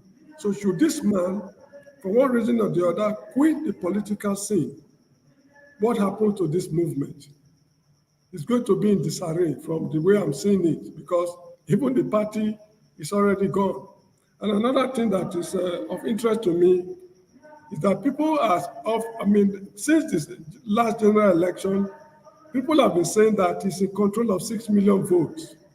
I disagree radically, because we are all saying categorically that Yakubu, whatever it's called, conducted a selection, not election. They allocated votes to people. So if you ask me sincerely, what would have Peter Obi scored if the election were free and fair? My honest answer is I do not know. What would have Showore scored, or Jagaban, or any of them? My honest answer is I don't know. That was not an election. So we should stop saying that he's controlling 6 million votes. Probably it's controlling more than that. It might be controlling up to 20 million votes, or even less than 6 million votes. So when we're analyzing these issues, we should base it on concrete empirical facts.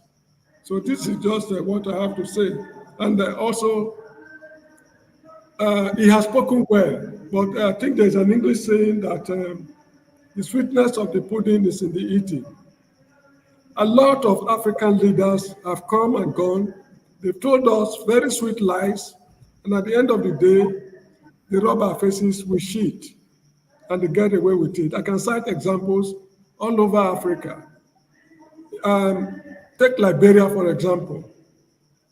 In the year 1944, there was a man, W.V.S. Tubman, who promised to reform the society because the society was decadent. He spoke a lot of grammar, and at the end of the day, he couldn't accomplish anything until Samuel Doe removed his successor. What's this man's name? Guinea, Secretary of Guinea, the same thing. In Senegal, Leopold Sedar Senghor, as intelligent as that man was in his lifetime, he signed the colonial pact with the French government that is creating problems in Senegal today. Likewise, the examples are all over. So the fact that he has come to talk very good grammar, convince us, that does not mean that he will deliver, or that does not mean that he will not deliver. Actually, if any Nigerian politician tells me that he's a man, not until I handle the scrotum, feel the testes, I will never believe them. So that is just it. Thank you so much indeed. I believe because it's 9 minutes to midnight in the Gambia. Okay. I have to go. All right. Thank you. Thank you, Mr. James. Thank you so much. Talking about people who are going to come on the show, Mustafa, sometime in May. So for those who like to talk about security, he'll be back here to talk about that in May. All right, let's go to Janaba. Okay, thank you for having me back again. I think Obi is a good guy. I'm not his fan. I think he's a weak man. Um, he's doing what I predicted he's supposed to be doing. That is speech.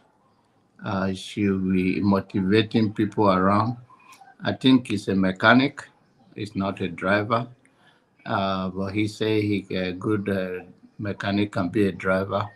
I think uh, James asked him a question. I mean, he said he didn't say anything behind the scene. That is all. But the first place, he should be busy about the people in Nigeria that are trying to make him their president instead of going around all those things. But he's good at it. I wish him well. Whatever he says that he challenges the whether the government of the day or whosoever, and I think he's kind enough with a good judgment that when he sees somebody that he think the person would do well, I think he have a good judgment to endorse the person. But any belief that 2027 or whatever he is becoming. He can be a nominee of any party. He have that influence. I don't think he's using it well. But if he chooses, if he believes he and his team are doing it, the result is not there. But they organize him to travel around and make a speech. I think it's good for him. It's good for the people of Nigeria that we have a motivational speaker like him, and at least it's not keeping quiet completely. But any person that believes that 2027 will become your president, good luck. All right. Thank you, Janaba. KJ. Thank you. Yes, I think generally it was a good time with him. I asked my question because I wanted him to tell us the reason, but he refused to go there. You can assemble a group of lawyers and take them to court, and at the end, the judges only bash the lawyers, and none of you said anything. And I agree with my brother Chim and a few other people who have spoken. You see, when you are in a place that he is, it's difficult for you to take power. And I can say that with every sense of responsibility. You don't check power being a gentleman. You don't. Okay? Babangida used to have a saying. There was a time that the media was harassing him so much. And one day he made a broadcast and said, look, we are not only in government, we are also in power. In other words, it can do and undo. The Bible puts it this way. If you run with foot soldiers and you are worried, what will you do with running against horsemen? When you are not, both of you are not in government, you couldn't check or even shake the system. Is it when this other guy is one now holding the horns of the cow that you think you can milk the cow? It's not going to happen. And the way you are going about it, like I said, you don't take power that way. That's one thing that we from the South don't understand, which the North understands very well. The concept of power. Okay? The concept of power is what we, especially we, the Igbos, we do not understand it. And that's why sometimes when we're in a position to make a change, we are beggarly about it. And being beggarly about power don't give you power. You have to grab it, run with it if you need to, pursue it, take it by force. That's the way to go about it. If you think anybody's going to give you on a platter of gold because you're a gentleman, you're wasting your time. I'm serious. If not, go back in history and check who has been a gentleman have taken over power in Nigeria. Who? Nobody. Even Obasanjo, go back to his time. And he said what? It's a fight to finish. He was not the one who made that statement. So what am I saying? You have a party who members are not even in position. So you should be more aggressive in getting what you want. And I'm saying aggressive using the word sparingly, not in the going out to begin to box people down. But you should be the one in the trenches. You should be the one who is hands-on. Okay. And if where you are right now is not giving you that, then you need to set up a system that will give you that. Going about saying that I'm not in control of Labour Party, and so they can do whatever they like, and you on this side, it's not going to work. And it will not work, and it will never going to work. Because these people are already taking out your people one after the other. Those who are not able to go out are being taken out with the power. They were taken out by the government agencies, are taking them out. Those who have refused to, those who say they are loyal to you, are taken out by government agencies. Those who have refused, those who have accepted to go, are now turned against you. And the ones who are hammering you every day, you are like a front runner still contesting, still contesting. You are not being talked as a citizen. And I understand what he said, because I have said that here many times, that it's difficult operating within the terrain he's operating, whether you are a politician or in the opposition or a journalist. It is difficult because they come after everything that you know. They come after even your cat. If your cat is available, they will come after it. So now, but having said that, you chose the job. So if you choose a job, you should be ready for it. Just like sometimes I find it difficult when an army officer comes and says, "Oh, look at their kid, they are being killed." No, you signed for the job. When you went to sign for the job, you understand the intricacies that is involved. You understand the danger.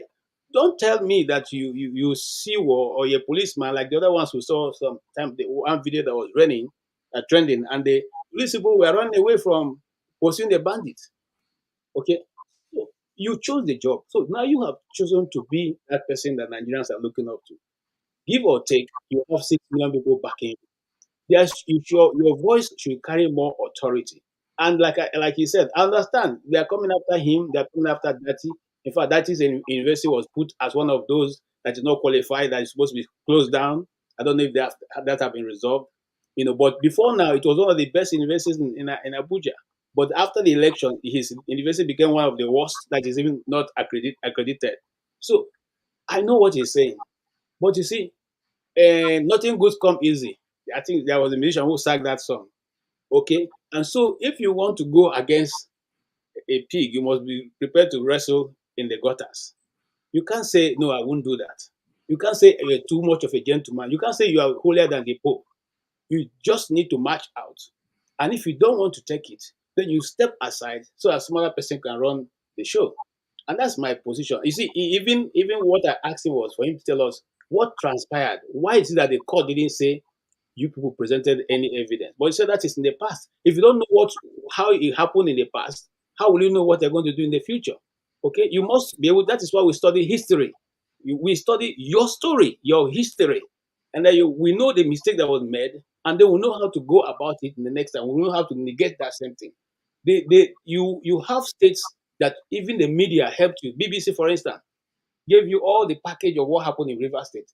You could even say, look, even though, okay, maybe you didn't want to talk about the judiciary because you say you have benefited, but you could have even given that as an example. Now look at what happened in River State. Even the media said we won there, but wasn't given to us. You could even mention the states that we think you won, which we know you won, but wasn't given to you. You said it's the past, and that has gone. But you don't still have a structure in those places. You don't still have hitmen in those places. Okay, let's assume you are planning behind. We didn't know it, and the public don't know it.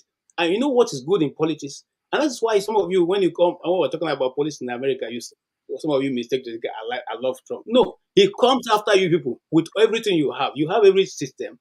And while you have all the system, he's shouting in the media. He's shouting. Each time there's something done, he doesn't keep quiet. And that's what I expect him to be doing right now. Because the whole of Nigerian media is against him and the Labour Party and every other person who they think controls some form of vote in that party. So you should also set up a system that where you will be shouting at the rooftop. You look at what they are doing to me. Look at even if nothing is going to happen, but the public will have a record. eventually the public will swing against the system because they will see it as a big man beating a small man. Okay? But you're not doing that. You are just playing gentlemanly. At the end of the day, 2027 will still be the same story, my brothers. Let's not expect magic because it's not going to happen. On that note, I end. Thank you, sir. Thank you, KJ. Wale, you're next. Thank you, Mr. River, and well done for the job. Well done. You've really handled it well, and you catch a big fish. So well done for what you've been doing. Two things I'm going to say. I wish Mr. Peter Obi could listen to some of the feedback we're giving now, and I think he's really shooting himself in the foot, if I may say. Like what Mr. KJ said just now. Something happened. You have what it takes to shake Nigeria, but you're just taking some kind of gentleman. It doesn't. If it's someone like you would rather had that kind of vote and capture Lagos, do you think we'll be saying what we are saying now? No. So you need a radical person to kind of shake all these cabals. But Mr. Obi is taking it gently, and I'm not a prophet of doom or saying something bad, but I don't see anything positive happening in 2027 because these Agbadorians, they've already put everything. They've bought the judiciary, they've bought the INEC. So what do you think is going to happen? Do you think they just go back to sleep? They are thinking of 2027 already as we are speaking. So, you should place the joker on the table for Labour Party because without Peter Obi, there are no, I don't even think they exist. So he should be radical with these people, but I don't see that coming from him. Anyway, that aside, that's Nigerian politics. The only thing I'm going to probably say here is I know we have great panelists here, and it's only 10 people that can be here. I'm looking at the numbers that participate every week on these, and we haven't got up to 1,000. Now I'm thinking what could be the factor, what could be responsible for just saying people every week. What about people on the chat? I'm not saying everybody on the chat are the people who just want to abuse or Agbadorians or the people who have no sense. There are some people who have sense in the chat and they try to put their opinions and perspective in. So I think somebody should be in charge of that, at least picking their positive vibes and let their contribution count as well. I know not every one of us, not all the 500 people will be able to ask Mr. Peter Obi a question or put something in. Ignore those idiots that are just saying something that is not relevant and they just want to abuse. Pick up on good people who have something good to say. Somebody should be picking up on that. And by doing that, I think we'll encourage more people to join these, weekly Have Your Say. Because the program is called Have Your Say. So that is one thing I'm looking at. And maybe young people, female, like was it 2 weeks ago when the black this lady, when we were talking about the airline and everything, and she put something on the chat, but everybody look at what does it mean? Can you come on air? And she did. And it was a great debate on that night that even someone in my household who wouldn't even listen to these things actually listen to the middle of the night. And that's the kind of things we want. We want people who are shy to come on air. And also, one thing I will say is the way we handle Mr. Peter Obi questioning time really worked well. When you ask a question, try to give other people chance to come in, and you can come in again. Because when we look at it, yeah, we are all educated one way or the other. We might have different degree to each other. We might speak grammar better than others, but if you invite my grandma to this show, I'm sure she will have, one better thing to say. She might not be, well, I wouldn't say she's not educated, but she might not have the Western way of education, but she might have sense to contribute. And if you invite my cousin to come and say something, she might say rubbish things despite all his degree or whatever. So please let us see how we can do things better. I know my time is up. Thank you. And that's why I didn't want to come in. I would rather be on the chat section. Thank you, but that's my own contribution. We can do better. We can, you know, we can let other people get involved rather than just our own opinion every week. I hope maybe it will work. I don't know. But that's just my contribution. But well done for what everyone is doing. All right. Thank you, Wale. Let me just say that tomorrow we don't have a guest because I was leaving it open for Mr. Peter Obi. I wasn't sure whether he will be on today or tomorrow. So we don't have a guest. So you guys can vote somebody in as the guest, and maybe whoever you want as the guest, we can get someone to interrogate him. All right. I just wanted to mention that, but we'll be on tomorrow, and we'll figure out maybe forefathers will be the guest, and you guys will get to find out his DNA and everything you want to know about him. Ustadima, you're next. Thank you, Dr. Damages. The reason I'm saying thank you is that it's a good privilege. At least I'll add it to my resume that I've interviewed Peter Obi. You did, actually. So please, a special request. When you do the video editing, please, I want that cut where I interviewed him. Because my wife, she was watching it in the bedroom, though she couldn't hear, the audio, of course, because I was sort of, casting it to the television upstairs while I was asking. So I need her to, view it. So I think it will elevate my status in the house. And when you know what I mean. When you become a local government chairman, what are you running for? Local government. And again, okay, back to my question, because I asked the question where I felt it was very important for me to get enlightened most. And the reason is this. I pray and I hope and I keep on supporting Peter Obi to become president. But apart from that, 2027 is close at hand. What's going to happen after that? And someone was saying things about the continuity. If Obi decides to depart, quit the political scene, what happens? Okay? And that is what we should be thinking about. If not for the way things are in Nigeria, normally most of us shouldn't be too worried about who becomes the president. Because where things matter the most actually is within the local government area. The schools, the healthcare, health centers, the markets, the security, all of it it should be within the local the councils. So, and being that he's been in that situation before, position, because when you go online and you make a lot of research about these things, about the account between the state government and the local government, my brother, is not clear. Even with the laws that have been passed in, when the law that were made in 2022, it still sort of gives power to the state assembly to an extent to want to control some of the things happening within the local government area. So I was asking him how he ran his own, how he ran the local government during his own time. And I've been on this platform where someone asked him before, why didn't he conduct local government election? And he said due to, the litany of litigations that happened when he took over power, of which personally I still do not think that he's good enough. Because from what we know, once you're a governor, you can easily, invite the, independent electoral commission to, commence the electioneering process for the local, governments, for the local councils. Okay, at least to the best of my knowledge, till someone changes, that perception that I have.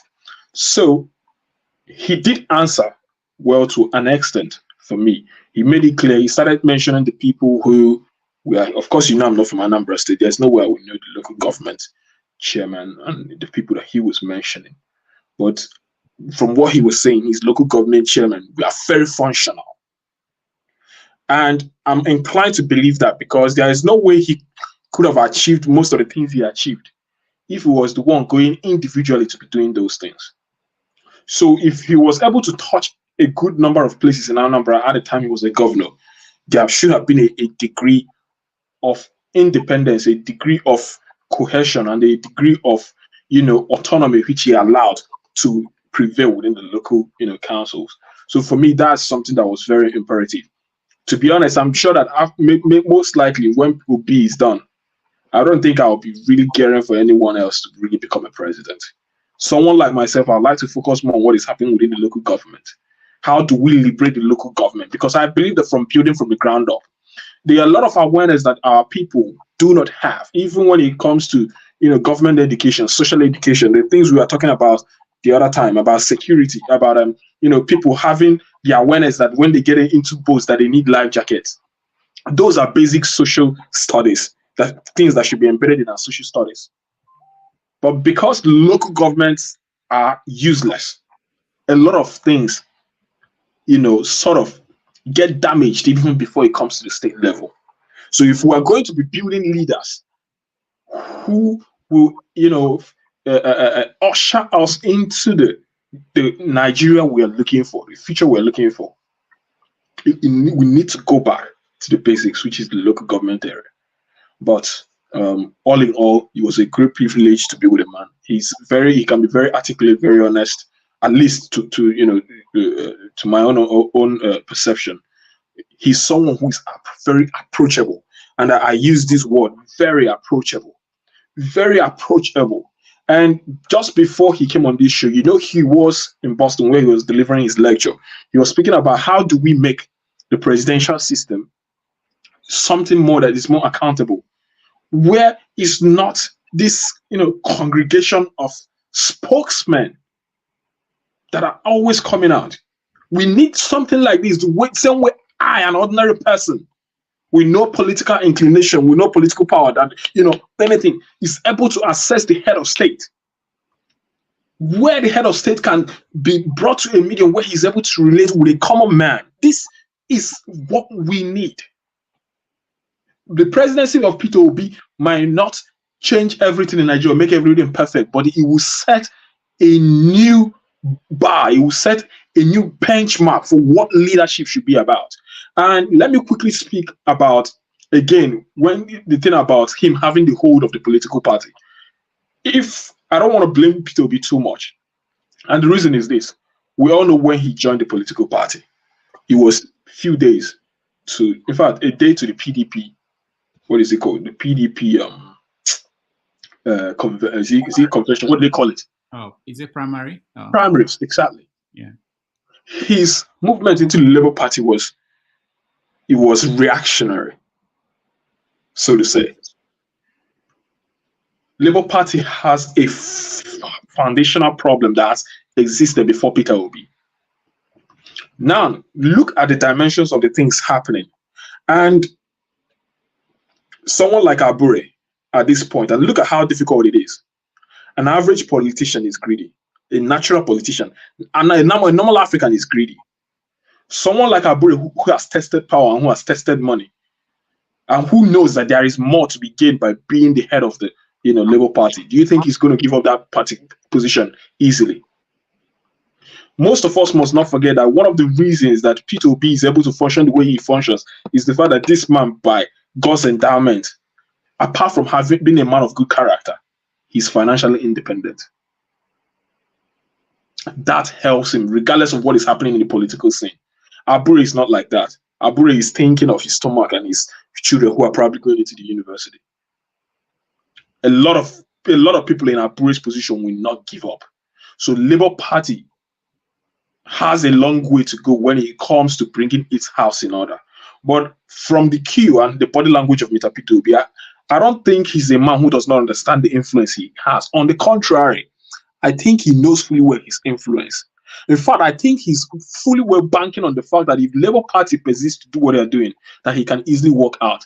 I think he knows fully well that without him, that Labour Party is almost nothing. On the contrary, but he's not the kind of person who wants to flex that influence. And we must also be careful of what we're looking for.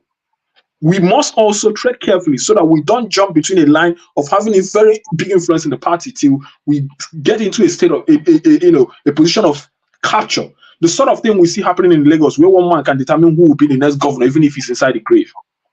That is something we also do not want. So it's a question of that balance. So on the contrary, this man knows his worth. And I listened to Aisha Yusufu when they're talking about on one of her casts. He said, whatever conversation that is happening about 2027, Obi knows is definitely in the picture. In fact, what you can say is that Peter Obi is running for presidency in 2027 against Tinubu. If there's one person who you're not sure whether he's coming on the scene again, it's definitely Atiku Abubakar. Because I don't think the PDP in the right senses is ever going to give him a ticket, not with what is currently happening. Now, if we're saying, okay, Obi, what are you going to do next? Definitely, the PDP is not even an option for him to go back to. The reason is this: the likes of Yexon Wike is hell-bent on making sure that nothing good comes out of that political party at this point in time. So, and he says something, the political dynamics is what will determine. If you listen to his last broadcast when he was on Space, he also said that if he tries his best, that he's not going to die with the Labour Party. So let us watch and see. This man is someone who's very strategic and very brilliant, to be honest. He might not put out all his cards on the table, but that does not mean he's not arranging them somewhere. The moves he's making in the north, I'm sure they are definitely cooking up something. Obi has people supporting him. He has the masses. The only problem I know we have when it comes to 2027 is INEC. Because like you said, the power of incumbency will definitely come into play. But here again, I will say, what are we, the ordinary people, doing? You know, we want this gentleman in power. We all understand what we are up against. What are we doing about it? That is the question. All right. Thank you. Thank you, Victory. Quickly, I have to go, but I want to listen to all of you that participated.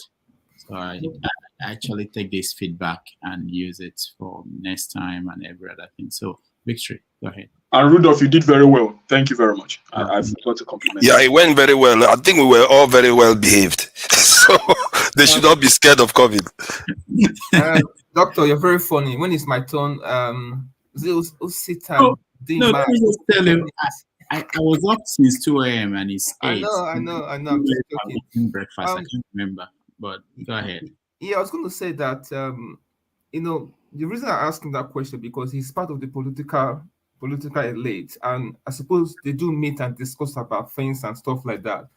I mean, I'm really, really concerned of like, what does these people talk about? Like, you look at what is going on in other part of the world where people are forming strategic alliance, they're getting that defense up properly in place, and then these guys are just borrowing money, stashing money in bank accounts, swinging that bagger left to right, dancing. I'm talking bula blue. I mean, sometimes I wonder, like, as these people, they don't live in this world, Is it that when they get into power, they haven't got a clue? And it kind of answered the question a little bit, not to my liking, because I think there's unseen hands behind what is happening particularly in Nigeria, where there are people pulling the strings behind the scene, and most people don't see this. And the other thing I was going to ask him as well, I watched it on Arise News where they were saying that when he went to the correction facility in Anambra, that there was a woman in prison because of 250,000 naira, and the woman child was in prison as well. A child of less than 2 years old.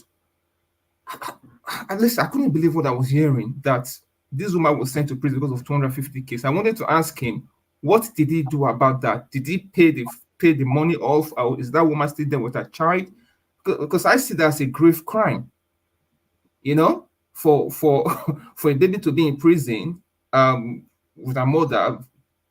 I'm assuming that baby doesn't even know what's going on. And how many children are in prison in Nigeria like this that are going through the same thing? And I think women come here will talk. I think we should be ashamed of ourselves as men, black men particularly, to be witnessing that kind of thing in our country where children are actually in prison. Can you believe that? So that knocked me completely off my strides, because I couldn't believe what I heard. So I was going to ask him that particular question. And the other thing I was going to say to him as well was about the issue about the Confab 2014. has he looked into that document and what is in that document that himself likes and he wants to push forward? Can we start talking about that document? Why are they not implemented that document? Although I looked at the document, I suppose anyone that is agitated to maybe they want to leave Nigeria or want to see Nigeria a better place, they should take a look at that document. What is it about Nigeria that you don't like, that you want them to fix? And look through that document, see what is written there. And then you can make up your mind. Particularly when I looked at the document, I was looking about resource control. They didn't really address resource control explicitly for my liking. They just said, oh, they will look into that to see how they can increase the revenue to the oil producing state. So that's the other thing I was going to ask him, but time, we had limited time. So that's what I wanted to say. All right, thank you, Victory. Tone, do you mind if I skip you? I know you Yeah, sure. Go on. Okay. Yeah, go on. Okay. Mazi Prince. Yeah. Were you there? I don't think you were. Were you at the? I don't remember. I'm tired. Mazi Prince, go ahead. Okay, he's watching TV. Prince was not there. He didn't interview Obi. He didn't. Okay. All right. Let's go to Jamie. We were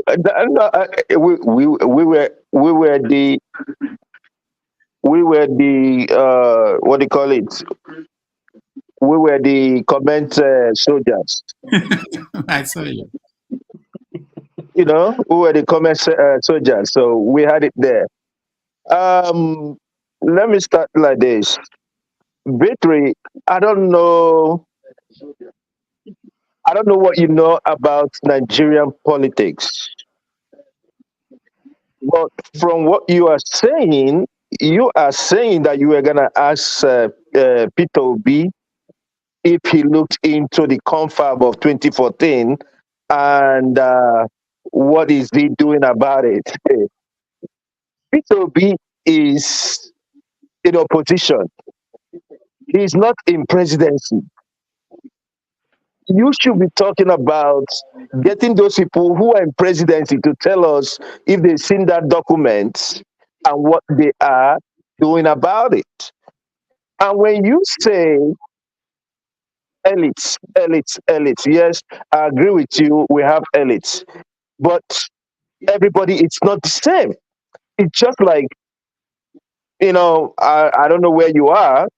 Probably if you're in America and America seeing you and saying, oh, you're a Nigerian, are you a Yahoo boy?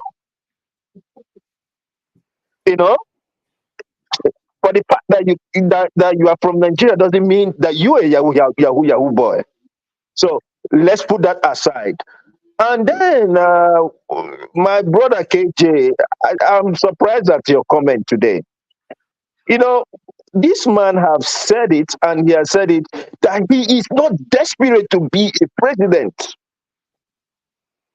but that he is desperate to see Nigeria change.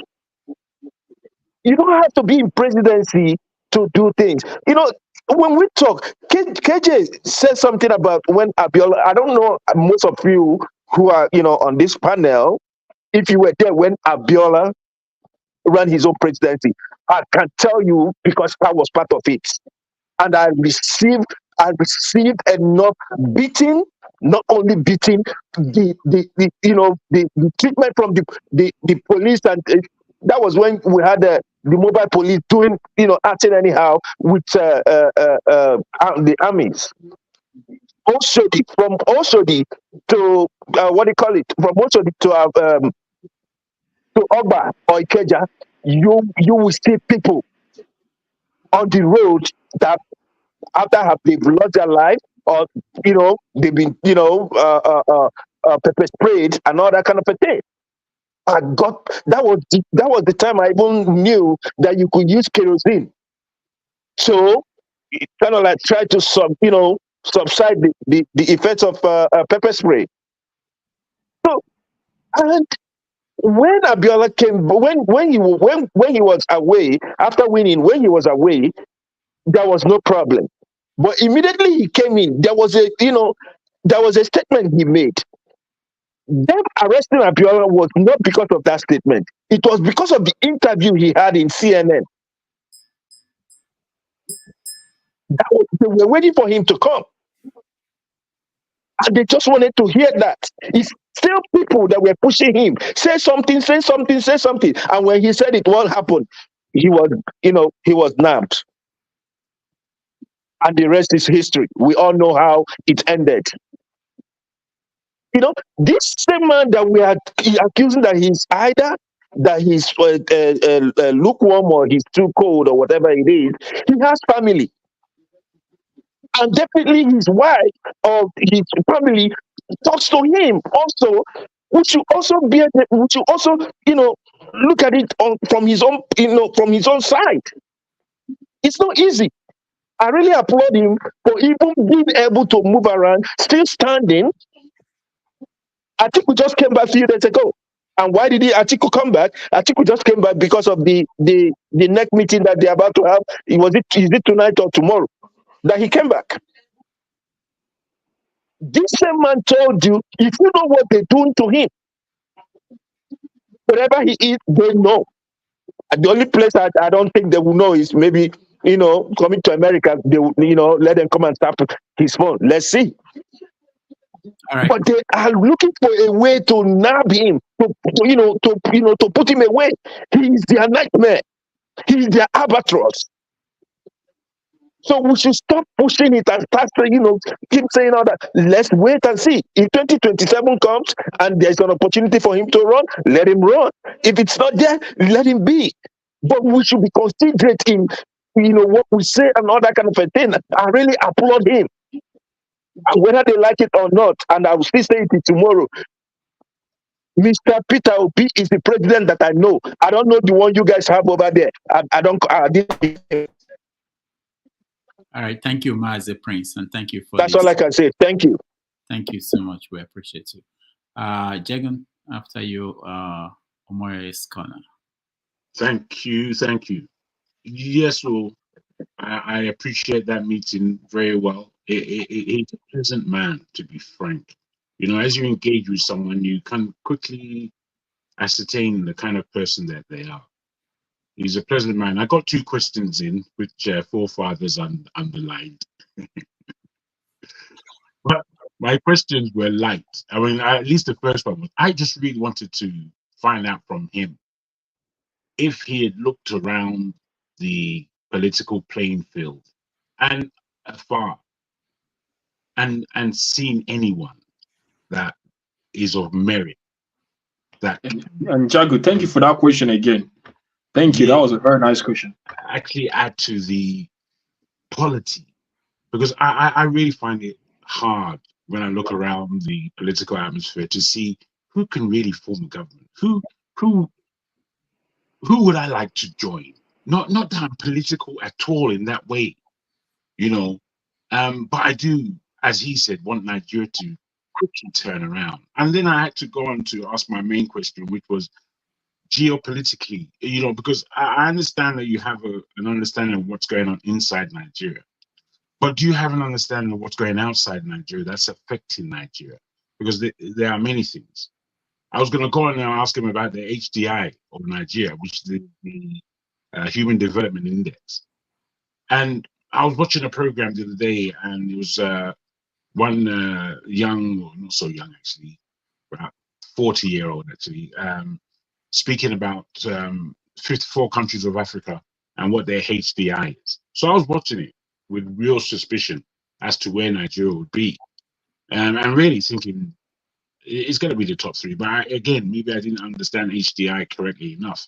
However, he too, being from Cape Verde, was wanting his numbers to be high as well. Anyway, I watched it. Nigeria was 35th in HDI in the whole of Africa. The countries that were above Nigeria, it was like, my God, Nigeria, man, you've got to be ashamed. We like to say that we're number 1 giant of Africa, this, that. All this economy in Africa means nothing. It means nothing to us. We don't seem to understand. We like to boast about nothing. We love it. And Ghana, they're only small country. And I'm looking at myself thinking, I can't help. I haven't been on for that long. Have I? I've just. You have. Fair enough. Thank you. And I'm also rushing, but I want to make You sure. know you're a storyteller, Jacob, so storytellers don't know when their time is up. Was it that bad? Was it that bad? Yeah. So there are people saying we should either have forefathers as the guest tomorrow, or Pansat, or I think there were other names, and then they mentioned Omoye's. Forefathers and Pansat. That's not going to make a show. That's going to be a squabble. We take a vote. People in the studio will take a vote in the next minutes, because I have to go. Loco, I can see you in the back end. Thank you for the video you sent up to us. Osi, Omoye's corner, you're next. Greetings, Dr. Damages. I came to say greetings to you. Oh, thank you. Happy New Year. Happy New Year. Greetings to everyone, Mr. Kim, forefathers, aka the two Naija, the flagship, Osita Dima, KJ, Jagun, Mazi, and Tony, I guess, Tone. Greetings to everyone in the comment section as well. Hello, dear. Everybody. Yeah, so I missed the whole Peter Obi thing. So I wasn't, unfortunately. I usually go where he goes, but yeah, I got caught up in other things, so I couldn't make whatever he had to say. But I'm gonna go back and watch it. However, I've been listening to the comments by everyone, the submissions that's been provided so far, and I've been hearing people say, "Oh, he needs to grab power. He needs to do this. He needs to do that." I think we keep forgetting the man has said he's not desperate to be president of your jungle. I'm sorry to say. I'm not sorry, but it's a jungle. He's not desperate to be a president. Okay? So because he's not desperate to be president, he's not going to do it the way everybody else is going to do it. He's not going to put anyone's life at risk. He's not going to put his own life at risk or his family's. Someone's mic is on. His family's life at risk, right? So there are men here. I mean, I'm looking at men all around, right? So the question is, Senegal just got a new president. I'm sure we're all aware of it. 44-year-old young man. And these people, it's been a long time coming for them. Apparently, I was opportunity to be on a space with the Senegalese, sharing how the process that brought the Senegalese president. It's been a long time since 2000, and they started, I think, 2011 or maybe even earlier than that. And then they met in college, and then they started, forming ideas. Anyone who had a similar idea with them, they take them in. The movement was growing. They tried to run for to get power twice, I think. Someone can correct me if I'm wrong. They lost both times, and then eventually, this time around, it worked for them. They didn't use violence. They did not use violence. It's all strategy. Nigerians are brilliant people. We're very brilliant people. We have ingenuity within us. I would assume that, there will be a rollout of some section of people who are engaging in conversations like this. Like, how do we take Nigeria for what do we do? There should be people who are doing that. Instead of waiting for this soul man, I think this is the problem we have in Nigeria. We're always waiting for this one person. The job is not for one person, the job is for everybody, right? Since some of us don't like the way he's going about it. He's too quiet, he's too docile. He needs to take the power, run away with it, and grab it. Everybody's personality is different. Since we see that he can't do it, let those who like to snatch, grab, run away, let them form their caucus and see how they get, the cooperation from the citizens and people who are also interested in running and making sure that they win it. It's very simple, right? So we're not going to force, personally, I don't think that the man should be forced or cajoled or pushed or forced against his personality. It's not possible. We already knew from the jump that Peter Obi does not have that personality. The person that has that personality is Ahmed Dati. Ahmed Dati happens to be his VP, right? Candidate. But if Ahmed Dati was the president, I trust trust and believe it would not have happened the way it happened. Because that man has fire in him. It would not have happened. But it wasn't him. So let everybody do their own part, right? Let everybody get together and start to think of ideas on how we can take it back. Everybody has different strategies. I'm watching this man going from place to place, touching the lives of people, even those that do not support him, right? I don't believe in a 2027 election. I've said it from day one, from the jump. How do you win an election when they have perfected the act of rigging? How? With the same judges, with the same courts, with the same people? How? Even now they're coming up with they have ideas for creating machines that will even just fill out the numbers for them. They don't even need to put in anything. The machine will tell them the rigged numbers and declare the winner. Heck, they even said maybe INEC will be left to decide who the president should be. I'm sure you guys have heard some of those stories. So I say all of this to say, everybody, all hands on deck to win Nigeria back. Because Nigeria is a massive country. Now, another thing is there are so many ways of taking back this country. We also have the state, the governorship, the gubernatorial elections are coming up for different states. The citizens of that state, of Nigeria as a whole, can support and make sure that the right person gets in. Because that's another way to get your country back and ensure that they have local government and the local government chairmen are functional, and then make sure that they have what's it called stools for the obas and all of that. Activate their administrative roles so that they can be doing what they ought to be doing. So they can be getting, they can be playing a role to ensure that they move the state or the country forward. For instance, if we have great governors, if we have governors that know what they are doing, that have vision in the South will turn around. We would slowly, you can make the central irrelevant. There's so many ways to do it.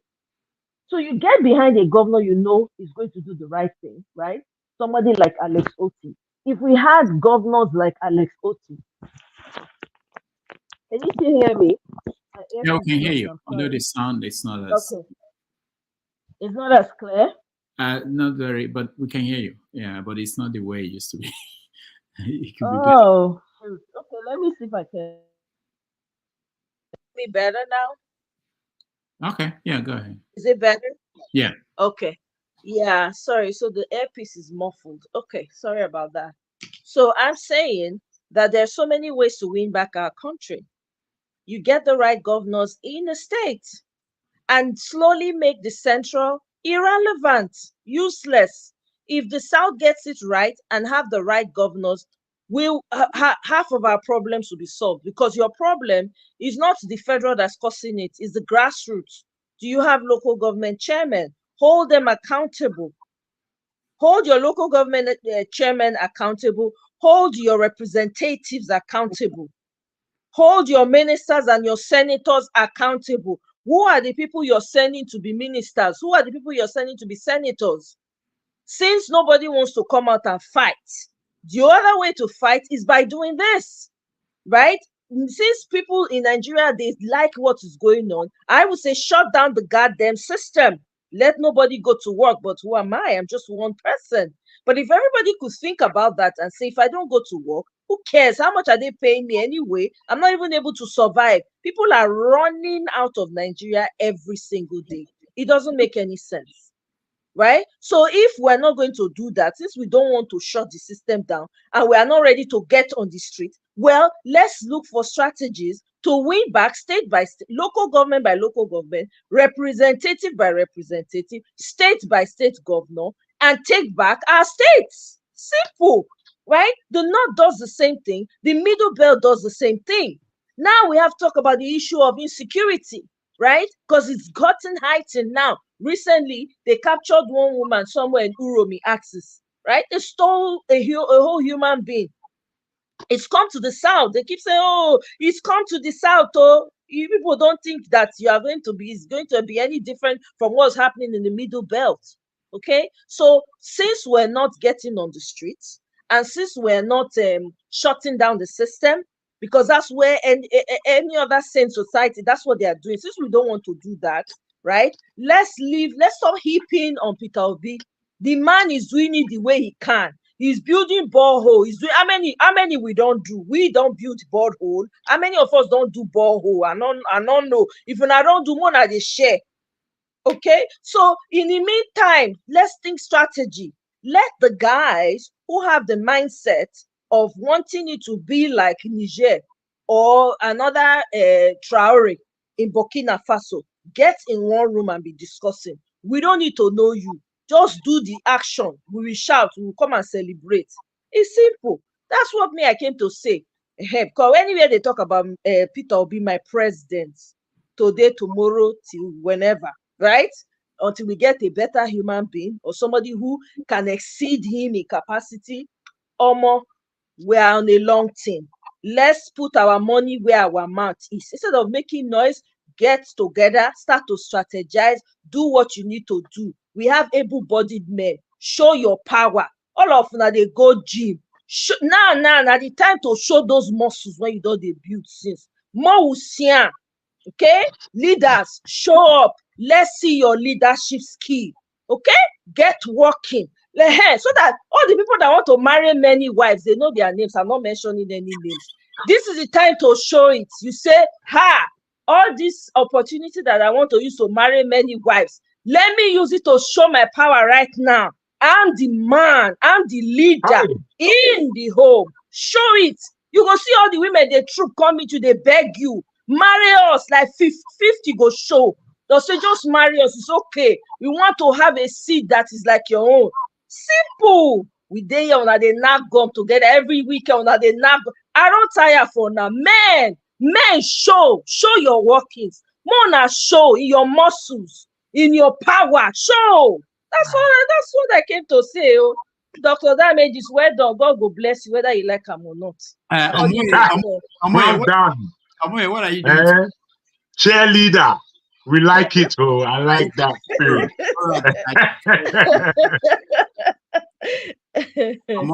What are you doing tomorrow at 12:30? 12:30. I'll be available for you, for Mr. Dr. Damages alone. For your sake, I will make myself available. Okay. So I have decided we reserve forefathers for another time. So, don't let forefathers come for me. You know the last time forefathers say this one, that one. Me, I know. It's a new year. I don't want to follow forefathers drag. But if you come for me, forefathers, I come for you. We not for one forefathers. We not for one forefathers. We want to hear from you. So tomorrow. Okay. 12:30. All right, 12:30, right? Yeah, 12:30 your time or my time. Because Okay. All right. And Mr. Ferreira, long time. Greetings, sir. It's been a while. I heard you. Greetings to you. Happy New Year. Happy New Year. I'm surprised you remember my name. Of course. Thank you very much. You read that, all right, guys. Whenever you read that thesis you read, people will remember your name. Look, are you sleeping or are you with us? Okay, look, can you, before I go, can you tell us what Bobrisky did in London today? It's very important to me, you know. Okay, Mr. Let me just hop off. I'll see you tomorrow. I will talk tomorrow. Yeah. All right then. Bye. Greetings in the house. Abito Shika. What in happened? the Bobrisky Baose. Back to sender. What happened? That's to be loud. Jim, if you bad person, I go report to you. You're a bad person. Did you book him for the show? Because we actually need to interview him. Oh, really? No, I didn't because it was like I think he came for something else. So some people took advantage of his presence in the UK and just invited him to that show and tried to make money out of him anyway. But in a nutshell, for me, I just wanted to catch fun because I know he's a comedian. At least for me, he's supposed to be the #1 first-class comedian in Nigeria. So I have to be there. Chimi, you're supposed to know now in the Bobrisky Bahose. The chief comedian of Nigeria, I have to be there. Come on, first time, I have to be Abito Shika. I You agree can do. with you. That is the way I see him. I Yeah, don't even see him as pastor anything. The guy that you know, comedy. yeah, he's the chief comedian of Nigeria Republic, Federal Did you Republic of say it's Nigeria. a So pastor? Did we say you it's have a to be pastor? there. So, but in a nutshell, I just wanted to like, we can't be coming here every time and be complaining, and not try to catch fun and relieve some stress for ourselves, you know. But in a nutshell, what I saw there was like, everybody that came there, they didn't come because of whatever he possessed in Nigeria. They came to see a comedian that everybody wants to look, you know, to release some stress. You know, the UK, everybody's working, no time to group. So everybody came there to come and catch fun. So like that. So, but my own stuff there, I try to tell everybody like, look, in the fact for the fact that we came there to catch fun, we should all look at the fact that yeah, where we came from, the our people are suffering, you know, our people are, you know, denied the normal things in life. So if we can come here, spend our own hard-earned money and come and catch fun for free, something that will not benefit us, just to get humor and not progress our life. Okay, what can we do with this our time, with this our money, to make sure where we come from, our families in Nigeria or our own country, is have the best of what we can give. You know, many people might be, some people said like, oh, no, Nigeria, they're not serious. Nigeria, they deserve what they are getting and all that. They're like, oh, we cannot go to Nigeria and fight. I said, okay, no problem. We cannot go there and fight. Okay, we are here, we are in diaspora. What should we do just to change the narrative so that those who are in Nigeria will say, oh, if people who are enjoying, so to speak, who are enjoying in diaspora are fighting for Nigeria, we in the country, what should we do? So maybe that can even change their perception of how they can fight, or how they can, you know, do what they can do to change the country that we all are craving for. You understand? So I told them like, look, we can all decide to sacrifice our time. And okay, I came in a brutal way, maybe that many people may not like. I said, look, we should just shut down Nigeria embassies all over the world. Maybe no damages. It might seem to you like, oh no, it shouldn't. Not in a violent way, but in a civil way, where nobody will be arrested. Like, just because, okay, going to prison is taking your freedom. They're like inconveniencing you to some extent for you to, you know, become upright in life. So those people who are working in Nigerian embassies, you understand, if we can inconvenience them, you know, just to make them feel the discomfort that people are having in Nigeria, just some to some extent, maybe they can send some message to Nigeria to like, hey, this is happening all over the world, Nigerian embassies. So like, oh, these people do not like what's happening in Nigeria.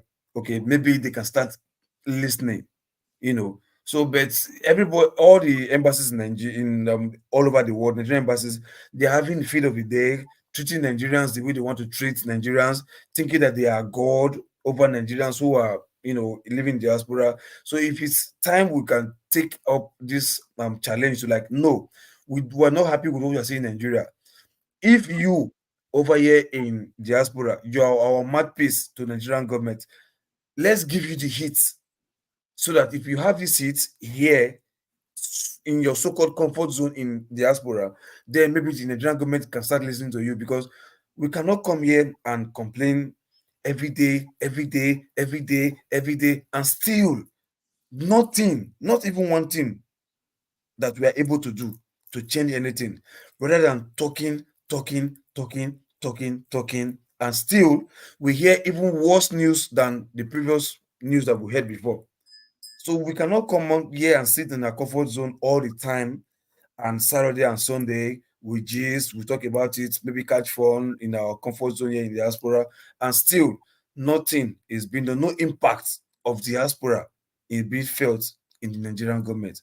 I think that is what we should try and reconsider, so that maybe, I don't know if what will happen, but let it be known even to Nigerians living there, to like, oh, we are suffering here, but we have somebody who we think or assume that they are living in a comfortable life in diaspora, but still they went out of their way to fight for us in Nigeria. Maybe they can even change their mentality, like, oh, if they can fight with their enjoyment or their so-called comfort zone, we who are really suffering, maybe we should do something to help them.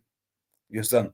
Like that pari paso maybe can change something. That's what I went there to do today. Not because of Odumeje anyway, let me not lie.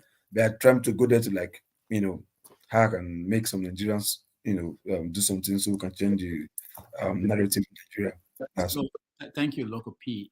For the Look, if you suffer, go back to Nigeria. Remi Tinubu wants you. Yeah, if you suffer. Loco P, did you get some powers while you were there? No, yes, he released one new power. He said onions power. The onions that will make people cry, that your enemy will be blind. Is we put onions power in their eyes. So if they are looking for you, baggy like onions. Is that what he said? Exactly. Oh, Jim, it's like you are Y2K compliant. You are so compliant. It's like you are so compliant. All right. Yes, thank you, Loco P. Unfortunately, we didn't get a feedback from our crack reporter, the other one that was in Boston with Peter Obi. Oh, okay. Yeah, the one who called him crack reporter. I wasn't there. Didn't show up. You called him that. I don't know where he is, our crack reporter. KJ, go ahead. Okay, thank you. I just want to say something. My friend, my brother, Mazi Prince, and then my other sister who just left the platform. I will be waiting for her tomorrow. You see, this thing of when people say something and all of us who seem to be in the same group seem to be fighting one another, it doesn't take you anywhere, because the people who have developed countries and who have had good leadership, for which we are enjoying right now, didn't get to that point by refusing to accept what is needed. Even when a person is doing all the best, you still want to tinker your method, your strategy to get it correct. Now, the mere fact that we said, or I said, that, merely saying that you are not desperate. You see, again, as a Christian, you are slaved by the words of your mouth. Somebody said, I'm not desperate to be president. Somebody said, I will be president. Even when the odds were against him, he kept saying, I will be president. Even if they don't want it, I will be president. Who do you think is likely to go and get it? You that say you're not going to be desperate, you're not desperate to be, or the person who is telling you, I will be president. It's a two different ball game. It makes a difference, whether we like it or not. You see, the Igbos have a saying, Onyekwe, Chiekwe. You first have to agree to yourself that this is what you want to achieve. And then you face the odds. And then you will see different strategies coming to you. But you cannot be going, you can't be going to war and say, you know what? If I come back, I come back. If I don't come back, it's okay. You will die there. So you first take yourself and tell yourself, I will come back. So when they come and each time you throw, like what are we saying? Is any of us saying that Peter Obi should go and die or become rebellious? Is anybody saying that? No, we're simply saying this is 21st century. It's not Abiola's time. Be strategic. Be strategic. And you can't, look, let me even throw this banter. Now, most people are saying, oh, if it was Dati Ahmed, it would have been a different ballgame. Do you think, are you forecasting that by 2027, Dati Ahmed will still be his vice? Have you ever thought of the fact that if the North come together and say, Dati Ahmed, we want you to represent the North in 2027, he will still be Peter Obi's vice? Come on, guys. You think if the North come together today and say, we want you to run for us in 2027, he will be Peter Obi's vice? So we should be strategic. And the problem with us, from, like I keep saying, is that we seem to think that whenever somebody says, oh, make one complaint, that we see the person as an enemy. You are coming here to tell us, what have you done? Do you know what I have done? And did I come out to say I want to be president of Nigeria? Or should I come to the platform and tell you what I've done before you know what I've done? You are the one who came and said, I want to serve. You are asking you want to serve. And if you say you want to serve, we have the right to ask you questions and say, well, what you are doing, we're not satisfied with this or that. So don't look us as the enemy. Rather, take what you have said and go back and check. If you need to tinker your plans, you tinker it. If you don't need to tinker it, let me tell you something. A preacher once said, if somebody comes and say, hey, KJ, you are a very greedy person, don't respond immediately and say, no, not me, I be philanthropy. No, you go back and ask yourself, God, this is what they've said about me. Am I really a selfish person? Let the Spirit of God confirm to you. And if he says you really, oh boy, like say you did a small, you make your adjustment. If he's not, you say, talk, you thank God. But not every time something is said, you all come swinging. Who is here who doesn't want a better Nigeria? Nobody that's on this platform who doesn't want it. Okay? And we don't really care whether it's Peter Obi or anybody else. All we are concerned that the people of Nigeria should get better. The system should get better. So we have less pressure coming from that end. All right, I see Tim between up her hand. I don't know. Well, that's my take. I'm waiting for her. I'm waiting for her tomorrow. I'll be here. All right, thank you so much. No one thank you. A lot of hands up, but I want to do my vote of thanks before I'll be listening. Dr. Damage, you give me the chance to respond to him real quick. You give me the chance to respond to him real quick. Oh. No, I raised my hand before you. This one I will not agree. Tim will go first. KJ, everybody is not the same. But hold on. Let me just. I want to really thank everybody that joined us. We're patient enough for this to happen, and especially those that supported us, that donating money and doing things like that. It's very helpful. Like Master Prince, thank you guys. A lot of people were involved in making this happen outside of this platform, including people at the Peter B's end. So I thank them. They know themselves. So we will come back tomorrow and do our own thing. And like I said, next week we are going to have Aisha Yusufu, and next month we have Mustafa coming here. He has an important message. His people reached out. So we will keep bringing you guests that are important in the conversation around Nigeria and everybody. Thank you guys, forefathers, Chim, my flagship Tone, KJ, Alaba, Jagun, Loco P, Master Prince. And of course, I want to thank Ovie. Ovie has been around New York area for the past few days. He was really determined to meet Peter Obi, and he drove to Boston to go to that event, and we appreciate his efforts. Thank you guys. I will see you tomorrow. Take care. Forefathers, so let's hear from Chim. After Chim, the Prince, and then I will be around. I'll be listening, but I need to take a break. Okay, thank you, Dr. Damages. I appreciate that. And yeah, that was a great show. And I think all panelists, you guys should be proud of yourself. You know, all guests are welcome here. And clearly, we are very well behaved today. And please, is it the Mazi Prince or Chim? Okay, Chim, go ahead, please. The Mazi Prince. Yeah, thanks. Forefather. So what I was going to say is a little bit in line with what KJ said, but from a different perspective. One is, I don't think, sometimes it's like this Donald Trump that those of us who are in the US, I'm not in the US, I said those of us complain about, and we say, oh, Donald Trump has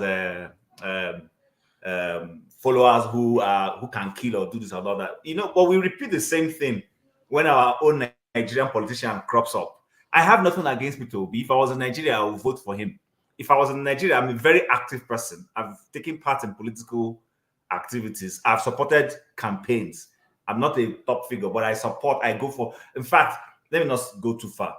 But I think we do that man a disservice when some of us come here and just want to, the same attitude we carry to some of our churches to go and be, my papa. Let's not do that in politics. We're not helping him. If you are not able to see the loopholes to call to him to change, keep quiet. Do your own asheju, as Yoruba people will call it.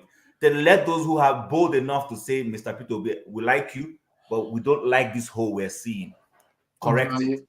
You understand? That's the only way we're going to help this person to be able to, be the kind of politician we're looking for. Don't expect that everybody's going to come here and praise him to high heavens and say his style is the best. For me, I see loopholes in his style. I'm not asking him to be a dictator. I've never asked him to grab it, steal it. I love his candor. I love the way he wants to follow process. He should continue. However, when it comes to politics, there are also certain strategic things you do, not just in the mountain of say, I'm being strategic. There are certain things you do. There is nothing wrong in, we all know and we all agree that a lot of the people, LP candidates who went to National Assembly, they rode on his goodwill. They rode on his goodwill to get to where they get. So why can't he, in the same way, knowing this, there's nothing to be pretentious about, say, okay, you know what, hold these guys accountable. I kept saying it here even before he appeared. How is he able to call those guys for a meeting before there's a major decision in the National Assembly to say, guys, go there with a common front, go there and be able to pull in a condition that will make the ruling party come to align with you? Okay, what do you want? And you tell them this is what you want for the people, and they will do it.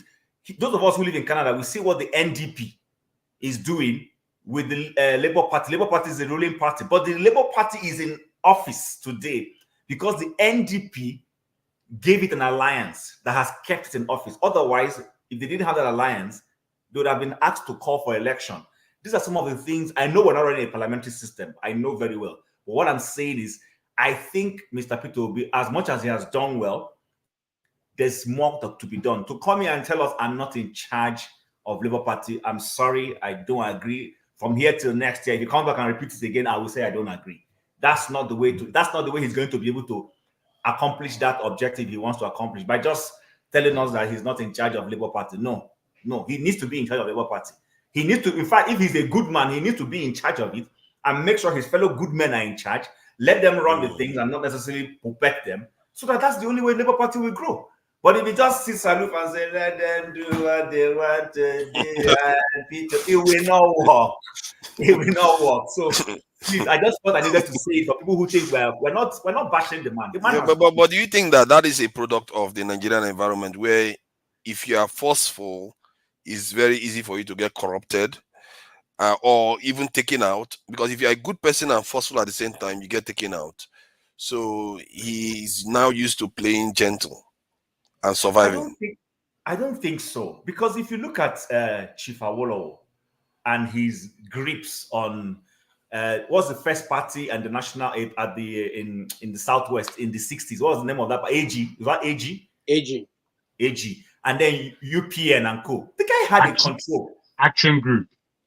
He had a control. But the only thing is this: Awolowo was a good man for his people. I mean, we may have our little difference about him here and there, because look at the people he had around him: Ajasi, Bolaige, Bisi Onabanjo. Let's name all those guys were not pushovers, though. They were not there licking Mr. Chief Awolowo's ass. Sorry to use that word. They were not. But guess what? He was comfortable having them as his henchmen in the different states. I know for sure, I've had people who had told me things of how Bolaige was one of the toughest people who gave him a tough time in the party. But he allowed it. You understand? But again, there was a system he used to be able to hold the party and to push his policies. Because guess what, forefathers, if you remember, this free education that we had in the Southwest, I can bet you some of those governors would not have implemented it if Awolowo was not firm and sold it to the way that they all carried it to their states and they did it. Just so I think we don't do this man a good service when we come here and say, leave him, he's the way he is. No, Nigeria is not going to change. The guy, the opposition, the ruling guy, you saw his confidence when he tells you grab it, do it. You see the way he has manipulated things, but for a wrong reason. You understand? I, for one, would have loved a Tinubu if his control was that he gets those good candidates, he lets them run, he's on the policy side. When they are going wrong on the policy side, he say, no, this is not what our party stands for. But we know that the man is doing all those things for his selfish reason. That's where he feeds from. You understand? So nothing wrong in being in charge, but for the good. And we have examples of people who have done these things. We come here, we talk about Lekwan. So, but what if he's not like that kind of person? What do you do? Well, I have no answer to that, honestly. You see, I have an answer. I have an answer for that. Listen, and I'll be reading one guy who calls himself Spiderman. I mean, I don't really give a damn what you're writing. Okay, my stand still remains my stand. I don't have any issue with Peter Obi. Sorry, I'm going to answer. I'm going to yeah, answer. remember, Mazi Prince wanted to speak and he doesn't Sorry, seem to I be just in, less so than try a to keep minute. it brief. I'll Yeah. through. Now, if you are going to a terrain, you first of all to what you do, you analyze the forces coming against you, your enemy's strength and weaknesses. They call it SMART, right? And then you know how to prepare your strategy to avert or to come against whatever you're going against. I'm not saying the man is not strategic, and we're not saying the man is, he's not a good man, but you need some firepower to get certain things delivered. If you are not a very tough person, you need someone who can take that position and say, okay, you know what, I'm not going to do this dirty job. Hey, Ed, go and do the dirty job. I need forefather told this and this and this and this. But you know my nature. I'm not going to be. So he does the thing. He goes there and tells the guy off. And then you can come in like the one who quenches the fire and say, hey, it's enough, it's enough, it's enough. Okay. But you have delivered your message. That is what leadership is all about. You can't tell me you are not in charge of the party. So everybody can go to do whatever they like. At the end, who now gets you to the position where you're going? How do you get there? Because this is a transport that's going to get you to your desired destination. You are not in charge of it. You are not controlling it. They are all going haywire. At the end of the day, who can you trust to deliver your goods? It's not about being Thank you. Mazi, please go ahead. Thank you for your patience. Mazi, are you there? Mazi Prince, California. Mazi Prince, California. Goodness. Thank you, forefathers. In as much as I still have it. Can you hear me? Can't you hear Yes, me? loud and clear. We can hear you. He just won't poke me, Abby. He just won't poke me.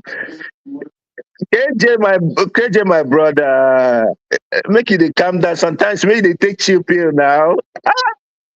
Eh? Abi, because you never go sit down with Trump.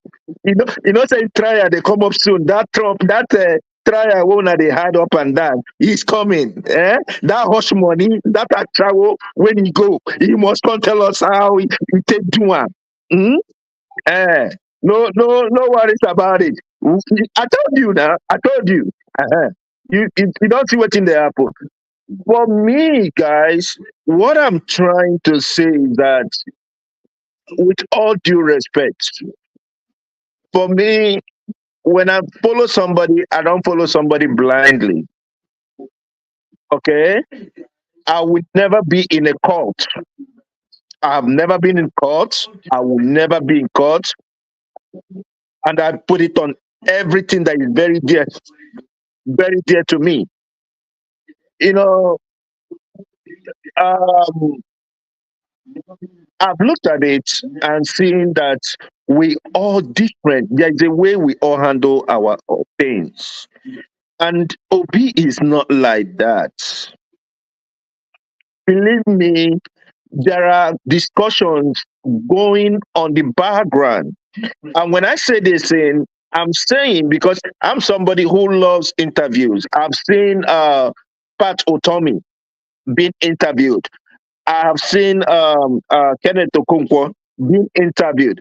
I have seen this guy from Kaduna, the spokesperson that represented him in the labor meeting the other day. You know, I've seen him speak. In all these things, I try to pick one thing. There are discussions going on. The only person that is not listening is Abure. And to tell you the truth, we all know Nigerian politics. Nigerian politics involves two things. It's either you paint your, you paint your fingers with the red paint, or you go the corruption way, which we already know. Obi is never gonna go with those two sides. He won't do that. And the thing there is, you don't even know who you talk to in Labour Party, because there are a lot of moles in Labour Party now. There are a lot of moles. Even Abure himself, I don't trust him. And if I was opportune to talk to, to advise PO, I would tell him, don't know how you talk to Abure. Because whatever you guys say, he might end up, using it against you. Abure wants power. Abure loves that money that he's seeing in that chairmanship. Before he became the chairman or whatever it is, he was, he wasn't making that money. He was living in an apartment somewhere in Abuja. But today he has houses. So he's loving it. And he doesn't want to relinquish it. And then at the same time, the guys on the other side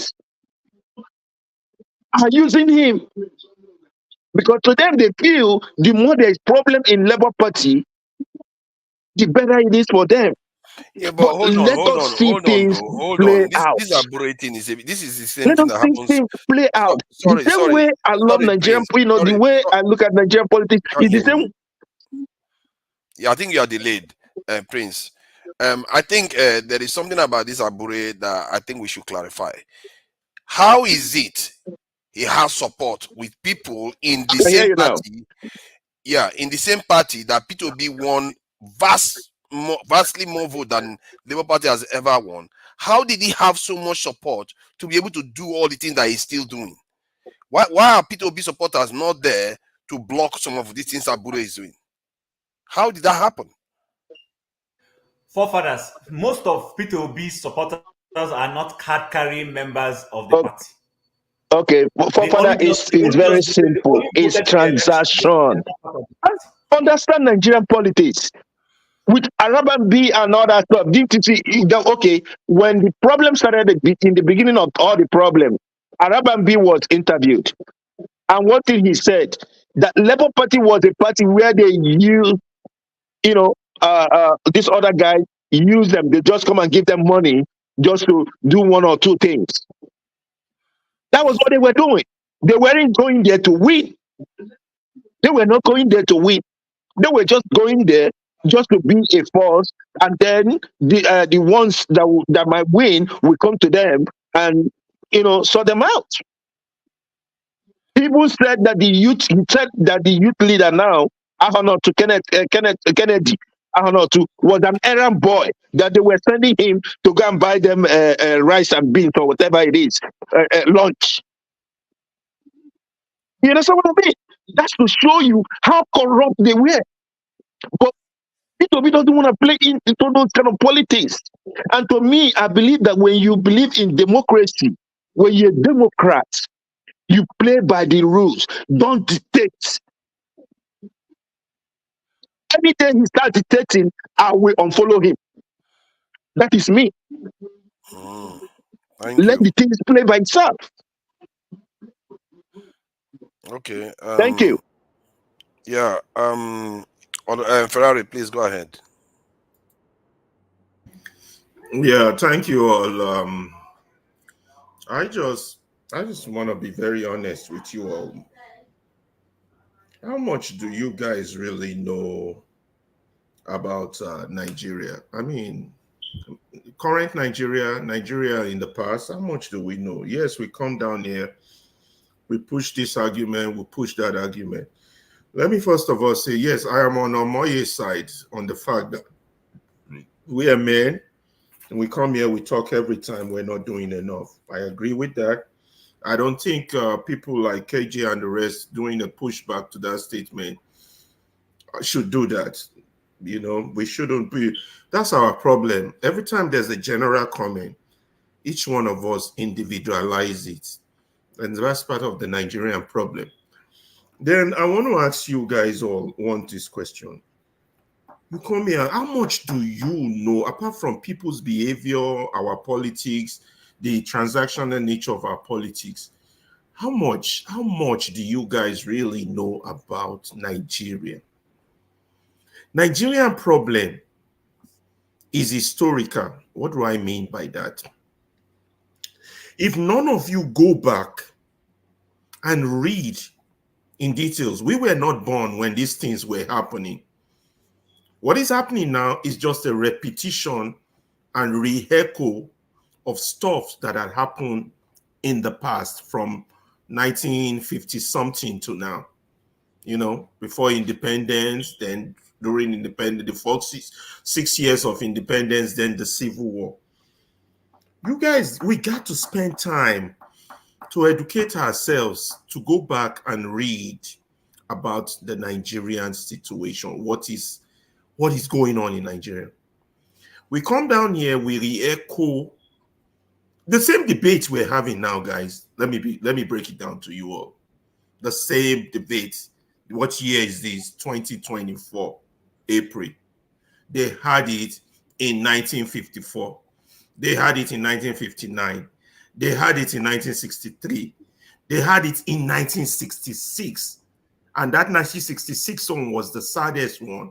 The events that occurred from January till August of 1966 was a combination of the nature of who we are.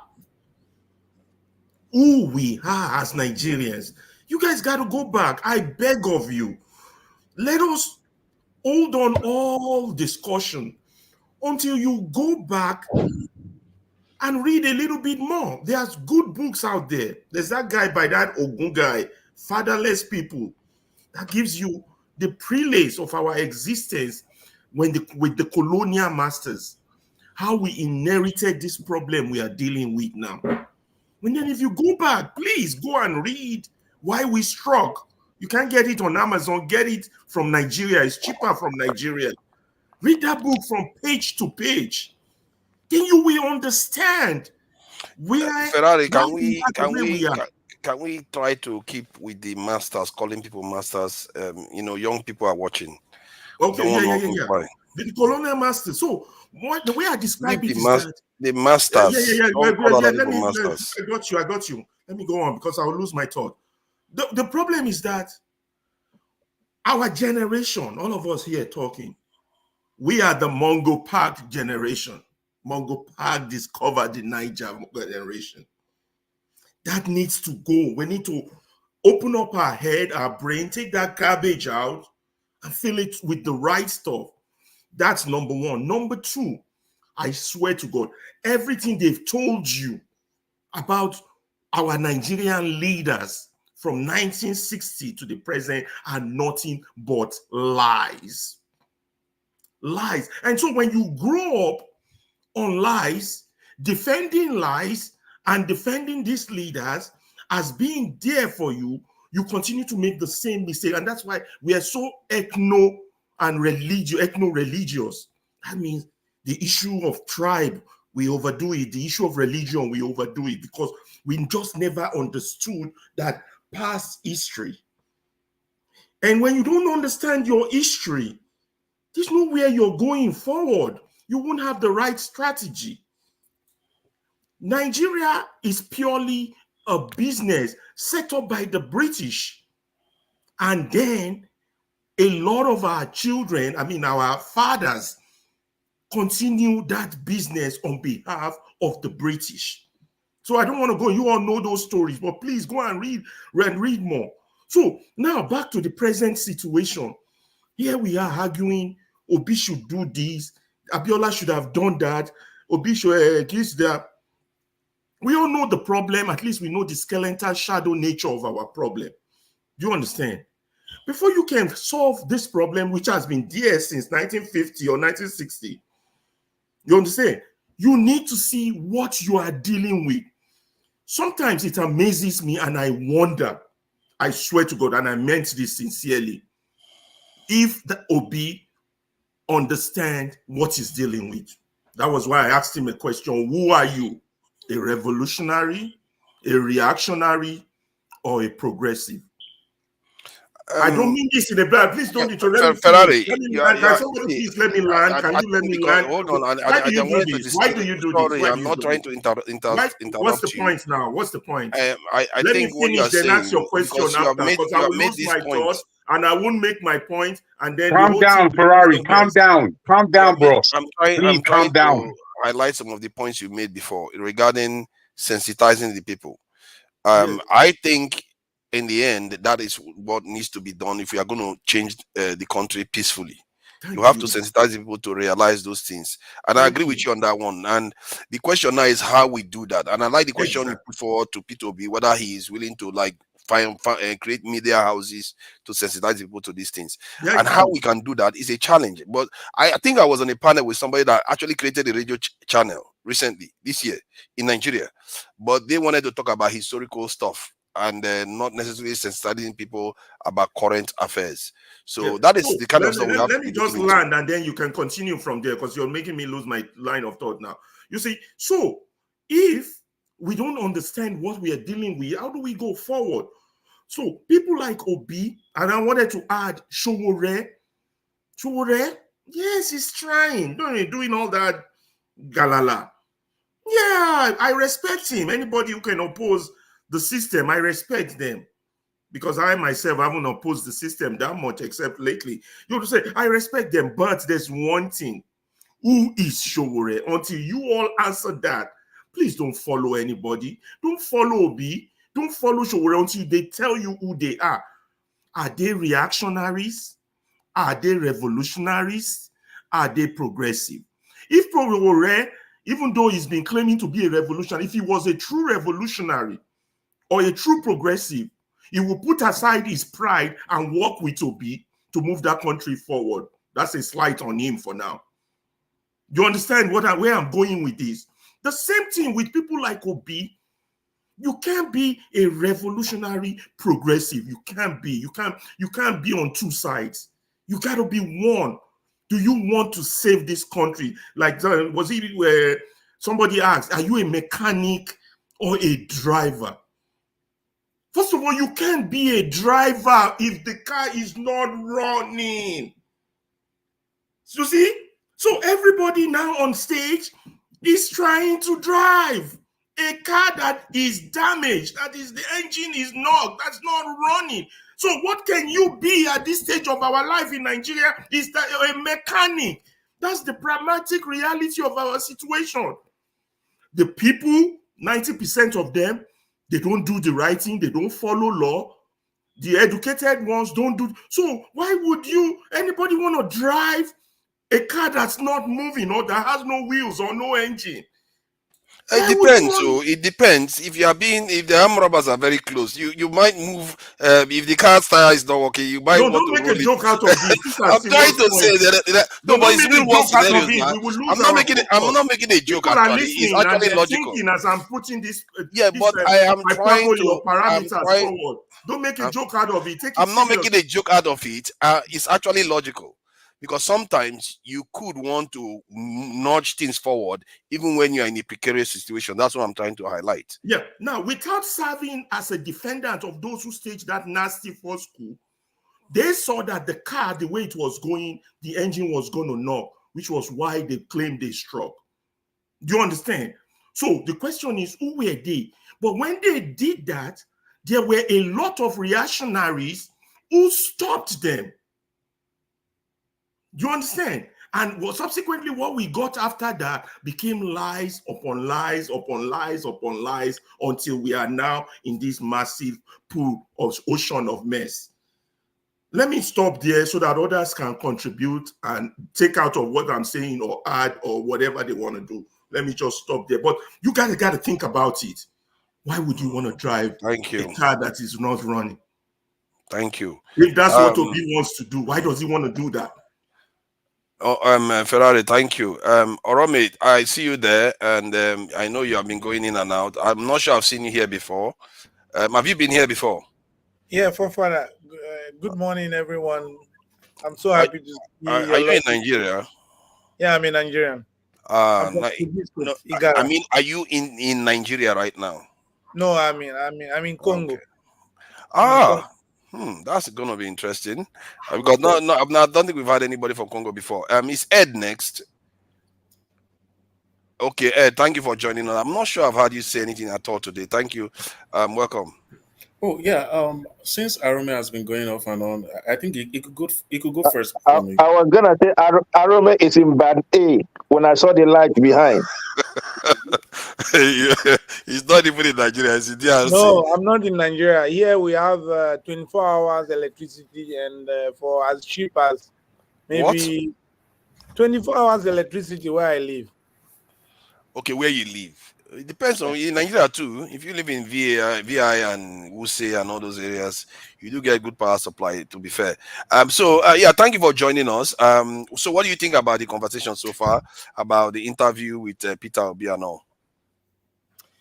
Yeah, thank you for giving me the opportunity to speak tonight, and I'm really impressed by the contribution of every one of you here. I've heard our first lady who just left. I've heard Ferreira. I've heard Mazi, California, and some of you very brilliant ideas, and I must really commend all of you. So I'm so sad when I think of my country, Nigeria. No matter all the effort we are making abroad, we always feel like we are attached to where we come from. And if Nigeria does not work and I leave this earth, I will never be happy with myself. That means I've lost it all. So we all have collective idea. We see how countries work. Every country is owned by citizens, not those who are ruling. Those who are ruling, they are just there to serve, not to lord it over anyone. So we have lost it right from time when we allow these unscrupulous elements to feel as if they own our life, they own the country, and we work hard, we bring all these dollars home, and they take it back and send it abroad, buying houses and all that. If we can't stop that, then it's like someone going to the river to fetch water with a basket. So I start with the electoral reforms in our country. There's nothing to write home about. We don't even have an election. So even though anyone come out and is a good person and is very determined to change the country, he won't be able to do anything if that system is not totally scrapped and something new comes up. So all the effort PO is doing and all of you guys in diaspora are doing will be in vain if we don't have a very good electoral system. So I think this is what I want all of us to think about, and we must make sure that this works. Thank you. You know, the electoral system that we had the last time was almost good to being perfect to an extent, because we had the opportunity, all parties had the opportunity when after they cast the vote to take a record of what the vote was and take a picture of it and hold it. So it's Nigerians that just disorganized it. And that really scares me, because almost any system you put again, they will find a way to screw it up. Because how can you, even opposition parties that were surrounding it, how can they not say, okay, let's band together and all take a picture of this, so that it's proof of what just happened in every single polling unit, so that no matter what they go and do elsewhere, the proof is there. Because there was always that moment where everybody's present, they take that picture, but somehow we find a way to screw it up. So thank you for your this, and I really wish when you get a chance, come in, because DRC is something that a lot of people talk about, and people want to understand what is going on there. You now saying that you are living in 24 hours power supply. You know, in most people's mind, they think DRC is on Father, fire. you don't receive beating before. You don't receive they're not beating before. They don't ever beat you before. Why? Beating. Now they for beat you, eh? What do you think? I'm taking a lot of beating here, not to mention in real life. What do you think is happening? I'm taking beating every day now. So I really appreciate your coming in, and please try to be joining us, because we really want to know a lot about the country you are in. So I think, is it Ed or Paul? Yeah, it's me now. Okay, Ed, please go ahead. Yeah, thank you. Well, I think everybody has kind of said things that, I mean, if you were to weigh them, everybody has made sense, but I mean, when I come on this panel, I just try to analyze what everybody's saying. It's very much a learning experience to me, just as much as it's also an opportunity for me to make my opinion heard.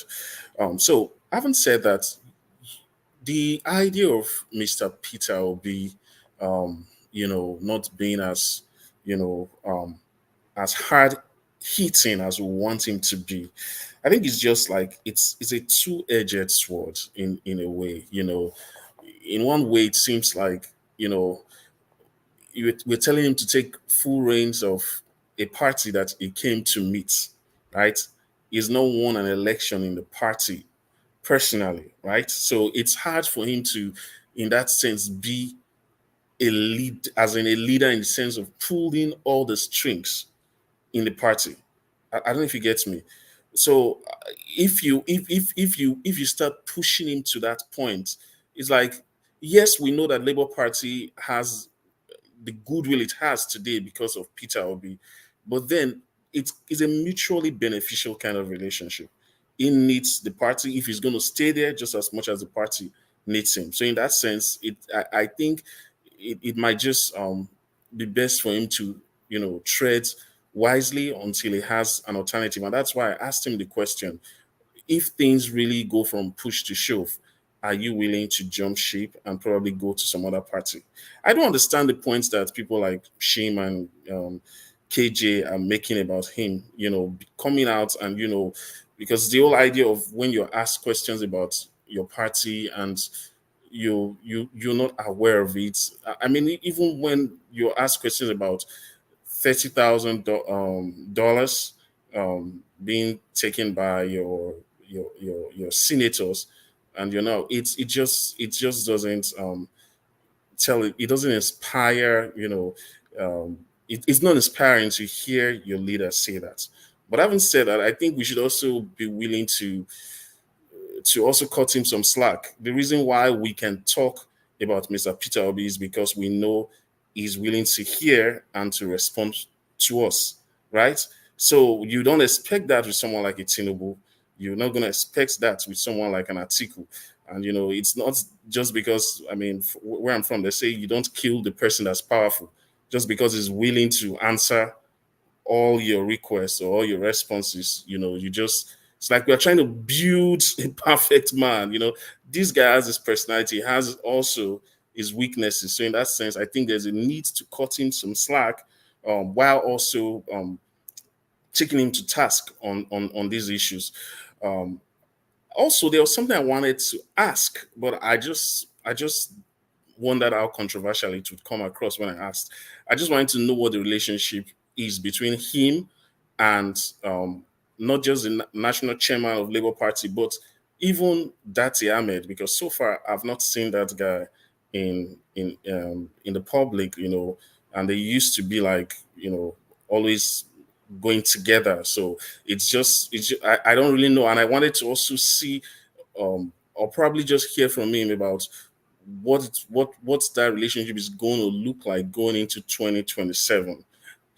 Because definitely you need someone from the north, and who are you going to be presenting in that case? Yeah, but so far, I mean, all around, it was a pretty good conversation. One thing most of us have acknowledged here is that he is very accessible, and that's something you want from a leader. You know, I can I can understand where someone like Prince might come from. Like, you don't need to keep hitting this guy hard, because the same things that we want to say because we want accountability, those things might be taken again as points by the opposition, in quotes, actually the ruling party. It's like we are kind of rehashing the points they use against him, even though we know that they don't really have a point. So it's like you might be demoralizing people in this camp by asking those questions. But even at that, everybody has the right to demand accountability from someone who they invested in. So I mean, pretty much a very good conversation, and I really enjoyed it, and I look forward to the future ones that we'll probably have with him. It's really going to be a tough one for him in 2027. That was something I wanted to see how well he's going to inspire hope in us, the followers. That's why I asked him. You're up against people who were not even incumbents the last time, but they were still able to snatch this thing and grab it from you. So what are you going to do now when they have, firmly, embedded themselves in the system? Now they control everything. We've talked about the whole idea of state capture. So for me, I wanted to know, this is your opportunity to kind of give us an elevator pitch, something to encourage us, something to inspire us as we wait for 2027, because it's like, if you yourself, you're agreeing that there's state capture, would this be worth our emotional investment as we go into 2027? Or should we just maybe think of some alternative person or even alternative way to, get the country working? So, but, yeah. Thank you, Ed. Regarding governors, have we ever had a governor or ex-governor here before? Forward us, please. One observation. Please follow the rules, right?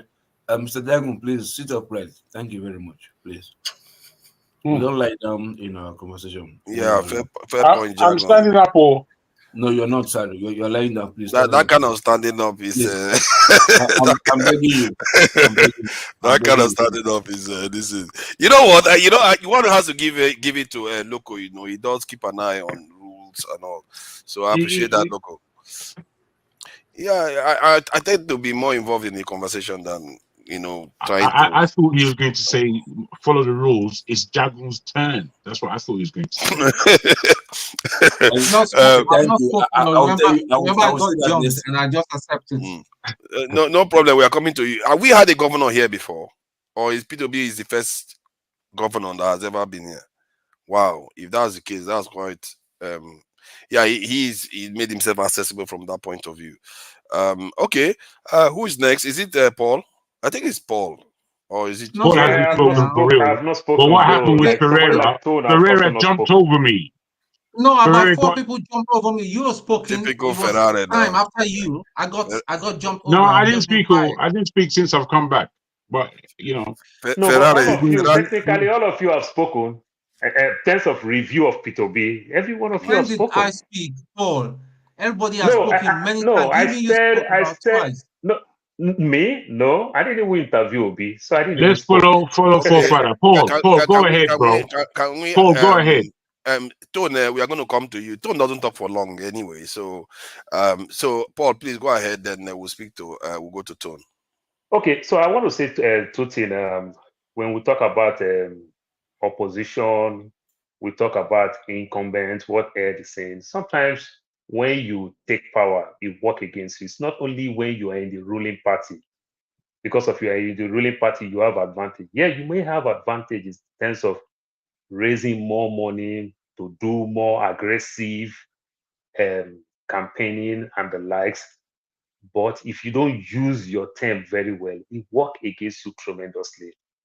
Since I became citizen in America, I'm an independent. But in as much as I'm an independent, if they pick Biden and Trump, I will vote for Biden. But I can tell you, for now, if this next election will be only Biden and Trump, I will vote for Trump. Not because I like Trump, because Biden failed me. You understand how it works. So because now I've seen so many things that will have reasons not to vote for Biden. Paul. I love that. I've seen so many reasons not to vote for Biden. But I will not vote for Trump. Sorry to interject you, Paul. Nigerian election is not just about money, and Nigerian election is not about really performance. It's really about power, struggle. I know, power and struggle and the likes. Remember all the Yoruba people that are crying today. You understand? They are very aggressive people. You take it, you leave it. Yoruba people, you give it to them. They play politics very well. They are the ones that comes out to fight government from the... You want to make sure the Nicola Pokuti family. You want to make sure Gani Fauyem. You want to make sure Femi Falana. You countlessly will count so many of them. Even when they are own, they'll stay opposition, they will fight and the likes. So you give it to them. So think all these things that Tinubu is doing. Think an average Yoruba man. Paul, could it be proximity that Lagos was the capital and they were, that's basically Yoruba area, so it makes it easier for them? It's not like that. Remember Atiku won in Osun State. Remember Atiku won in Osun State. So the South did oppose. Tinubu didn't lose only Lagos. Tinubu also lose Osun State to Atiku. You understand? Then remember PDP again. Also, so it varies. That's what I'm saying. I understand we are not there, but with the way things are going in Nigeria, things is so tough that somebody will just look himself very well and said, oh, let me just play the tribal politics with what Tinubu have, deal with them. And if Tinubu keep continuing to deal with them, I don't think it will work to some extent. But let's leave that part alone. Then another part with Peter will be Osita answer one of my questions that I want to ask will be, like I argued before the interview started, in terms of follow-up questions and everything. I think to some extent, Obi is not economical with the truth. You understand? He tried to play around it, but he is not saying the truth. Look, maybe so many people don't really understand. Federal governments don't conduct local government elections. It is states that conduct local government elections. Who is taking the governor that is supposed to conduct local government election? It's like Tinubu now 2027 say they are taking him to court, so he will continue, no election. I would have followed up and asked Obi that question. That's exactly what he's saying. So he is not being truthful. He saw a very rotten system and he himself benefited from it. He might take the proceed and said, oh, I helped this local government, I built their local government secretariat, I built this other local government secretariat. Well, it might be like the story of the Piccadilly cycle. But that doesn't seem fair, though. He said something that I didn't know was true. He said local governments get money directly. I didn't know that. Local government, see, let me explain the law to you. The law is clear. The law is that every local government get their own money from Abuja. Remember, every local government allocation is different according to your size and everything. The biggest local government in Nigeria is Alimosho local government. According to your size, some local government can get as low as 12 million, and some local government is getting as high as 120 million. That's why states like Kano could get 44 local governments just to rack more money and the likes. But what we are saying is that the way the constitution spell it clearly. Every local government get their money. The governor oversee. They don't say control. Yeah, but why people have been saying that the governors are blocking local governments from getting money all this while? No, the governor muzzle the money when the money comes. And every chairman is so scared of saying anything. You say anything, you are not winning. Because it is governor that conduct election. And also remember another funny thing again. No. Sorry. Let's not go past that one. The money is in the local government account. How does the governor get a hold of it again? It's a joint account. But the local government already knows his own money clearly as the money is coming. It's a joint account. You understand? That's why the governor can oversee what you are doing with the money. But while your money is coming from Abuja, Ajerobi local government know that my money is 65 million. Apapa local government know my money is 72 million. Alimosho know my money is 90 million. So they already know their money. Governor just oversees so that they won't abuse it. But governor is the one that conducts state election. And state election is 3 years, not 4 years. So governor have the opportunity or that leeway in between any time. Governor will always conduct an election. So if you don't fall in line with the governor will kick you out. This is how they started it and everything. It is governor. Local government election has nothing to do with INEC at all. It is state governor that conducts election. It is state governor that will elect state NEC chairman, like as we have Mahmoud. It is the state governor that will elect state NEC chairman that will take to the State House of Assembly. That you all know that the State House of Assembly is also rubber stamp. So you already know clearly and that the governor is putting his own person there. So when Obi is saying that, Obi is not being truthful. He may use the money very well, but if he break the law, what did the law say? He also break the law. He is also what we call an accomplice. He also benefited from the rotten system. You understand? Whichever way you want. Look, people suffer in Europe. But when you say benefited, though, I don't understand. How did he benefit him? Benefited in the sense that now Obi will campaign to you now that I build 7 secretariats, 7 local government secretariats. It's not your duty to build. If they have their money, let them do whatever they want to do with their money. It's like Obasanjo seized Lagos State money, and Obasanjo said, I did all the old road in Lagos State, and you seize Lagos State allocation that is coming. Not what Obasanjo withholds Tinubu's money during Tinubu's time. That is wrong. It's not your place to do that. So if we want to talk about the constitution and the law, Obi also did the wrong thing. Like every one of them is doing the wrong thing. Benefited seems to imply that he personally benefited from it, but it was for the people. Benefited is that, forefather, because of my father sent me to school, my father cannot earn my salary. Now, I'm the one that will still earn my salary. Yes, my father may send me to school, he may suffer he may wear one pair of shoes and send me to school. That does not give him the impetus to earn my salary. What the Constitution said is clear. You, the governor, who is taking you, governor, to court to conduct election? If you also appoint a state electoral chairman, the State House of Assembly ratify it, and for them to conduct an election, who will take you to court that there should not be any election? You understand? So if you said so, like I said, if you said so, let me Tinubu ask can do again the same then. thing. What has You Peter Obi understand? said was his reason for not allowing the local governments to do what they did? He said they were taking him to court. They were going to court. They were going to court. Did you conduct state electoral chairman? You understand? Did you conduct that they have the state electoral chairman? Did you conduct that? And they say they want to go for election. Did they conduct any election that people will say we contest this election, we go to court that the election was rigged, the election was fraud, the election was this? Did you do that? Because Then all why we see did they go is to court caretaker then? committee. No. What I'm saying is that if you had already do it, that is when people can even go to court. Like Obi himself went to court. Guess what? Which means they even conduct the election, and he is contesting the result, and he said, "I'm going to court." But did you even get to that level that these people said, "Oh no, they rigged my election, I'm going to court"? Did you do so, or you just simply follow what everybody is doing today? Appoint caretaker committee. That's my take. You understand? He didn't do that. You understand? He follows suit like everybody is doing. Caretaker committee, even Lagos State, that will cost Tinubu so much. Lagos State is one state that don't even do that caretaker committee. In as much as we know the local government chairman is more or less like an appointment. You understand? But I agree with you that the fact is that they still follow the constitution. They still conduct an election, and somebody still won an election. It may be rigged, but they still follow. But we did not even do that. Like many of them didn't do that. You understand? So he cannot play around and say, "Oh, they go to court." No, you're in charge. If you say so, like I said again, then Tinubu can also say, "Oh, Mahmoud has problem here and there. People are taking Mahmoud to court. So let's postpone the election," like what the president in Senegal almost did. And the court said, "No, it won't work." So Obi did that. You're accusing Peter Obi of violating the constitution somehow. But fair point. Very well. You're allowed to have your say, but people that know better, I don't know too much about the in-depth details about this. Tone, please go ahead. I think it's quite compelling. I've learned quite a bit from your submission about local government structures. Yeah, hi everybody again. Paul, I think some of your submissions were not I don't think you got all the facts right, but it's okay anyway.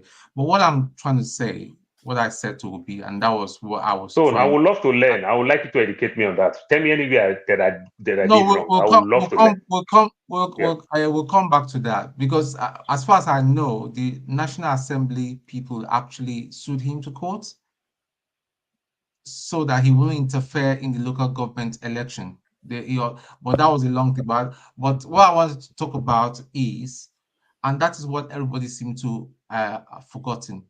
If Tinubu, without being the president, was able to influence this judiciary and the electoral commission, now he's a sitting president, and Tinubu is not just another calm person. He's very dynamic, very strategic when it comes to this sort of things.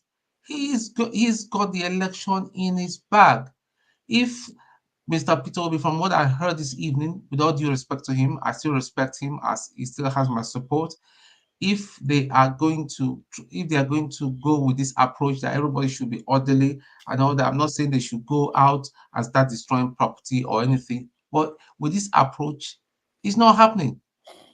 It's not happening, and a lot of people are just going to leave. Like what my brother said said to him, Ferreira told him about the radio station, and I said, "Well, Rudolph is already doing it." That's not the kind of response I wanted to hear from him.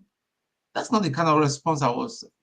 Maybe the man does not even understand the depth of what Ferreira was trying to say to him. So the thing is, with that, even for some time now, we've not been hearing of him. We don't know what's going on. It could even be that he's even on his way out of Labour Party, or his heart and soul is already out, and all that. Until one day it will be announced. So for me, him sitting ducks with Labour Party, this present Labour Party, he's not doing himself any favors. If he's got that number of votes that is being portrayed, that he has that number following him, then why don't you go on? You know, there are a lot of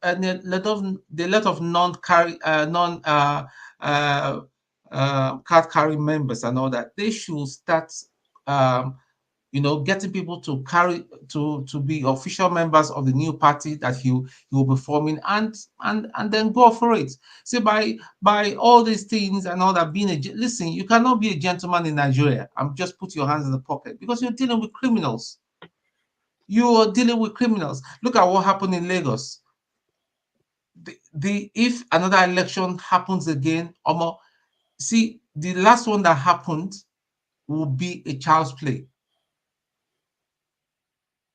MC Oluomo, is he not walking about like a celebrity, flying private jet, going into Aso Rock and coming out as he wishes? Another elections happen again, they are going to do the same thing, and there's nothing any of us are going to do. Is it me and you that will go and shed our blood in Nigeria just like that? The only thing that will get these people out, and I keep saying it, is something dynamic. You can interpret it whatever way you want to interpret it, except something dynamic happens and all that. These people are there, or that Nigeria has gone so bad that out of shame, all of them will just abandon ship and just run. Maybe by the time our currency goes to 8,000 to 1 or 9,000 to 1, it becomes a Somalian money at some point.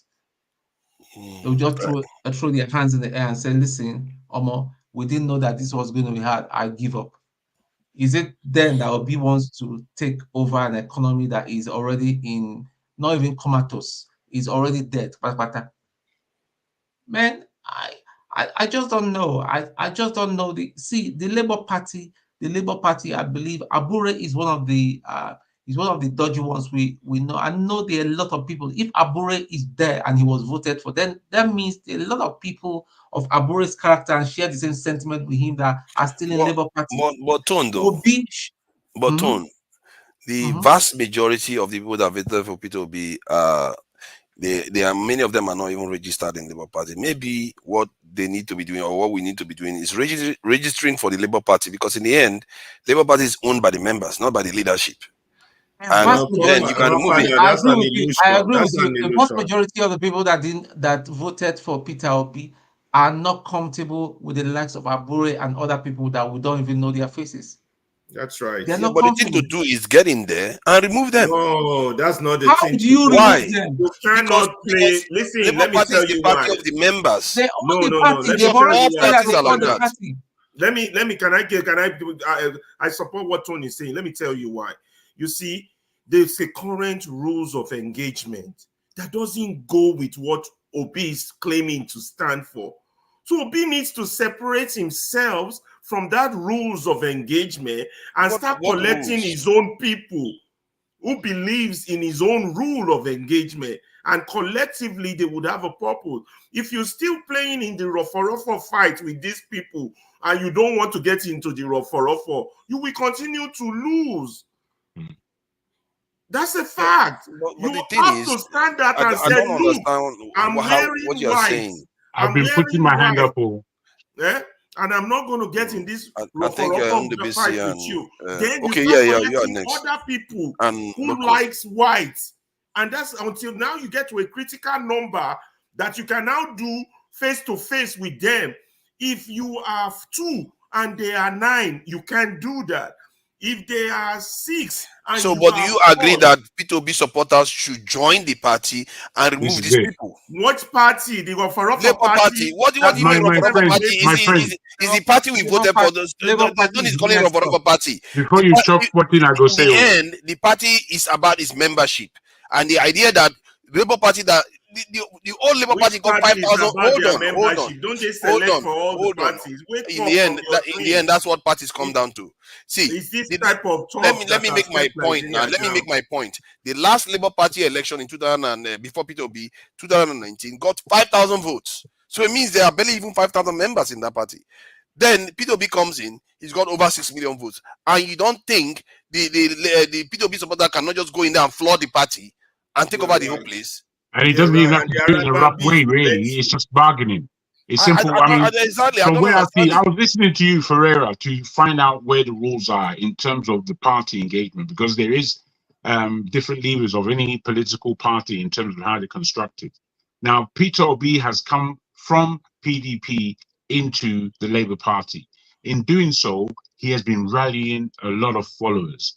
Now, once you've got an infrastructure, or at least a party that doesn't have such a strong infrastructure, but you have a following, you're supposed to use that following to the best of your negotiative best. Because if you're registering people and you're asking people to register behind you, then practically you know how many people are actually going to vote for you.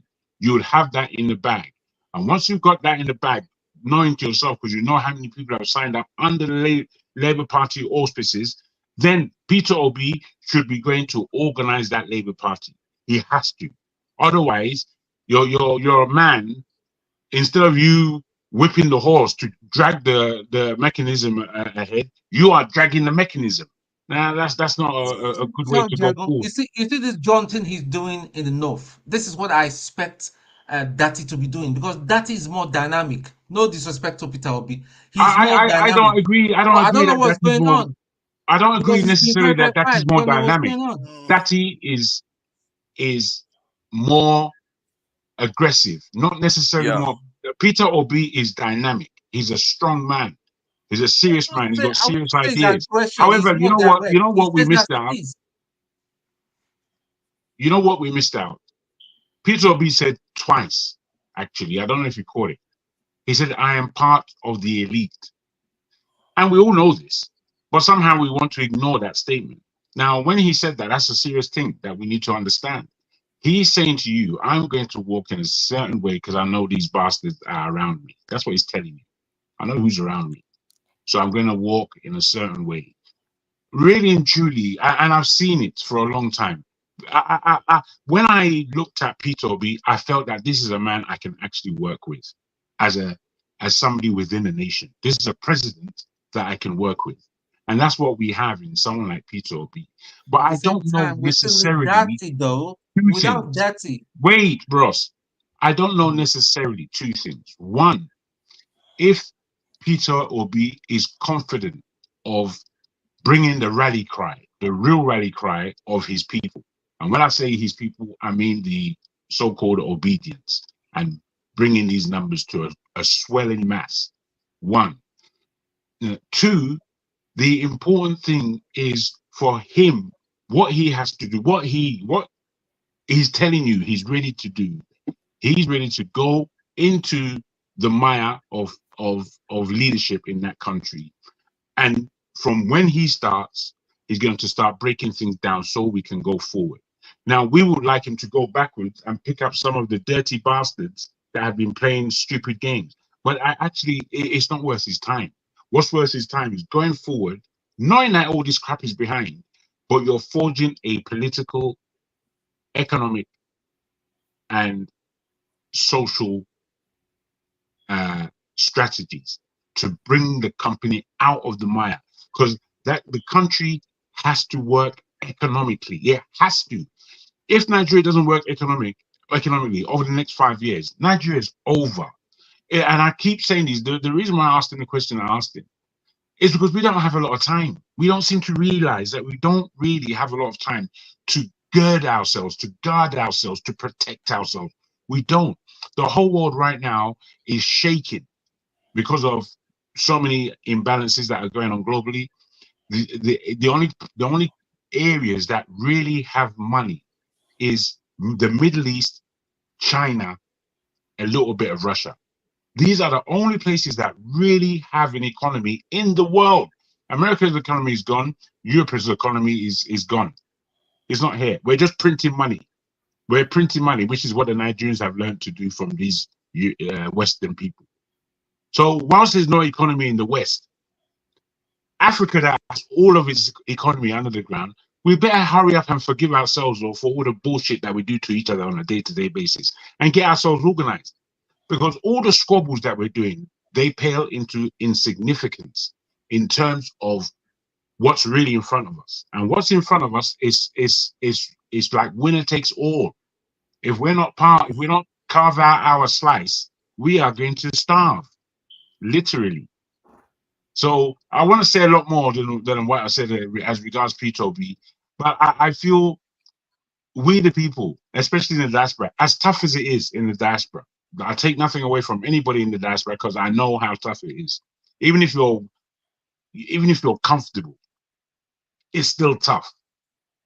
However, given that if we don't organize to organize Nigeria, to organize Africa, we're lost. Nigeria has. Dragon, you listen to Obi very well. What have you got to say on what he said about setting up a media house, like Tone was just saying? Does that sound serious? Like somebody who's ready for a change? He said Rudolph is already doing it. But that's a good answer. How is that a good answer? Yes. Let me help you. Let me help you. Bros, I tell you what happens to Nigerians. I tell you what happens to us. A lot of us have plans in our heads, good plans, and we don't really know to whom we pitch this particular plan. Obi can't do what you're asking him to do, bro. He just cannot, and he can't largely because that's not necessarily how he's thinking about his game. I like what Osita has said before he left, that I don't think Obi, what I see Obi, he has now pushed this fight as far as it would go, as far as his presidency. So that is behind him now, and he is comfortably looking at 2027. What engagements or plans he's making, we don't know. All I'm saying is that 2027 for Obi to come in at that time, I reckon it's too late. I think if we don't take this government out of power this year, I think time is gone. It's going to be 2025, 2026, 2027. But do you think that do you think what is going to remove this government from power may be something as simple as kind of pissing the knot off with one of his policies that he loses quite a lot of I'm so sad for to tell you the truth, in that I really do not believe Nigerians have it in them to protest to the end. I don't think we have it in us, man. I don't think we're organized in that way. We're not structured in that way. We can be pushed to the wall. We're not going to react. Nigeria should react. Nigeria should some people are not happy with him making but we also forget FCC chair. The North is making a lot of noise that they don't like now. So they may come at him. You see, what we haven't seen, what we haven't recognized is that when Nigeria is concerned, the power base that was there in Obasanjo's time has gone. The power base that was in Obasanjo's time that kind of disturbed Jonathan's time. Jonathan was trying his best to create his own. Unfortunately, he wasn't strong enough to take it to the end. By the time Buhari came in now, he was being bullied and jolted all over the place, but he sat down on his laurels. Now, Tinubu's government has locked into power. They're locked in. There is their power base. But rightly, as you speak about his age and his frailty, you also spoke about the fact that Tinubu is a strategist and he's strategically locking himself in for 8 years. Now, if we don't ease him out, because he can be eased out, we talk about the cabal and those people are involved, but they're all in a mess. If you look at this, the situation carefully, you can see they're all in a mess. Jagun, I don't understand. People say Tinubu is a strategist. Except he was the one that planned the demise of PDP, the way PDP imploded. Otherwise, if he wasn't the one that planned it, It's the other parties that are completely imploded. They are so inept that they couldn't even hold themselves together. And even when they imploded, I think we couldn't even hold the side that, that has been split. I think together. you're correct. I think you're correct. I think the massive thing that happened with PDP, for them to collapse in the way they did, was strictly Peter Obi moving. If Peter Obi was there, they would have remained quite a strong evidential candidate for presidency. If even when Atiku Obi left, Atiku did not manage himself. Yeah, the G5. Absolutely. If Atiku wasn't so egotistical, he would have known that Peter Obi was carrying the sway. He would have known. But also, this is the power of media that they are talking. If you look all the time from the time of Zeke, he had his own media house. Awolowo has his own media house. Tinubu has his own media house. Trump today, as we are talking, they all have their own media that they control. Jonathan quickly tried to use Arise that we are quoting today in his own time, and everybody. Which one is Atiku's one now? That's where you get. That's where you don't have anything. You don't sell yourself very well. Atiku doesn't have anyone. No, that's why Atiku is not the strategist. Atiku just have full bag of money to dish out. You understand? He just have money to dish out. Atiku has a media house. Which one? No. Which one? He started a media house at the center with Tinubu, but his own is not successful. What we are saying is that if you don't need to have, even though to some extent, you take one mainstream media. But I'm telling you, you take good control of it. You understand? This is what they strategize and everything. This is what Abacha try to strategize, even with AIT before the demise of Abacha. When Abacha want to push it to the people. But is it the media house that won the election? If you ask me, if you look at the dynamics that happened in this previous election, it's just internal party dynamics that won the election. The PDP killed themselves. That's why I will agree with you that Tinubu is not the strategist as people tell. But whenever you win election, you understand every winning team is smart. That's how people want to see it. I'm not looking at it like that. The way I look at it, is that what I'm trying to put. Yeah, you know. In terms of Pete, Jago, please let's allow Arome say something. Don't worry, you're gonna go next. You know, when Tinubu went to Ogun State and said that it is his turn, I heard the former APC chairman was saying, "Oh, we'll discipline him. Why must he downgrade or speak ill of the president?" But at the end, what happened? He went there. He cleaned the ticket. Everybody was silent. Everybody bowed to him. Yes, sir. So you can see from then, when I see that, I know this is the next president of Nigeria, no matter what we do. Yes, sir. And that happened. Yeah, he almost lost though. Whoa. He almost lost. He got 12 states. The thing is, he lost, but unfortunately, because of the corrupt system that we had, and that's why we are. That's his system. He strategized to make sure he won. Firstly,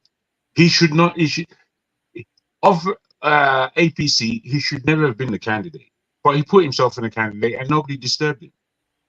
Really and truly, they should have found an Igbo candidate somehow, if not this other guy. What's his name? I think it's the Southwestern governors. That's probably what they should have done. That Tinubu won. The Southwestern governors really lined up behind Tinubu, and they made sure that he won this thing. And besides, he did this thing. What's his name? Buhari favor that Aero 5 felt they needed to pay back. He said it publicly that they needed to pay Tinubu back for what he did. Who is that? Yeah, go ahead. I think Augustine has to speak, but let me just quickly chip this in. When we try to compare Tinubu and Peter Obi, I think we're not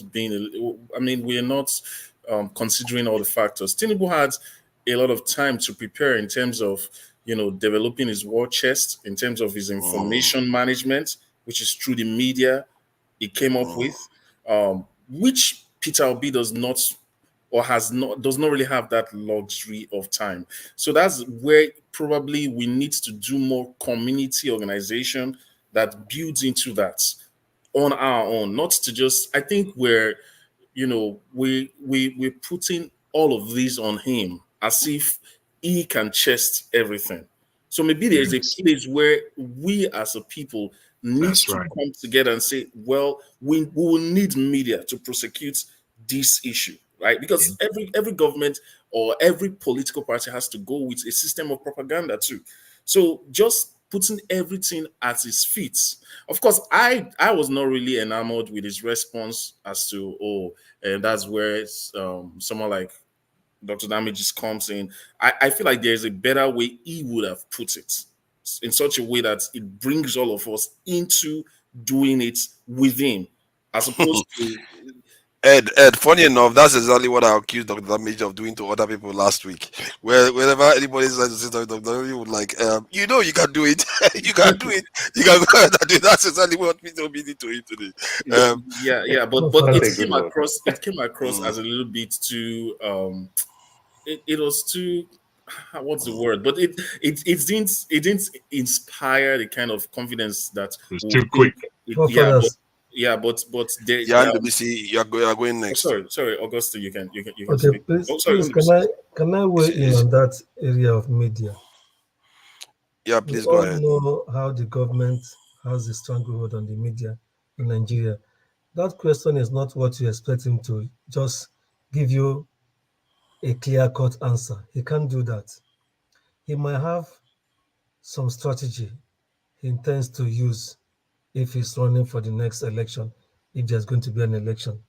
You can't expect him to start saying, "Oh, we plan to set up a media. Oh, I have some men or group that I'm working on in putting up a robust media strategy to counter the government or to enlighten Nigerians more." He can't do that. If he does that, these people, they are looking for every little way to go after him. See what he told us when he came, that even people he was with in his private life before he got into politics, because of how Nigeria's system is wired, they don't even pick his call sometimes. They don't invite him for their family get-together or birthday, but they later call him even through another person's phone line. That thing, didn't you, I was expecting one of you to even weigh in on those areas. Didn't you see how deep the rot is in the country? That these people, once they grab power, they are trying to cage everywhere. They can concoct all kinds of allegations against somebody. Okay, he has been a businessman all this while. Probably they've been going after his books and they've seen that the way he does his business has been very clean. If they notice anything against that he has done that is not proper, they'll blow it up. Have you observed recently now? Daniel Broiler comes to Arise or Channels almost every week, and other spokesperson they send all just after him. So it's not an easy thing like that. That's why for me, I said the question I asked him was about the bitterness and hatred that is deep in the country, and he explained that it's the elitist problem. But yes, we know, but it has caught up with the ordinary man. If you go to the east or go to the north or even the southwest, you see divergent opinion. Some of them some of them speak from bigot angles, and it's a problem. It didn't start today. Ferrari, I was with Mayego as well when he was reading some parts of that Why We Struck. I've had some of these things before. You can see that our problem is very deep. It didn't start today. You can see how these people who are in power, they want to twist every opinion to themselves, to favor them and use it against their opponent. This man is probably the man that has been playing politics different from the way it used to be, and all of them are amazed, and they are all almost in agreement, finding a way to pull him down. If we are talking about next election, is it under the same system that we know that this man that is in power now, we know how he likes to have his way. He did it even as a candidate, although a candidate of the ruling party. Now that he's in charge, it is under his dead body that the INEC man will not do his bidding. Whoever is the INEC man, except if there is Thank you, a Nduvisi. That's total my overhaul. Except there's a total overhaul of the system. But the problem we are he has facing now done is everything, but so nothing will NWC. happen.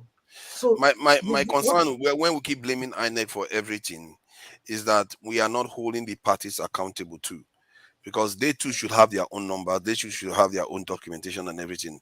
And from what I'm gathering, that each of the party had very, very corrupt people amongst them, clearly we can see that in Abuja and all the House of Assembly members that are there taking 30,000 and all the rest.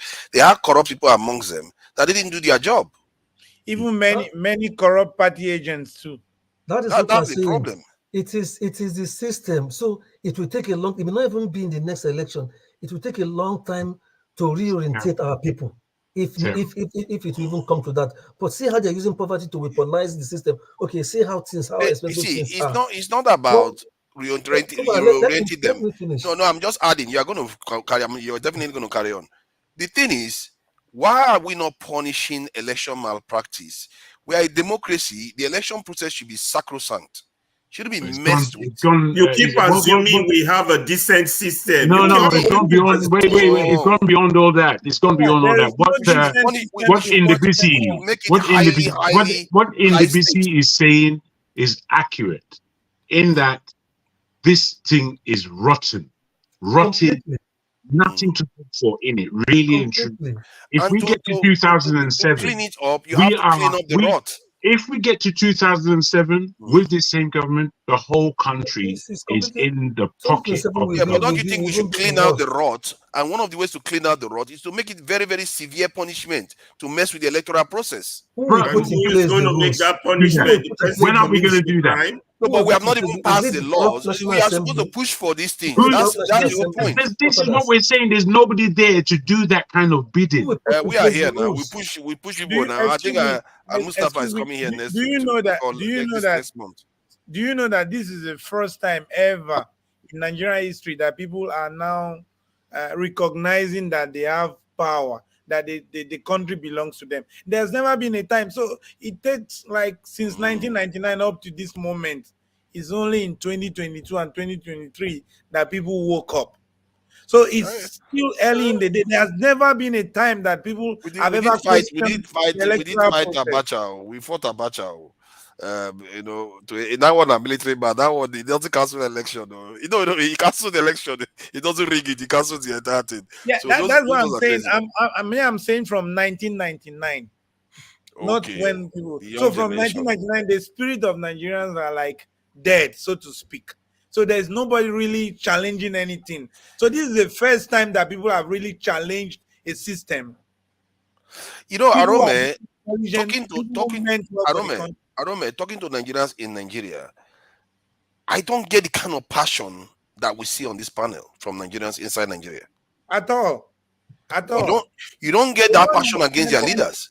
Father, you are 100% right. That is where you talk in Nigeria. It looks like you are abnormal. They tell you that you don't even understand anything because they already accept defeat. You understand? That complexity is just there. So it's gonna take. And Nigeria can't even protest. Do you know that? Sorry, we're passing a checkpoint, and they said, "Why should I bring my phone out and answer a call that the military will shoot me?"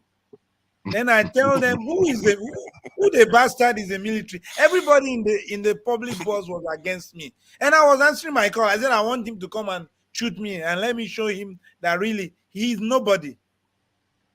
Unfortunately, just imagine that is how the mindset of everybody in the bus. Yes. I was surprised. You see how they have. You can't make a video or take a picture of anywhere in Abuja. They say no. This place is no, you can't do that. You can't do this. What the hell? Is this a country or a jungle?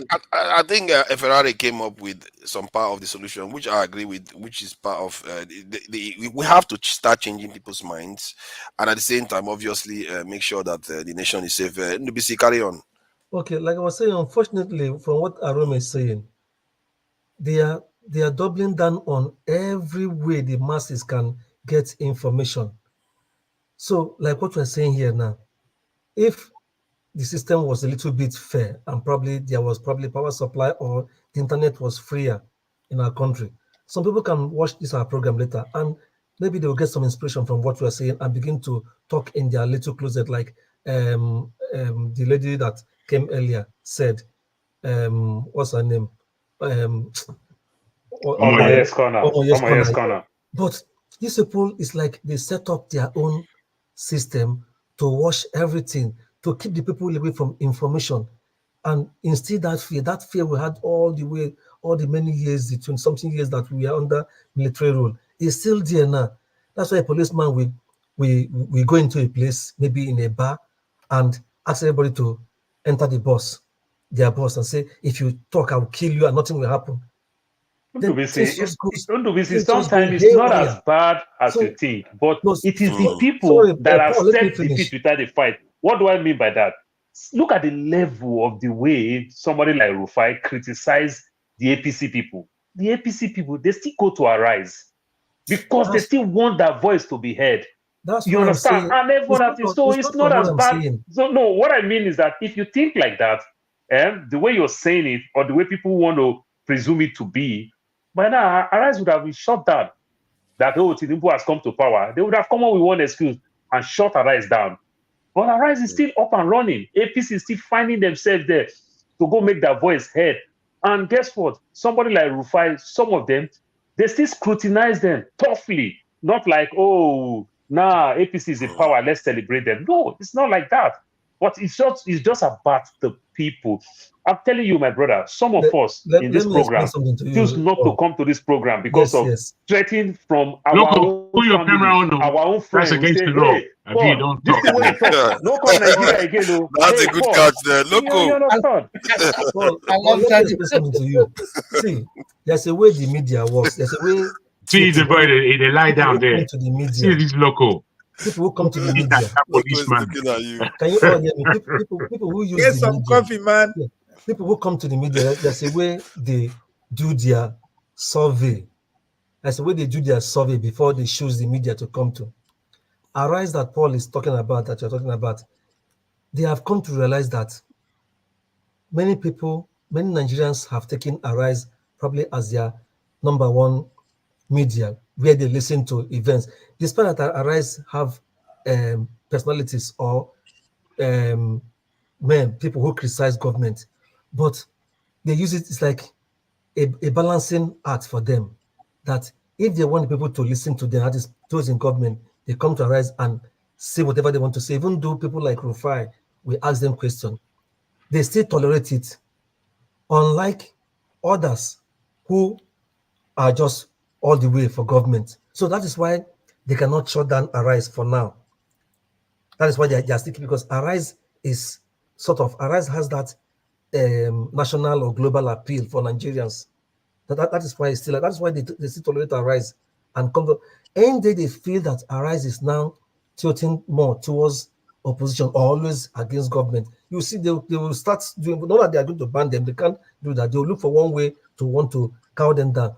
But in general, what I'm trying to say is that these people, they have captured the system. They are in control of the so-called MBC, that is the regulatory arm in the media, in the broadcast business. They are in control of the police. They are in control of the judiciary. So how will, in a sane society, judges will see some of them? Obi and Atiku came with videos of severe manipulation, vote cancellation and all that in papers, and they saw those things, yet they now did what they did. It's because they have been given an order. You must do it this way. Find any way, find any legal word or whatever you want to use to do it this way. Even if they appeal court rule in favor of it, they'll go to Supreme Court and spoil it. So the only thing I'm saying in summary is that the system needs to be taken down. And talking about next election is not the solution. They will still do what they want to do, and nobody will say that, because they are all in cahoots. PDP have all these things that you are talking about, and APC take power from them. What I'm trying to say is this: the establishment, Paul, no. PDP have everything. They don't have everything. Power from them. They don't have everything. PDP operates the same way. That's what I mean. That's what I mean. No. What are you talking about? Obasanjo says do or die. The vested interest is not violent. Do you know how many Obasanjo arrest? I don't think so. The vested interest. Do you know how many governors Obasanjo pull out? Joshua Dariye, Alamesia. Do you know how many governors? Don't say that type of thing. PDP do the same thing. You understand? But you have to fight. That's what we're saying. Paul, I think PDP under Obasanjo has a different coloration from PDP under Goodluck Jonathan. So Goodluck Yeah, now. and one other thing about Jonathan, I think it's not very fair that Jonathan is being seen as a failure somehow. Because I think if Jonathan had won the last election, he would have been the longest serving democratic leader because he would have ruled for 10 years. So it seemed like there was a lot of push in the north to say, no way we will accept this nonsense from this guy to come and just rule for 8 years and 2 years with Yaradua. So he did serve 6 years. It's not a total failure, if you ask me. Okay, Augustine, sorry, thank you for your patience. What do you think about the interview? I don't know if you saw the entire thing. I did. In the first place, Paul gave information here last week, which I verified it. It wasn't correct about washing car in California. The way you put it was too direct, which is not so. And it happened within a given time when they had drought. And the rule was washing car and your water flows to the street, not washing in your compound. So I just wanted to put that correct, because when I said in my community we wash car, it looked as if we are disobeying the law in my community. So I just wanted I can go outside now and show my front house. I'm in my house. I can go outside and show my front house so that you see. How do you wash car and water will not flow to your house? When your house is up like this, the road is down. How do you wash car? And you get a ticket. What are you talking about? The law is not washing car. The law is the water flowing along the street. That's what the law is. If you wash your car, water will flow to the street. That's it. No, water will flow to the street. We have so when they say wash car, look, I can clean my car. It's different from I wash my car. If I wash my car, water will flow on the street. I can prove it now. The day is right. Paul, you know what Augustine is telling you, that they have a special gutter to catch the water. There is no gutter. So what he's saying is not right. We have a lawn. We have a lawn. So the water flows into the lawn. I thought there was a time they banned people from even doing their lawns in California. Yeah. Yes, exactly. During the drought. To tell you how worse it is, even though you can't even do that. That's why everybody have the turf, the artificial grass. There was a specific period. See, listen, Augustine, let's not play with word. If I have a big backyard, I can do video. I can park 10 cars in my backyard. If I wash my car in my backyard, I wonder how somebody want to call the cops on me. But if I wash my car in my front house, it will flow to the streets. So what did you say? The house is like this. The street is like this. Arizona is so massive. When you say you have 10 backyard, 10 car space in your backyard, it's like small place compared to the UK. So UK, you can't boast that kind of boast too. Are you the queen or the king? I just wanted to put it straight. What is the problem there is the water flowing to the street. It's not washing car. Okay. Yeah, so that's what I just wanted to Augustine, nobody's telling you not to clean your car. See, I can sprinkle water and use towel to wipe my car. That is not washing of car. So, which means in excess of what they are telling you to the extent how you can minimize in as much as you pay for it. Don't waste it. They consider it to be waste as at that level. You understand? So I can sprinkle water and clean. I think we probably need to shift from this topic. I don't know what you want to talk about. I'm coming back to the topic. So, to be candid with you, this Obi's coming today have opened my eye to so many things. Some of the things we condemn are the same thing we accept and we expect all the time. Forefather, I have been following your logic, and you've been consistent in the kind of person you want to be our leader. And that the conversation I wanted to have with you one-on-one, if I have the opportunity one day, is outside this issue of Abacha's loot return. What problem do you have with Abacha? It's a conversation I want to have with you as a person. Think about it, read more about it. Anytime I can call you on phone, we discuss about it. Because personally, I don't think I have much problem with somebody like Abacha, if not this loot.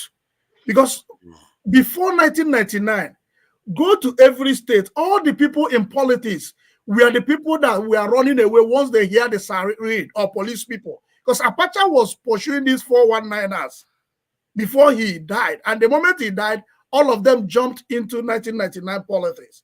And that's why we have the criminals everywhere.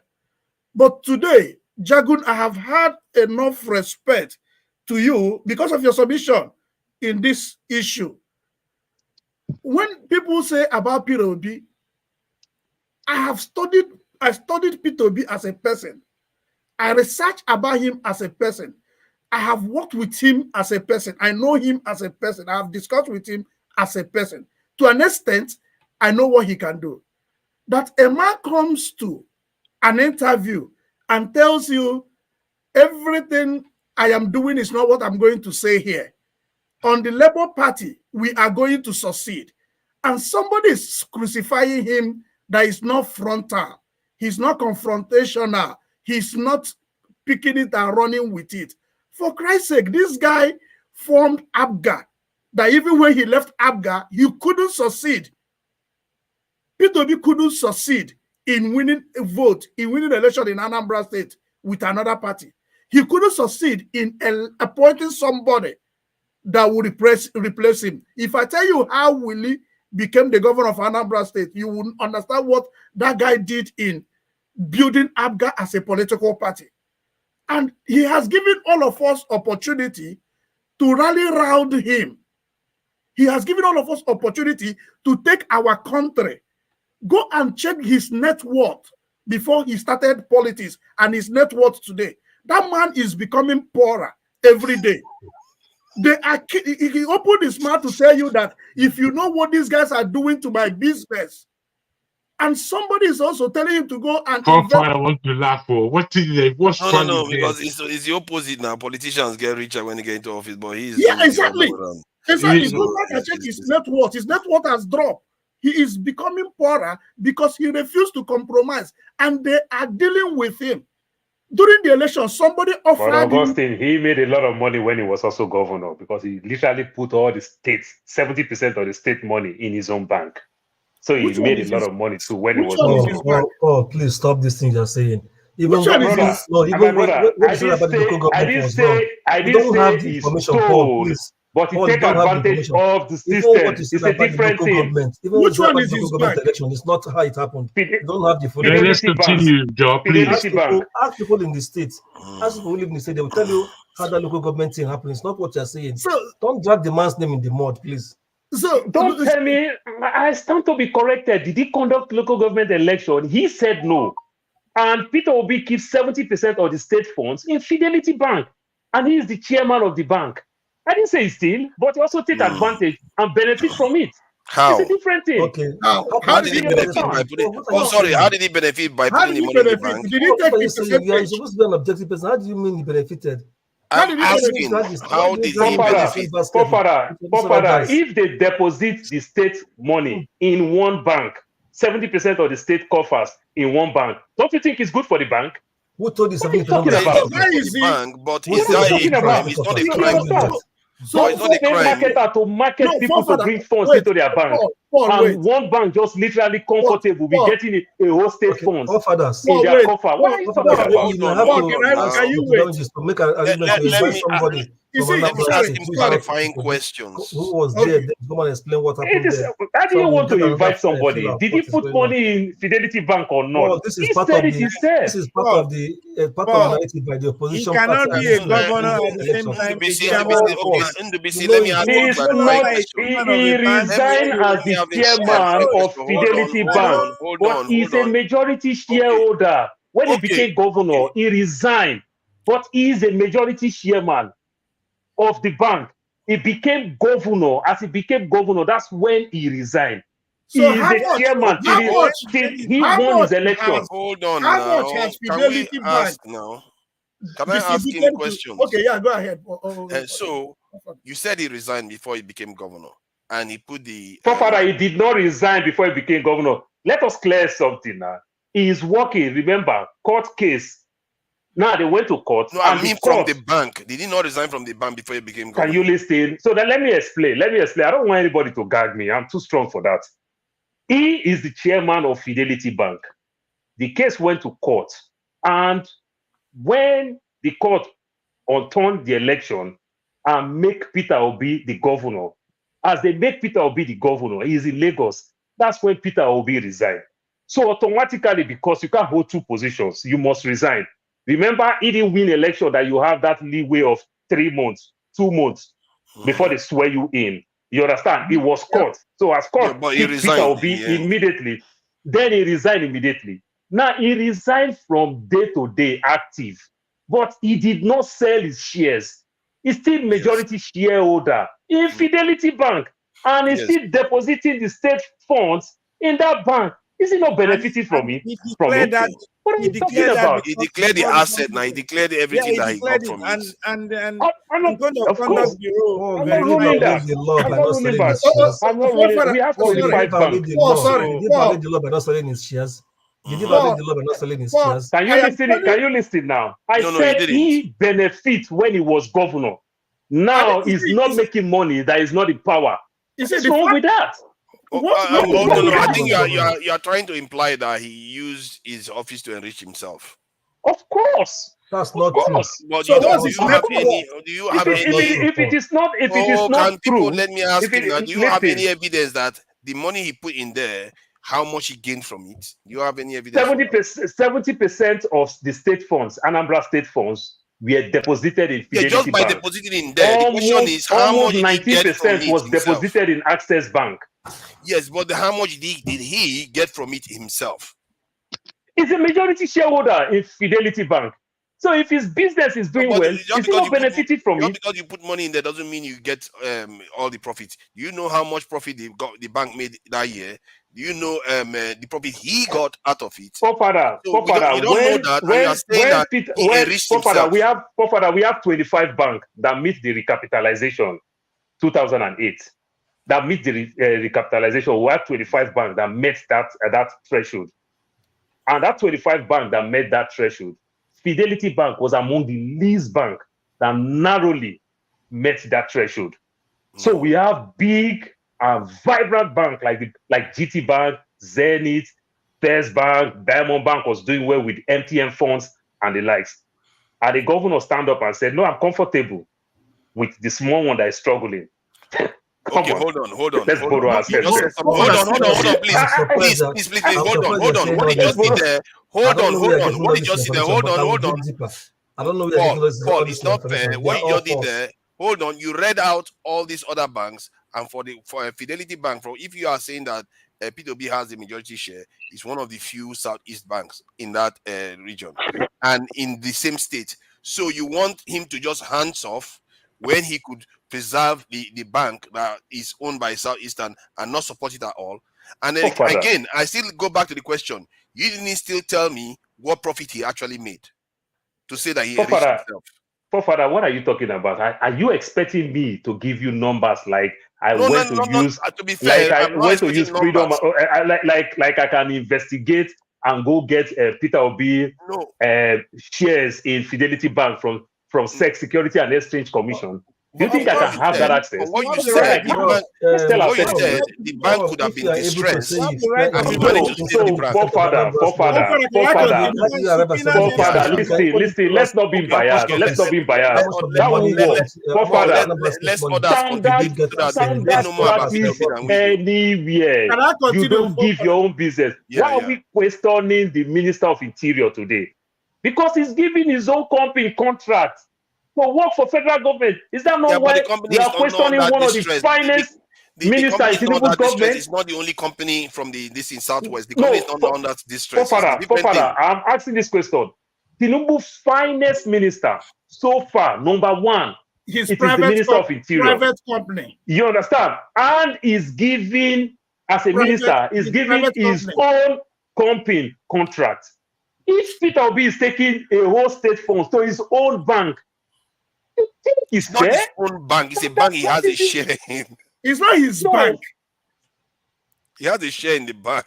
He is nobody own a bank. I said he is majority shareholder in the bank.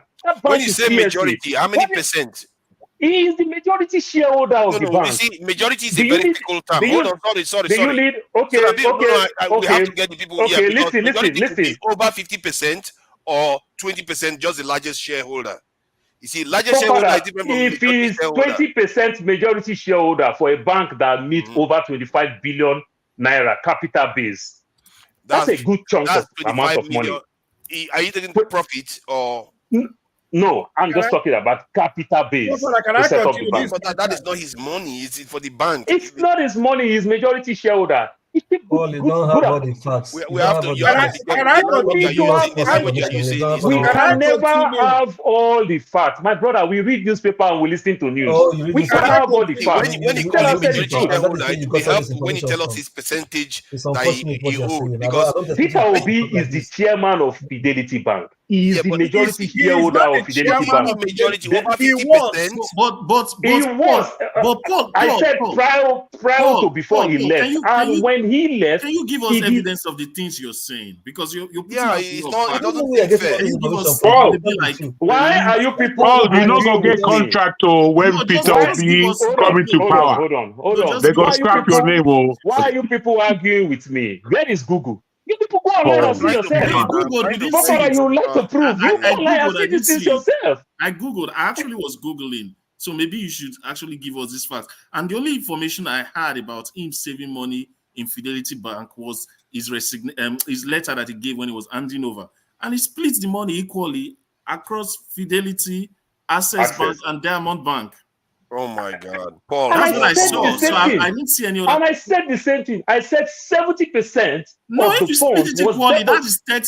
that's about 33% each, not even 70%. No, that's a lie. That's a lie. That's a No, lie. I put a link there. And I put a link there. Access Bank, that he keep the money.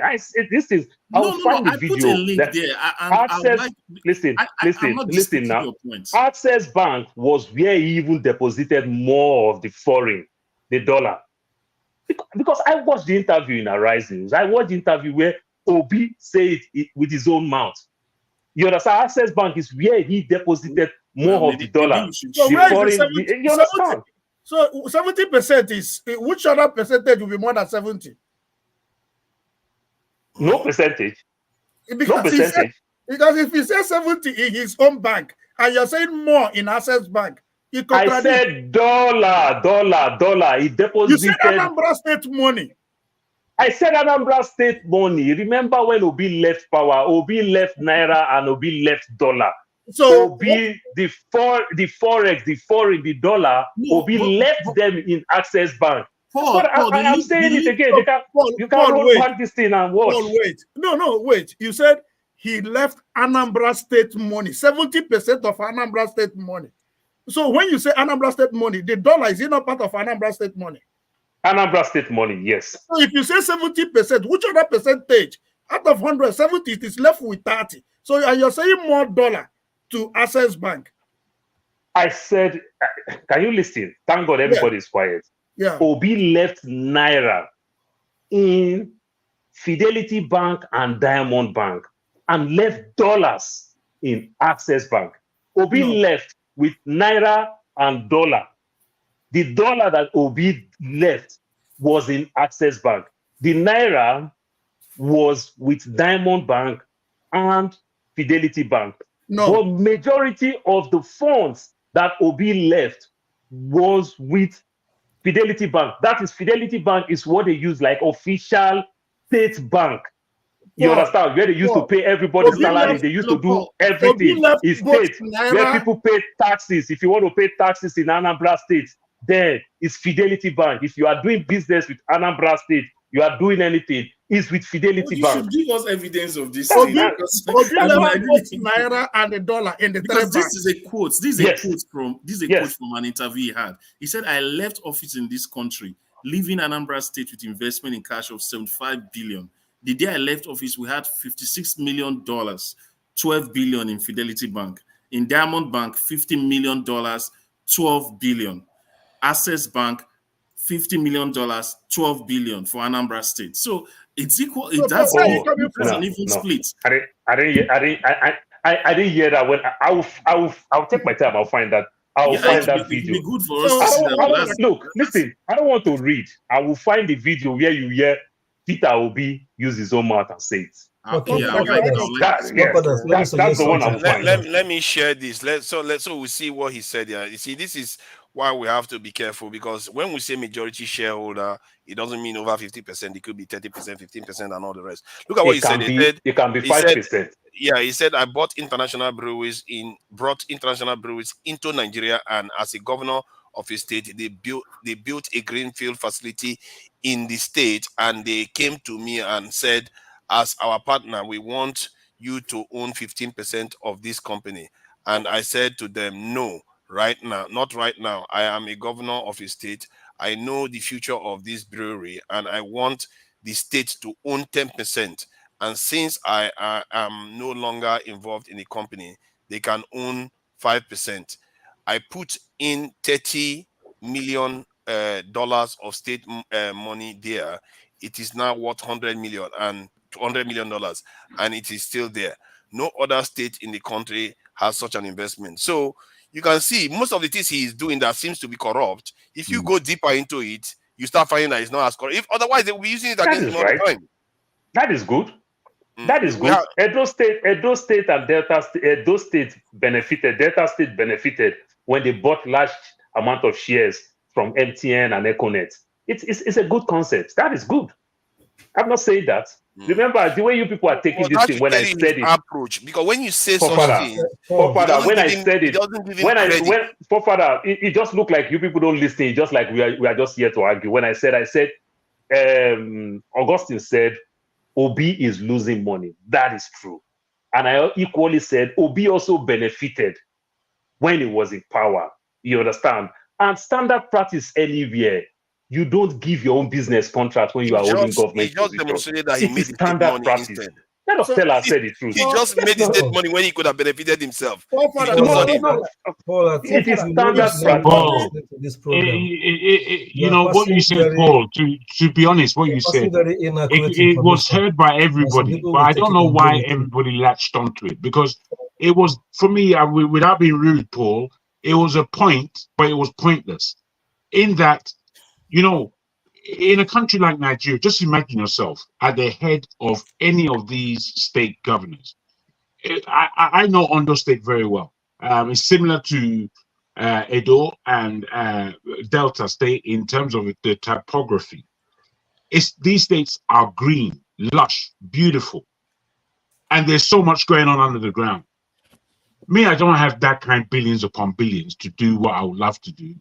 So if I'm the governor, I'm telling you, I'm going to town with somehow making the state work with the state's money, and that money should feed us as a state, because we, as Ondo State and possibly any other state in Nigeria, can actually feed themselves. And if they can feed themselves and they can manufacture, and those people have skills in that state, then you can really go to town. Now, unless you're invested in these kind of things, I mean, I feel that the fact of what Peter Obi did in Anambra State, which you can see is quite different today in terms of his term and the guy who's presently there. So when you look at it, you know that there must have been difficulties for him to engage in how to just uplift the state a bit. These things aren't easy. So by the time, you know, you've taken the state government and you've done one or two things with them, possibly you should have done it, but you know what you're doing. You're going to return the thing back. Everything is going to be balanced, and there's a profit share at the end. My goodness, bro, that's a businessman. That's how a businessman thinks.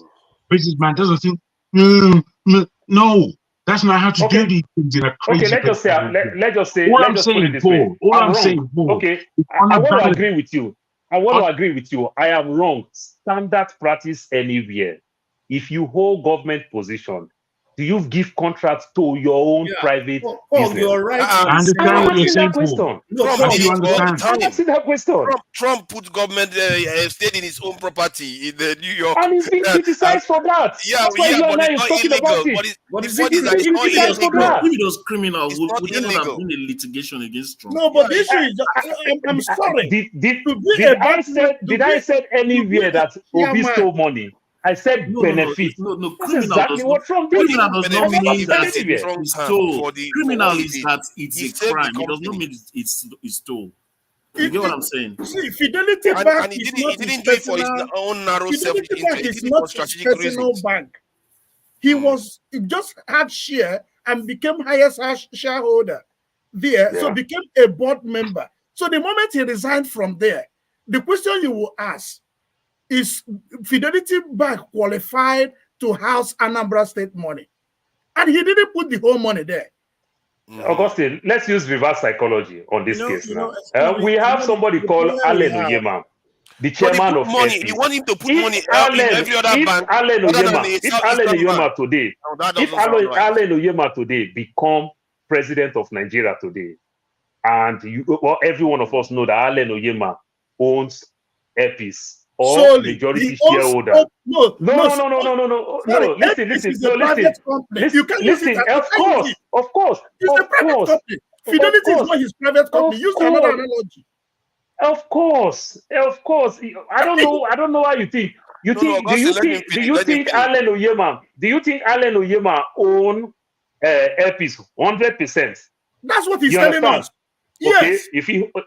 Listen. Now, let's say Allen Onyeama own Fidelity AirPeace 100%, or he own AirPeace 20%. No, in analogy, you can't use. Can you listen? Hold on. Okay, I will use another way now. I want you to agree with me. Allen Onyeama owns 20% of AirPeace, and he is the majority shareholder of AirPeace, which means he have good chunk of holdings in AirPeace. And Allen Onyeama become the chairman, the president of Nigeria. And Nigeria have our national carrier called Nigerian Airways. And suddenly, Allen Onyeama started giving all government parastatals, ministries, and everything will be flying AirPeace. You think it's the right thing to do? He can't do it if Nigeria has no. See, your analogy is I'm just saying. I'm just saying. You think it's the right thing to do? Can I respond to you? Your analogy is quite wrong in what we are saying. One, you're saying Nigeria has its own aircraft. So does Anambra State have its own bank? They don't have any bank. Okay, so Anambra State don't have any bank. So let's go back to your analogy. So bring an analogy that suits So this is my answer to that question that I told you. Remember that if we have vibrant 24 bank plus Fidelity make it 25, and you give Fidelity this high preference, if you go dig deep in some of these things, why they said it's not right in standard practice. If, for example, a first bank give a quotation of, say, 20%, you understand, they are charging 20% of whichever thing they are doing, how they are raising, they are getting funds, taxpayers' money, and everything. First bank is taking 5% of the funds to get these funds together. And Fidelity say, we're going to charge you 7%. Hold on. We're going to charge you 7% to take the fund. Do you think if somebody is being biased, what do you think you do? You won't give it to who is charging 7% over who you know that is very, very competent that will charge you 5%. That's why they say don't do it. Because you must be biased. When we make ignorant arguments, it doesn't make us look good in what we're doing. Ed have read something giving figures to 3 banks, which in these 3 figures, I didn't hear Fidelity getting more than the other 2 banks. And you are saying Fidelity got 3. Can you bring the evidence so that we'll start reasoning from your own evidence? If not, in fact, I'll prefer just to stop this conversation. It's going nowhere. Just it's a mute point. It's not too good. From what I've seen, can I go back to my argument? It's not too good. It's not too good when we say things like that. And I make myself clear. I said it naira and dollar. And I said this thing clearly. And I said, when I'm saying it, I'm not saying it because of I have the video that I will use in backing my case. That does not mean I won't look for the video. You understand? Every one of us here, to some extent, we all have basic education. But I stand to be corrected now. Augustine, can I ask you 2 + 3 × 504 - 604? Of course, you're going to take time to find the answer. You may get it, but you won't just give me off your head right now. 2 + 3 × 504 divided by 306. You won't get it. So you understand? But I'm saying it from somebody. I'm saying it from somebody who has. The answer that I gave to you. Of course. So you understand? But if I give you time, you will get the answer. So, Paul, You understand? So don't tell me what I know. Let me conclude. Hold on, you are allowing to postpone it, this and carry this on. Okay. The idea behind this is that Peter Obi reacted to a company that is in distress, and that's the only company that a majority shareholder is from the southeast, while the others. I remember him actually making comment about that, about those banks. I didn't even know that this is what you accused him about, and he didn't put all the money in one bank. He put it in other banks too, and to be implying that he put it in that bank only to benefit himself.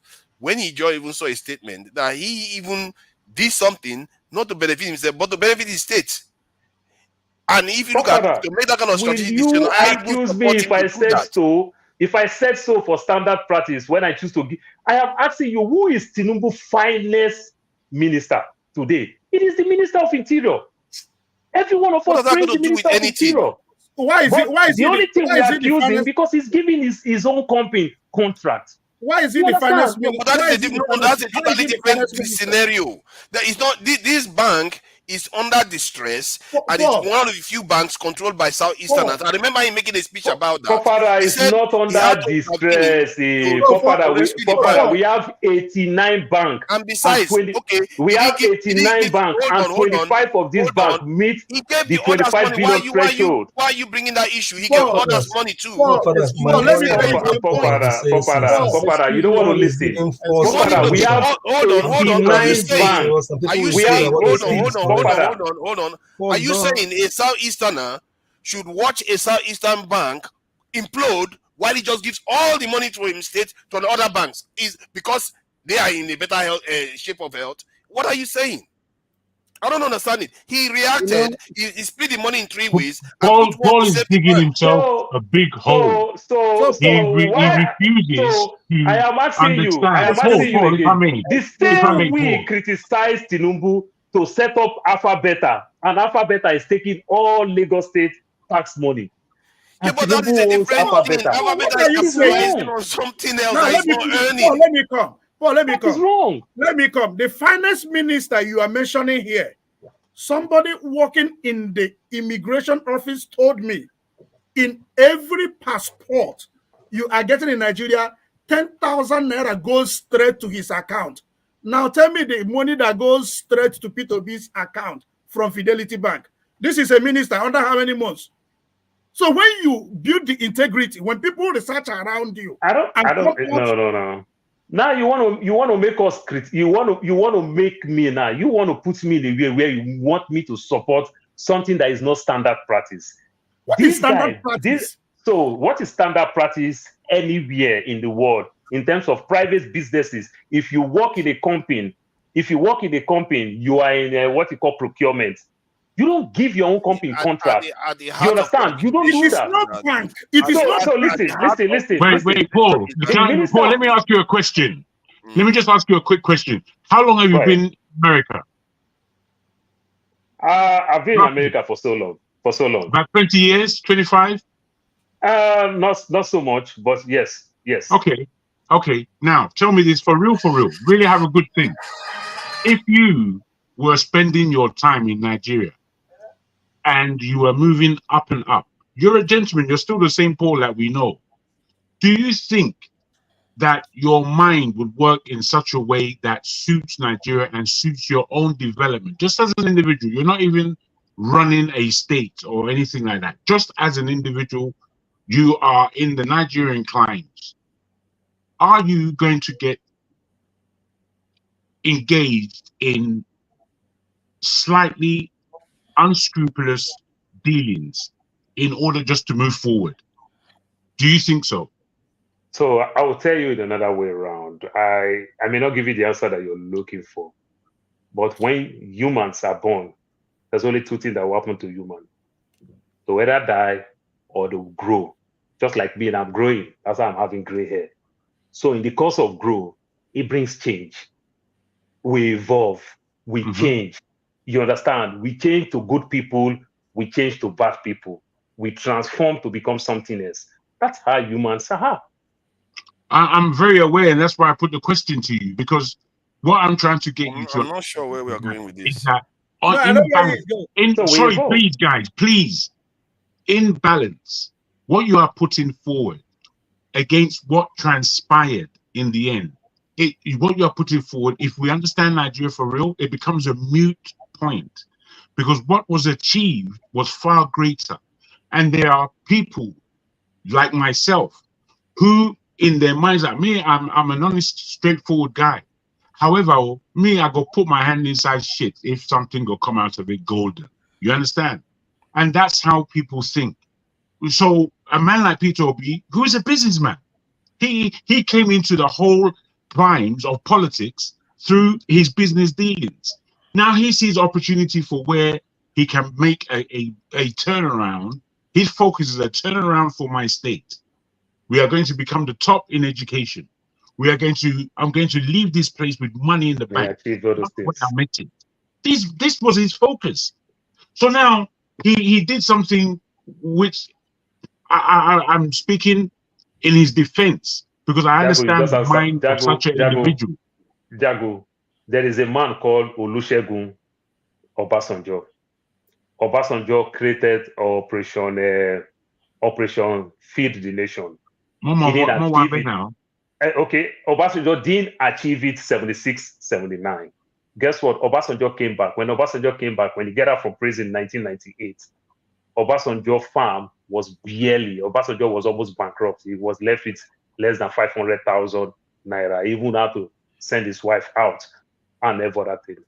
Before Obasanjo left power, Obasanjo farm worth 30 billion then. And when KFC came to Nigeria, KFC couldn't see people that they can partner with. KFC partnered with Obasanjo, and they are buying all their chickens and every other thing from Obasanjo farm. Mm-hmm. What did we all do in standard practice? We criticize Obasanjo because that's not how things work. You understand? You don't take these things for your own benefit. Standard practice. That's all I'm saying. That's not how things work. I don't think Forefather, if I may, Forefather, did you hear the story? You just hear that story? Sorry. I'm not going for father. Sorry, if I may. Sorry, yeah. I'm listening to your story, and I remember the time in terms of what was happening to Obasanjo's farm when it was going down. Now, you've said the story before as to the KFC deal. And I'm thinking, do you hear what you're saying? There's no other supplier in the country. What should he do? Should he now pour his business into the ground? Is that what he should do? Because he's the me, I'm not going to do that. So Obasanjo couldn't create an enabling environment for his own dream that he pursued 76 and 79. If there's any other thing that will work, he will only work for his own farm, but we never work in other people's farm. And you think that's how to grow a nation? No, that's I don't think. You see, Paul, I understand what you're talking. Paul, listen to me. Paul, no, Paul, hear me out. Hear me out real quick. My brother, it was nice to see you. You've had your this pop at that one actually. See, at the heart of his accusation. Let me say one thing before hold on. Don't go to sleep yet. At the heart of your at the heart of your accusation is that Peter Obi's single reason for doing that was to benefit himself. And I don't believe so. And that is what I'm saying. You are wrong. Listen. Not to, but standard practice criticize it. You understand? Standard practice. Oh no, because it could represent a conflict of interest. But even in America, where they have that's exactly what I'm saying. Even in America, when you have some industries that is built out, that House of Congress members they have shares in. You just have to do what you have to do. You can't say because the House of Members are associated with this company, you are not going to take action to save a strategic company for the state. That is what, if that is the main driving reason why he did it, you cannot say now that you accuse him of trying to benefit himself. He made the argument that was the strategic reason. Most Southeasterners don't own banks. Most of them are owned by people in Delta, where they were even calling them Delta Mafia or something like that. So this one wants to go bankrupt. He had an opportunity to benefit the. Forefather is not going bankrupt. Don't keep saying this word. No, he didn't. Not bankrupt. He was in distress. He was in distress. It's not in distress. It's not in distress. Okay, don't correct yourself. What was the time? Forefather, when Soludo introduced merger and recapitalization from 2 billion to 25 billion 2008. So when no, was it 2008? Yeah, it was 2008. No, or less than 2008. Not 2008. 2003. Thank you. Yeah, thank you. When Soludo introduced it, now we have 89 banks. Oh, don't tell me a long story. Just give me the word that the bank was going to. It's just one time I needed. You want to tell me a whole story? Forefather. Okay. I'll shut it down. Just one now, time. Fidelity met the 25 billion threshold. You understand? Fidelity met, but they were among the list. But they met the 25 billion, which means Fidelity can stand. Out of the 89, Fidelity can stand.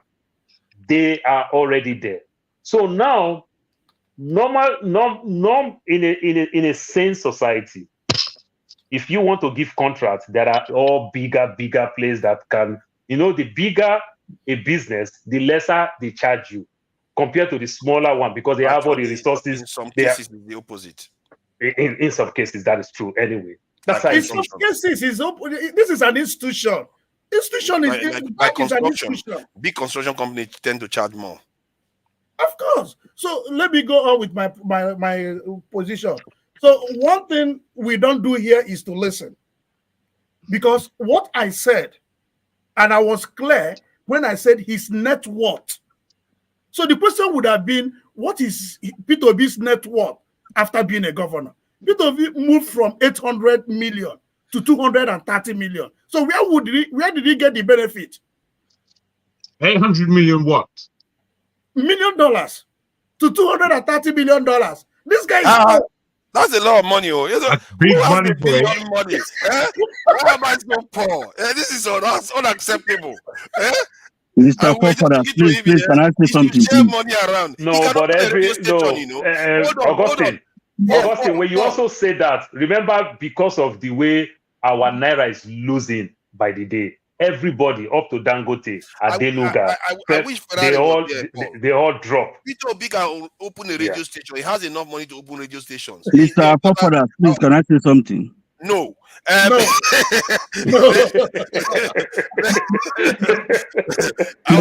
our guy from DRC. See, let's change this topic now. Let's change the topic. I really wanted to know more about DRC. Mr. Forefather, let me just say something here for this. I beg you. Please. Where are you coming? Which vine are you coming from? Are you coming from a divine vine? What do you mean? Oh my, okay, divine, of course. So yeah, I was so pleased with Mr. Peter Obi, and I was so pleased also with Mr. Forefather. Your question was very apt, and he answered it very well.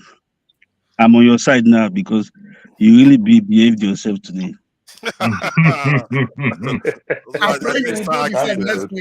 So what I just want to say, I'm so proud, of you guys and what we all are doing. Like Mr. Paul just came one kind of argument. That's what brought me. You see, sometimes when you come with this kind of argument, it's like we are not even serious as a people. Because if you want to put yourself now, as you are, Mr. Paul, if you want to X-ray you, do you really think you can measure up to all these things you are throwing around? So basically, it's reasonability. If in the history of Nigeria, for me, from recent history, this Mr. Peter Obi is kind of very different from what we have. The man is reasonable enough. Let us support him. Let's not just, because we are going to lose him, and down the road we'll say we had wished a president we never had. Just like Awolowo and the rest of them. That is how people were antagonizing them too. People that were close to them now, because the man has made himself so simple. Now we want to take him for granted sometimes because he comes to our programs, he mixes with us, he's part of us, he's one of us. So let's leave all this, this thing you're talking about the bank issue. You don't even have the concrete evidence. Imagine if you're accusing somebody who is innocent. Have you thought about it that way? So that is irrelevant. And coming from the context of Nigeria, the man is like is like a cent compared to what we are used to in Nigeria. So let us support, let us pull behind this man. You know, tomorrow it might be you. The man is aging too. Tomorrow it might be you. So we all will run around you and we'll say, okay, let's push it. It might be forefathers. So let's just leave all this. Because if you support him, if you support him, don't throw me into that arena. no, it could be you tomorrow and we are going to push you. People like me are too lazy. I like to be in the background. So now, so you know, for me, I support him. And come 2027, 2007, whatever is the date, I've forgotten, the next election, all things being equal, I'm going to cast my vote for him. If I support him and you come here, you make all this argument, you are exposing, you are giving a lot of ammunition for him, for people that don't like him to attack him and pull him down. You know, we should try and bind together and pursue a common cause. It's just, even if he's going to be president, he won't be there more than 8 years. It can be you, the next time it can be you too. You know, this is a good man. So I don't know what this over rationalizing, analyzing everything, just finding fault by all means. It was enough. You know?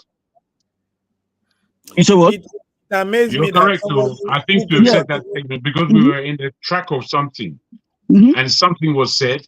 I heard it, but I didn't latch on. I didn't want to latch on to that. But there's no need to latch on it, because if you latch on every small thing, we won't move forward. Even the Trump, conversation was swimming and it just stopped. Let's not be pushing the necessary things. The man is not a murderer. He's not a thief. He has not been found wanting in any criminal court. So why are you just overemphasizing on things that is not very necessary? You know, just leave that issue about if you support him, support him. Don't provide ammunition for people to be attacking him, because he's receiving a lot of attack. When you come and say I support you, it encourages him. You can see what he's saying. That even his children, his wife, you know, we were just chilling in this America, just chilling and just, you know, these people, they are in the heat of the whole issue. And people say when KJ, you know, I was so mad at KJ because he answered KJ's question, but the man was philosophical. He said he has left the past. And when people come here, they think they know it all. Today I respect for that because he really acted like a leader.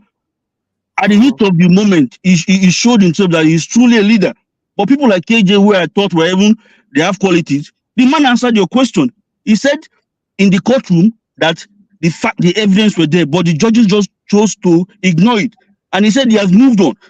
And you just come here and just begin to blah, blah, blah, say, what do you want the man to do? Some people say he should go and start a revolution. He must be man, he must be strong. So whatever you are pushing for, not everybody is destined to pull this kind of following. It's not about. But don't you think that sometimes his followers have to try to question things? Because there are some things Paul said now that made me understand Peter Obi even more. Like, I didn't even know that he took himself out of 15% of that brewery's deal and gave it to the state. That the state made $100 million from. I didn't know that. So sometimes when you discuss things, you get deeper and you even discover the depth of the man to an extent. You see what I mean? Of course, it's good. It's good. The problem we are having is that most of the people who have led Nigeria over the past years have been in the system, corrupt system. There's no one from outside who has made his money and joined the politics to develop their state or the country. Most of them came. They are just like a parasite on the country. So that's the reason why we are surprised to see somebody who have at least a little dignity like Peter Obi to run for a president. Maybe the last time we have someone like that, maybe Abiola, who never made it and he was killed, and we never have that opportunity. All the people, Mr. Fokoda, see, wait, all the people that are in government now, they were saying they were pushing Abiola. They were the ones that betrayed him, you know, that betrayed him to the military junta, and they pushed him and they killed him. Once they killed him, they all came out now and they are forming Democrats. You are right. I'm telling you, if they open the can of worms, you will be surprised. They sold him, they pushed him, sold him. Imagine canceling Abacha and canceling Abiola, you know, because both of them were cancelled. Why will you cancel an Abiola rather than saying cancel Abacha, you know, and reinstating Abiola? You cancel the both of them. And that was an agreement that they entered for peace. What kind of a peace is that? That is a peace of the graveyard. They are now masquerading as Democrats, as progressives, now in Nigeria. So let us leave this man to just do the ones, what his destiny is. You know, let's not just push him so that he you know. I respect this man. I didn't want to come in to ask him if I had a question, I would have asked him how he made money, because a man, you know, the liberation he had by making genuine money, he was able to use his money to travel around. He's not begging anybody, you know, he's not running around looking for donation. I doff my heart for him. I want to make money to that level whereby I want to do something. I don't need to, you know, run around, you know, seeking help. So let us do our best. For me, he has my support. He has my support 110%. You know, and because of that, I have to join you. I have to join you just in saying if I can. He can take anything from any of us. Whenever people talk, he never like being defensive. He's always eager to learn from anyone. He's a very nice gentleman. They want the thing for me, if I may. Sorry, Jagon, I want to find out something from Arome. It's just real quick. When we are having this, I was trying to interject before my man. I let him go. Jagon, let me just find out, because Arome is from DRC, and I want to learn. How long have you been in DRC? 18 years. You see, you are local now. So I want to have you give us an idea of what is going on there. Tell him the time tomorrow is by this time. Around this time, just after Omoye Corner is done with our interview. So you can come in anytime after that, so that we can discuss some of the things going on in the DRC with the M3023 and what is going on there, because there's a lot of stuff we hear that I'm not sure how accurate they are. Yeah, of so course. it will be great. The nice one. Yeah, that would be great to see you here. Okay, so should we take the topic? Yeah, good night. Thank you for spending time here with us. I appreciate you staying just a little bit longer. You're welcome. Anytime. Come anytime. Should we take the topic, because we might be heading to a world war here. We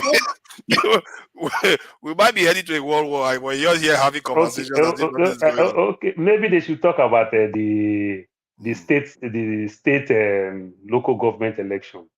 No. Where forefather was going was where we need to go.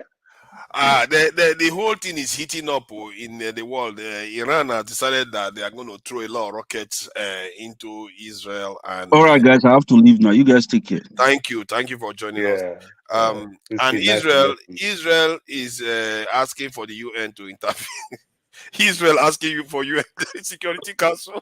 That is very funny stuff. Israel is so stupid. I never saw that one coming. How would the UN that they never listen, that they say anything about UN, they're all lying. Even Al Jazeera was like, I'm surprised about that. They don't believe in the UN. Why are they No. They want to make UN bad people, so that by the time US will react and everything, they'll say they call for UN. UN didn't do nothing. But guess what? UN will react. That's a diplomatic statement. That's correct. UN will react, and UN will react in the sense that they know how to do peace. That's it. They'll preach peace.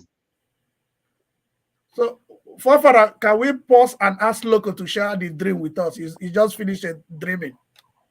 Yeah, let me just share this quickly. So Well said, bro. Okay, you don't take onion power. They want the Security Council to issue a condemnation of Iran's retaliatory strikes on Israel. It's unclear if the Security Council will issue any sort of statement or take any action. They're not obligated to do so, but it certainly will give all Security Council members a platform to publicly explain their country's positions on Iran's retaliatory drone and missile strikes towards Israel. So certainly we'll be watching. You see, very interesting stuff that is going on about this is that after the attack that Israel attacked U.S. Iranian consulate in Damascus. Iran waited for about 13 days or so, or if I'm not mistaken, maybe less, for the UN Security Council to condemn Israel Gentlemen, for doing good that. night. Yeah, thank you for joining Yeah. us, the NWC. I really appreciate your time here. Until next time. So Good night. the Iranians waited more than about 13 days for the UN to condemn the act, because that was an attack on Iranian soil. You are not supposed to attack embassies. It's something that is known. So, Yeah. but because they didn't do it, Iran was like, okay, since you don't want to do it, I'm going to do this now. So, and it's going to be hard for Israel to go to UN and expect UN to criticize Iran, because Iran will be like, yeah, you saw them blow our embassy up, killing 13 people, and you didn't do anything about it, and you want us, because Iran said if they had condemned it, they will have a reason not to attack Israel. And for Father, that's a good point. Even Israel themselves, they don't even come out to say we did it or we didn't even do it. Exactly. You understand? They didn't even say anything. All they just do, they just follow the rhetoric of America, threatening that if you do, we'll do back. You understand? Yeah. Like, you know, it's just so funny and everything. I don't really know where Israel is going with this. I don't know where Joe Biden is going with this. It just get me tired, you understand? And it's causing a lot of problems. It's causing a lot of problems. Young people now, everybody, young people in America now, apart from the extremists, all young people now hate politics in America. That's why you see the Republicans are trying to push, pushing the young people, and these are the extremists. You understand? And anything extremists come with a whole lot of racists. And this is a country where it's like, it's an immigrant country. You understand? So it's just so bad. All we have now in America is just far left, far right. I never knew. In my wildest dream, Joe Biden, that was vice president for Obama, was going to be this terrible and toxic as a leader. The guy is horrible to Africans. He's horrible to black people in America. And at the same time, he's horrible in the Middle East. It's like, what is this man is mad? I don't know if you guys and saw. in Ukraine too. Before this time, looking at Biden when he was vice president, did you not see how he used to treat young girls? Yeah, you know, we're saying that old man. No, it's not funny. Oh, this is the depth. This is where these people are. You know, somebody spoke earlier about to get to know who these people are. We really have to know who these people are. They're not playing on our level at all. You know, we voted, fair enough, but we really have to stand back sometimes and take a look. You see, what you described about America has already more or less happened in Europe. As far as the government and the people are concerned, there are polar opposites. There are those that the metrics of government, and there are those who have kind of come away from the government paradigm. They just know the government is the enemy right now. That's where we. Whoever comes in. Now they are saying that Biden is looking to have a meeting with the G7 leaders Sunday to coordinate response. What response are you going to attack Iran? If that is an excuse, if they are looking for an excuse to attack Iran, they will get into trouble. It's part of the plan. These people are bankrupt, and they still want to have the reign of the world. They know Russia and China are about to eat woefully. They want to make Africa the Armageddon. Africa in itself better be careful about politics and make sure that politics is played outside of the continent. Because once they come too far into our continent and they want to play power to stop them now. That's the mistake. We don't have any power to stop them. I'm telling you. If they want to, they use Africa to shoot documentaries all over the place. Whatever they like, they do with us. They say, open your leg, we open our leg. They say, close it, we close. No, our people we just anyhow. What I just don't know, when you look like APAC now, this lobbyist thing and everything, in the history of America, Joe Biden is the one that collected the highest money, 11.5 million. You understand? Joe Biden is the highest. So he collect money here, collect for these lobbyists and you know, as powerful as America can be, when you see the meat, it's so funny. So you hear Pentagon, but they are buying this weapon from contractors. You understand? The likes of Lockheed Martins and the likes. So to them, it's just business. They give you money for your campaign, for your election, which means you have to do everything possible for them to sell weapons. So because of you want to take money for campaign, you sell weapon, and you don't want to buy weapon and you are not using it. You understand? Instead of you to use weapon the right way, sell weapon to other countries. We don't need to be going to war. Like you said, forefather, this country, they need to go rehab over this. They're fighting thing. It's getting one too many. I said it before. Now, when I was saying, you were thinking as a joke. They need counseling, war counseling. I want to ask a question. They calm down with this need for I war. want to ask a question. When we call Africa do we call Europe? Do we have a front Europe? Do we have a front America? Do we have a front Asia? What do you mean? A front? What do you mean? There's EU, there's the United Kingdom. No, what we mean Europe? Do we have a coming together of this continent the way we talk about Africa? EU speak like that, even though to their monetary policy, they speak together as one, up to their monetary policy, everything, EU, up to farm, everything. Is that what you mean? I thought you meant a defensive front. Okay. Oh, they have a defensive front, which is NATO. No, I thought you were asking if Africa has a defensive front against these countries. So why? Because if we have alliance with them. If we have this group, can we say that we are not yet a people? Is that so demeaning to say it?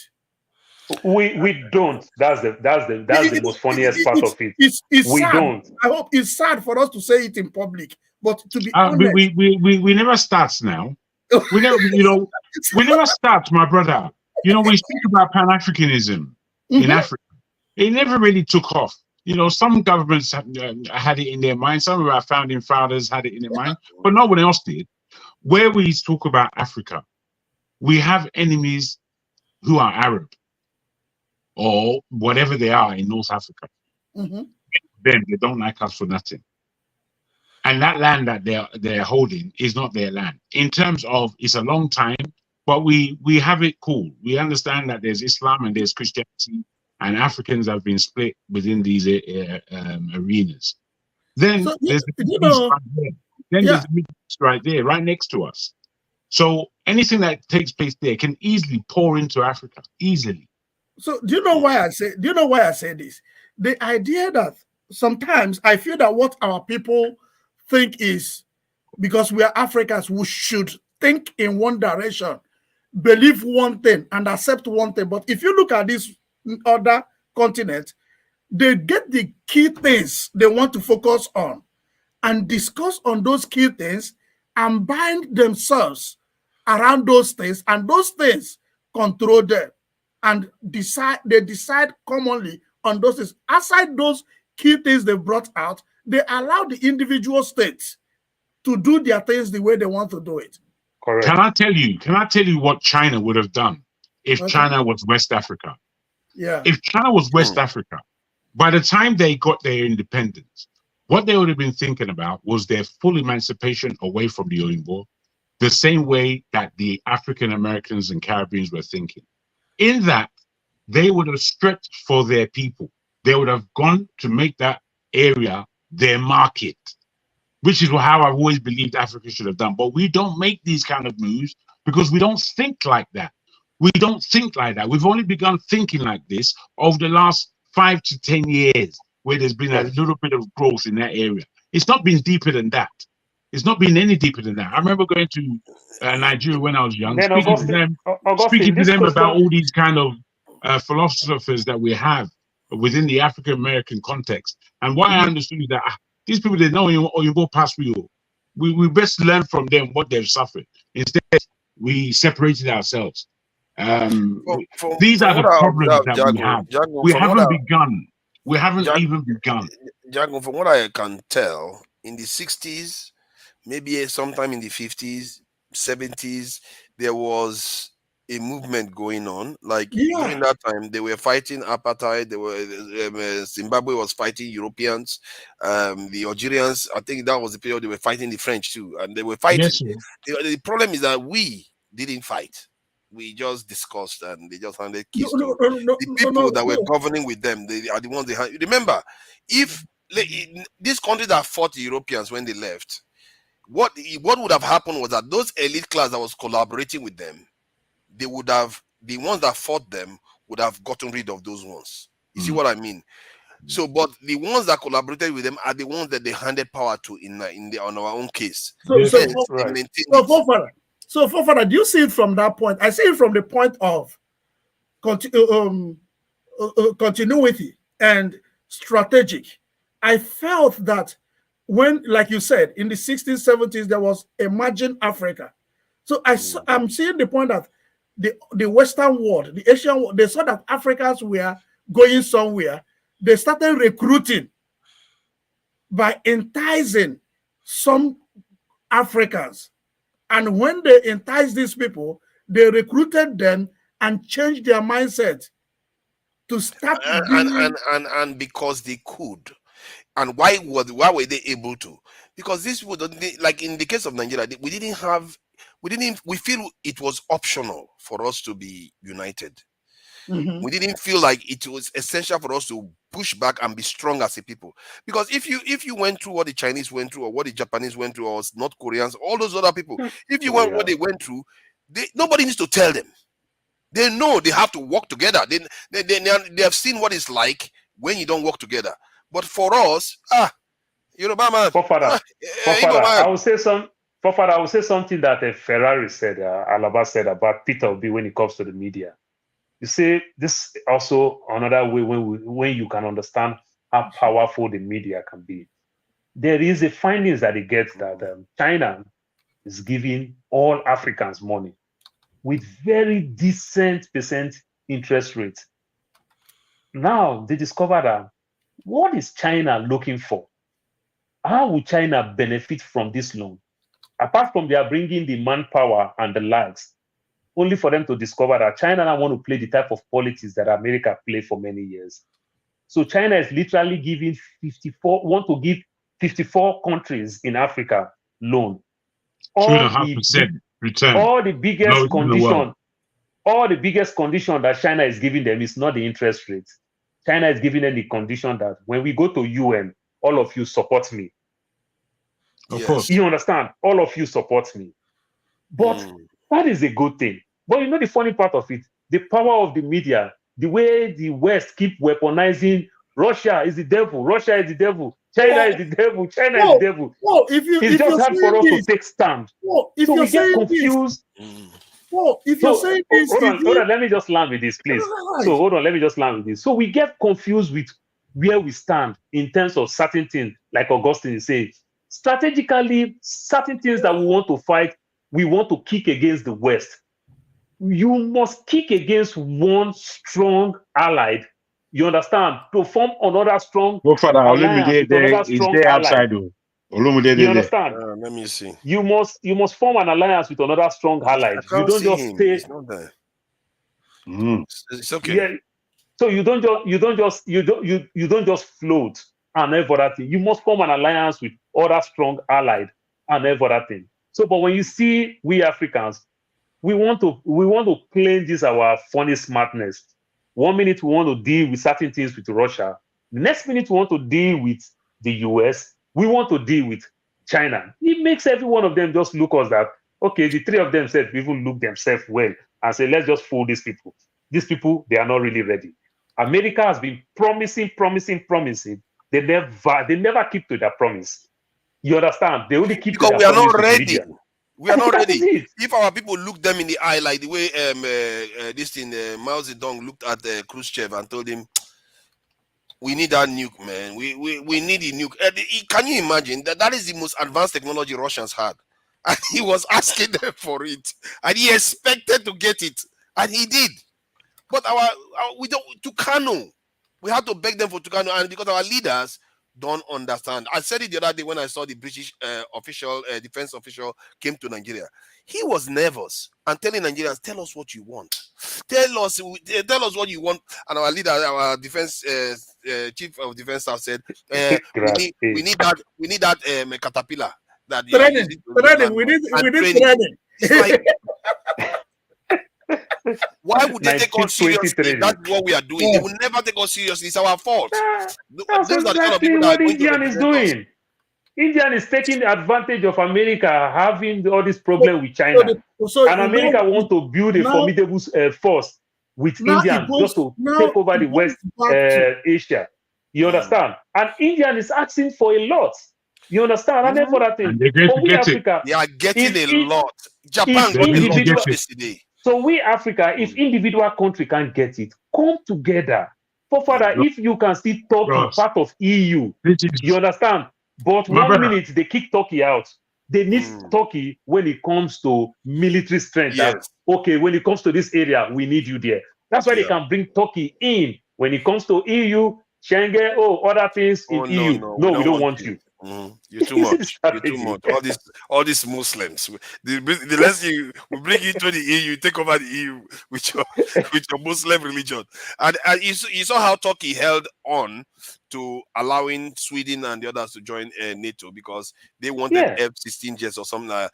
And America didn't want to sell it to them. While they were selling it to Israel like water, they were giving it to Israel, and America didn't want to give Turkey. Turkey was like, okay, Turkey punish them. It's not happening. Punish them. And that is why it's good to be part of these organizations. If only Africans, like even Western, when I said in the 60s, 70s, Africa was on the move. Nigeria, that was when we created ECOWAS. We were trying to do things, but we just didn't finish the job. If Nigeria had... We're like that. We're starters. We're not finishers.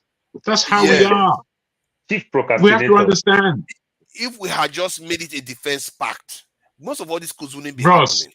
By now, I'm telling you, I've had this picture in my head, geographical picture, where all the Francophone countries and the rest of us are in that pact, an economic pact that we are, is the Naira or the eco, whatever they want to call it, and that is the eco zone, as it were, where that part of Africa has really come together economically. We're close. They just didn't finish the job. We're close. I wonder who stopped it.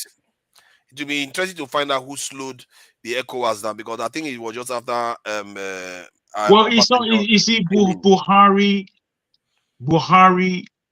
was trying, but Buhari didn't have energy for the job at hand. It seems to me, because between I don't know, they were busy going to Mecca. I think one of them was in Mecca when they took him out of office. When they were busy, you see how it was Tunde Diagbona. Yeah, he went to Mecca. Yeah.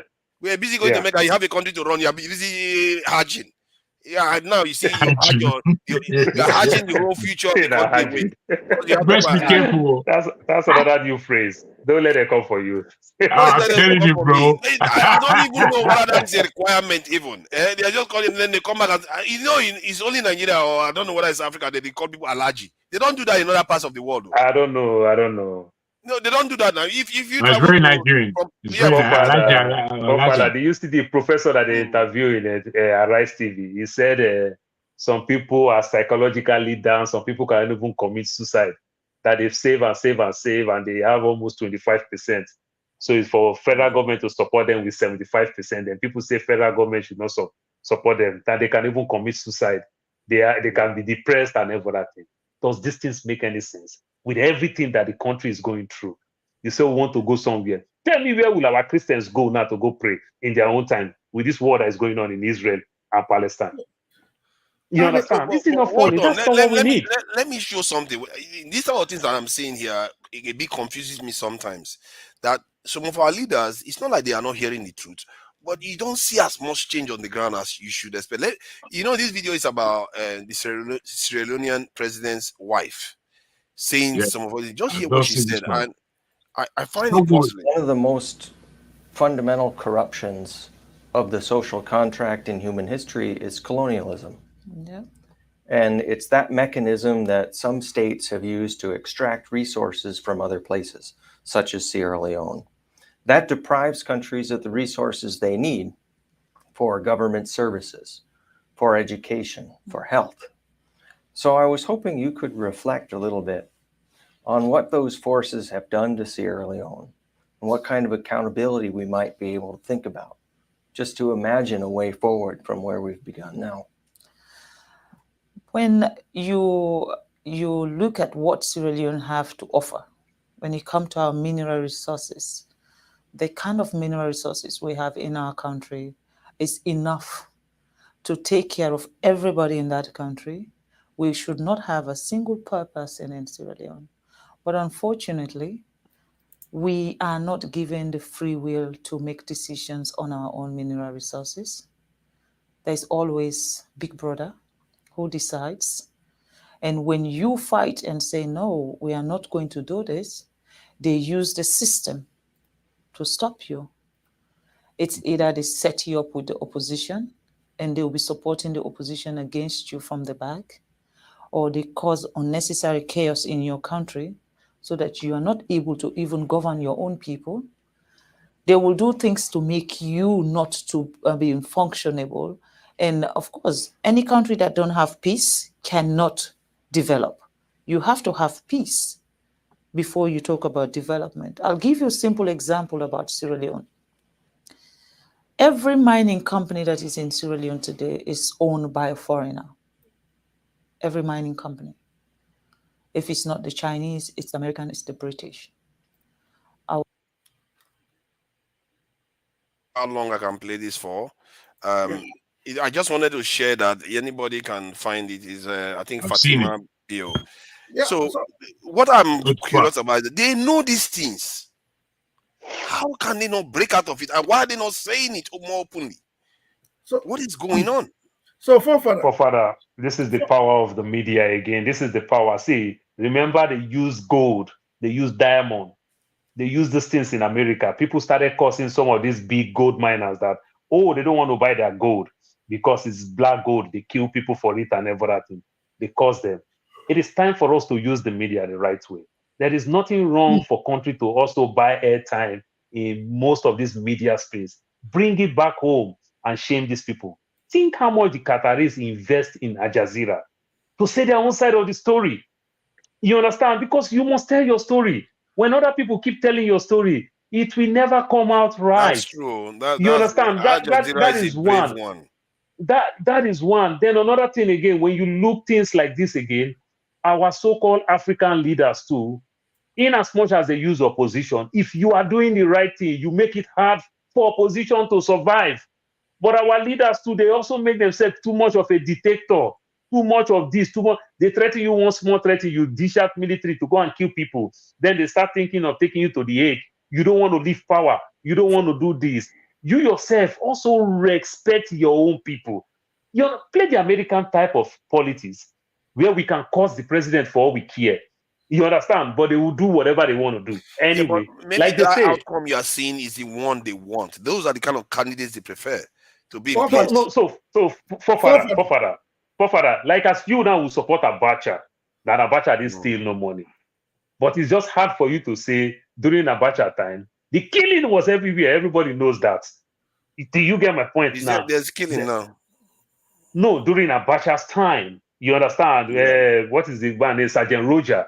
You understand the killing, the MKO's wife? More killing now. You just that the people he was going after were the. So that's exactly. You are still helping my case. What I'm saying is that, in as much as the West is criticizing you, just let the people, because the West use the media. This is how many of us get informed back then. Oh, we hear this news from BBC. We hear this news from VOA. Yes. That's how we grow up.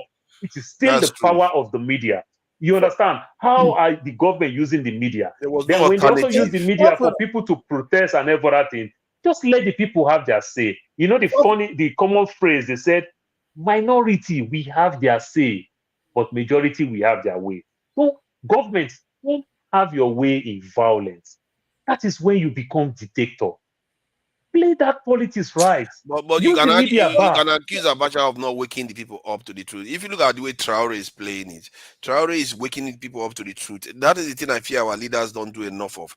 They don't tell us what our true problems are and how we are going to get out of it. Abacha was too high up. That is true. The dictatorship ideology. Yeah. You know, here we celebrate diaspora remittance. But nobody is talking about the amount of money our politicians are fleeing out of the country. One of the things I know that Indians had as a policy is no matter what you steal from that country, you cannot take their money outside. Is that what they did? Yeah. How did they do that? I don't know. I mean, you can do it because they track all you can steal it, but you must invest it in their country. So imagine a governor will be a governor of a state and go to another country and build a hospital, build an university, and he will move to Senate and be sitting down there and have a world-class hotel in another country.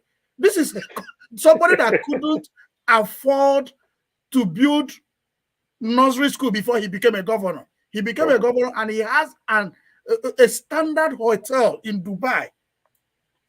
And after that, he moved to, and people, the financial investigators, they know all this. And there is no policy holding these people down. Yeah, the Black Beauty, you're right.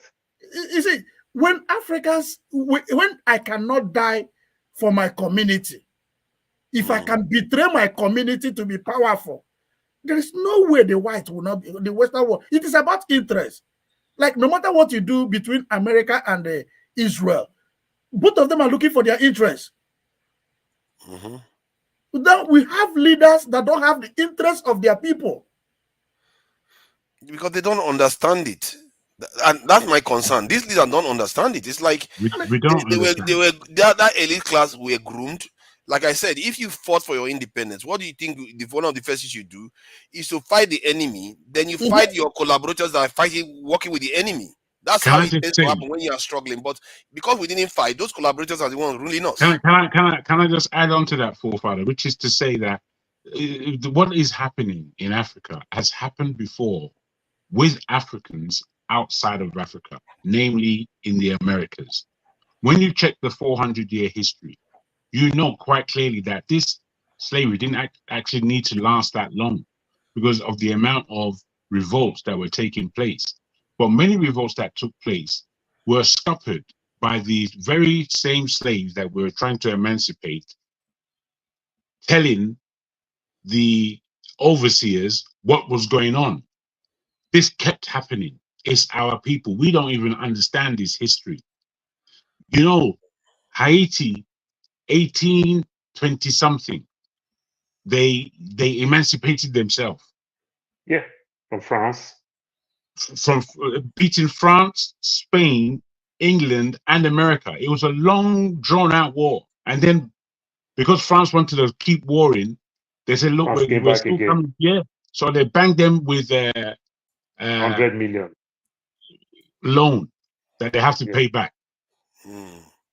So they locked that country up, and then it kept quiet. Meanwhile, slavery is still going on all around the world. So we now are about to enter into the second slavery. I've been saying this since I was a child. Since I was a child, I could see it. And I used to tell my people that this is what's going to happen if we don't care. If you carry on, I think if you carry on watching that video, you saw that she went on to say something about how the Security Council members are collaborating among them. That is very scary. They are collaborating among themselves to exploit us. That means China, all of them, they technically are all working together hand in hand to exploit us now. Because we don't cut no deals with anybody. They don't know. They never collaborate, but we don't cut no deals with anybody. So nobody. We just think we are like neutral. Okay, I think that's a very important. You brought me to the point that I made with the question that I asked this Peter Obi today about why we are not secure. Because I gave the example of Switzerland. Switzerland in 1812 or so decided they're going to be neutral. They're not going to go to war with anybody anymore. 1812, 200 years ago, more than 200 years ago. They did that. And they went on to become one of the most secure countries. They have more bunkers than they have soldiers, than Nigeria has soldiers. And their military to population ratio to today, these are people that are part of NATO. It's not only that's the standing one. Europe. And yet the ratio. I know many twists. Let me just put it. The ratio of one soldier to their civilian is 1 soldier to 50. While Nigeria is one soldier to more than 1,000, and we have been enslaved, colonized, and people are getting kidnapped all over the place, and they refuse to react. Father, Switzerland. Wait. The Swiss people, each one of them is trained to be a soldier. So whilst it's 50-1, those 49, all of them know how to have. Imagine they do all of them service. Yeah, And they've not military been at war service, for they do it. 200 years. Who does that? You've not been at war for 200 years, and you are still preparing for war, like as if war is around the corner. You know what's in Talking there of inside the Switzerland, country? talking That of the whole Switzerland world, and the way they that the run whole their world go government. there inside the country now. Father, talking of Switzerland and the way they run their country with their multi-ethnic group, Yes. if we want to use the Nigerian I like that system. pattern. And that's one of the Now systems look at Switzerland very well. Do you know, if you do a survey now, if you want to ask 100 people, what is the capital of Switzerland? Nearly 95% of people will not even know the capital of Switzerland. They're confused. That's everywhere. how funny it is, because we know Zurich very well, we know Geneva very well, but you'll be so shocked that the capital of Switzerland is there. Ben. You understand? That. Yeah, I it's don't know just that. there. You see how funny it is? Because you know why they developed the country in respect of trying to take side. Do you understand? So law of a nation. I think Switzerland is the most advanced democracy we have in the world. Very well. And I think in the case of Nigeria, we should even have a more advanced version of what they've done, because they give their people so much power in the state, and the way they run their country the country is so healthy, it's ridiculous. But They you know, even offering do you know Switzerland is like United Nations? It's like United Nations in New York. Every day in Switzerland, people keep protesting, and you laugh. You say, "What are you people protesting? You people are so okay. What are you protesting for?" There's always a referendum going on. But you know, every day. But forefather, you know that what the point you just made now is very wonderful. What if we say in Nigeria, all the ethnic groups, you just get torn to take care of the country. Sense. When you finish, we now examine what you did. The way you handle your own turn will determine. No, what they did, you see, what they did was everybody has, like, they have 7 presidents at a time. At a time. Yeah. So everybody gets their own president. All ethnic groups get their own president. Yeah. So it's like regional. No, the presidents work together. Mm-hmm. So it's like regional. It's not even regional. No. I understand. The presidents are appointed from each region, and then they work together. They don't work directly with their people. They work together to govern the country itself. Then the people themselves have the right to pass laws and make laws themselves. So they do a law referendum in Switzerland, so they can pass their own law. They can revoke law that the government passed. So the people have so much power to control the state. And I think in the case of Nigeria, you bypass the chief, you bypass the imams, you bypass the pastors, you bypass all this, you give the power straight to the people. And that's what the Swiss do. And I believe that because the way the Swiss did it and how successful they have been, I think it's something that Nigeria can learn from. And every day they keep still protesting, they still ask for more. Even when you mention about their military, that is the exact thing Israel does. At the age of 18, you're being enrolled into the military. Compulsory 3 years. 18 to 21, compulsory. At least you can understand why Israel is paranoid. Switzerland hasn't been into war for 200 years. And there's no way. And there's no way you will. And look at how secure they still are. And they are number one negotiator in the world. They literally negotiate every war. You will not be patriotic about your nation. Oh no! If you are from that country, you are like in heaven. You are the country. The mountains have bunkers in them. They have guns hiding in the mountains. They are pointing guns everywhere. It's like they want peace, but they prepare for war. That is what ensures peace. They are even more paranoid than the UK in terms of security. Because if you look at the UK ratio, it's not even that high. But yet, I believe Switzerland, because they have nuclear power plants and all the rest. So if they want to go nuclear any moment, they can go. They have 307. For me, I still find that unbelievable. 277,000 bunkers. Hear me again. 277,000 bunkers. How do you do that? That means the whole country has hole. and this state country again, they still stand their ground. They are using their own currency. They still don't want to use. They still don't believe on the euro. What a remarkable country! I think that country is one of the stand their ground. They use their own currency. Who has ever heard about the budget of any of our local governments? But I'm Okay. surprised they are getting the money. I thought the governors, although Paul has explained how the governors mess with the money, so that's it. Well, no, Why don't they separate the account though? See, you know the funny part of it, Buhari tried to do it. You understand? The old governor that's what he was threatened trying to Buhari. The Buhari did it. The old governor threatened Buhari. Buhari back out. But would that You have changed understand? anything? As long as the governor have the power to run the elections, it wouldn't No, change all anything. Buhari just need to do, if they had passed it, and everything, just need to do, let the local government get their money directly. Why are you telling the governor But to your oversee? reasoning, Paul, was that the reason why the governor has power over them is not because he has access to the money, it's because he can call an election and influence the outcome of that election. Also, the money comes in joint. The money comes No, together. the money comes in joint. But you already know your own amount clearly. So in as much as it comes in joint, you know your own amount clearly. But just even listening what Peter Obi said, because he said, I build this secretariat. I build this secretariat. It's not your place to even do that. Let the person do whatever he want to do. Maybe you audit him to find out that the person used the money for the right purpose. But it's not your place. You see, like nearly all the glory that Wike say, I did this, I did this, I did this. Most of these projects are local government projects. Remember, River State is waterlogged area. So they need bridges everywhere and every other thing. Most of these are local government projects. But he take all the old glory now. People will say, oh, Wike performed. Ordinarily, if things were to work the way it's supposed to be, those Paul, projects are not supposed to even be the governor's project. Paul, even I hate when people don't consider necessity and for me, if you live alone and you go and build 15 bedrooms, you just remind me of Augustine. Yeah, I don't see it as being strategic. Most of the flyovers Wike built in Port Harcourt were not necessary. Are you sure? Maybe you don't know. They were showing one aerospace of Nigeria. Yeah, sorry, real quick. Yes. I saw one flyover and the road following. The flyover just went straight back into the road. It was completely useless. But do you know what's going on under the flyover? Ridiculous. Just for traffic. Just for traffic. It's a four-way road, so they put flyover so that just to reduce traffic. Things that don't make any sense. No sense at all. Just to widen the road now.